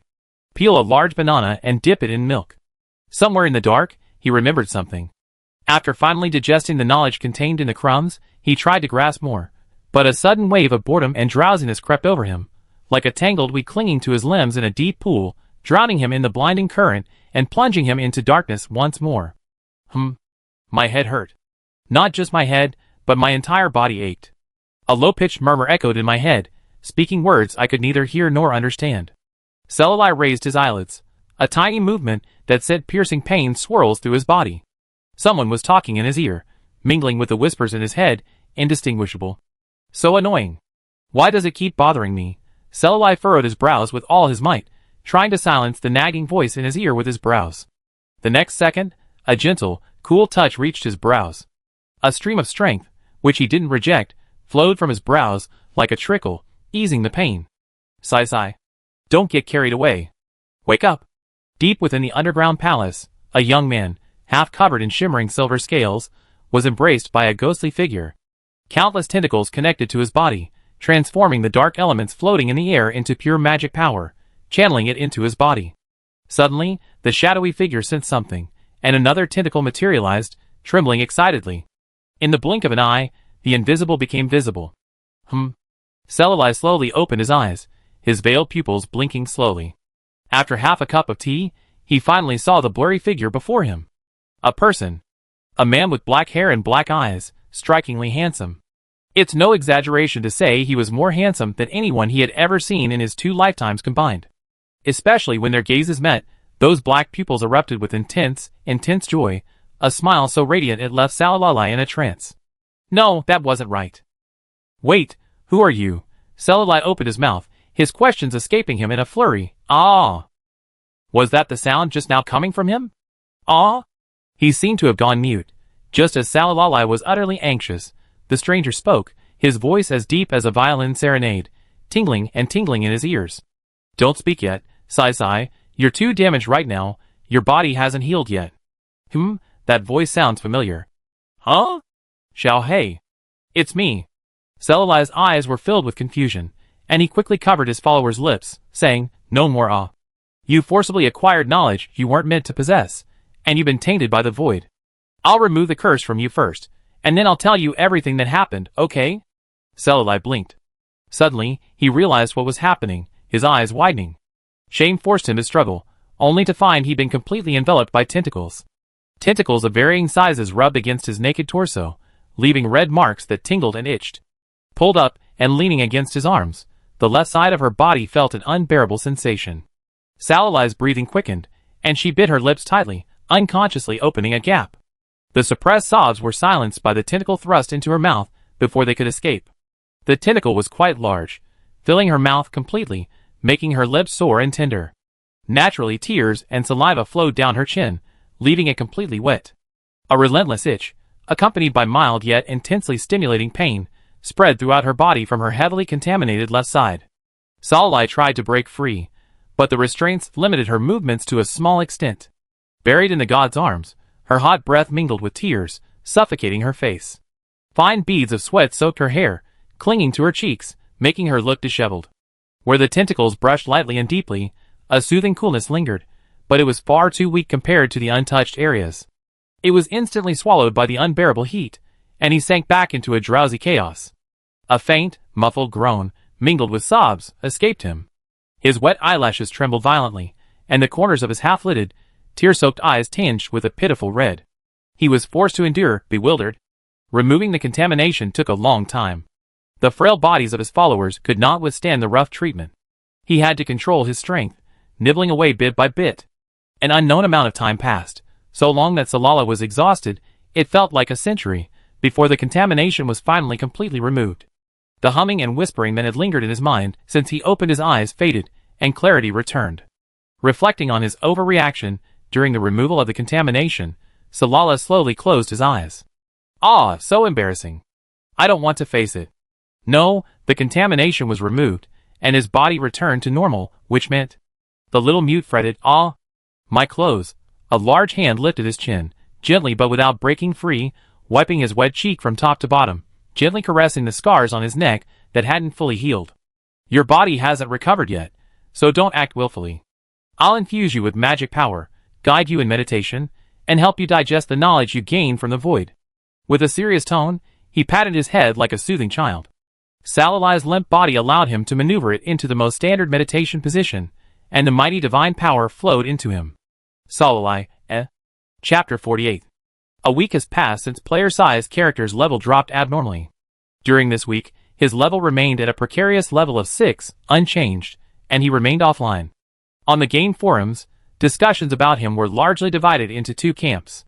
One group believed he unexpectedly failed a hidden mission, causing his level to plummet.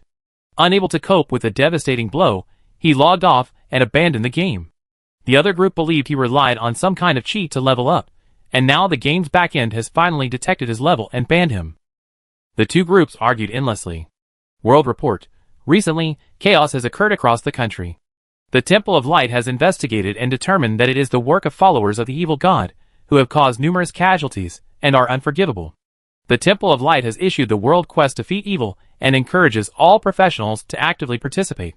In addition, to minimize casualties, the Temple of Light has decided to reduce the difficulty of the priest class transition. The originally scheduled 2-week training period for the priest reserve has been shortened to 5 days. We urge those who meet the requirements to join the ranks of Light. Defeat Evil, World Quest, Region-Specific Quest, Entire Eastern Continent. The followers of the evil god, hidden in the shadows, are growing increasingly restless, attempting to undermine the painstaking achievements of the Temple of Light's 50 years of sacred Eastern expedition, plunging the continent once again into chaos and fear. The Temple of Light, with its heart for the world, will not allow this to happen. Cardinal Munger has been ordered to oversee the world quest, authorizing professionals to apprehend any suspected followers of the evil god. Those confirmed as followers of the evil god after testing, and without power, are awarded 2 merits per person. Novice class, 4 merits per person, 2 merits per person, kill. Beginner class, 100 merits per person, 50 merits per person, kill. Intermediate class, 500 merits per person, 400 merits per person, kill. Advanced class, 2,000 merits per person, 1,800 merits per person, kill. Merit points can be exchanged for merit rewards at any Temple of Light. Destroying the evil god's stronghold, altar, and statue will earn 300, 700, and 1,000 merit points, respectively. Once the world quests were released, no one was gossiping about Salala's strange account status anymore. Players were excited for this server-wide event. You have to remember that since the launch of Miracle, aside from the wild map bosses activated in each of the 3 newbie villages, and the dungeon events activated by Sai, there has never been such a large-scale server-wide event. Capturing or killing monsters earns merit points corresponding to the amount, which can be exchanged for items. Someone posted a screenshot of the items in the merit point shop. Most of them are skill scrolls for various classes, along with enchanted sets and weapons. Of course, compared to the skill scrolls, the merit points required to purchase them are astronomical. Due to the unique nature of the game, even at launch, players only master a limited number of skills. Unless they trigger rare hidden quests that reward skills, or are wealthy enough to purchase skills from other players, they have little ability to add new skills beyond the ones they learn upon class change. As soon as event rewards are released, even players who dislike monster hunting and fighting rush to expand their skill arsenal. Sewage Harbor, Nanluan City, and Sherdong City, the 3 main cities where most players gather, are becoming increasingly chaotic. A variety of junior professionals can be seen on the streets, chasing fleeing people and fighting among themselves. Especially in every main city are the slum districts. These districts weren't inherently filthy and mixed, but were left behind as the city grew and couldn't keep up. The impoverished were driven out and spontaneously gathered together, forming the so-called slums. Numbness, ignorance, pain, resentment. A precarious and miserable life is the perfect breeding ground for evil deity worship. Compared to areas patrolled by law enforcement, where even the death of a few people would attract the attention of the night watchman, the slums, where even the first rays of morning light are a luxury, are a perfect place for blood and life sacrifices, as long as they don't affect the nobles outside the area. Alas, their days of unbridled impunity are over. Waves of players rushed into the sparsely visited slums. Regardless of gender, age, or level, anyone who surpassed the other NPCs by even 1 level was bound tightly with countless ropes, a deliberate act of killing without mercy. Not to mention, their brutal actions actually managed to unearth quite a few ordinary or novice believers. Since the quest's release, the square in front of the Temple of Light has been thronged with bound captive NPCs, and players eagerly awaiting appraisal and reward. Players, absorbed in accumulating merit to redeem desired skills, failed to notice that a previously closely watched account had come online. In a crypt thousands of miles from the chaotic player capital, Salalai concluded his days-long meditation. The hideous wound on his neck, ripped open by the sacrifice, completely healed, his internal organs regenerated, flesh swelled, and his pale, bony hand was covered in flesh in the blink of an eye, no longer revealing any inhuman features. The cursed orb at his heart, which had taken advantage of his weakness and acted with extraordinary arrogance, devouring a significant portion of his vitality, was reduced to the size of half an egg by the overwhelming divine force, devoid of its former vitality. The long-depleted meridians of his original body finally filled up, reaching the level of an intermediate magician. While still a far cry from the mage's pre-slumber realm, he was at least making some progress compared to his awakening. The curse buff on Saralai's original body now changed to Curse. Cursed by Munder, his health is reduced by 45%, his maximum mana is reduced by 72%, meditation time is increased by 200%, and the effectiveness of meditation is reduced by 50%. This seems more severe and demanding than the previous description. A permanent 80% reduction in health and mana, with no ability to restore mana through meditation. But at least, he no longer had to rely solely on mana transmitted from his player clones to stay alive. He could finally meditate on his own, even if it wasn't very efficient. Besides the increased strength and weakened curse, Saralai's greatest gain from this meditation was the inexplicable knowledge that emerged in his mind, knowledge about the origins of magic. The fundamental principles he painstakingly tore through the void and swallowed were as minute as dust, yet the knowledge contained within them was as vast as the ocean. The chaotic mumblings, repeatedly sorted out by the divine power that transcends the rules yet controls them, finally transformed into knowledge comprehensible to puny humans. That knowledge cannot be described in words, but it has profoundly enriched Salalai's understanding of the use of magic. The steps to the greatest grand mage, shackled to his soul, gradually emerged. Once he had accumulated enough strength to ascend to the heavens, he could easily push the door open and enter.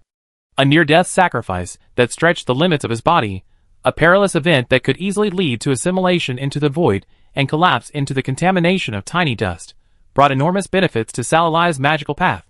If understanding and mastery of magic could be translated into measurable numerical values, then Salalai's current value was infinitely approaching EXP.99999, transcending racial limitations and mere steps away from maximum. It's no exaggeration to say that, aside from the gods who hover high above the void, Salalai possesses the most profound mastery of magic in the world. After searching through the findings of his meditation, he pulled his robe from his storage ring and wrapped it around himself, his movements so swift that they left a trace of afterimages. Huh? As he put on his clothes, his discomfort finally dissipated. Salalai looked up, meeting those dark eyes fixed intently on him, their image etched in his. As they met, those eyes shimmered with tiny, glimmering stars, a gentle smile filling them. Snap. Salalai raised his hand, covering the eyes that were fixated on him. Xiao He tilted his head in confusion. Sai? Though he didn't understand why his followers acted this way, he believed they had their reasons. The god, a size larger than Salalai, squatted obediently, letting the view fade into darkness. His slowly fluttering eyelashes tickled his palm. Salalai abruptly withdrew his hand, his gaze elsewhere, his long lashes trembling slightly. He demanded with self-righteousness and willfulness, change back to a little ball. His hand was enclosed in a large palm, guided, stroke by stroke, tracing the god's perfect features, from the tip of his brow to the corner of his lips. A gentle peck reached his fingers. Sai doesn't like me like this? He bit the thin white fingers at his lips in grievance, his voice accusing. Baby, you're a handsome, 2-meter tall, broad-shouldered, narrow-waisted, long-legged, 8-pack abs minor with long straight black hair. Isn't that what you told me before, Sai? Salalai's hand was pulled, touching the plump chest muscles beneath the thin fabric. Sliding along, beneath his palm, he felt the firm abdominal muscles, the scorching heat seeping through the unusually thin fabric, rising and falling with his breath. Salalai's face flushed red. He had never expected that he had remembered his joke so clearly. He couldn't describe the feeling, the joy of being cherished, his heart pounding even more violently. In truth, the reason he wanted Xiao He to return to his former, featureless, round, black form was simply because he couldn't bear to look directly at he now fully human and with features. That face was so perfect that it always caught his gaze, and he couldn't help but look over, drowning in those eyes that were forever fixed on him. Annoying. Why are you staring at him all the time? Salalai pursed his lips, suppressing the unbalanced palpitations in his heart. A careful tug came from his sleeve. I'm sorry, I made Sai angry again. Please don't ignore me, okay? Did I do something wrong? Is it that you no longer like me the way I am? Tell me what you like, and I'll try to make it happen, okay? He buried his head in the crook of his neck, his voice muffled. Swallowed by a tangible sense of grievance and bewilderment, Salalai's inner villain madly condemned himself. He's just a little more handsome, a better figure, and a slightly gentler look. Xiao He doesn't understand anything. How could this be his fault? How could a sudden strange emotion make him mistakenly believe that he didn't like him the way he was? Evidently, he still quite liked him. Ahem. Salalai coughed dryly, yielding to the gentle push from his shoulder, turning in Xiao He's arms. His gaze involuntarily fell on the fabric on his chest, which was so tight it looked as if it would rip at any moment. Stupefied. What are you wearing? Why is it so tight? The nearly translucent short top barely concealed his perfectly defined chest and abdominal muscles, with a tiny frayed edge. Xiao He lifted the hem of the top to show him Miner's outfit. How's it? Isn't it a very realistic transformation? No, that Miner isn't this Miner. He was clearly proud. His dark eyes, which should have been sharp, sparkled with a smile, and his handsome face beamed with such a radiant smile that it made one imagine a large dog wagging its tail happily. Doggo raised his paw, proudly displaying his body to his master. Long straight black hair. He lifted his night black hair, and tangled it with Salalai's silver hair. Their colors were clearly two polar opposites, yet they seemed so harmonious, as if they were born to be one. Look, Sai, I have everything you said. He took Salalai's hand and shook it, causing her striking chest to sway slightly. Crack. The fabric, too poorly made to withstand the pressure, broke right in the middle of the bulge, rich and generous. I couldn't look away. How could this be? Why would he enjoy looking at this? Want to touch it? Salalai? Chapter 49. Inside the underground palace, Salalai and Xiao He sat opposite each other. The distance between them was neither too far nor too close, just enough for them to reach out and touch each other. Salalai folded his hands over his stomach and leaned back in his chair. His gaze quickly passed over Xiaohei's chest, now in his normal robe, and moved to his face. It must be said that compared to the fleeting shadow, or round ball, he had previously appeared, his current form finally looked like a deity seated on a high platform.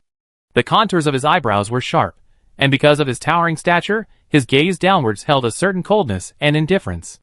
Noticing the believer's gazes lingering on his face, his deep, abyssal eyes filled with a smile, gentle and affectionate. Tsk, such a silly smile, unbearable to watch. Salai hastily looked away. You said you'd tell me what happened after the meditation. Now you can. Little Black sat up straight, his hands resting on his lap, and nodded obediently. The energy contained in that piece of flesh and blood reminded me of something. My name is Ludwig. Salai waited and waited, but nothing came of the next words. He looked up blankly. That's it? Little Black felt wronged. He wanted to say, I wanted to hear Sai call me. Salai, Oh, so she was waiting for him to call Ludwig. He thought something was wrong. Ludwig.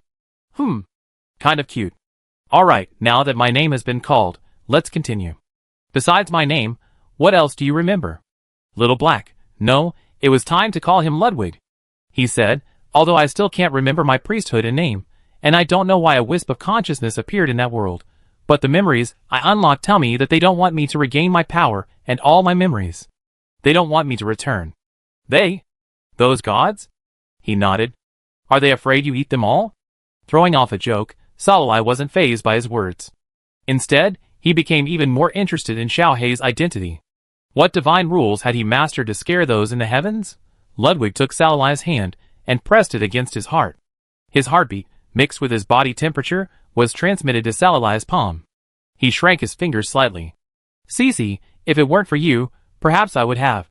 The rest of his words were cut short by Salai.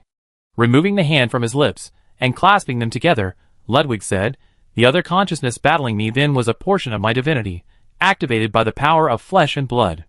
The divinity is brutal and cold, and would never allow its life to be linked to another. Fortunately, I won, and it has become a part of me. Will it happen again next time? There won't be a next time. Never. Salai breathed a sigh of relief and turned his attention to another issue, the one that concerned him most besides the danger he faced. The Holy Judgment Curse contains a portion of the power of the rules controlled by the light. Having only partially recovered my power, I'm unable to erase this power. I'm sorry, it's my fault. How could he know what he was about to ask? Watching him sit there dejected, feeling as if he would collapse into the ground at any moment, Salai couldn't help but laugh. The short, soft laugh fell on Ludwig's ears, and his heart trembled. Is Sai angry? I'm so useless, I can't even remove a curse like this. I watched helplessly as his head drooped lower and lower, nearly shrinking into a small, giant mushroom. Salai was bewildered. What's going on? Sai, please don't abandon me and bind me to other gods, okay? Cecily, ? What on earth is he thinking about day after day? He laughed again, out of anger. Could it be possible that I could break the blood pact? Glancing at him speechlessly, Salai suddenly had an idea. Now that your strength has partially recovered, could you bestow a blessing on your followers like the other gods do? For example, something that inexplicably increases my power, allowing me to reach the Grand Mage realm? Ludwig shook his head and pondered. There's no such blessing, but I do know a way to merge some of my power into your body. Just once isn't enough, it requires multiple attempts. This method won't hinder your advancement, it will actually accelerate your progress to that realm. Cecily was a little surprised. Is there really such a thing? He just said it casually, but he hadn't expected it to actually happen. Salala perked up, his heart beating. Delicious, stomach-friendly food was right in front of him. Who could resist a bite? He couldn't resist, anyway. Avoiding the gleaming eyes of his followers, Ludwig reassured. Do you really want it? Salal was puzzled. Why not? There's a trap? Tell me first, how do you do it? Intercourse. What? He suspected he misheard. He leaned in closer, a little too close, so close that Salala could smell the refreshing fragrance emanating from him. The temperature around him rose, and he huddled in the shadows. Although he wasn't touching, he felt as if he were being enveloped in his embrace. Sai, do you want to have sex with me? God's power can be retained in your body this way. He touched and rubbed Celali's lower abdomen. Celali's eyes widened in shock. She leaped from her chair and rushed to the corner, where she stood against the wall. She pointed at him for a long moment, Her face flushed. Selali felt herself ripening, her whole body trembling with shame. How could he speak so calmly and confidently? Intercourse. What else was left in her body? The shame that threatened to make her faint stained her eyes with a shimmering watery sheen.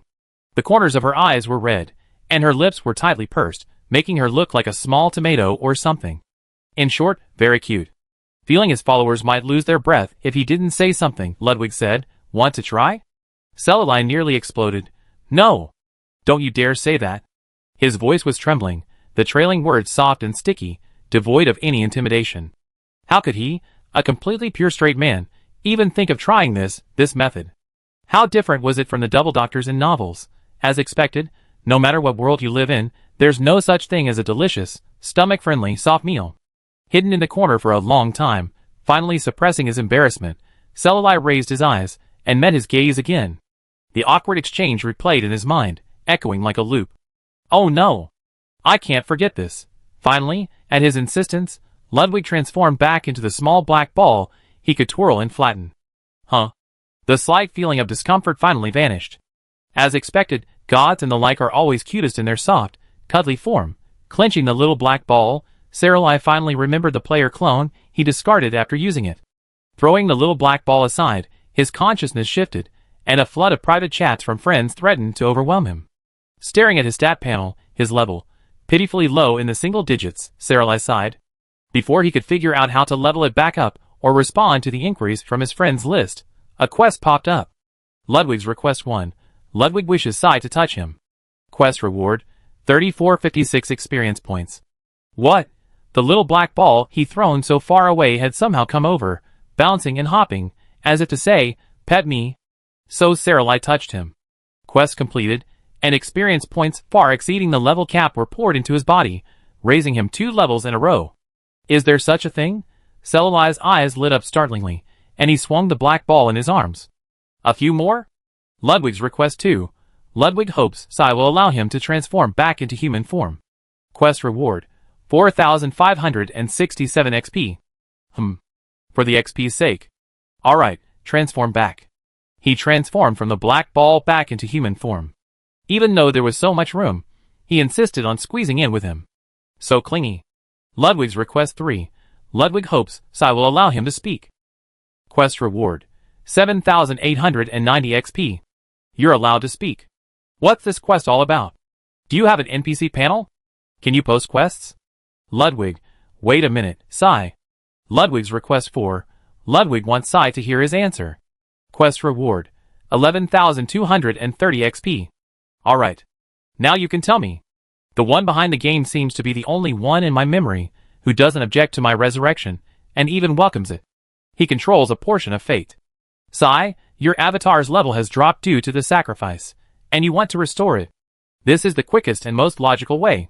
Selali, so, you can use this method to open a backdoor for me? A new quest popped up. Ludwig, when your avatar's level returns to its pre-sacrifice level, the temporary privileges will disappear. Oh! What price did you pay? Selali didn't believe anyone would offer backdoor assistance without asking for anything in return. The same is true of gods. If the price was merely the surrender of some unimportant priesthood, it would be fine. But what if the deity of fate coveted Xiaohei's primordial power? Selali's thoughts grew increasingly anxious. He seemed to see how, because of him, the foolish Xiaohei had been deceived by the malicious deity, surrendering his entire primordial godhood in exchange for temporary access to backdoor missions. Selali's increasingly distressed expression forced Ludwig to quickly explain, or else his young disciple would be in utter disarray. Sai cared about me. Sai was kind. But the explanation still needed to be given. He quickly said, no price. For some reason, he wished I could regain all my power and memories in the next second and return to my place. Is that so? Ludwig nodded. Not only that, he has also enhanced our fate blindness, obscuring the perception of other gods. This way, they can't pinpoint our location through divination or prophecy. They can only obtain a rough approximate direction. Selali breathed a sigh of relief. As long as their god hadn't been sold off to work illegally, that was all. With temporary mission authority in hand, the player's avatar's level steadily increased, quickly returning to its pre-sacrifice level. While players were busy capturing or killing followers of the evil god in exchange for merit points, no one noticed that a certain ID on the leaderboard had soared to the top. Chapter 50. Outskirts of Port Sogue, in the barren mountains. A group of people fled in panic, frequently looking back in fear, fearing their pursuers were approaching. Thankfully, these pursuers were frail and inexperienced in jungle pursuits, and were stopped by the obstacles they had set up along the way. They were safe for the time being. Huh? The leader breathed a sigh of relief, his tense nerves slightly relaxed. She possessed a face that perfectly matched the universal aesthetic. A plump, fair figure, a slender, graceful waist, and dazzling golden hair, a highly admired symbol of light and power. She was destined for a dainty lady in a luxurious room, a stark contrast to the overgrown landscape of the barren mountains. As a priestess of the Mother of Desire, she often used her good looks, bestowed by the Lord, to roam among the upper class, seeking prey and expanding her ranks of followers. With her beauty and the moniker Lady Nightingale, she thrived, even the cult of light, known for its intolerance of evil, becoming her captives. She had imagined her life would continue like this, blessed with beauty and power, loved by all men and envied by all women. The gold, silver, and gems from her admirers piled like mountains, and she casually tossed fist-sized rubies. However, not long ago, a cardinal from the distant western continent arrived bearing a divine oracle, declaring, even if it means overturning the entire eastern continent, we must find the followers of the resurrected evil god. Her good days were over. She had been so careless, believing it was just another of the Temple of Light's rhetorical actions, all talk and no action. Late at night, while sucking the blood of a young girl to maintain her appearance, she was unexpectedly caught by those meddling professionals, even more active than the cult of light. Even now, she couldn't forget the fear she felt then. A group of people howled, more like worshippers of the evil god than she looked, their minds wild and agitated, charging at her with weapons in hand. Most professionals would have fled in fear at the sight of her shed human skin, but who knew? No matter where she ran, a group of incredibly excited people would pursue her relentlessly. Even if she managed to temporarily escape their pursuit and regain her appearance, her disguise, which even the monks of light couldn't detect, would be seen through by that rabble. Could they also be favored by the gods, possessing the ability to see through all disguises? But their power was so pure, completely devoid of any divine power, possessing the very power she once longed for. A truly strange group of people. She couldn't fathom it. Priest, isn't it too quiet here? It was eerily quiet. The priest was startled. Indeed, it was too quiet. Not a sound at all. The cacophony of shouting from the professionals disappeared, and even the chirping of insects and birds that filled the forest vanished. The surrounding greenery was eerily vibrant, a greasy, smudged hue, like a painting painted with inferior pigment, floating on the surface and glaringly greasy. With a single gesture, the group, led by the priest, shifted formation, alert for any impending danger. A shimmering pink aura slowly rose in an orderly formation, surrounding them. Crack! The sound of dead branches breaking underfoot was like thunder in the silence, stirring tense nerves and alerting something long lurking. Thick vines leaped like serpents, scattering dead leaves from the ground. In an instant, they formed a vast net, tightly enveloping the group and dragging them purposefully towards a certain destination. The glitter smoke hit the vines, but had no effect on them. Damn it! My face!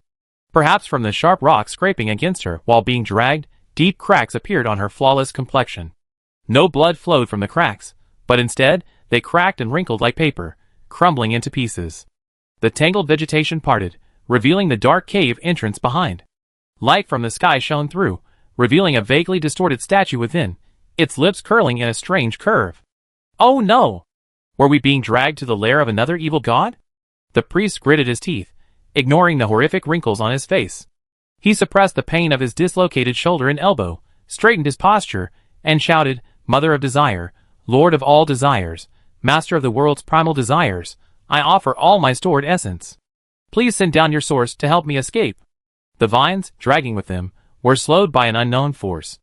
The others, dazed and staggered, regained their composure, and joined the priest in praying for divine intervention. The vine's movement completely stopped, shattering into foam. The space shook, and a huge shadow emerged, revealing a woman's face. Her face was shrouded in a pink mist, and her body was covered in wounds and bruises, as if she had been bitten by something or had endured a brutal battle. But this did not diminish her charm. Instead, she exuded a beauty of savage power. A strange, alluring power spread, and the plants, as if possessed by thoughts, unconsciously raised their branches, approaching the phantom, attempting to touch it, only to be annihilated by a gentle, veil-like force. Hearing the cries of the twisted, pus-covered figure on the ground, the phantom raised its finger and touched it, instantly shattering the vines that had been entwined with it, unable to escape. However, just as the phantom had responded to the believer's call and was about to depart, an inky black ball swooped down, biting off half of its body before leaping into the void and disappearing. The phantom wailed and disintegrated, its formless form vanishing. Correspondingly, blood gushed from the mouth and nose of its followers, who convulsed violently. A figure appeared.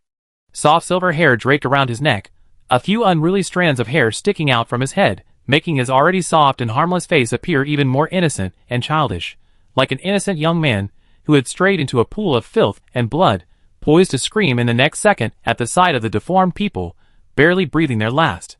His large, lively, cat-like eyes were filled with water, the corners of his eyes, and the tip of his nose red from crying, inviting a hug and gentle comfort. The boy's pale lips curled slightly, and though he smiled, his eyes held no smile, revealing the indifference of someone accustomed to death. He reached out and teased the round, fluffy, cat-like, rabbit-like pet in his arms, which was munching on a biscuit. Looking closely, the biscuit in the pet's mouth looked a bit like a frightened pink figure. Using magic to send the lingering pagans on their way, Salala opened the mini-map to identify his location and headed towards the city.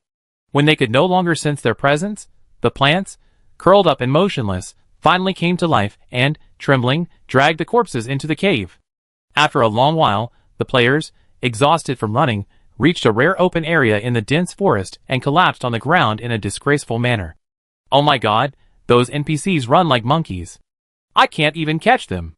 The roadblocks along the way are so annoying. I'm speechless. Why can't they just stay put like the NPCs in other games and wait for us to tie them up? Real military training hasn't been this tiring. I can't do it anymore. I'm exhausted. I think we shouldn't chase them anymore. I don't know where the NPCs are anymore. Let's take a break and head back to the city. Who would have thought a game would have a stamina limit?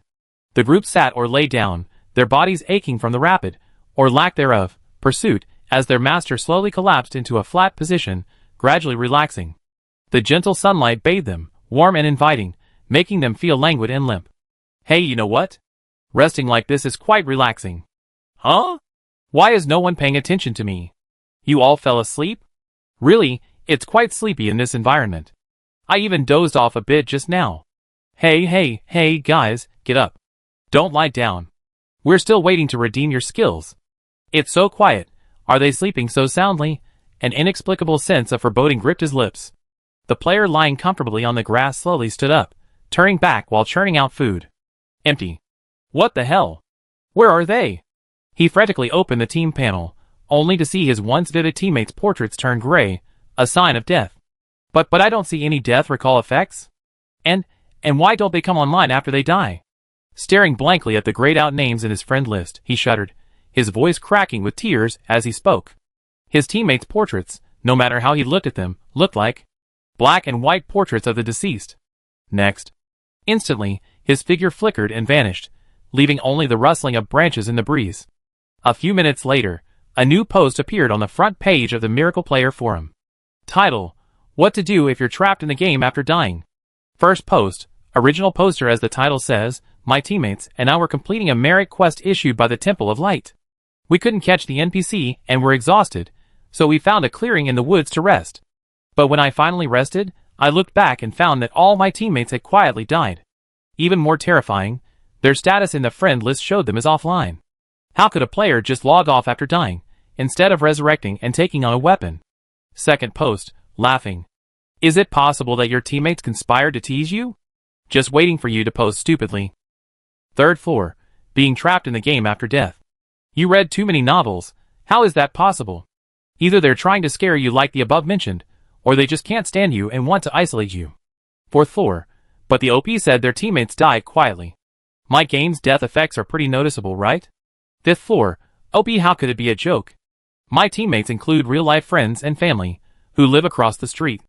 I realized something was wrong, so I logged off and knocked on their door.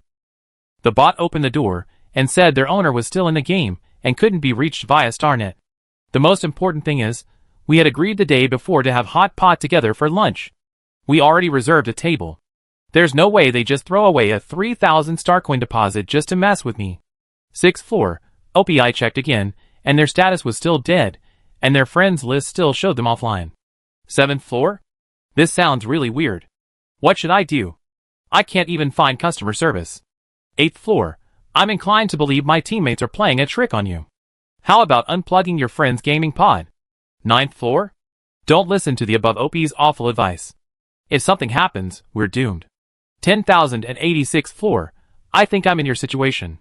Just now, my temporary teammates and I chased an NPC into the woods. We were so exhausted we fell asleep, and when I woke up, they were both dead and offline. I was furious that they logged off without even telling me and just left the team. Chapter 51. On the forums, discussions about the strange state of teammates after death continued. Finally returning to the player capital of Salala, he found the port city of Sog in chaos.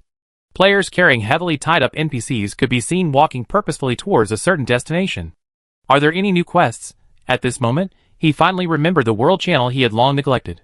It was flooded with messages asking for missing people. World channel Tangsu Aliji.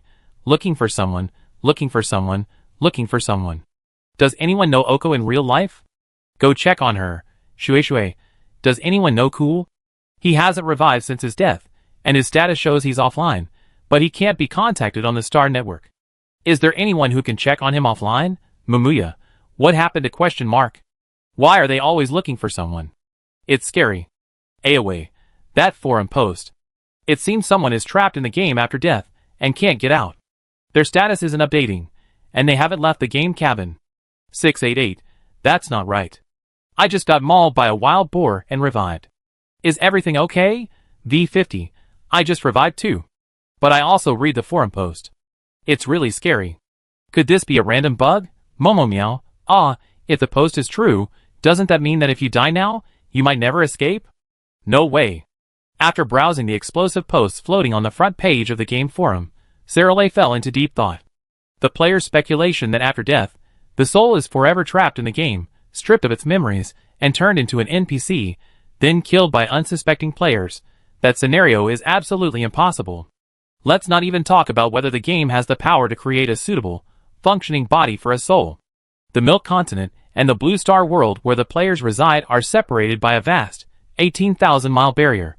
Who could possibly possess the power to penetrate this barrier and intercept their souls?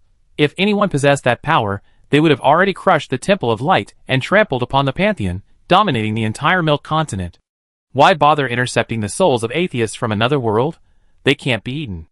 Celali speculated that they might be in some special state that prevented them from being resurrected, and the problem lay in the forest they had all once entered. With this thought, he asked in the world channel, Sai, where is the forest you chased the NPC into?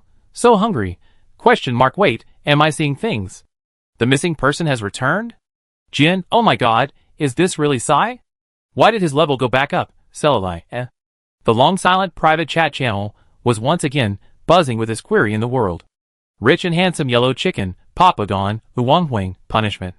Everyone was asking him why he hadn't played the game for several days, his level plummeting to near zero.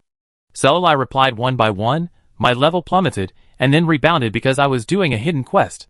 Something happened in real life, so I'm just dealing with it now. After replying to the curious group of friends in his friend list, a message flashed by in the discussion and caught his eye. Relying on memory, he added the player with the ID Yunsheng and asked, you were the one who said in the world channel that the forest was near Port Soeg? Nearly 3 hours had passed since he posted the help request. During this time, Yunsheng dragged his gaming devices into his friend's house, logging in and out, to see if his friend had emerged from the game pod. If the initial forum responses had been a terrifying mix of thoughts, that his friend was trapped in the game, unable to exit, or had emerged only to become a brain-dead vegetative state, and that his friend had thrown away the entire 3,000 yuan deposit for a hot pot reservation just to play a prank on him, it was a 50-50 thought. After 3 long hours of waiting, with the game pod clearly showing as active, yet still no movement, and his friend and other teammates still offline and dead, the slightest bit of hope and anger he felt at being tricked completely vanished. Especially when he realized he wasn't the only one experiencing this situation. He immediately called the police. Unfortunately, they couldn't file a case before 24 hours had passed. Panic and fear nearly drowned him. He even imagined that, due to some unknown virus, everyone was gradually trapped in the game, unable to escape. Imprisoned day after day, year after year, they had forgotten their identities, gradually being assimilated into dungeon monsters or common NPCs, who could be bullied by everyone. After all, the game miracle was too real, so real that he almost believed that somewhere in the myriad worlds, such a beautiful yet absurd world of swords and sorcery actually existed, and that they had merely used some means to temporarily enter that world. It was at this moment Yusheng caught sight of Sai amidst his wandering thoughts. As expected of a big boss, the world channel was flooded with greetings and requests for photos as soon as he appeared. Even after he replied to Sai's question and posted it, he didn't even make a splash, simply drowning out the chat. Sai had disabled friend requests and private chats. This meant that unless Sai actively added someone and initiated a chat, he wouldn't even have the chance to private chat with him. Hidden at the crime scene, emoting alone, Yusheng felt a growing chill on his back. The blazing sun shone brightly overhead, yet its rays felt no warmth, as artificial as a painting. Ding. The sound of the private chat startled him, and he jumped. Clicking it revealed an unexpected ID. Upon reading the content of the private chat, Yusheng was overcome with excitement. Sai, you said on the world channel that the woods were near Port Soeg? Yusheng, yes. I'm at the coordinates, XXXXX right now. Boss, are you here to see? Sai, yes, I'll be right there. You better move aside, and not stand at the coordinates. Move aside, a little? Yusheng scratched his head, bewildered, wondering why he said that, when an irresistible force descended from the sky, knocking him over. Bang!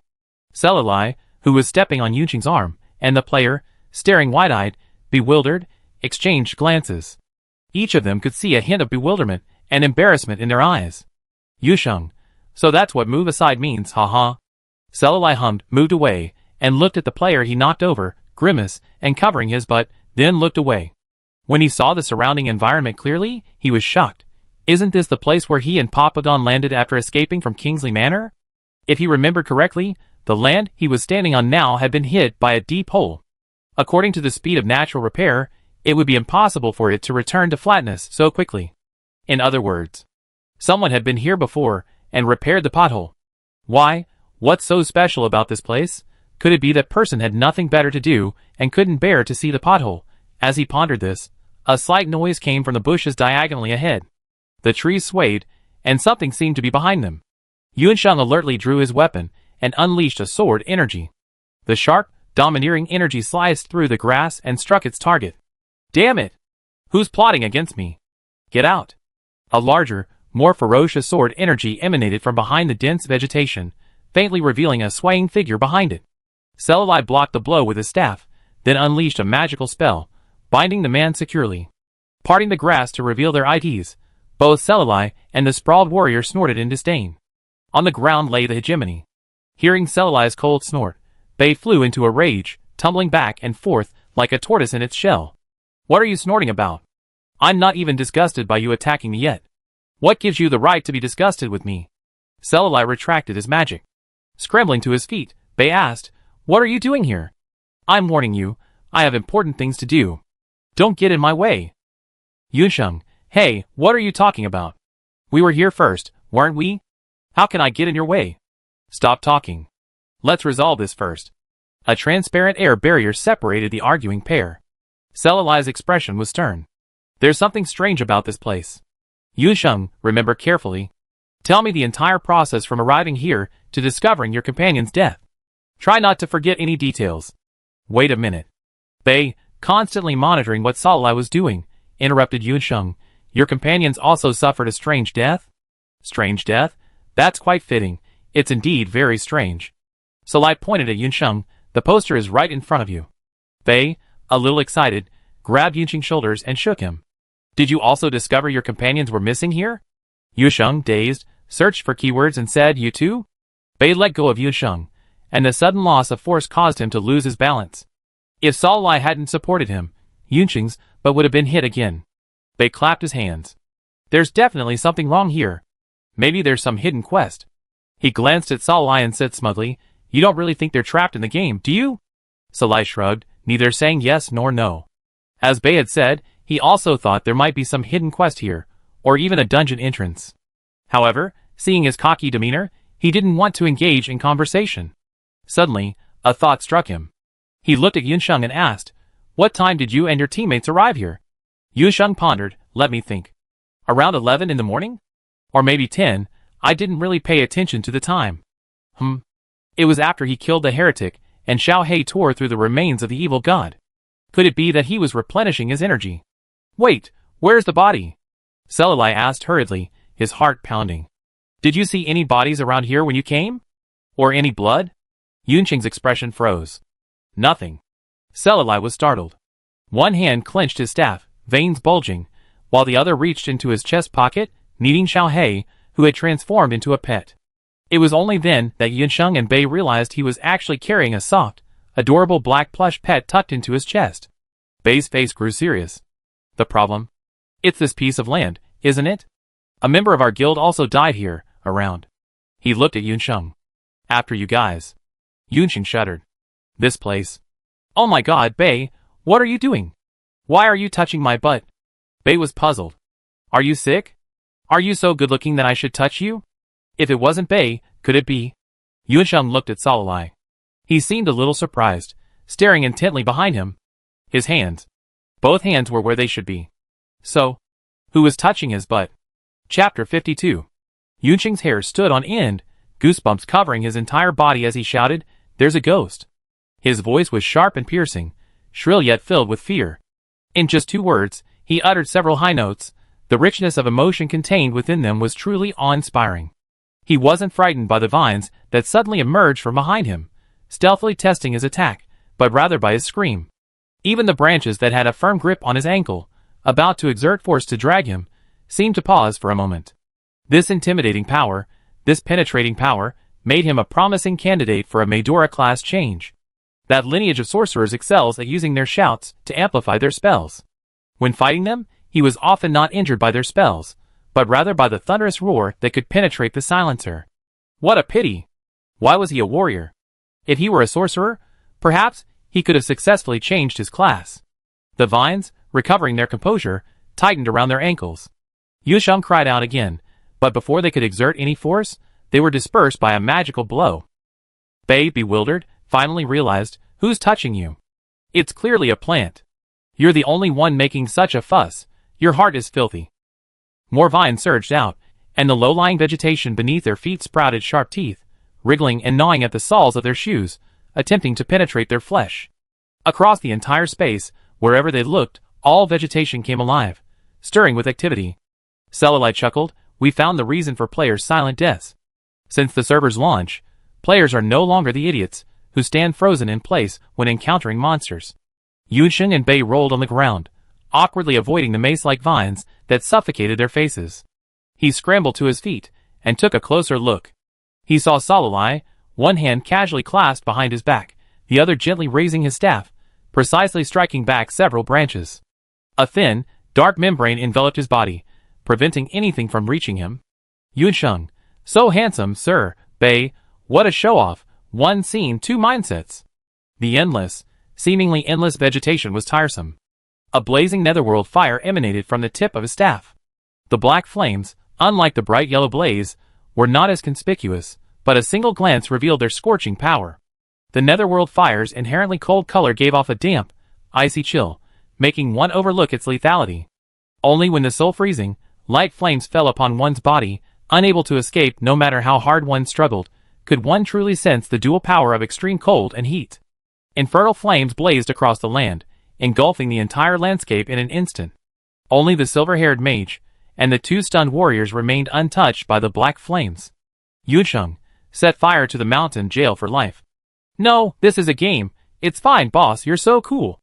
The once eerily vibrant vegetation twisted madly in the infernal flames, ultimately reducing to ash. The air was filled with the stench of burning flesh, not the sweet fragrance of ash. A pitch-black cave entrance appeared, and within the cavern lay a thick layer of dried, half-dried blood. Ugh! My brother. Ugh! Have you been eaten? Ugh! Yunsheng's eyes welled up with tears, and the thought of what might have happened to his friend overwhelmed him with grief, retching and weeping.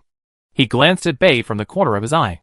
His expressionless face was brimming with tears, and it was hard to tell if it was from the smoke or grief. Selilai, hee. Luckily I had a premonition and secretly cast an olfactory shield on myself and Xiao He. Those with rich combat experience never allow themselves to be exposed to too many odors they shouldn't. The moment the 3 stepped on the sticky blood, the system announced, players have triggered a hidden secret realm, Spring God Cave. We detected 3 players, who haven't teamed up yet. Do you want to quickly team up? Yunsheng, fuck, a secret realm? Team up, team up. Bei, no, we'll do this dungeon on our own. Since there were only 3 people present, they refused to team up while Yunsheng chose to. As the only player who hadn't yet responded, Saralai was automatically assigned to a 2-person team with Yunsheng. Bei said, I'll get someone to play the dungeon. Before he could finish his words, a flash of white light appeared, and the 3 of them were sucked into the cave, staring at each other in bewilderment. Yunsheng, didn't you say you weren't teaming up with us? Bei, yeah, I'm not in the team either. Who knows why we're on the same cooldown as you guys? Could it be? Sai, you're behind this? Saralai, question mark me again? Giving him a cold look, Saralai unleashed a minimally damaging water ball spell. The basketball-sized ball pelted him head-on, dealing little damage, but soaking him. Ah, so different teams can attack each other in a dungeon. Saralai drawled, half-smile. Bei wiped his face in anger, feeling particularly annoyed. They can attack, so what? So, you better behave yourself and don't do anything to upset me. Otherwise, it's 2 against 1. Needless to say, what will happen? You don't want to lose levels, experience, and equipment without finding your guildmates, do you? Bei was furious, his finger trembling as he pointed at him. You. He kept saying you for a long time, unable to utter a word. Any objections? Bei withdrew his hand, forcing a wry smile. I dare not. How infuriating. He has such a good face. But why does he always do such bad things? Looking at the silver-haired boy's raised brow and sneer, his villain-like smug expression so inconsistent with his appearance, he could guarantee that Sai's true appearance was definitely not this good boy image. It was really tempting to do something. But he was facing 2 opponents at once. A real man can bend and stretch. He endured. When he found the opportunity, he would definitely. Then someone with an angelic face and a devilish heart said coldly, you go ahead and explore the way. Bei, Okay, let's go. He clenched his fists and reminded himself again, 1 against 2, endure. With the dim light of the illumination technique, Saralai was able to get a rough look at the cave's surroundings. From the entrance alone, one would never have guessed the vastness of the space within. It was only slightly smaller than the underground caverns they had mistakenly entered during the previous underground palace. Unlikely, the interior of this cavern had a more artificial feel, with massive murals painted on all sides, each depicting a continuous scene. Calling out Bei, who had nearly fallen from his surging forward, Saralai and Yunsheng slowed down, carefully examining the murals with the dim light. The artist's technique wasn't particularly impressive. Both the floating figure and the kneeling figure were a blur of black, a sphere topped with 4 matchsticks, making it impossible to discern their identities. However, based on the dungeon's name, Spring God Cave, the scraggly humanoid floating in the sky could be the Spring God. This makes the description in the painting easy to understand. The mural depicts a peaceful and harmonious existence within the Spring God's blessed land, where believers and gods coexist harmoniously. However, one day, a white ball, a green ball, and a group of white figures intruded. As the 2 balls battled each other, the black figures also engaged in a fight, resulting in countless casualties. Since the white figures outnumbered the black figures, the Spring God was no match for the 2 balls and suffered a crushing defeat. Part of his body was devoured by the white and green balls, while part fell into the dust, where it was picked up by the remaining believers. While offering flesh and blood in an attempt to revive him, they also immersed his body in a pool of water, which was then made into a drink that sold like hotcakes. A blessing from the Spring God?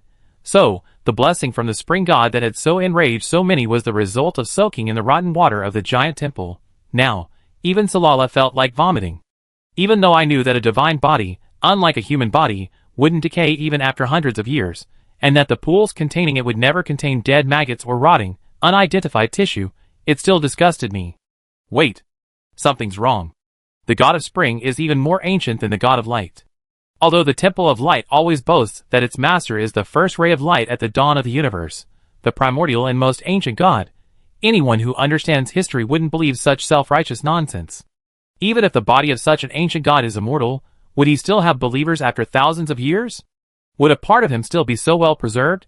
Things associated with gods are the most evil, and the evil of the divine follows them like a shadow. Long ago, since the god of spring vanished into history, his body might have long since undergone a transformation under the tinkering of his followers, either resurrecting him as a new god through powerful willpower or degenerating into a mindless, evil creature. Then, how could the spring god's blessing remain unsold after all these years? How could there be no historical record of it? All signs indicate that the spring god's blessing has only recently gained popularity. Based on the murals, this means that the spring god's followers have only now, tens of millions of years after his death, found his remains and used them to create the spring god's blessing? This logic doesn't make sense. Either the murals are completely fabricated, or the body used to create the spring god's blessing doesn't even belong to the spring god. Recalling that wooden statue with mixed images, besides the god of spring flowers, the image of another deity was the goddess of spring sunshine. Could it be? Salih was horrified at this somewhat bizarre hypothesis. But the more he thought about it, the more this conjecture seemed damn right. Yes, upon closer consideration, the duties of the god of spring and the goddess of spring sunshine largely overlap. If, after being excommunicated by the most powerful and most devoted faction on the continent, he wanted to resurrect under someone else's name, then the god of spring flowers would be the most suitable. In other words, the spring god's blessing is the spring of the goddess of spring sunshine. The difference between aged and fresh corpse soaking water. In this way, the white ball and the little white man in the mural are easy to understand. The god of light and the temple of light. But who is that little green ball? The little green ball didn't name anyone, just followed behind light, a small henchman. Hey, how long are you going to stare at this abstract painting? Are you leaving or not? Are you still going to play the dungeon? If you don't leave now, I'll do it. By then, I'll have completed the first clear of the dungeon solo. Don't get angry. Bey's rude urging interrupted Salih's thoughts. On his return, he realized he had lingered in front of the mural for so long that his illumination spell had nearly lost its effect. A dim light flickered with his mind, casting eerie shadows around him, shadowy and shimmering, as if a dark figure were floating. A sound of breaking air was heard, and thick vines wrapped around Bey with the force of thunder, dragging him into darkness. Ah, Sai, save me! I don't want to die.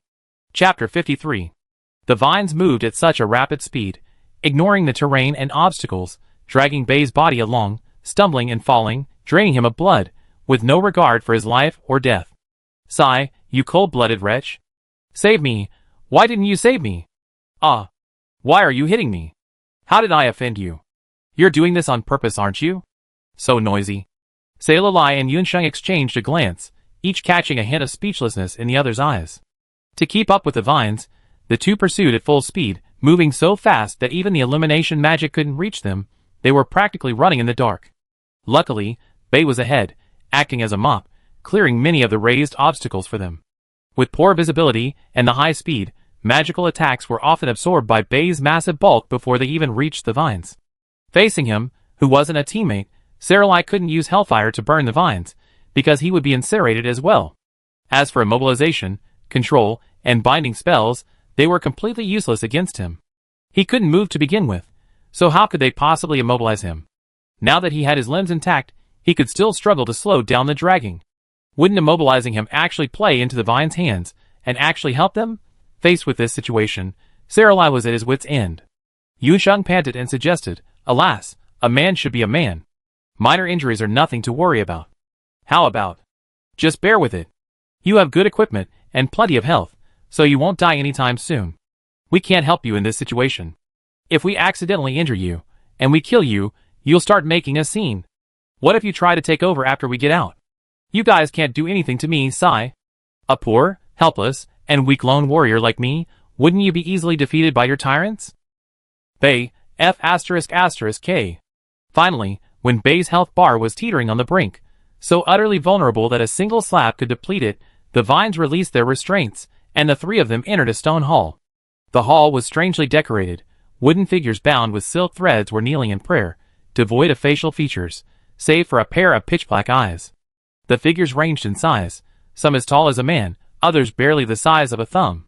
Sensing the presence of a stranger, all the figures turned their heads in unison, staring at them with their dark, lightless eyes, motionless. Bey, who had been guzzling red potions to restore his health, tumbled to his feet, trembling with fear and falling flat on his back. What the hell is this? A monster? No health bar? And why haven't we seen a single monster in this dungeon in ages? What are we supposed to fight? Bey had barely finished his words when, without warning, 3 thumb-sized puppets shattered into froth, landing in a thin layer of debris on the ground. At the same time, a few faint rays of light flowed along the silk thread into the massive fruit of the plant atop the stone hall. As the three watched, the fruit expanded at a visible rate. Fine cracks appeared on the fruit's skin, and foul-smelling pus dripped through the cracks. Yunsheng muttered, "Monster, here it comes." Before he could finish his words, the fruit burst, pus oozing out. A pale, swollen, spherical monster, covered in countless human heads and limbs, fell from its shrunken rind, like a mountain bearing down on them, its fat, white rear end directly above the three men. "Aw, no, don't do that." Bang! The translucent membrane blocked both the monster and the ichor, preventing the stench from showering upon him, while also being sat upon by the monster, a tragic and unsightly death. Yunsheng and Bei, hiding within the protective shield, breathed a sigh of relief. One strike failed, then another. The monster screamed, its limbs twisting like a centipede as it charged forward. Yunsheng shouted, "Watch out, sword!" A faint crimson aura coated the hilt of his sword. He swung the sword with a powerful blow, interrupting the monster's charge and stunning it. The stun lasted only 2 seconds, enough for Selali to instantly unleash 4 spells, each one striking directly at the monster's head. The fierce black magic and the sword energy from Bei struck the monster, dealing massive damage. The stun lifted, and the monster, stunned by the combined attack, shook its head. It turned its attention to Selali, who dealt the most damage, dragging its massive body forward. Yunsheng, standing right at its feet, raged, "Hey, hey, hey! I'm right here, and you didn't even look at me? Very well, you insulted me. Charge!" The monster's attack was interrupted again. Selali stood still and instantly unleashed several spells, supplemented by hand gestures, sending pus and blood splattering across the monster. Already multitasking, Selali no longer had a hand free to cast a protective shield to shield Yunsheng from the pus. He could only protect himself from the filth. His steps were abstruse, and as he shifted positions, he felt refreshed. Bei, who had taken advantage of the monster's daze to run over and deliver a blow, was not so lucky. A torrent of thick, foul-smelling pus pelted him head and face. The hilt of the sword, wider and larger than an ordinary great sword, was raised high, just in time to shield Yunsheng's head from the side behind him, leaving only a few splashes of liquid on his clothes. A world where only Bei was hurt was achieved. He should have been grateful. If it weren't for Bei, he would have been covered in shit just like him. But the other person's slime dripping down, and his expression, that seemed to want to pout, were too funny. Yunsheng couldn't help laughing. "Haha, you." "Ugh." Laughing with such glee, Yunsheng inhaled a pungent stench through his nose and mouth, which lodged in his trachea, causing him to retch and nearly lose his grip on the sword. And so, another person joined in the laughter. Watching the two men at the monster's feet, pointing at each other and retching, Selali remained speechless. He raised his staff, and the moonstone atop it shone brightly. Simultaneously, a pair of phantom hands condensed above the monster, pinning it down. The mage's hand increases attack magic, a great aid for stationary attacks. As the saying goes, if the conditions for stationary attacks aren't available, then create them. Originally, Yunsheng, who had been tasked with tanking the monster, was temporarily incapacitated by his laughter and the poisonous gas attack. As for Bei, Selali had never expected him to help, so he was thankful he wasn't causing trouble. Thus, the long-and-used stationary combination technique reappeared. The mage's hand gradually dissipated. The immobilized monster, brimming with rage, snarled and roared. Just as it was about to attack, it was interrupted once again by Yunsheng, who had recovered his composure and was stunned. For a moment, Selali saw a hint of rage threatening to explode from its swollen, expressionless face. Yunsheng swung his great sword and roared, "Ah, you're done. A mop covered in shit is only as intimidating when held in your hand, but now I'm covered in shit, I'm invincible. Die!" Sword chi, sword chi, sword chi, sword chi. Bei, similarly channeling his grief and anger into strength, weakly corrected, "It's not shit, it's pus. I didn't get drenched in shit. Yunsheng, it's stinkier than shit." Selali held his breath as he attacked. He had long since blocked his sense of smell, but overhearing the conversation between Yunsheng and Bei, he somehow seemed to pick up a subtle stench. Who said sound can't carry smell? Damn it! Why don't the god-related monsters on the Milk Continent pay any attention to their own cleanliness? Thinking of how he once wanted to taste the spring god's blessing made from corpse-soaked water, and looking at the pus oozing from the swollen, decaying corpse before him, Selali felt his stomach churn. Under the three men's coordinated and furious, combined attack, the monster's last bit of health was emptied, and it collapsed to the ground with a thud. A large amount of experience was earned, and Salalai's level rose to LV21, exceeding the upper limit of his Moonstone staff. This meant that if he couldn't obtain a new weapon before the next wave of monsters appeared or the boss appeared, he would be unable to use the staff as a medium for spellcasting during the rest of the dungeon, and would be forced to use less powerful instant spells. In theory, this should have been the case. However, the reality was that the moment the Moonstone staff in his equipment slot quietly turned gray, he habitually raised his hand, and with a scorching flame, he instantly killed the wooden figurine that had come to life, without the slightest sense of magical stagnation. This feeling. Has the influence of absorbing the fundamental knowledge of magic been transferred from his original body to his player clone? Even the most powerful forbidden spells could be cast barehanded, without the aid of a staff. This was something even the pinnacle of magic, the Grand Mage, could not achieve. Hiding a moment of surprise in his eyes, Salalai remained calm, not betraying any sign of his abnormal state. Wandless spellcasting, whether among the indigenous people or the player, was a truly extraordinary feat. His extensive dark magic repertoire could be excused by NPC rewards, but with his weapon unusable, his skill bar would logically turn completely gray. If he revealed his unique style at this moment, it would not be concealed by a quest reward. Salalai's mind raced, but Yunsheng and Bei, equally benefited from their victory, were less troubled. They happily rushed to the corpse, not even bothering to undress and refresh their gear, and happily looted it. Yunsheng's hand reached the corpse before Bei's. The system prompted him to retrieve a common, green, quality staff and warrior pants. Salalai raised an eyebrow, momentarily suspecting that someone behind the game, eager for Ludwig's swift return, had sensed his predicament and taken a backdoor. How else could it be so coincidental that he lacked a staff to cover up his weapon-free spellcasting capabilities, and the next second, his teammates retrieved one from the monster's corpse? It truly was a case of a pillow being delivered to someone when they were sleepy. As the only mage present, Yunsheng said, as a matter of course, "The staff goes to Sai, and we'll roll for the pants." Bei retorted, "Why? If I can't use the staff, can't I give it to the mage in our guild?" Yunsheng was annoyed. "Hey, what's wrong with you? I didn't think you were that annoying when we first started fighting, but now you're like this?" Bei chuckled. "Anyway, I don't agree with your distribution method. If you're not playing fair and using gold, I'll post on the forum saying you two are teaming up to steal equipment, using your numbers to bully the weak." Salalai chuckled, glanced at him strangely, and said slowly, "Who gave you the confidence to think Yunsheng was negotiating with you instead of informing you? Why don't you take a look at who actually has the distribution authority, and which team owns these two pieces of equipment?"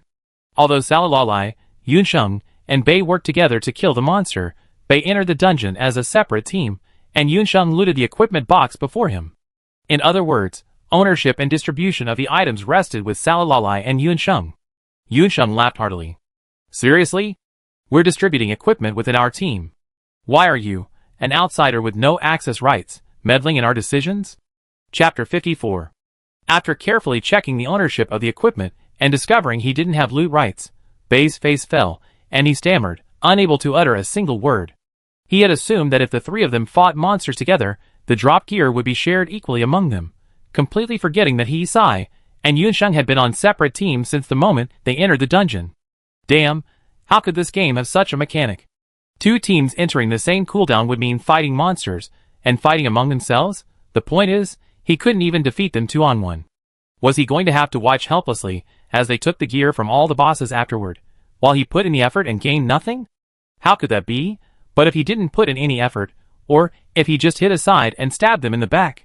Bei glanced at the silver-haired boy with a menacing look in his eyes, shuddered, and abandoned the little idea that had just arisen in his mind. He had a premonition that if he did that, he'd be badly beaten, and if the video was recorded and posted on the forum, how embarrassing it would be. Bei regretted his earlier refusal to team up. If he had known this would happen, he wouldn't have bothered with the previous disagreements with Sai. Thinking of this, Bei coughed dryly and whispered, "All right, you guys got lucky this time, but it might not be the same next time. Also, Sai, I'm quite generous. Since we had to work together in the dungeon, I'll begrudgingly forgive you and set aside what you did to our guild. I'll give you the equipment for this boss. It's a deal. I'll get the equipment for the next boss, one per team."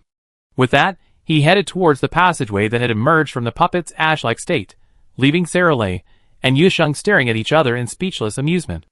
After enduring a swarm of bats charging at me, slashing at me with wicked thorny plants, and a swarm of poisonous spiders erupting from a pottery jar in the corner, I finally emerged from the long, dark passage and into a larger stone hall.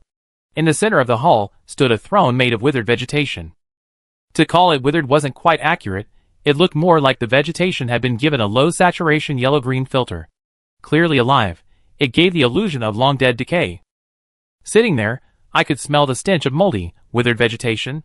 The throne slowly cracked, and a boss, half young woman, half old woman, crawled out of the crack. Her hair, ankle-length, tangled and dry, she pushed aside the tresses, revealing a terrifying face devoid of pupils, leaving only empty eye sockets. Selali was startled as she stared at the blood-red symbols that appeared above her head under the identification spell. Evil God Disciple, Yura, LV21. She was the mistress of room 3313, Plantagenet Street, Mrs. Yura. He still remembered Yura's transformation from youthful beauty to a hunched old woman in the blink of an eye before him and Papagon.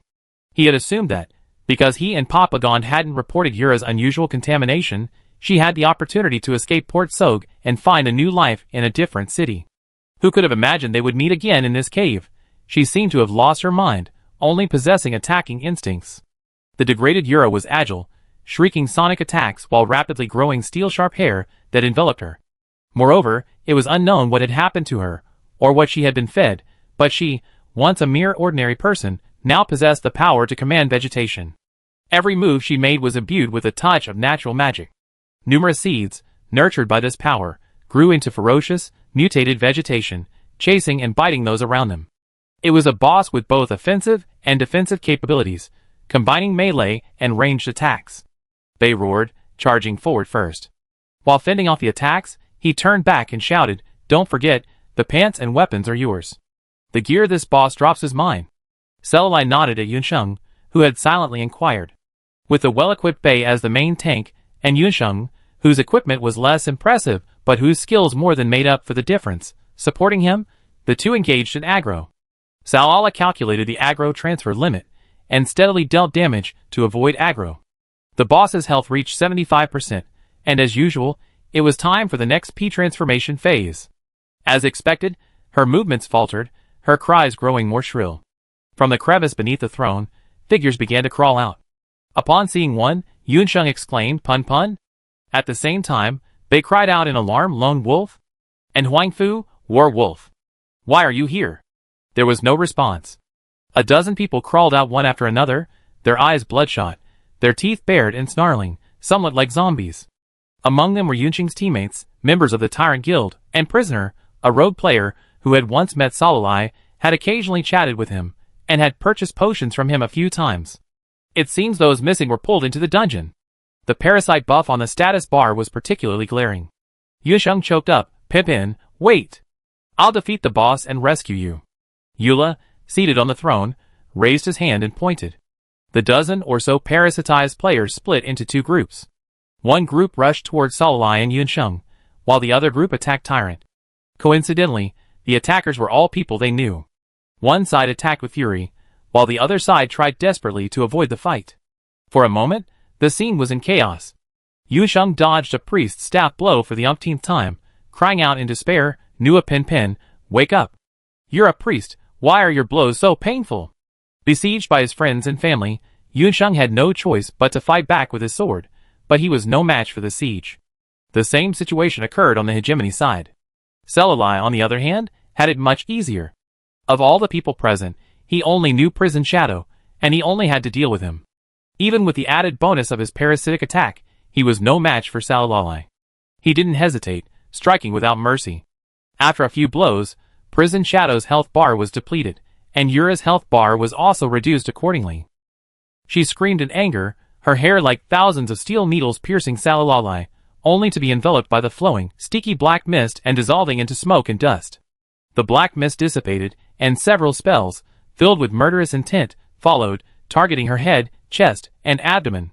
The triple attack on her weak points combined, instantly exploding with damage. The boss's health dropped to 65%. The players under the parasite's control attacked, their health correspondingly decreasing. Yunsheng seized the opportunity to increase his attacks, defeating them one by one. However, due to his early game limitations, he had taken considerable damage, leaving his health at a critical level.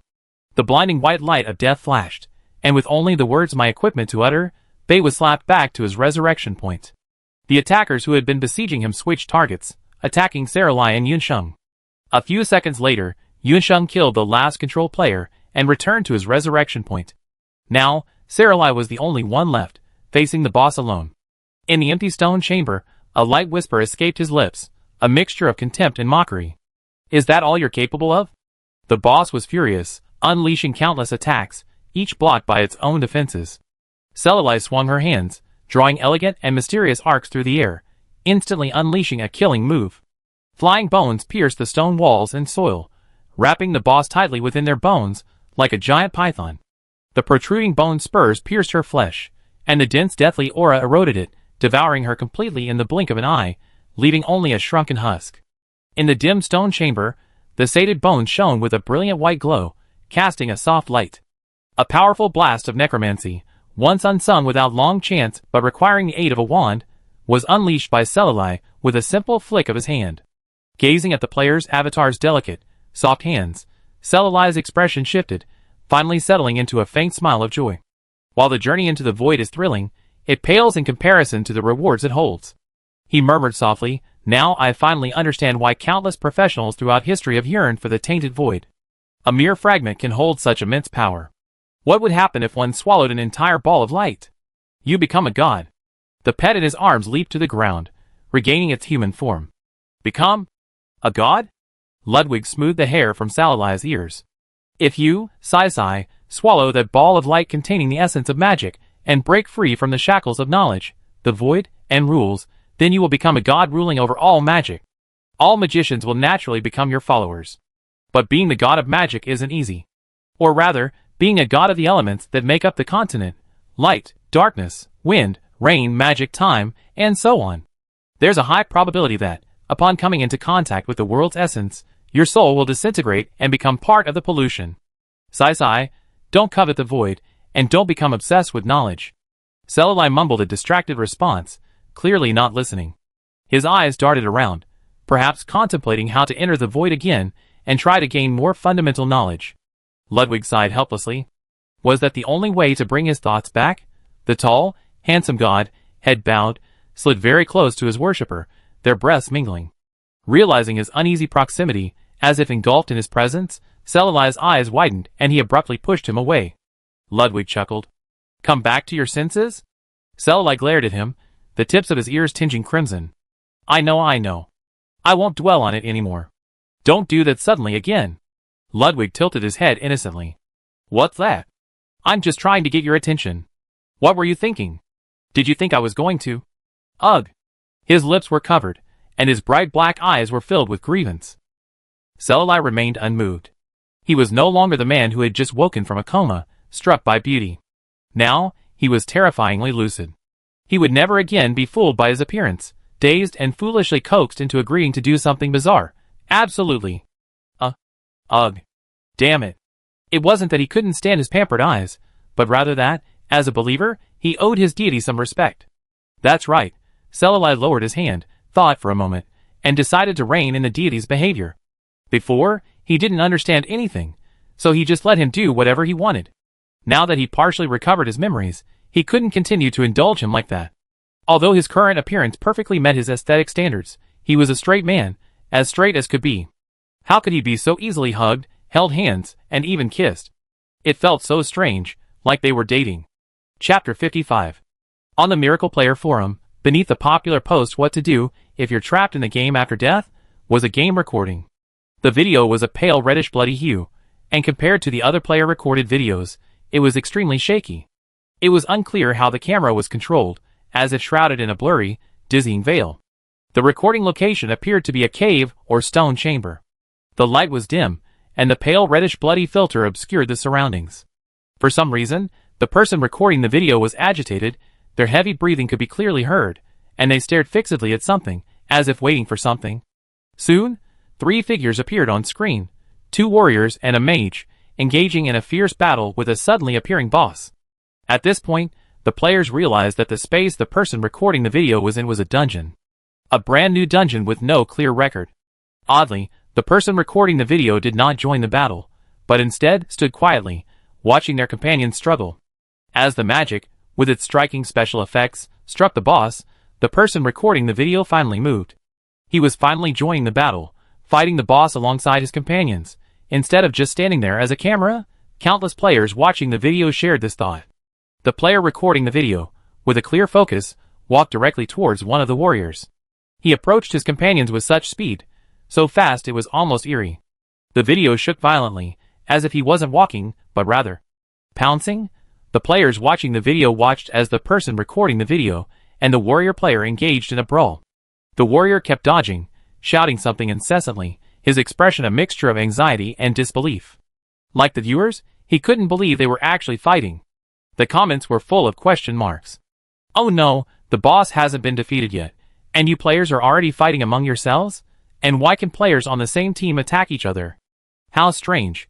Until the very end, the warrior player was besieged and killed, and the video recorder was killed by the silver-haired mage in one blow. The confused audience finally got their long-held doubts resolved. Hey families, hurry to the deserted mountains outside of Sog Harbor. Find a clearing in the woods at the coordinates XX, and wander around. There's a chance you'll be caught by vines and parasitized, becoming one of the dungeon monsters. Beat up your friends and family. The battle ended, and at the end of the video, the long silent recorder finally spoke, his voice filled with unconcealed joy. Through the voice, it's easy to imagine the corners of his mouth, harder to suppress than an AK. What? Play as a monster? Beat up your friends and family? Is there such a thing? They no longer complained about the dizzying video shake or the inexplicably applied strange color filter. They were screaming with excitement, like apes reverting to their original form. Come on, killing monsters and bosses is fun, but who can resist the allure of being a monster and wiping out everyone else? That's so cool. In the comments section of the video, many players brought their families and tagged their friends to watch, and the number of comments and shares increased at a visible rate. All the comments converged into one sentence: Coach, I want to play this. As expected, the video went viral. News of a dungeon outside the main city of Port Sog, with a chance to enter and play as a monster, spread faster than cockroaches. Countless players stopped their tasks and headed straight for the dungeon entrance. The upvoted comments in the post brought the already joyous atmosphere to a climax. You must have had a blast being a small monster in the dungeon, and you left without a word. I thought you were dead in the game and couldn't get out. Do you know how I managed to get through all that time dragging the game pod to your house and logging in and out of the game over and over again? After watching the video, let's not talk about how the players who gathered their friends and flocked to the desolate mountain hoped to be the lucky chosen one. Meanwhile, Salalai, still in the dungeon, fell silent as he stared at the empty boss drops. He pinched the pads of his black claws. Is there a bug? Otherwise, why aren't there any rewards after defeating the boss? Although he knew the possibility of a bug was even slimmer than the Temple of Light exploding on the spot, he couldn't think of any other reason.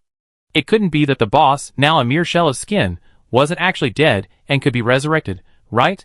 Under Saralai's gaze, the human skin sprouted countless tentacles, like dancing plant roots, taking root in all directions. If he hadn't been so immersed in the overwhelming power of the void after defeating the boss, and hadn't yet recovered, and hadn't chosen to use his mage's hand to pry at the corpse, unwilling to touch it with his bare hands, then those tentacles wouldn't be piercing the hard gravel, but his body. Okay, that's how it goes. He aimed his staff at the resurrected monster, then realized he raised it again out of habit. Before he could adjust to wandless spells, Saralai lowered it. Besides the doomed monster, there was no one else around. If he didn't act out now, why wait until he was outside, surrounded by people and eyes? Having struck a pose that combined elegance and handsomeness, one glance revealed his confidence and assurance of victory, the pose of a master from another world. With an exceptionally arrogant laugh, a figure rose from beneath the throne. You made it this far, you're quite capable. It's a shame you met me. Boom! Before he could finish his line, a massive ball of magical light exploded in his face, sending the figure and the resurrected human skin flying backwards. Spring God follower Kingsley's phantom, LV24 so annoying. You're being pretentious, and I'll strike you with thunder. Facing an old acquaintance whom he had only met once, Salalai struck without mercy. Unsure whether this phantom would share memories and perspective with the original, he dared not expose himself, so he reclaimed his staff and launched a violent assault. Compared to the aggressive pressure he displayed in Kingsley Manor, Kingsley, now a mere phantom, had significantly reduced attack power. Even flanked by a LV21 Yula human skin, he couldn't put any pressure on Salalai. Chi-Chi. Little Black, his forward legs clinging awkwardly to his left shoulder, tried to imitate a stuffed animal. Sai has gotten stronger, truly impressive. Hearing the tender chirp, like that of a newborn chick, Saralai stumbled, narrowly ducking to avoid the incoming threads and whiskers. He glanced sideways at Little Black, completely unaware of what was happening, his face dazed and innocent, his eyes watery. Saralai pondered. The pet form it transforms into looks like both a cat and a rabbit, so why does it make chick-chick sounds? It's adorable, but it doesn't seem to match its appearance. Kingsley was furious. How dare you lose focus while fighting me? Are you looking down on me? Boom! Another magical blast blasted across his face, his health bar plummeting, and the furious Kingsley calmed down. A few minutes later, two unrecognizable corpses lay on either side of the throne. The remaining skin of one of them was shattered and weathered, leaving only a grayish-white, human-like powder, a testament to the deceased's former self. This time, no unexpected incidents occurred. The fallen phantom dutifully dropped the clearing treasure chest. System announcement. Player Team Sai and Yunsheng have cleared the limited-time Secret Realm Spring God Cavern and destroyed the evil god's stronghold. Player Sai earned 290 light merit points, and player Yunsheng earned 5 light merit points. Just after a few one-sided beatings and condemnations of his friends and family for abandoning him as a minor monster, causing him to worry and fear and ultimately call the police, Yunsheng found himself in the world. Sai cleared the dungeon solo, with virtually no effort, yet still received 5 contribution points. Yunsheng was both excited and embarrassed. However, 290 plus 5 is equal to 295. Destroying the evil god's stronghold should have earned 300 contribution points. So where did the other 5 go? Bay, haha, 5 more bright merits went to me. What does this mean? It means that without my efforts, Sai might not have been able to clear the dungeon solo. My contribution is invaluable. Yunsheng, 6. On the World Channel, in contrast, Bei had actually secretly used Sai's patronage to enter the dungeon. Despite his vehement explanation that he wasn't teaming up with Sai, and that entering the same CD with him was purely accidental, no one paid any attention. It was hilarious. Everyone knew it was impossible for 2 teams to enter a dungeon in the same CD, and Bei couldn't even come up with a proper excuse. The complaining players missed the rare truth from the usual nonsense mongering Ba Yi. It wasn't until the 3 teams, disliked by each other and feuding over a love triangle, actually entered the same dungeon cooldown and stood before the boss, staring at each other in bewilderment, that they realized what Ba Yi had said was actually true. When the clearance announcement came out, the players were overjoyed. Not because there was a new dungeon to enter or equipment to upgrade, but because they could finally enter the dungeon as minions. Ahahaha. Carrying the torn notebook dropped by Kingsley Phantom, Salai was pushed out of the dungeon's secret realm. After stopping in the woods, he suddenly heard enthusiastic cheers, accompanied by shouts of "out." Finally out? Salai was shocked. Could it be that his reputation among the players was so high that so many people were crowding the dungeon entrance, all to celebrate his victory? Having never experienced such a scene before, Salai was at a loss. What should he say? A guide? Or perhaps, "Thank you for your concern"? Before he could figure out how to respond, countless vines flew out from the cave entrance. Players scrambled towards Salai. The vines behind him. Get out of the way! Get out of the way! Haha, pick me as the minion. I'm a rogue with high damage. Let me do it! Let me do it! I'm going to beat up my friends and family for the sake of justice. Fighting against the crowd, Salai was tossed around, his hair disheveled in the wind. Seeing the players, who weren't chosen by the vine shouting and clamoring, his embarrassment reached its peak. So awkward, so awkward, so awkward. Turns out they weren't coming for me, they were coming to become monsters in the dungeon. Salai's cheeks flushed crimson, sincerely thankful he hadn't done anything presumptuous and embarrassing otherwise. Unable to log off, he could only switch bodies, lock himself in a coffin in the underground palace, and writhe under the covers to ease the embarrassment. For the next 100 years, this scene would be etched in his mind, unforgettable. Even after 100 years, when the players had already evolved. Huh? That was a close call. I almost got utterly humiliated. He rubbed Little Black's paws fearfully, but as if that wasn't enough, he scooped him up and buried him in his furry belly, taking a deep breath. Little Black waved his tail absent-mindedly, gently wrapping it around Salai's wrist. His eyes narrowed, and a comfortable gurgling sound emanated from his throat. Chapter 56. The clearing was packed with players, with stampedes occasionally occurring. They were completely focused on becoming that lucky 1 in 100, defeating the other competitors, and earning the honor of being a minion. Even if they couldn't enter the same cooldown as their friends, beating up other players was still a good thing. Ideally, they could just wipe them out. Haha. The joy of a fun-loving player is so simple and unpretentious. Unlike the last time everyone asked him for a guide after clearing the dungeon, this time the player's attention was mostly diverted to minion hunting and the Temple of Light World quest, leaving Salala with a rare moment of peace and quiet. In the private chat, Prisoner Shadow, who had failed to defeat a powerful opponent in the dungeon and instead was beaten up, cried, "Wow, why didn't you stop when you saw me? Has our love faded? All those years of love and time, ultimately, were wasted.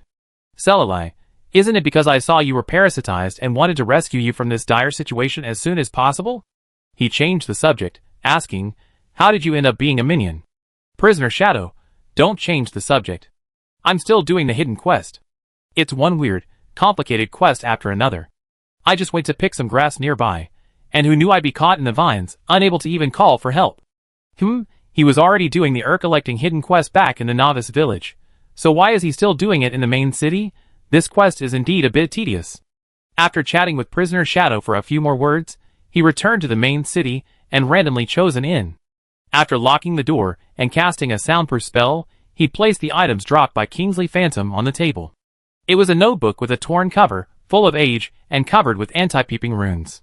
Saralay gathered a thin, yet steady, strand of magic power at his fingertips, carefully searching for the note along the rune veins. This type of anti-peeping rune, if violently destroyed, would trigger its self-destruction, preventing the destroyer from gaining access to the object protected by the rune. Only by patiently and carefully searching for the single-release node and injecting the appropriate amount of energy into it could the notebook be successfully opened. It was an interesting little trick. It would be difficult for ordinary players to unlock, but for Saralay, it was a piece of cake, less difficult than drawing a teleportation scroll. He felt a subtle sense of dissonance. If the notebook was truly so important, why not draw a more complex rune to protect it? Even more extreme, use a rune that could only be opened with the blood of the drawer. Then, even if Saralay obtained it, he would be unable to open it for a while. It was so simple, as if it had been left there intentionally, telling everyone, "I have a secret inside, come and open it." Could it be a curse like open, and you die, or an alchemical bomb like open, and you explode hidden inside? Was it actually a mind disguised as a notebook? Salalai, shielding himself with all his might, slowly broke through the rune nodes and flipped open the notebook. Wait. Nothing happened. It really seemed like just an ordinary notebook. Was he overthinking it? Yes. Who would have thought that outsiders would break into their well-hidden cave's stronghold? Perhaps Kingsley's rune skills were limited. The notebook contained a secret event that occurred during the Holy Crusade, concerning the goddess of spring sunshine, whom he worshipped. At that time, he was lying on a bed in the underground palace, his body mutilated. Lately, every time she emerges from the secret room and finishes her communion with the goddess, the high priestess always seems anxious and preoccupied. I tried to ask her, but she just shakes her head and says nothing. Salalay's eyes flickered.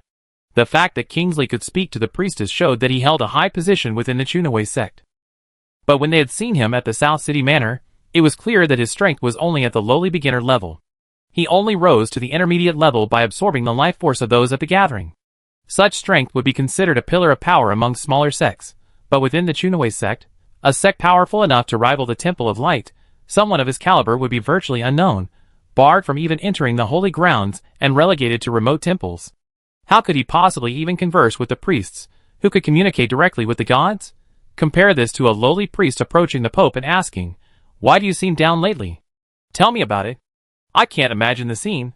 While not every temple has the insanely strict hierarchy of the Temple of Light, as one of the most powerful sects at the time, it couldn't possibly be so accessible, right?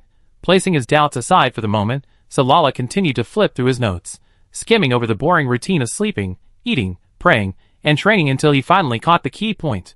He said that one day, the statue of the goddess within the holy ground was damaged, and the priests gathered some of their men, telling them to flee with the sacred artifact, hiding their identities, and wait out the war. If the goddess is defeated, what is sealed in the holy object is the hope for the goddess Chunaway to be resurrected and return to her position. The records related to the Chunaway sect ended here. The latter half of the notes were filled with overwhelming hatred, each word tearing and horrifying. Selalai extracted the key information from the distorted handwriting, which clearly indicated a state of mental distress. Chunaway had accidentally acquired something that attracted the covetous attention of the God of Light. After negotiations failed, a divine war was launched. Because there was some overlap in divine authority, only the forest god, worshipped by the orcs, joined the light in claiming a share. Oh, so the green ball-like figure following the white ball of light in the cave murals was the forest god. The color symbolism is quite vivid. They divided the goddess's authority, destroyed her body, and gloated over the treasures they plundered. But they didn't know that the goddess had already cursed them with her own blood. They will not have an easy time. When the source awakens, they will be punished by it for possessing its possessions. Source? Celali muttered. A warm sensation pressed against him from behind. It was Ludwig, who had regained his human form at some point. He sat close to him on the tentacle chair, looking through his notes with him. Celali's gaze caught his eye, and one of the tentacles forming the chair wrapped around his waist. The coldness seeped through his robes into his skin, and he shuddered. Strangely enough, Ludwig's body was warm like a normal person's, but his tentacles were as cold as ever. Using his chest as a backrest, Celali squeezed the coolness in his palm. The two contrasting temperatures were strange. Immersed in his own world, Celali did not notice that when his fingers were kneading the tentacles, the god behind him had a deep and forbearing look in his eyes.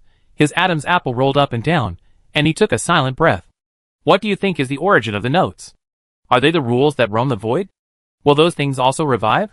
Celali gently pinched the tentacle, and Ludwig's short, muffled groan and gasp reached his ears. The believer was puzzled. What's wrong with you? He was about to turn back when the god's palm stopped him. Sai, don't look back. The voice was slightly lower than usual, and his breathing was more rapid. Hot air hit his ear, staining his white jade earlobe red. He shuddered and muttered, "What are you doing? So strange." A long moment passed, so long that Celali couldn't help but turn back again, to see if he had fainted, otherwise why wouldn't he speak or respond? He finally muttered a low the ending lingering and somewhat tinged with fear. His long, smooth hair fell beside Celali's hand, swaying gently with his movements, tickling him slightly. Celali's fingers hooked a few strands of hair, entwining them around his fingertips. Thinking he liked his hair, Ludwig gathered more, and stuffed them into his hand. The origin mentioned here isn't the rules of the void. Celali grabbed his hand, which was kneading his fingers, and demanded, "What is that?" I should know, but I can't recall it. But I vaguely feel that the origin sounds familiar. Perhaps it's related to me? Ludwig hesitated. Celali's eyes sparkled as he turned to look at Ludwig, lips pursed. Could it be that you are the resurrected origin? He smiled cheerfully, clearly in a good mood. So your ministry is the origin? It sounds strange, different from the other gods. Watching the young believer's eyes sparkle with adoration, a delusion, Ludwig's eyes flashed with several blurry, distorted images, seemingly depicting his authority. Desolate, dead, and pitch black all around, nothing at all, unlike the dazzling void Celali had once entered. Those images flickered for a moment, then faded before he could see clearly, solidifying into the image of a believer looking up intently at him, eyes full of intoxicating spring water. He always faced himself this way. He trusted him wholeheartedly, believing whatever he said, never doubting whether those casual touches held unspoken emotions. He clearly loved his appearance, and from time to time, his eyes would drift towards him, thinking they were subtle, but in fact, they were incredibly obvious.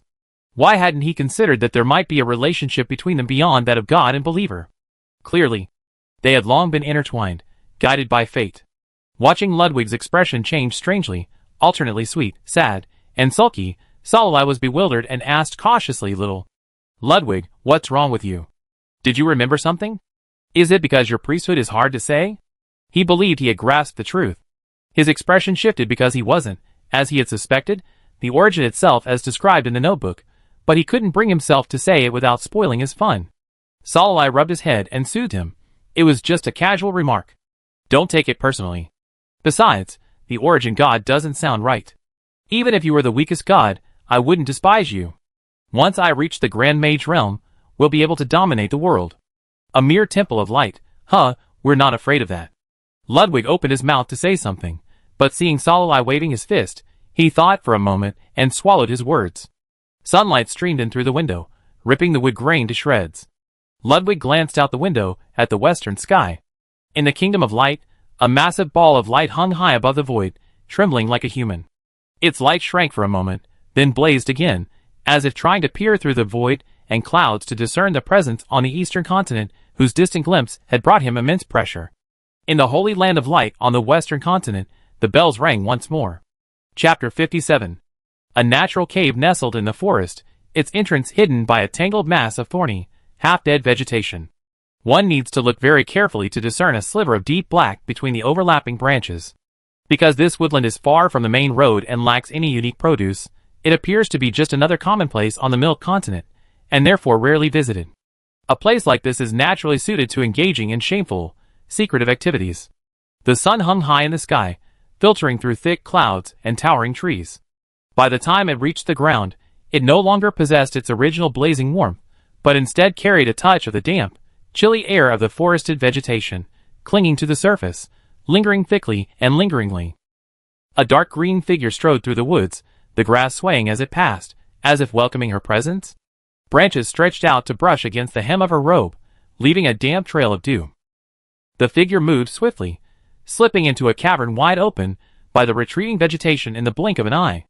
The brambles squirmed and closed, once again obscuring the chilly cavern. Traveling through a long corridor covered in luminous moss, they found themselves in a vast stone chamber. Atop the dome hung a statue of a deity, its hair flowing like clouds and algae, and birds of prey clutching daisies in their beaks. Below the statue, a large round wicker table sat on the ground. Aside from the vacant main seat, the other seats were filled with people concealing their faces. From the seat to the statue's lower right, a disapproving snort rang out. "Spring, you're late." Spring. With a slow snap of his fingers, tender shoots suddenly sprouted in the air, entwining the gold coin that was hurtling towards the temple door. "Gold coin, why are you so irritable? I was just setting up some small traps that delayed me." Another snap of the fingers, and the inconspicuous weeds in the cracks of the ground rapidly grew into a humanoid form. It was none other than Kingsley, who had left a phantom in the dungeon not long ago. Kingsley lowered his head, and respectfully pulled out a chair for Spring. He bowed to her, and then dissipated into shredded leaves. Gold coin snorted again in dissatisfaction. Spring lips curled into a mad, almost twisted smile that marred her pure and simple appearance. "Well, why bother with my occasional tardiness? Aren't we gathered here today to discuss revenge against the light, which has once again launched a frenzy of pursuit and further squeezed our living space? I'll attack the Radiant Temple branch in the main city to attract attention and hatred. Gold coin, you take this opportunity to gather your forces and head for the border. How about that?" The others were silent for a moment, then nodded in agreement. Gold coin said coldly, "The thing you brought out had better have the power to disrupt the forest you claim. We're not as carefree as you, running around with chaos golems and deploying them as cannon fodder when danger strikes." Spring's expression froze slightly, her murderous intent vanishing in an instant. She smiled. "To overthrow the light, the things I give you won't be useless." After closing the forum, Salai finally understood what those players, who were running around with people tied up, were up to. The world quests issued by the Temple of Light last a long time, and judging by the tone of the quest descriptions and the speed of staffing, they treat them as permanent quests. Eradicating the followers of the evil god. What group of people have offended them again? They're using a bunch of useless skill scrolls to hire players as slaves. The thought of 290 light merit points on his system dashboard made Salai feel uncomfortable. The glaring number was an eyesore. He had a subtle obsessive-compulsive disorder and couldn't stand the sight of words, like contribution points or merit points. Whenever he saw them, he wanted to max them out.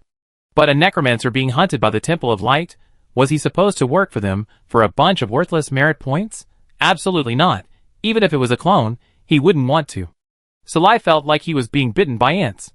But soon, he had no time to feel uncomfortable. The Temple of Light had exploded. A physical explosion. The room where Salai was standing was shaken by a violent noise and vibration. Wood chips fell, and the smell of smoke filled his nose. Panicked cries echoed from the streets. The natives ran, shouting divine retribution, while the players, fearing for the world's chaos, cheered, "Earthquake." All of them suddenly rushed out onto the streets. Salai leaned out the window, but before he could fully grasp what was happening, a howling wind, swirling with dust and sand, blew his mind into a trance. If Ludwig hadn't pulled him away from the bed, he would have been swept away, like the others who had peered out to watch the action, and thrown into the air. Shattered stone eaves, carried by the wind, slammed into the players and NPCs, who hadn't found shelter in time. Flashes of white death, accompanied by bloody flesh, flew up, illuminating the pale, terrified faces. The sounds of battle from First Street could be heard clearly even from the inn on 4th Street. Judging from the sound, the fighting was intense. The wind died down. Salai, clutching a teleportation scroll in one hand, cautiously approached the battle zone. He was incredibly curious about which warrior had blown up the temple. It was simply so cool. Along the way, he encountered many others who shared his sentiments. Most were fearless, fun-loving players, while a few were hooded professionals who didn't want their faces seen. Judging from the energy fluctuations emanating from them, they were all at least mid-level, with some even advanced.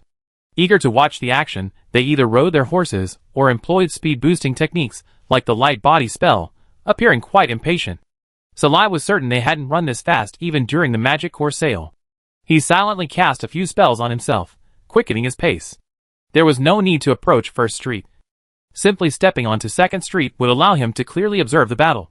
With the Temple of Light as the center, the buildings within a radius of several kilometers had been completely destroyed by the aftermath of the battle, reducing the once bustling streets to charred ruins.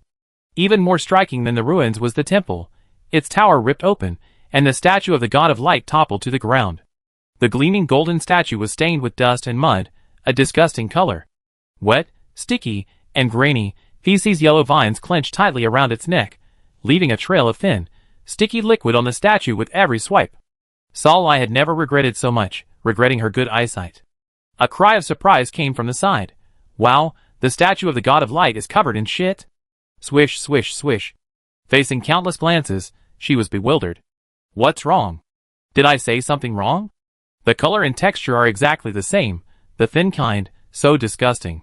A heavily clad thief twirled a crescent-shaped dagger, etched with blood, and chuckled. Well said, little girl. This thing is perfect for the Temple of Light. I admire you. Since you're a thief, why don't you become my disciple, and let me guide you further on this path? The player, whose casual remark had unexpectedly won the grand prize, beamed widely, and excitedly ran over to the black-robed thief to respond.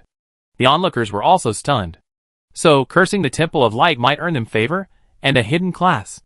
Looking at the mysterious NPCs around them, the player's eyes flickered with strange glints. It's just cursing, right? They're the best at it. Direct boss recruitment, activated.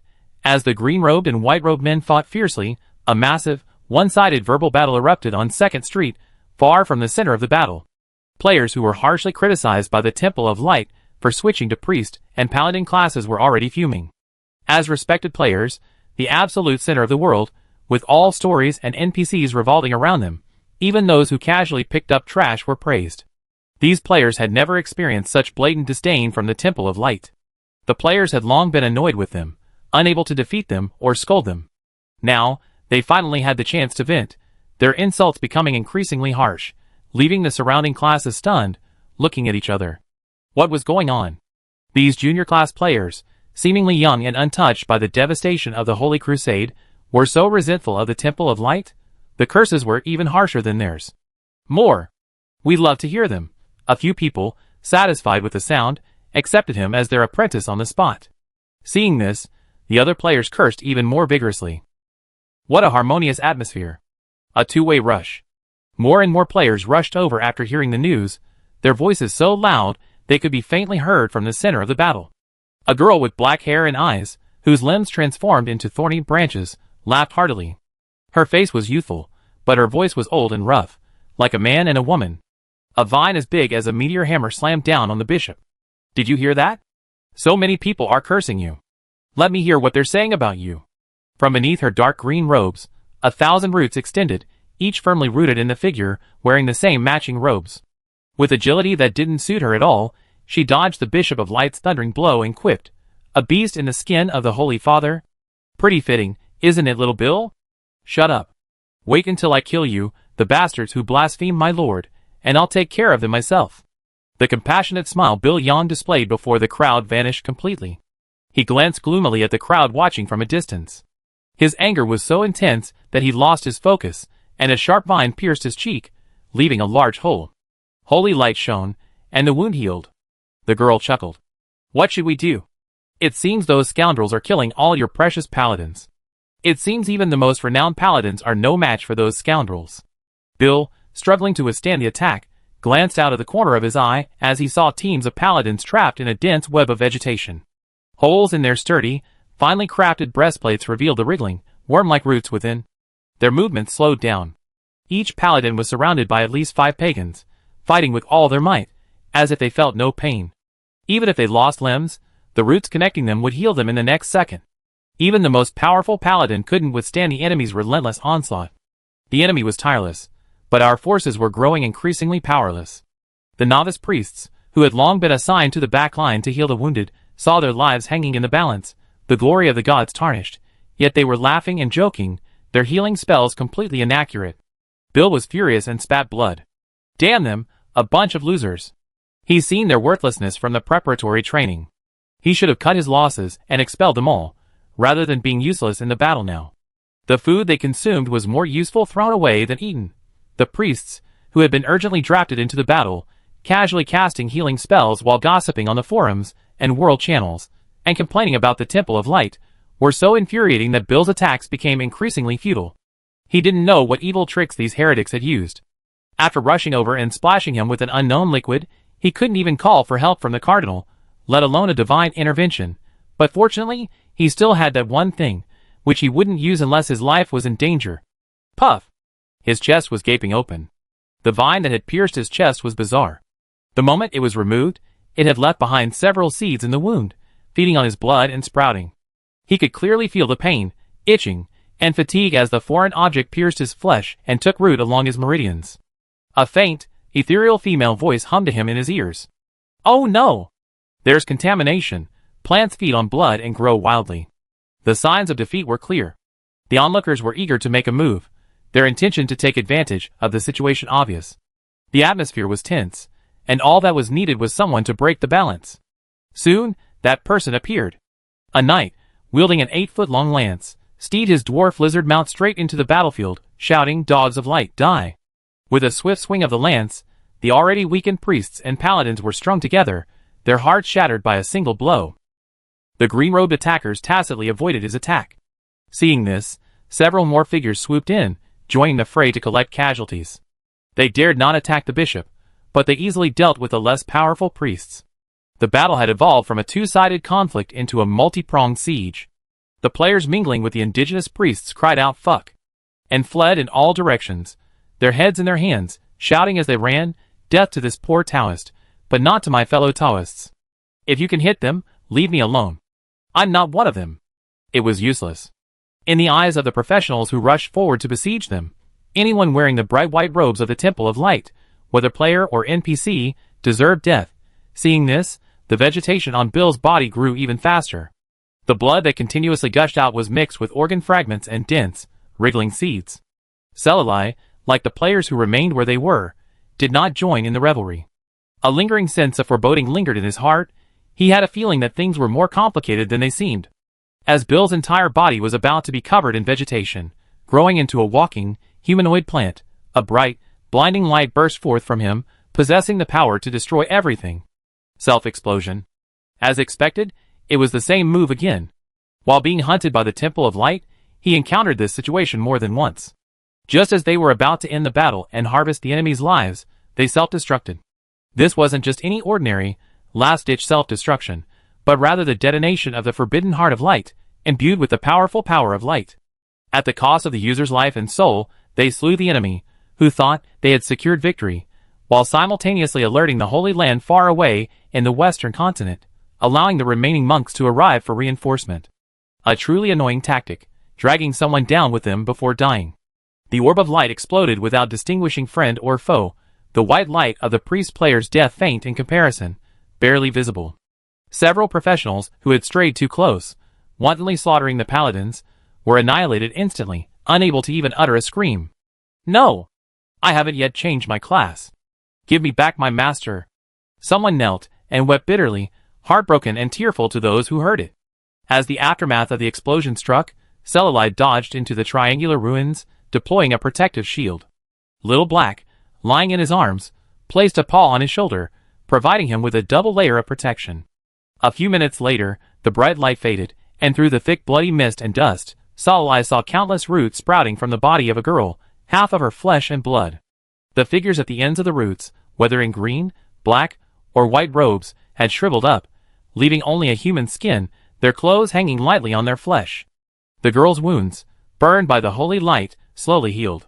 Chuckles, Chuckles, tell the Temple of Light that they can't stop the resurrection of the god of spring. Ding. Do you accept the quest from the Priest of Spring to travel to the main city and announce the resurrection of Spring to the Temple of Light? Note, this quest has a high chance of causing player death, so choose carefully. After accepting the quest, you can transfer to the hidden class, God's Favored. Chapter 58. Video of the battle at the Temple of Light, exploded, information on the hidden class, God's Favored, exploded, wanted order for Spring God's followers, exploded. The player forums were flooded with posts about the destruction of the Temple of Light and the death of the bishop in Port Sog. Even though the content was largely the same, each post was still incredibly popular, with countless players commenting and joining the discussion. Besides the records of that battle, the most discussed topic on the forums and the World Channel was information about the God's Favored. The Spring God's priests, who blew up the temple and killed the bishop, swaggered away, leaving behind a devastated mess. Besides the cardinal and archbishop, who arrived late to receive the news and gazed helplessly at the ruins and corpses, they also left a class change quest for the players who had managed to survive. Hidden class. God's Favored. Regardless of qualification level, there were no class restrictions. Simply accept the quest to report the news to the Temple of Light, and you could successfully change classes. God's Favored 1. You surrender your faith and voluntarily offer your soul to the Goddess of Spring, Mother Earth, who governs life and reproduction, bringing prosperity and rebirth to all things. You become the Goddess of Spring's agent upon the earth. Becoming a God's Favored 1 grants an 80% bonus to plant vitality, a 230% bonus to inspiration, a 300% bonus to soul strength, a 50% bonus to nature magic attack, and a 30% bonus to pollution resistance. Note, upon becoming a God's Favored 1, you will automatically be assigned to the evil god's followers. Your reputation with the Temple of Light and the Pantheon will become hostile, making you unable to accept quests from official factions such as the Temple of Light, the Pantheon, the Night Watch, and the Bounty Hunters Alliance. The status of pending quests will automatically be reset to failed. At the same time, revealing your identity as a favorite of the evil god will lead to a hunt. Please choose carefully. Players were heatedly discussing the information about the favorite of the evil god posted on the forum. Soul strength and pollution resistance have both been reduced. Does this mean there's a high chance of taint mutation after changing classes? Pretty cool, I think. But changing classes will lead to hunting. It's like joining the dark faction, and I won't be able to accept many faction quests. Then all my hard-earned points will be wasted? I'm still waiting to upgrade to warlock skills. Are you worried about not having skills after becoming a hidden class? Didn't someone post a prediction on the forum? Based on the Spring God followers I encountered during world quests, they at least have skills like Parasite and Control, and their attack power is quite high. The favorite of the evil god is strong, but if my identity is exposed, everyone's going to chase me down, and I can't handle it. I've been thinking, aren't there a lot of evil gods in the game? Can I become a follower of another evil god besides the god of spring? I met a group of followers of the Lord of Sighs before. They were ridiculously powerful, and their skill effects were much prettier than the spring god's monstrous plants. Yeah, if I can become a follower of the spring god, why can't I become a follower of another god? I'm currently pursuing a group of followers of the Mother of Desire. They're rich, beautiful, and their skill colors are just right for me. I'm going to give it a try. It seems that most players who receive the quest notification are still waiting to see what's going on. The general term God's Favored offers a new perspective for players who are desperately trying to become a hidden class. Since I can become a follower of your spring god, who says I can't join the ranks of other evil gods, so the players who had originally been chasing the followers of the evil god now chase them. The only difference was that their goal shifted from tying them up and claiming a reward from the Temple of Light to striving to join them and become their colleagues. While they could no longer accept quests from official organizations like the Temple of Light, they didn't often release player-accessible quests anyway. So why not switch sides? As long as they kept their identities hidden, they could still live a comfortable life. Besides, being a follower of the evil god sounded incredibly cool. It must be said that no matter what era, world, or game, the bad guys camp seemed to have a stronger appeal than the good guys camp. A magical phenomenon. Closing the game forum, Salala passed by the bustling construction restoration and reconstruction site and headed out of the city.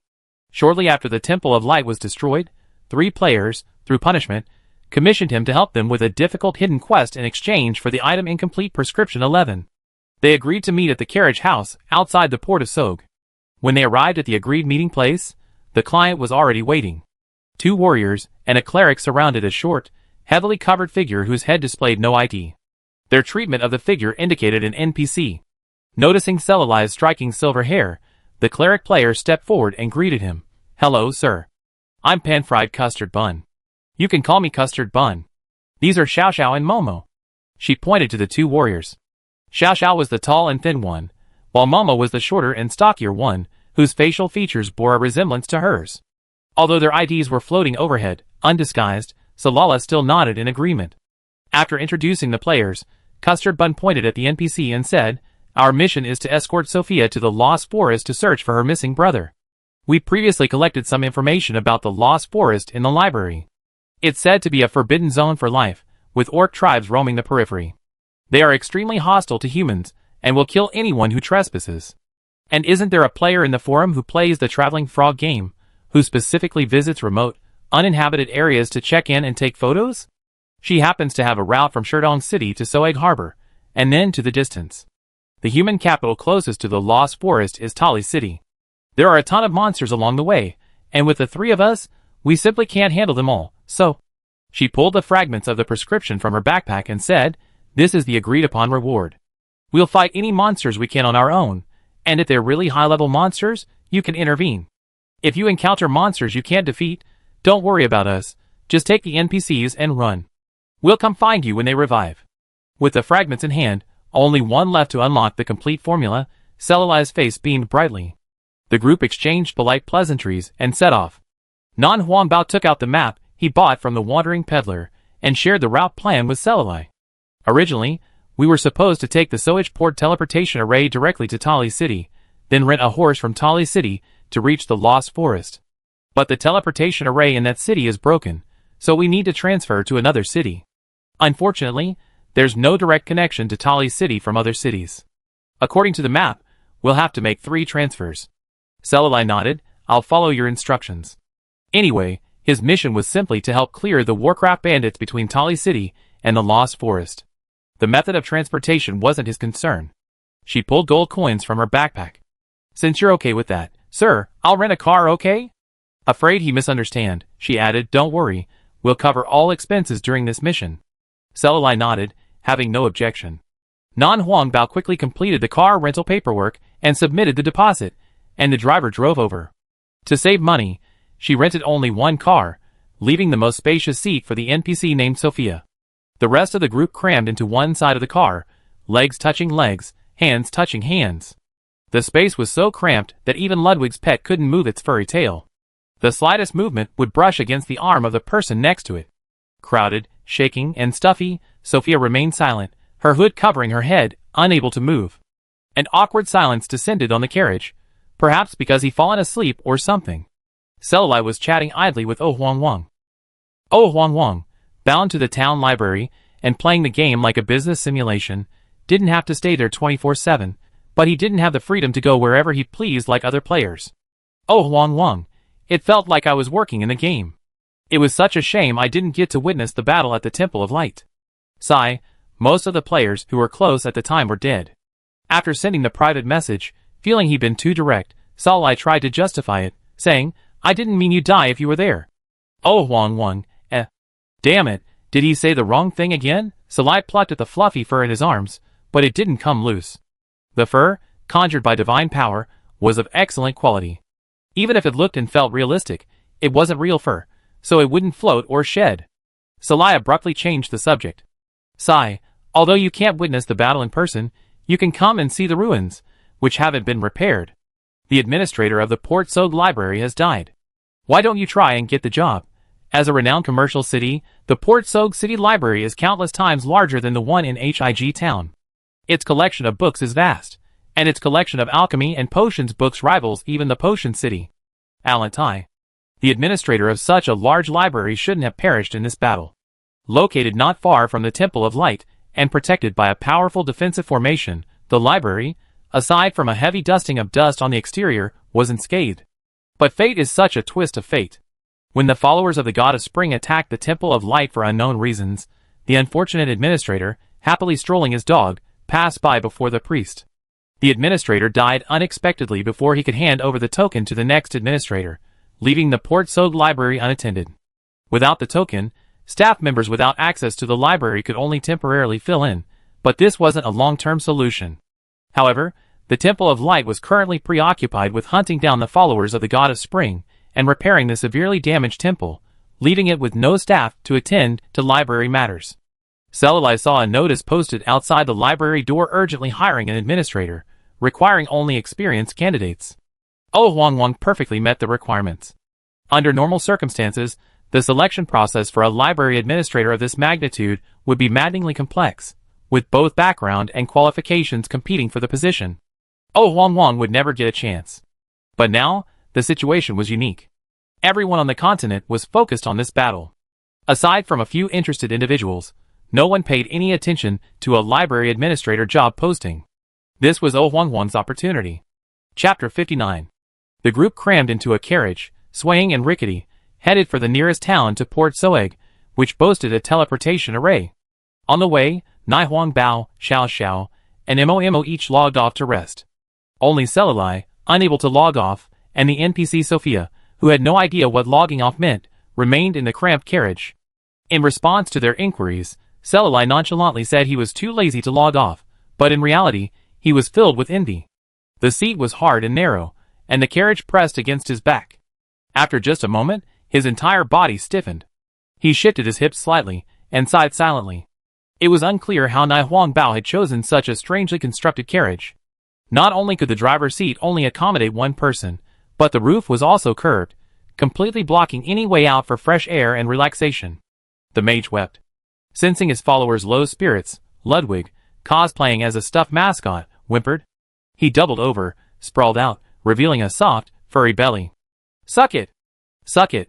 Selalai lowered his head and buried himself in it, taking dozens of deep breaths.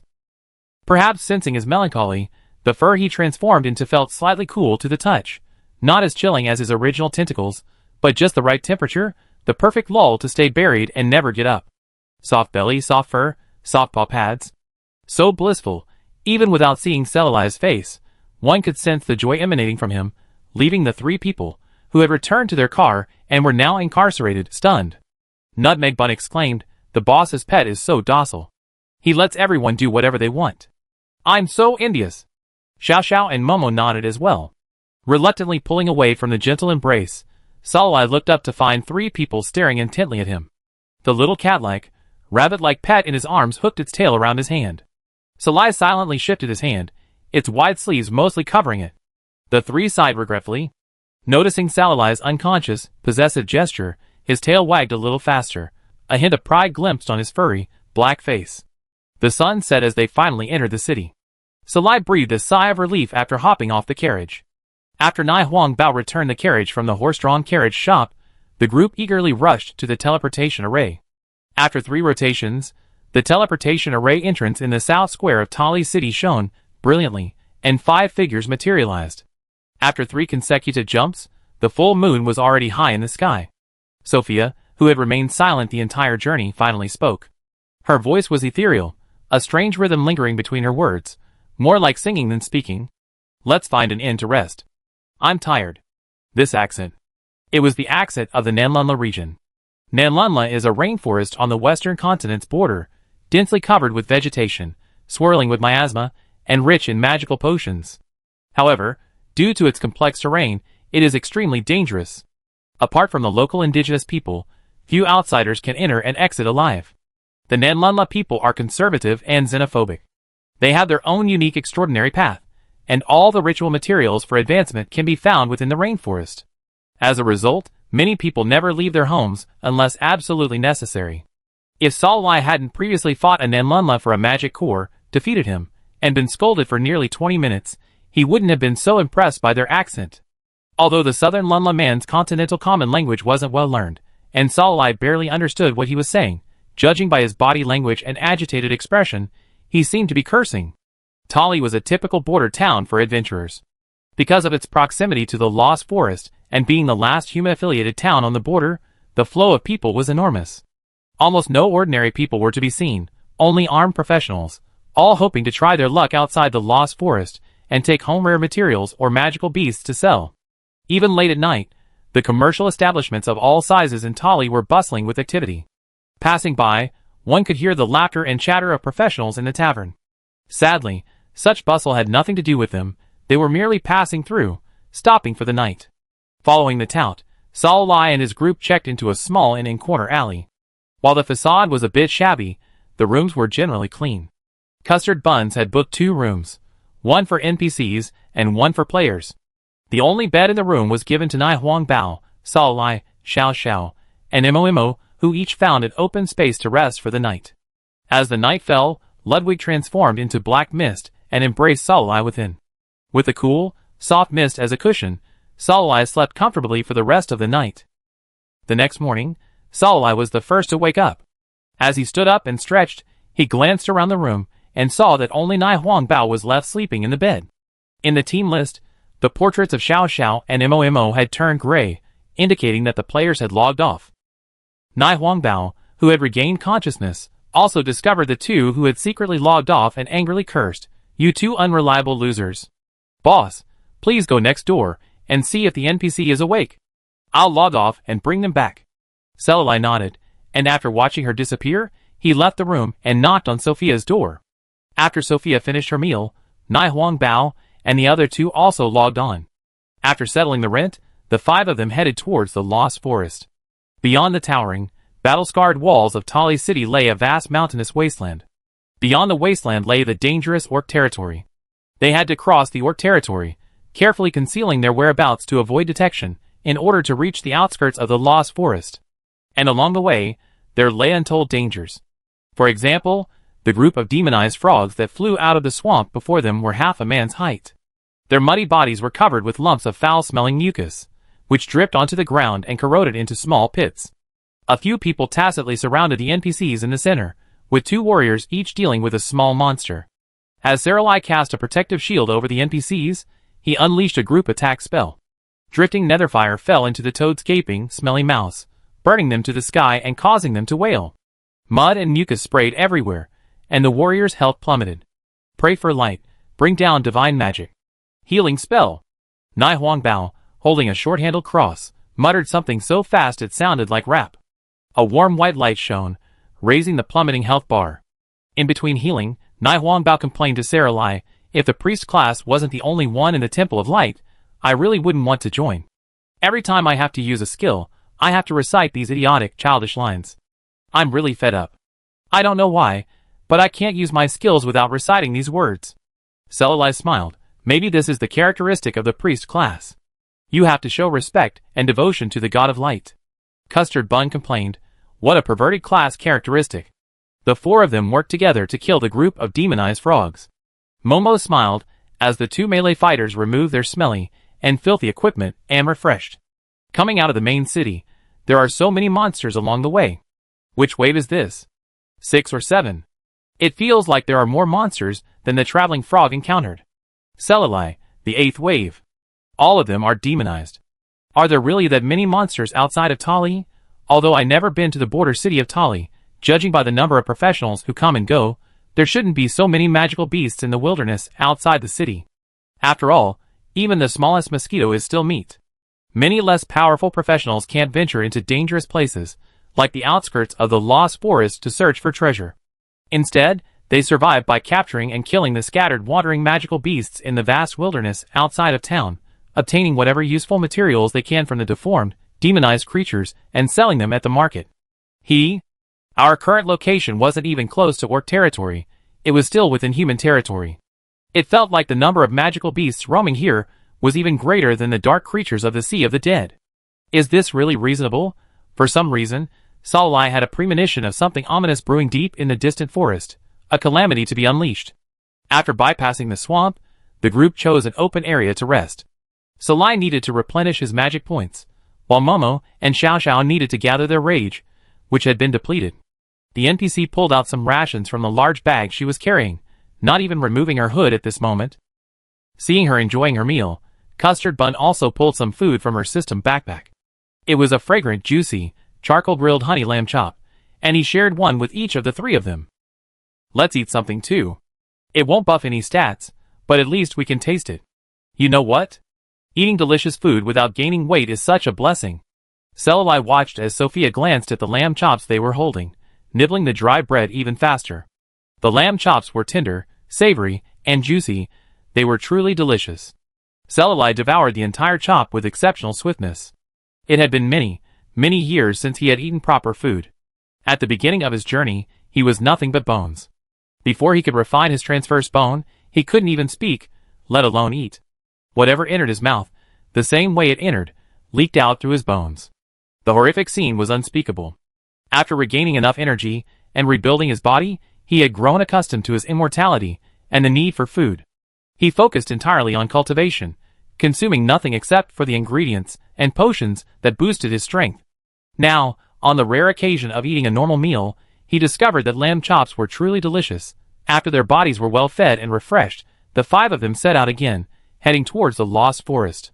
From dawn to dusk, and from dusk to dawn again, the journey, originally scheduled for 10 days to enter orc territory, was stretched to 20 due to the endless appearance of magical beasts.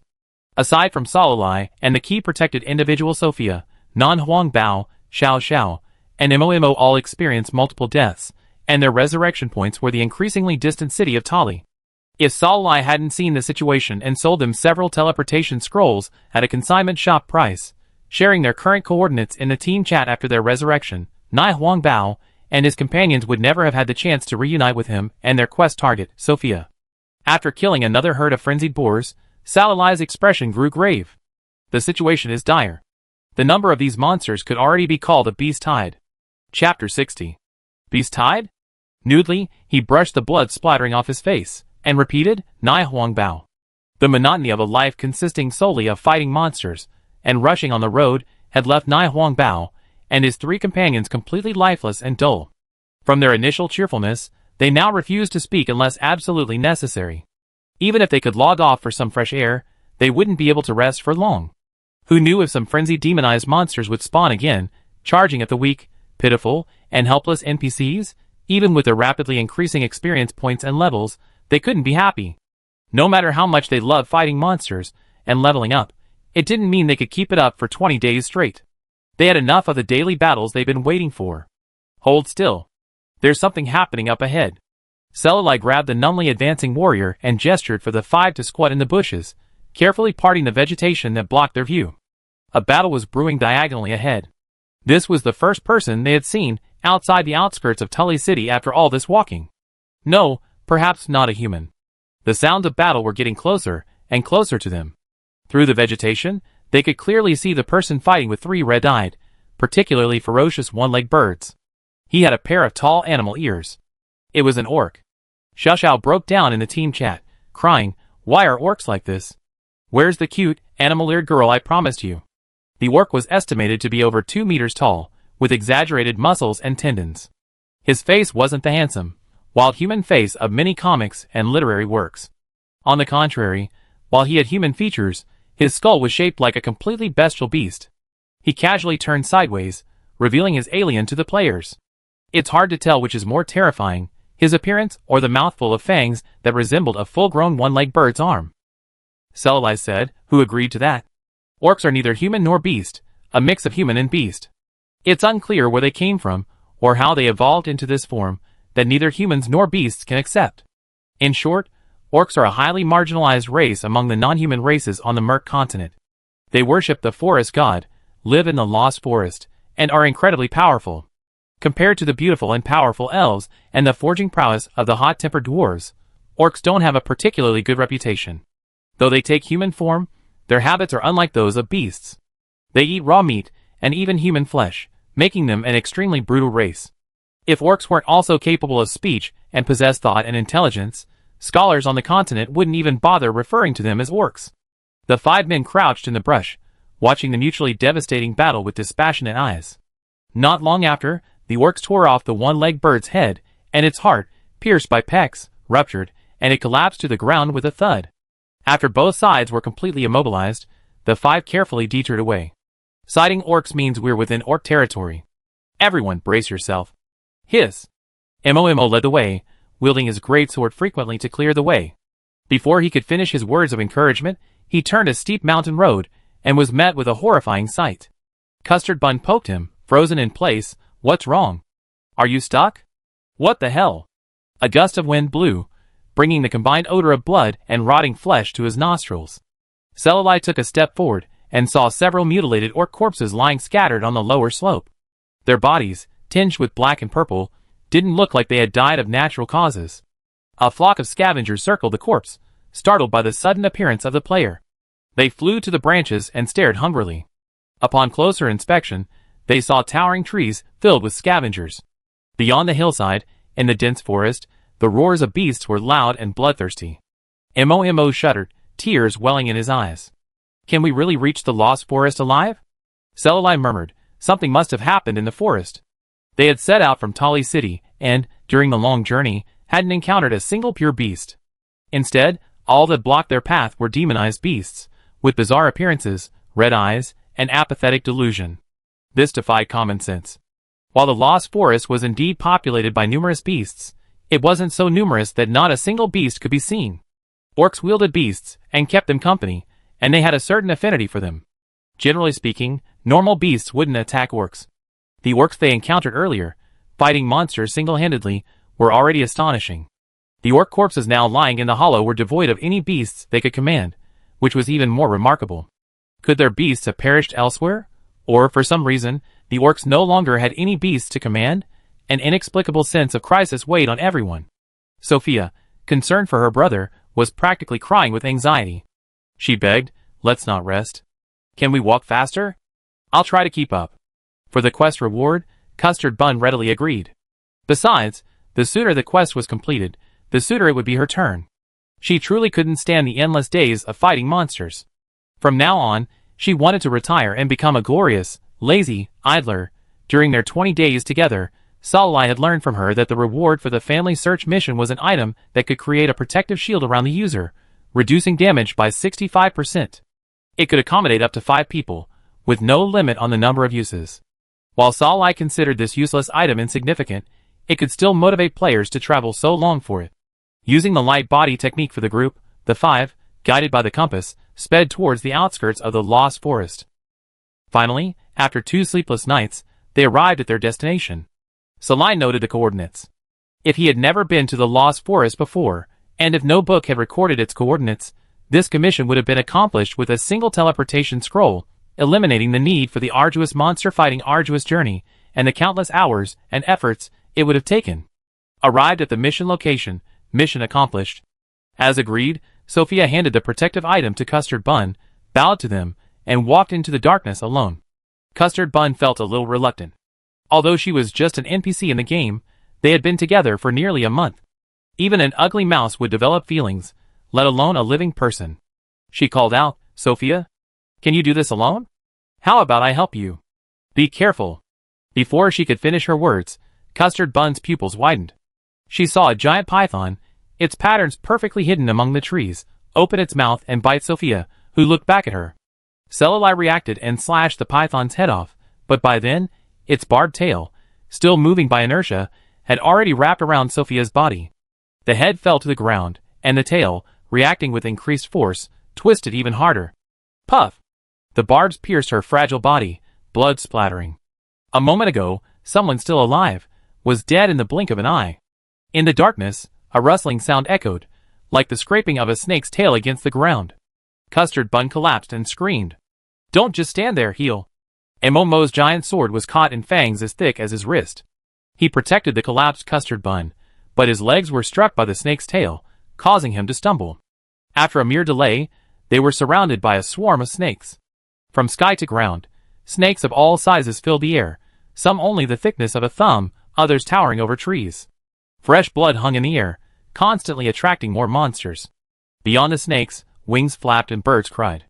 It was difficult to leave. A scoop of water poured down on the Custard Bun, drenching her head and face with a chill.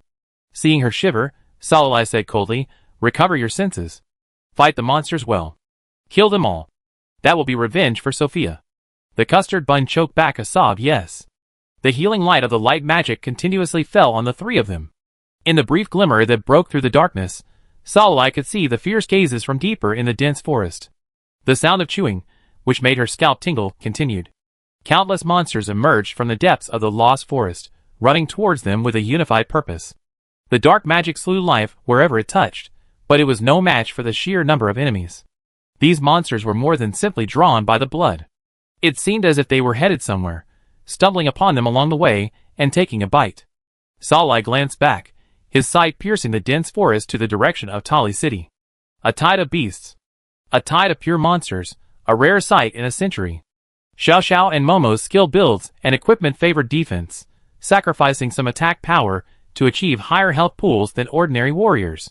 But this health pool was no match for the tide of monsters. Cuisine yellow buns were practically balding, their health regenerating faster than their health was losing. Even with Saralai's brutal attacks, they were about to collapse. Black magic alone couldn't handle the endless stream of enemies, unless it was necromancy. But was it worth exposing his identity as a necromancer to a player he just met and could resurrect after death? They might not notice his extraordinary black magic skills at the moment, but who knew they would notice something was wrong later. How could he, a player, know necromancy? There was no need to infer anything. Based solely on the relationship he revealed to the players with the NPC Salai, it was clear that he learned his skills from him, and by extension, that Salai was a necromancer. His identity wasn't worth exposing for such a trivial matter. After a second's hesitation, Salai took out a teleportation scroll and shouted to the struggling players, "Use the scroll, return to the city." Before he finished his words, he was gone. Teleporting back to Sog Harbor, Salai checked the team dashboard to see that Custard Bun and the other two had also safely returned to the city. Perhaps because they died so many times returning to Tali City recently, they just returned this time out of habit. Say goodbye to the three terrified players, and exited the team with a swift motion. The commission had ended, there was no need for him to remain. While he was in the Lost Forest, Oh Huang Huang had successfully applied for a position as the library administrator for Port Sog. Using his privileges, he found the final fragment of a prescription in an ancient tome. He was only one step away from lifting the curse of the Holy Judgment. Taking the fragment he had received from Oh Huang Huang and returning to his main body, Salai took a deep breath and synthesized the prescription. After reviewing the complete prescription, detailing the ingredients needed to lift the curse, Salai's smile of excitement slowly faded.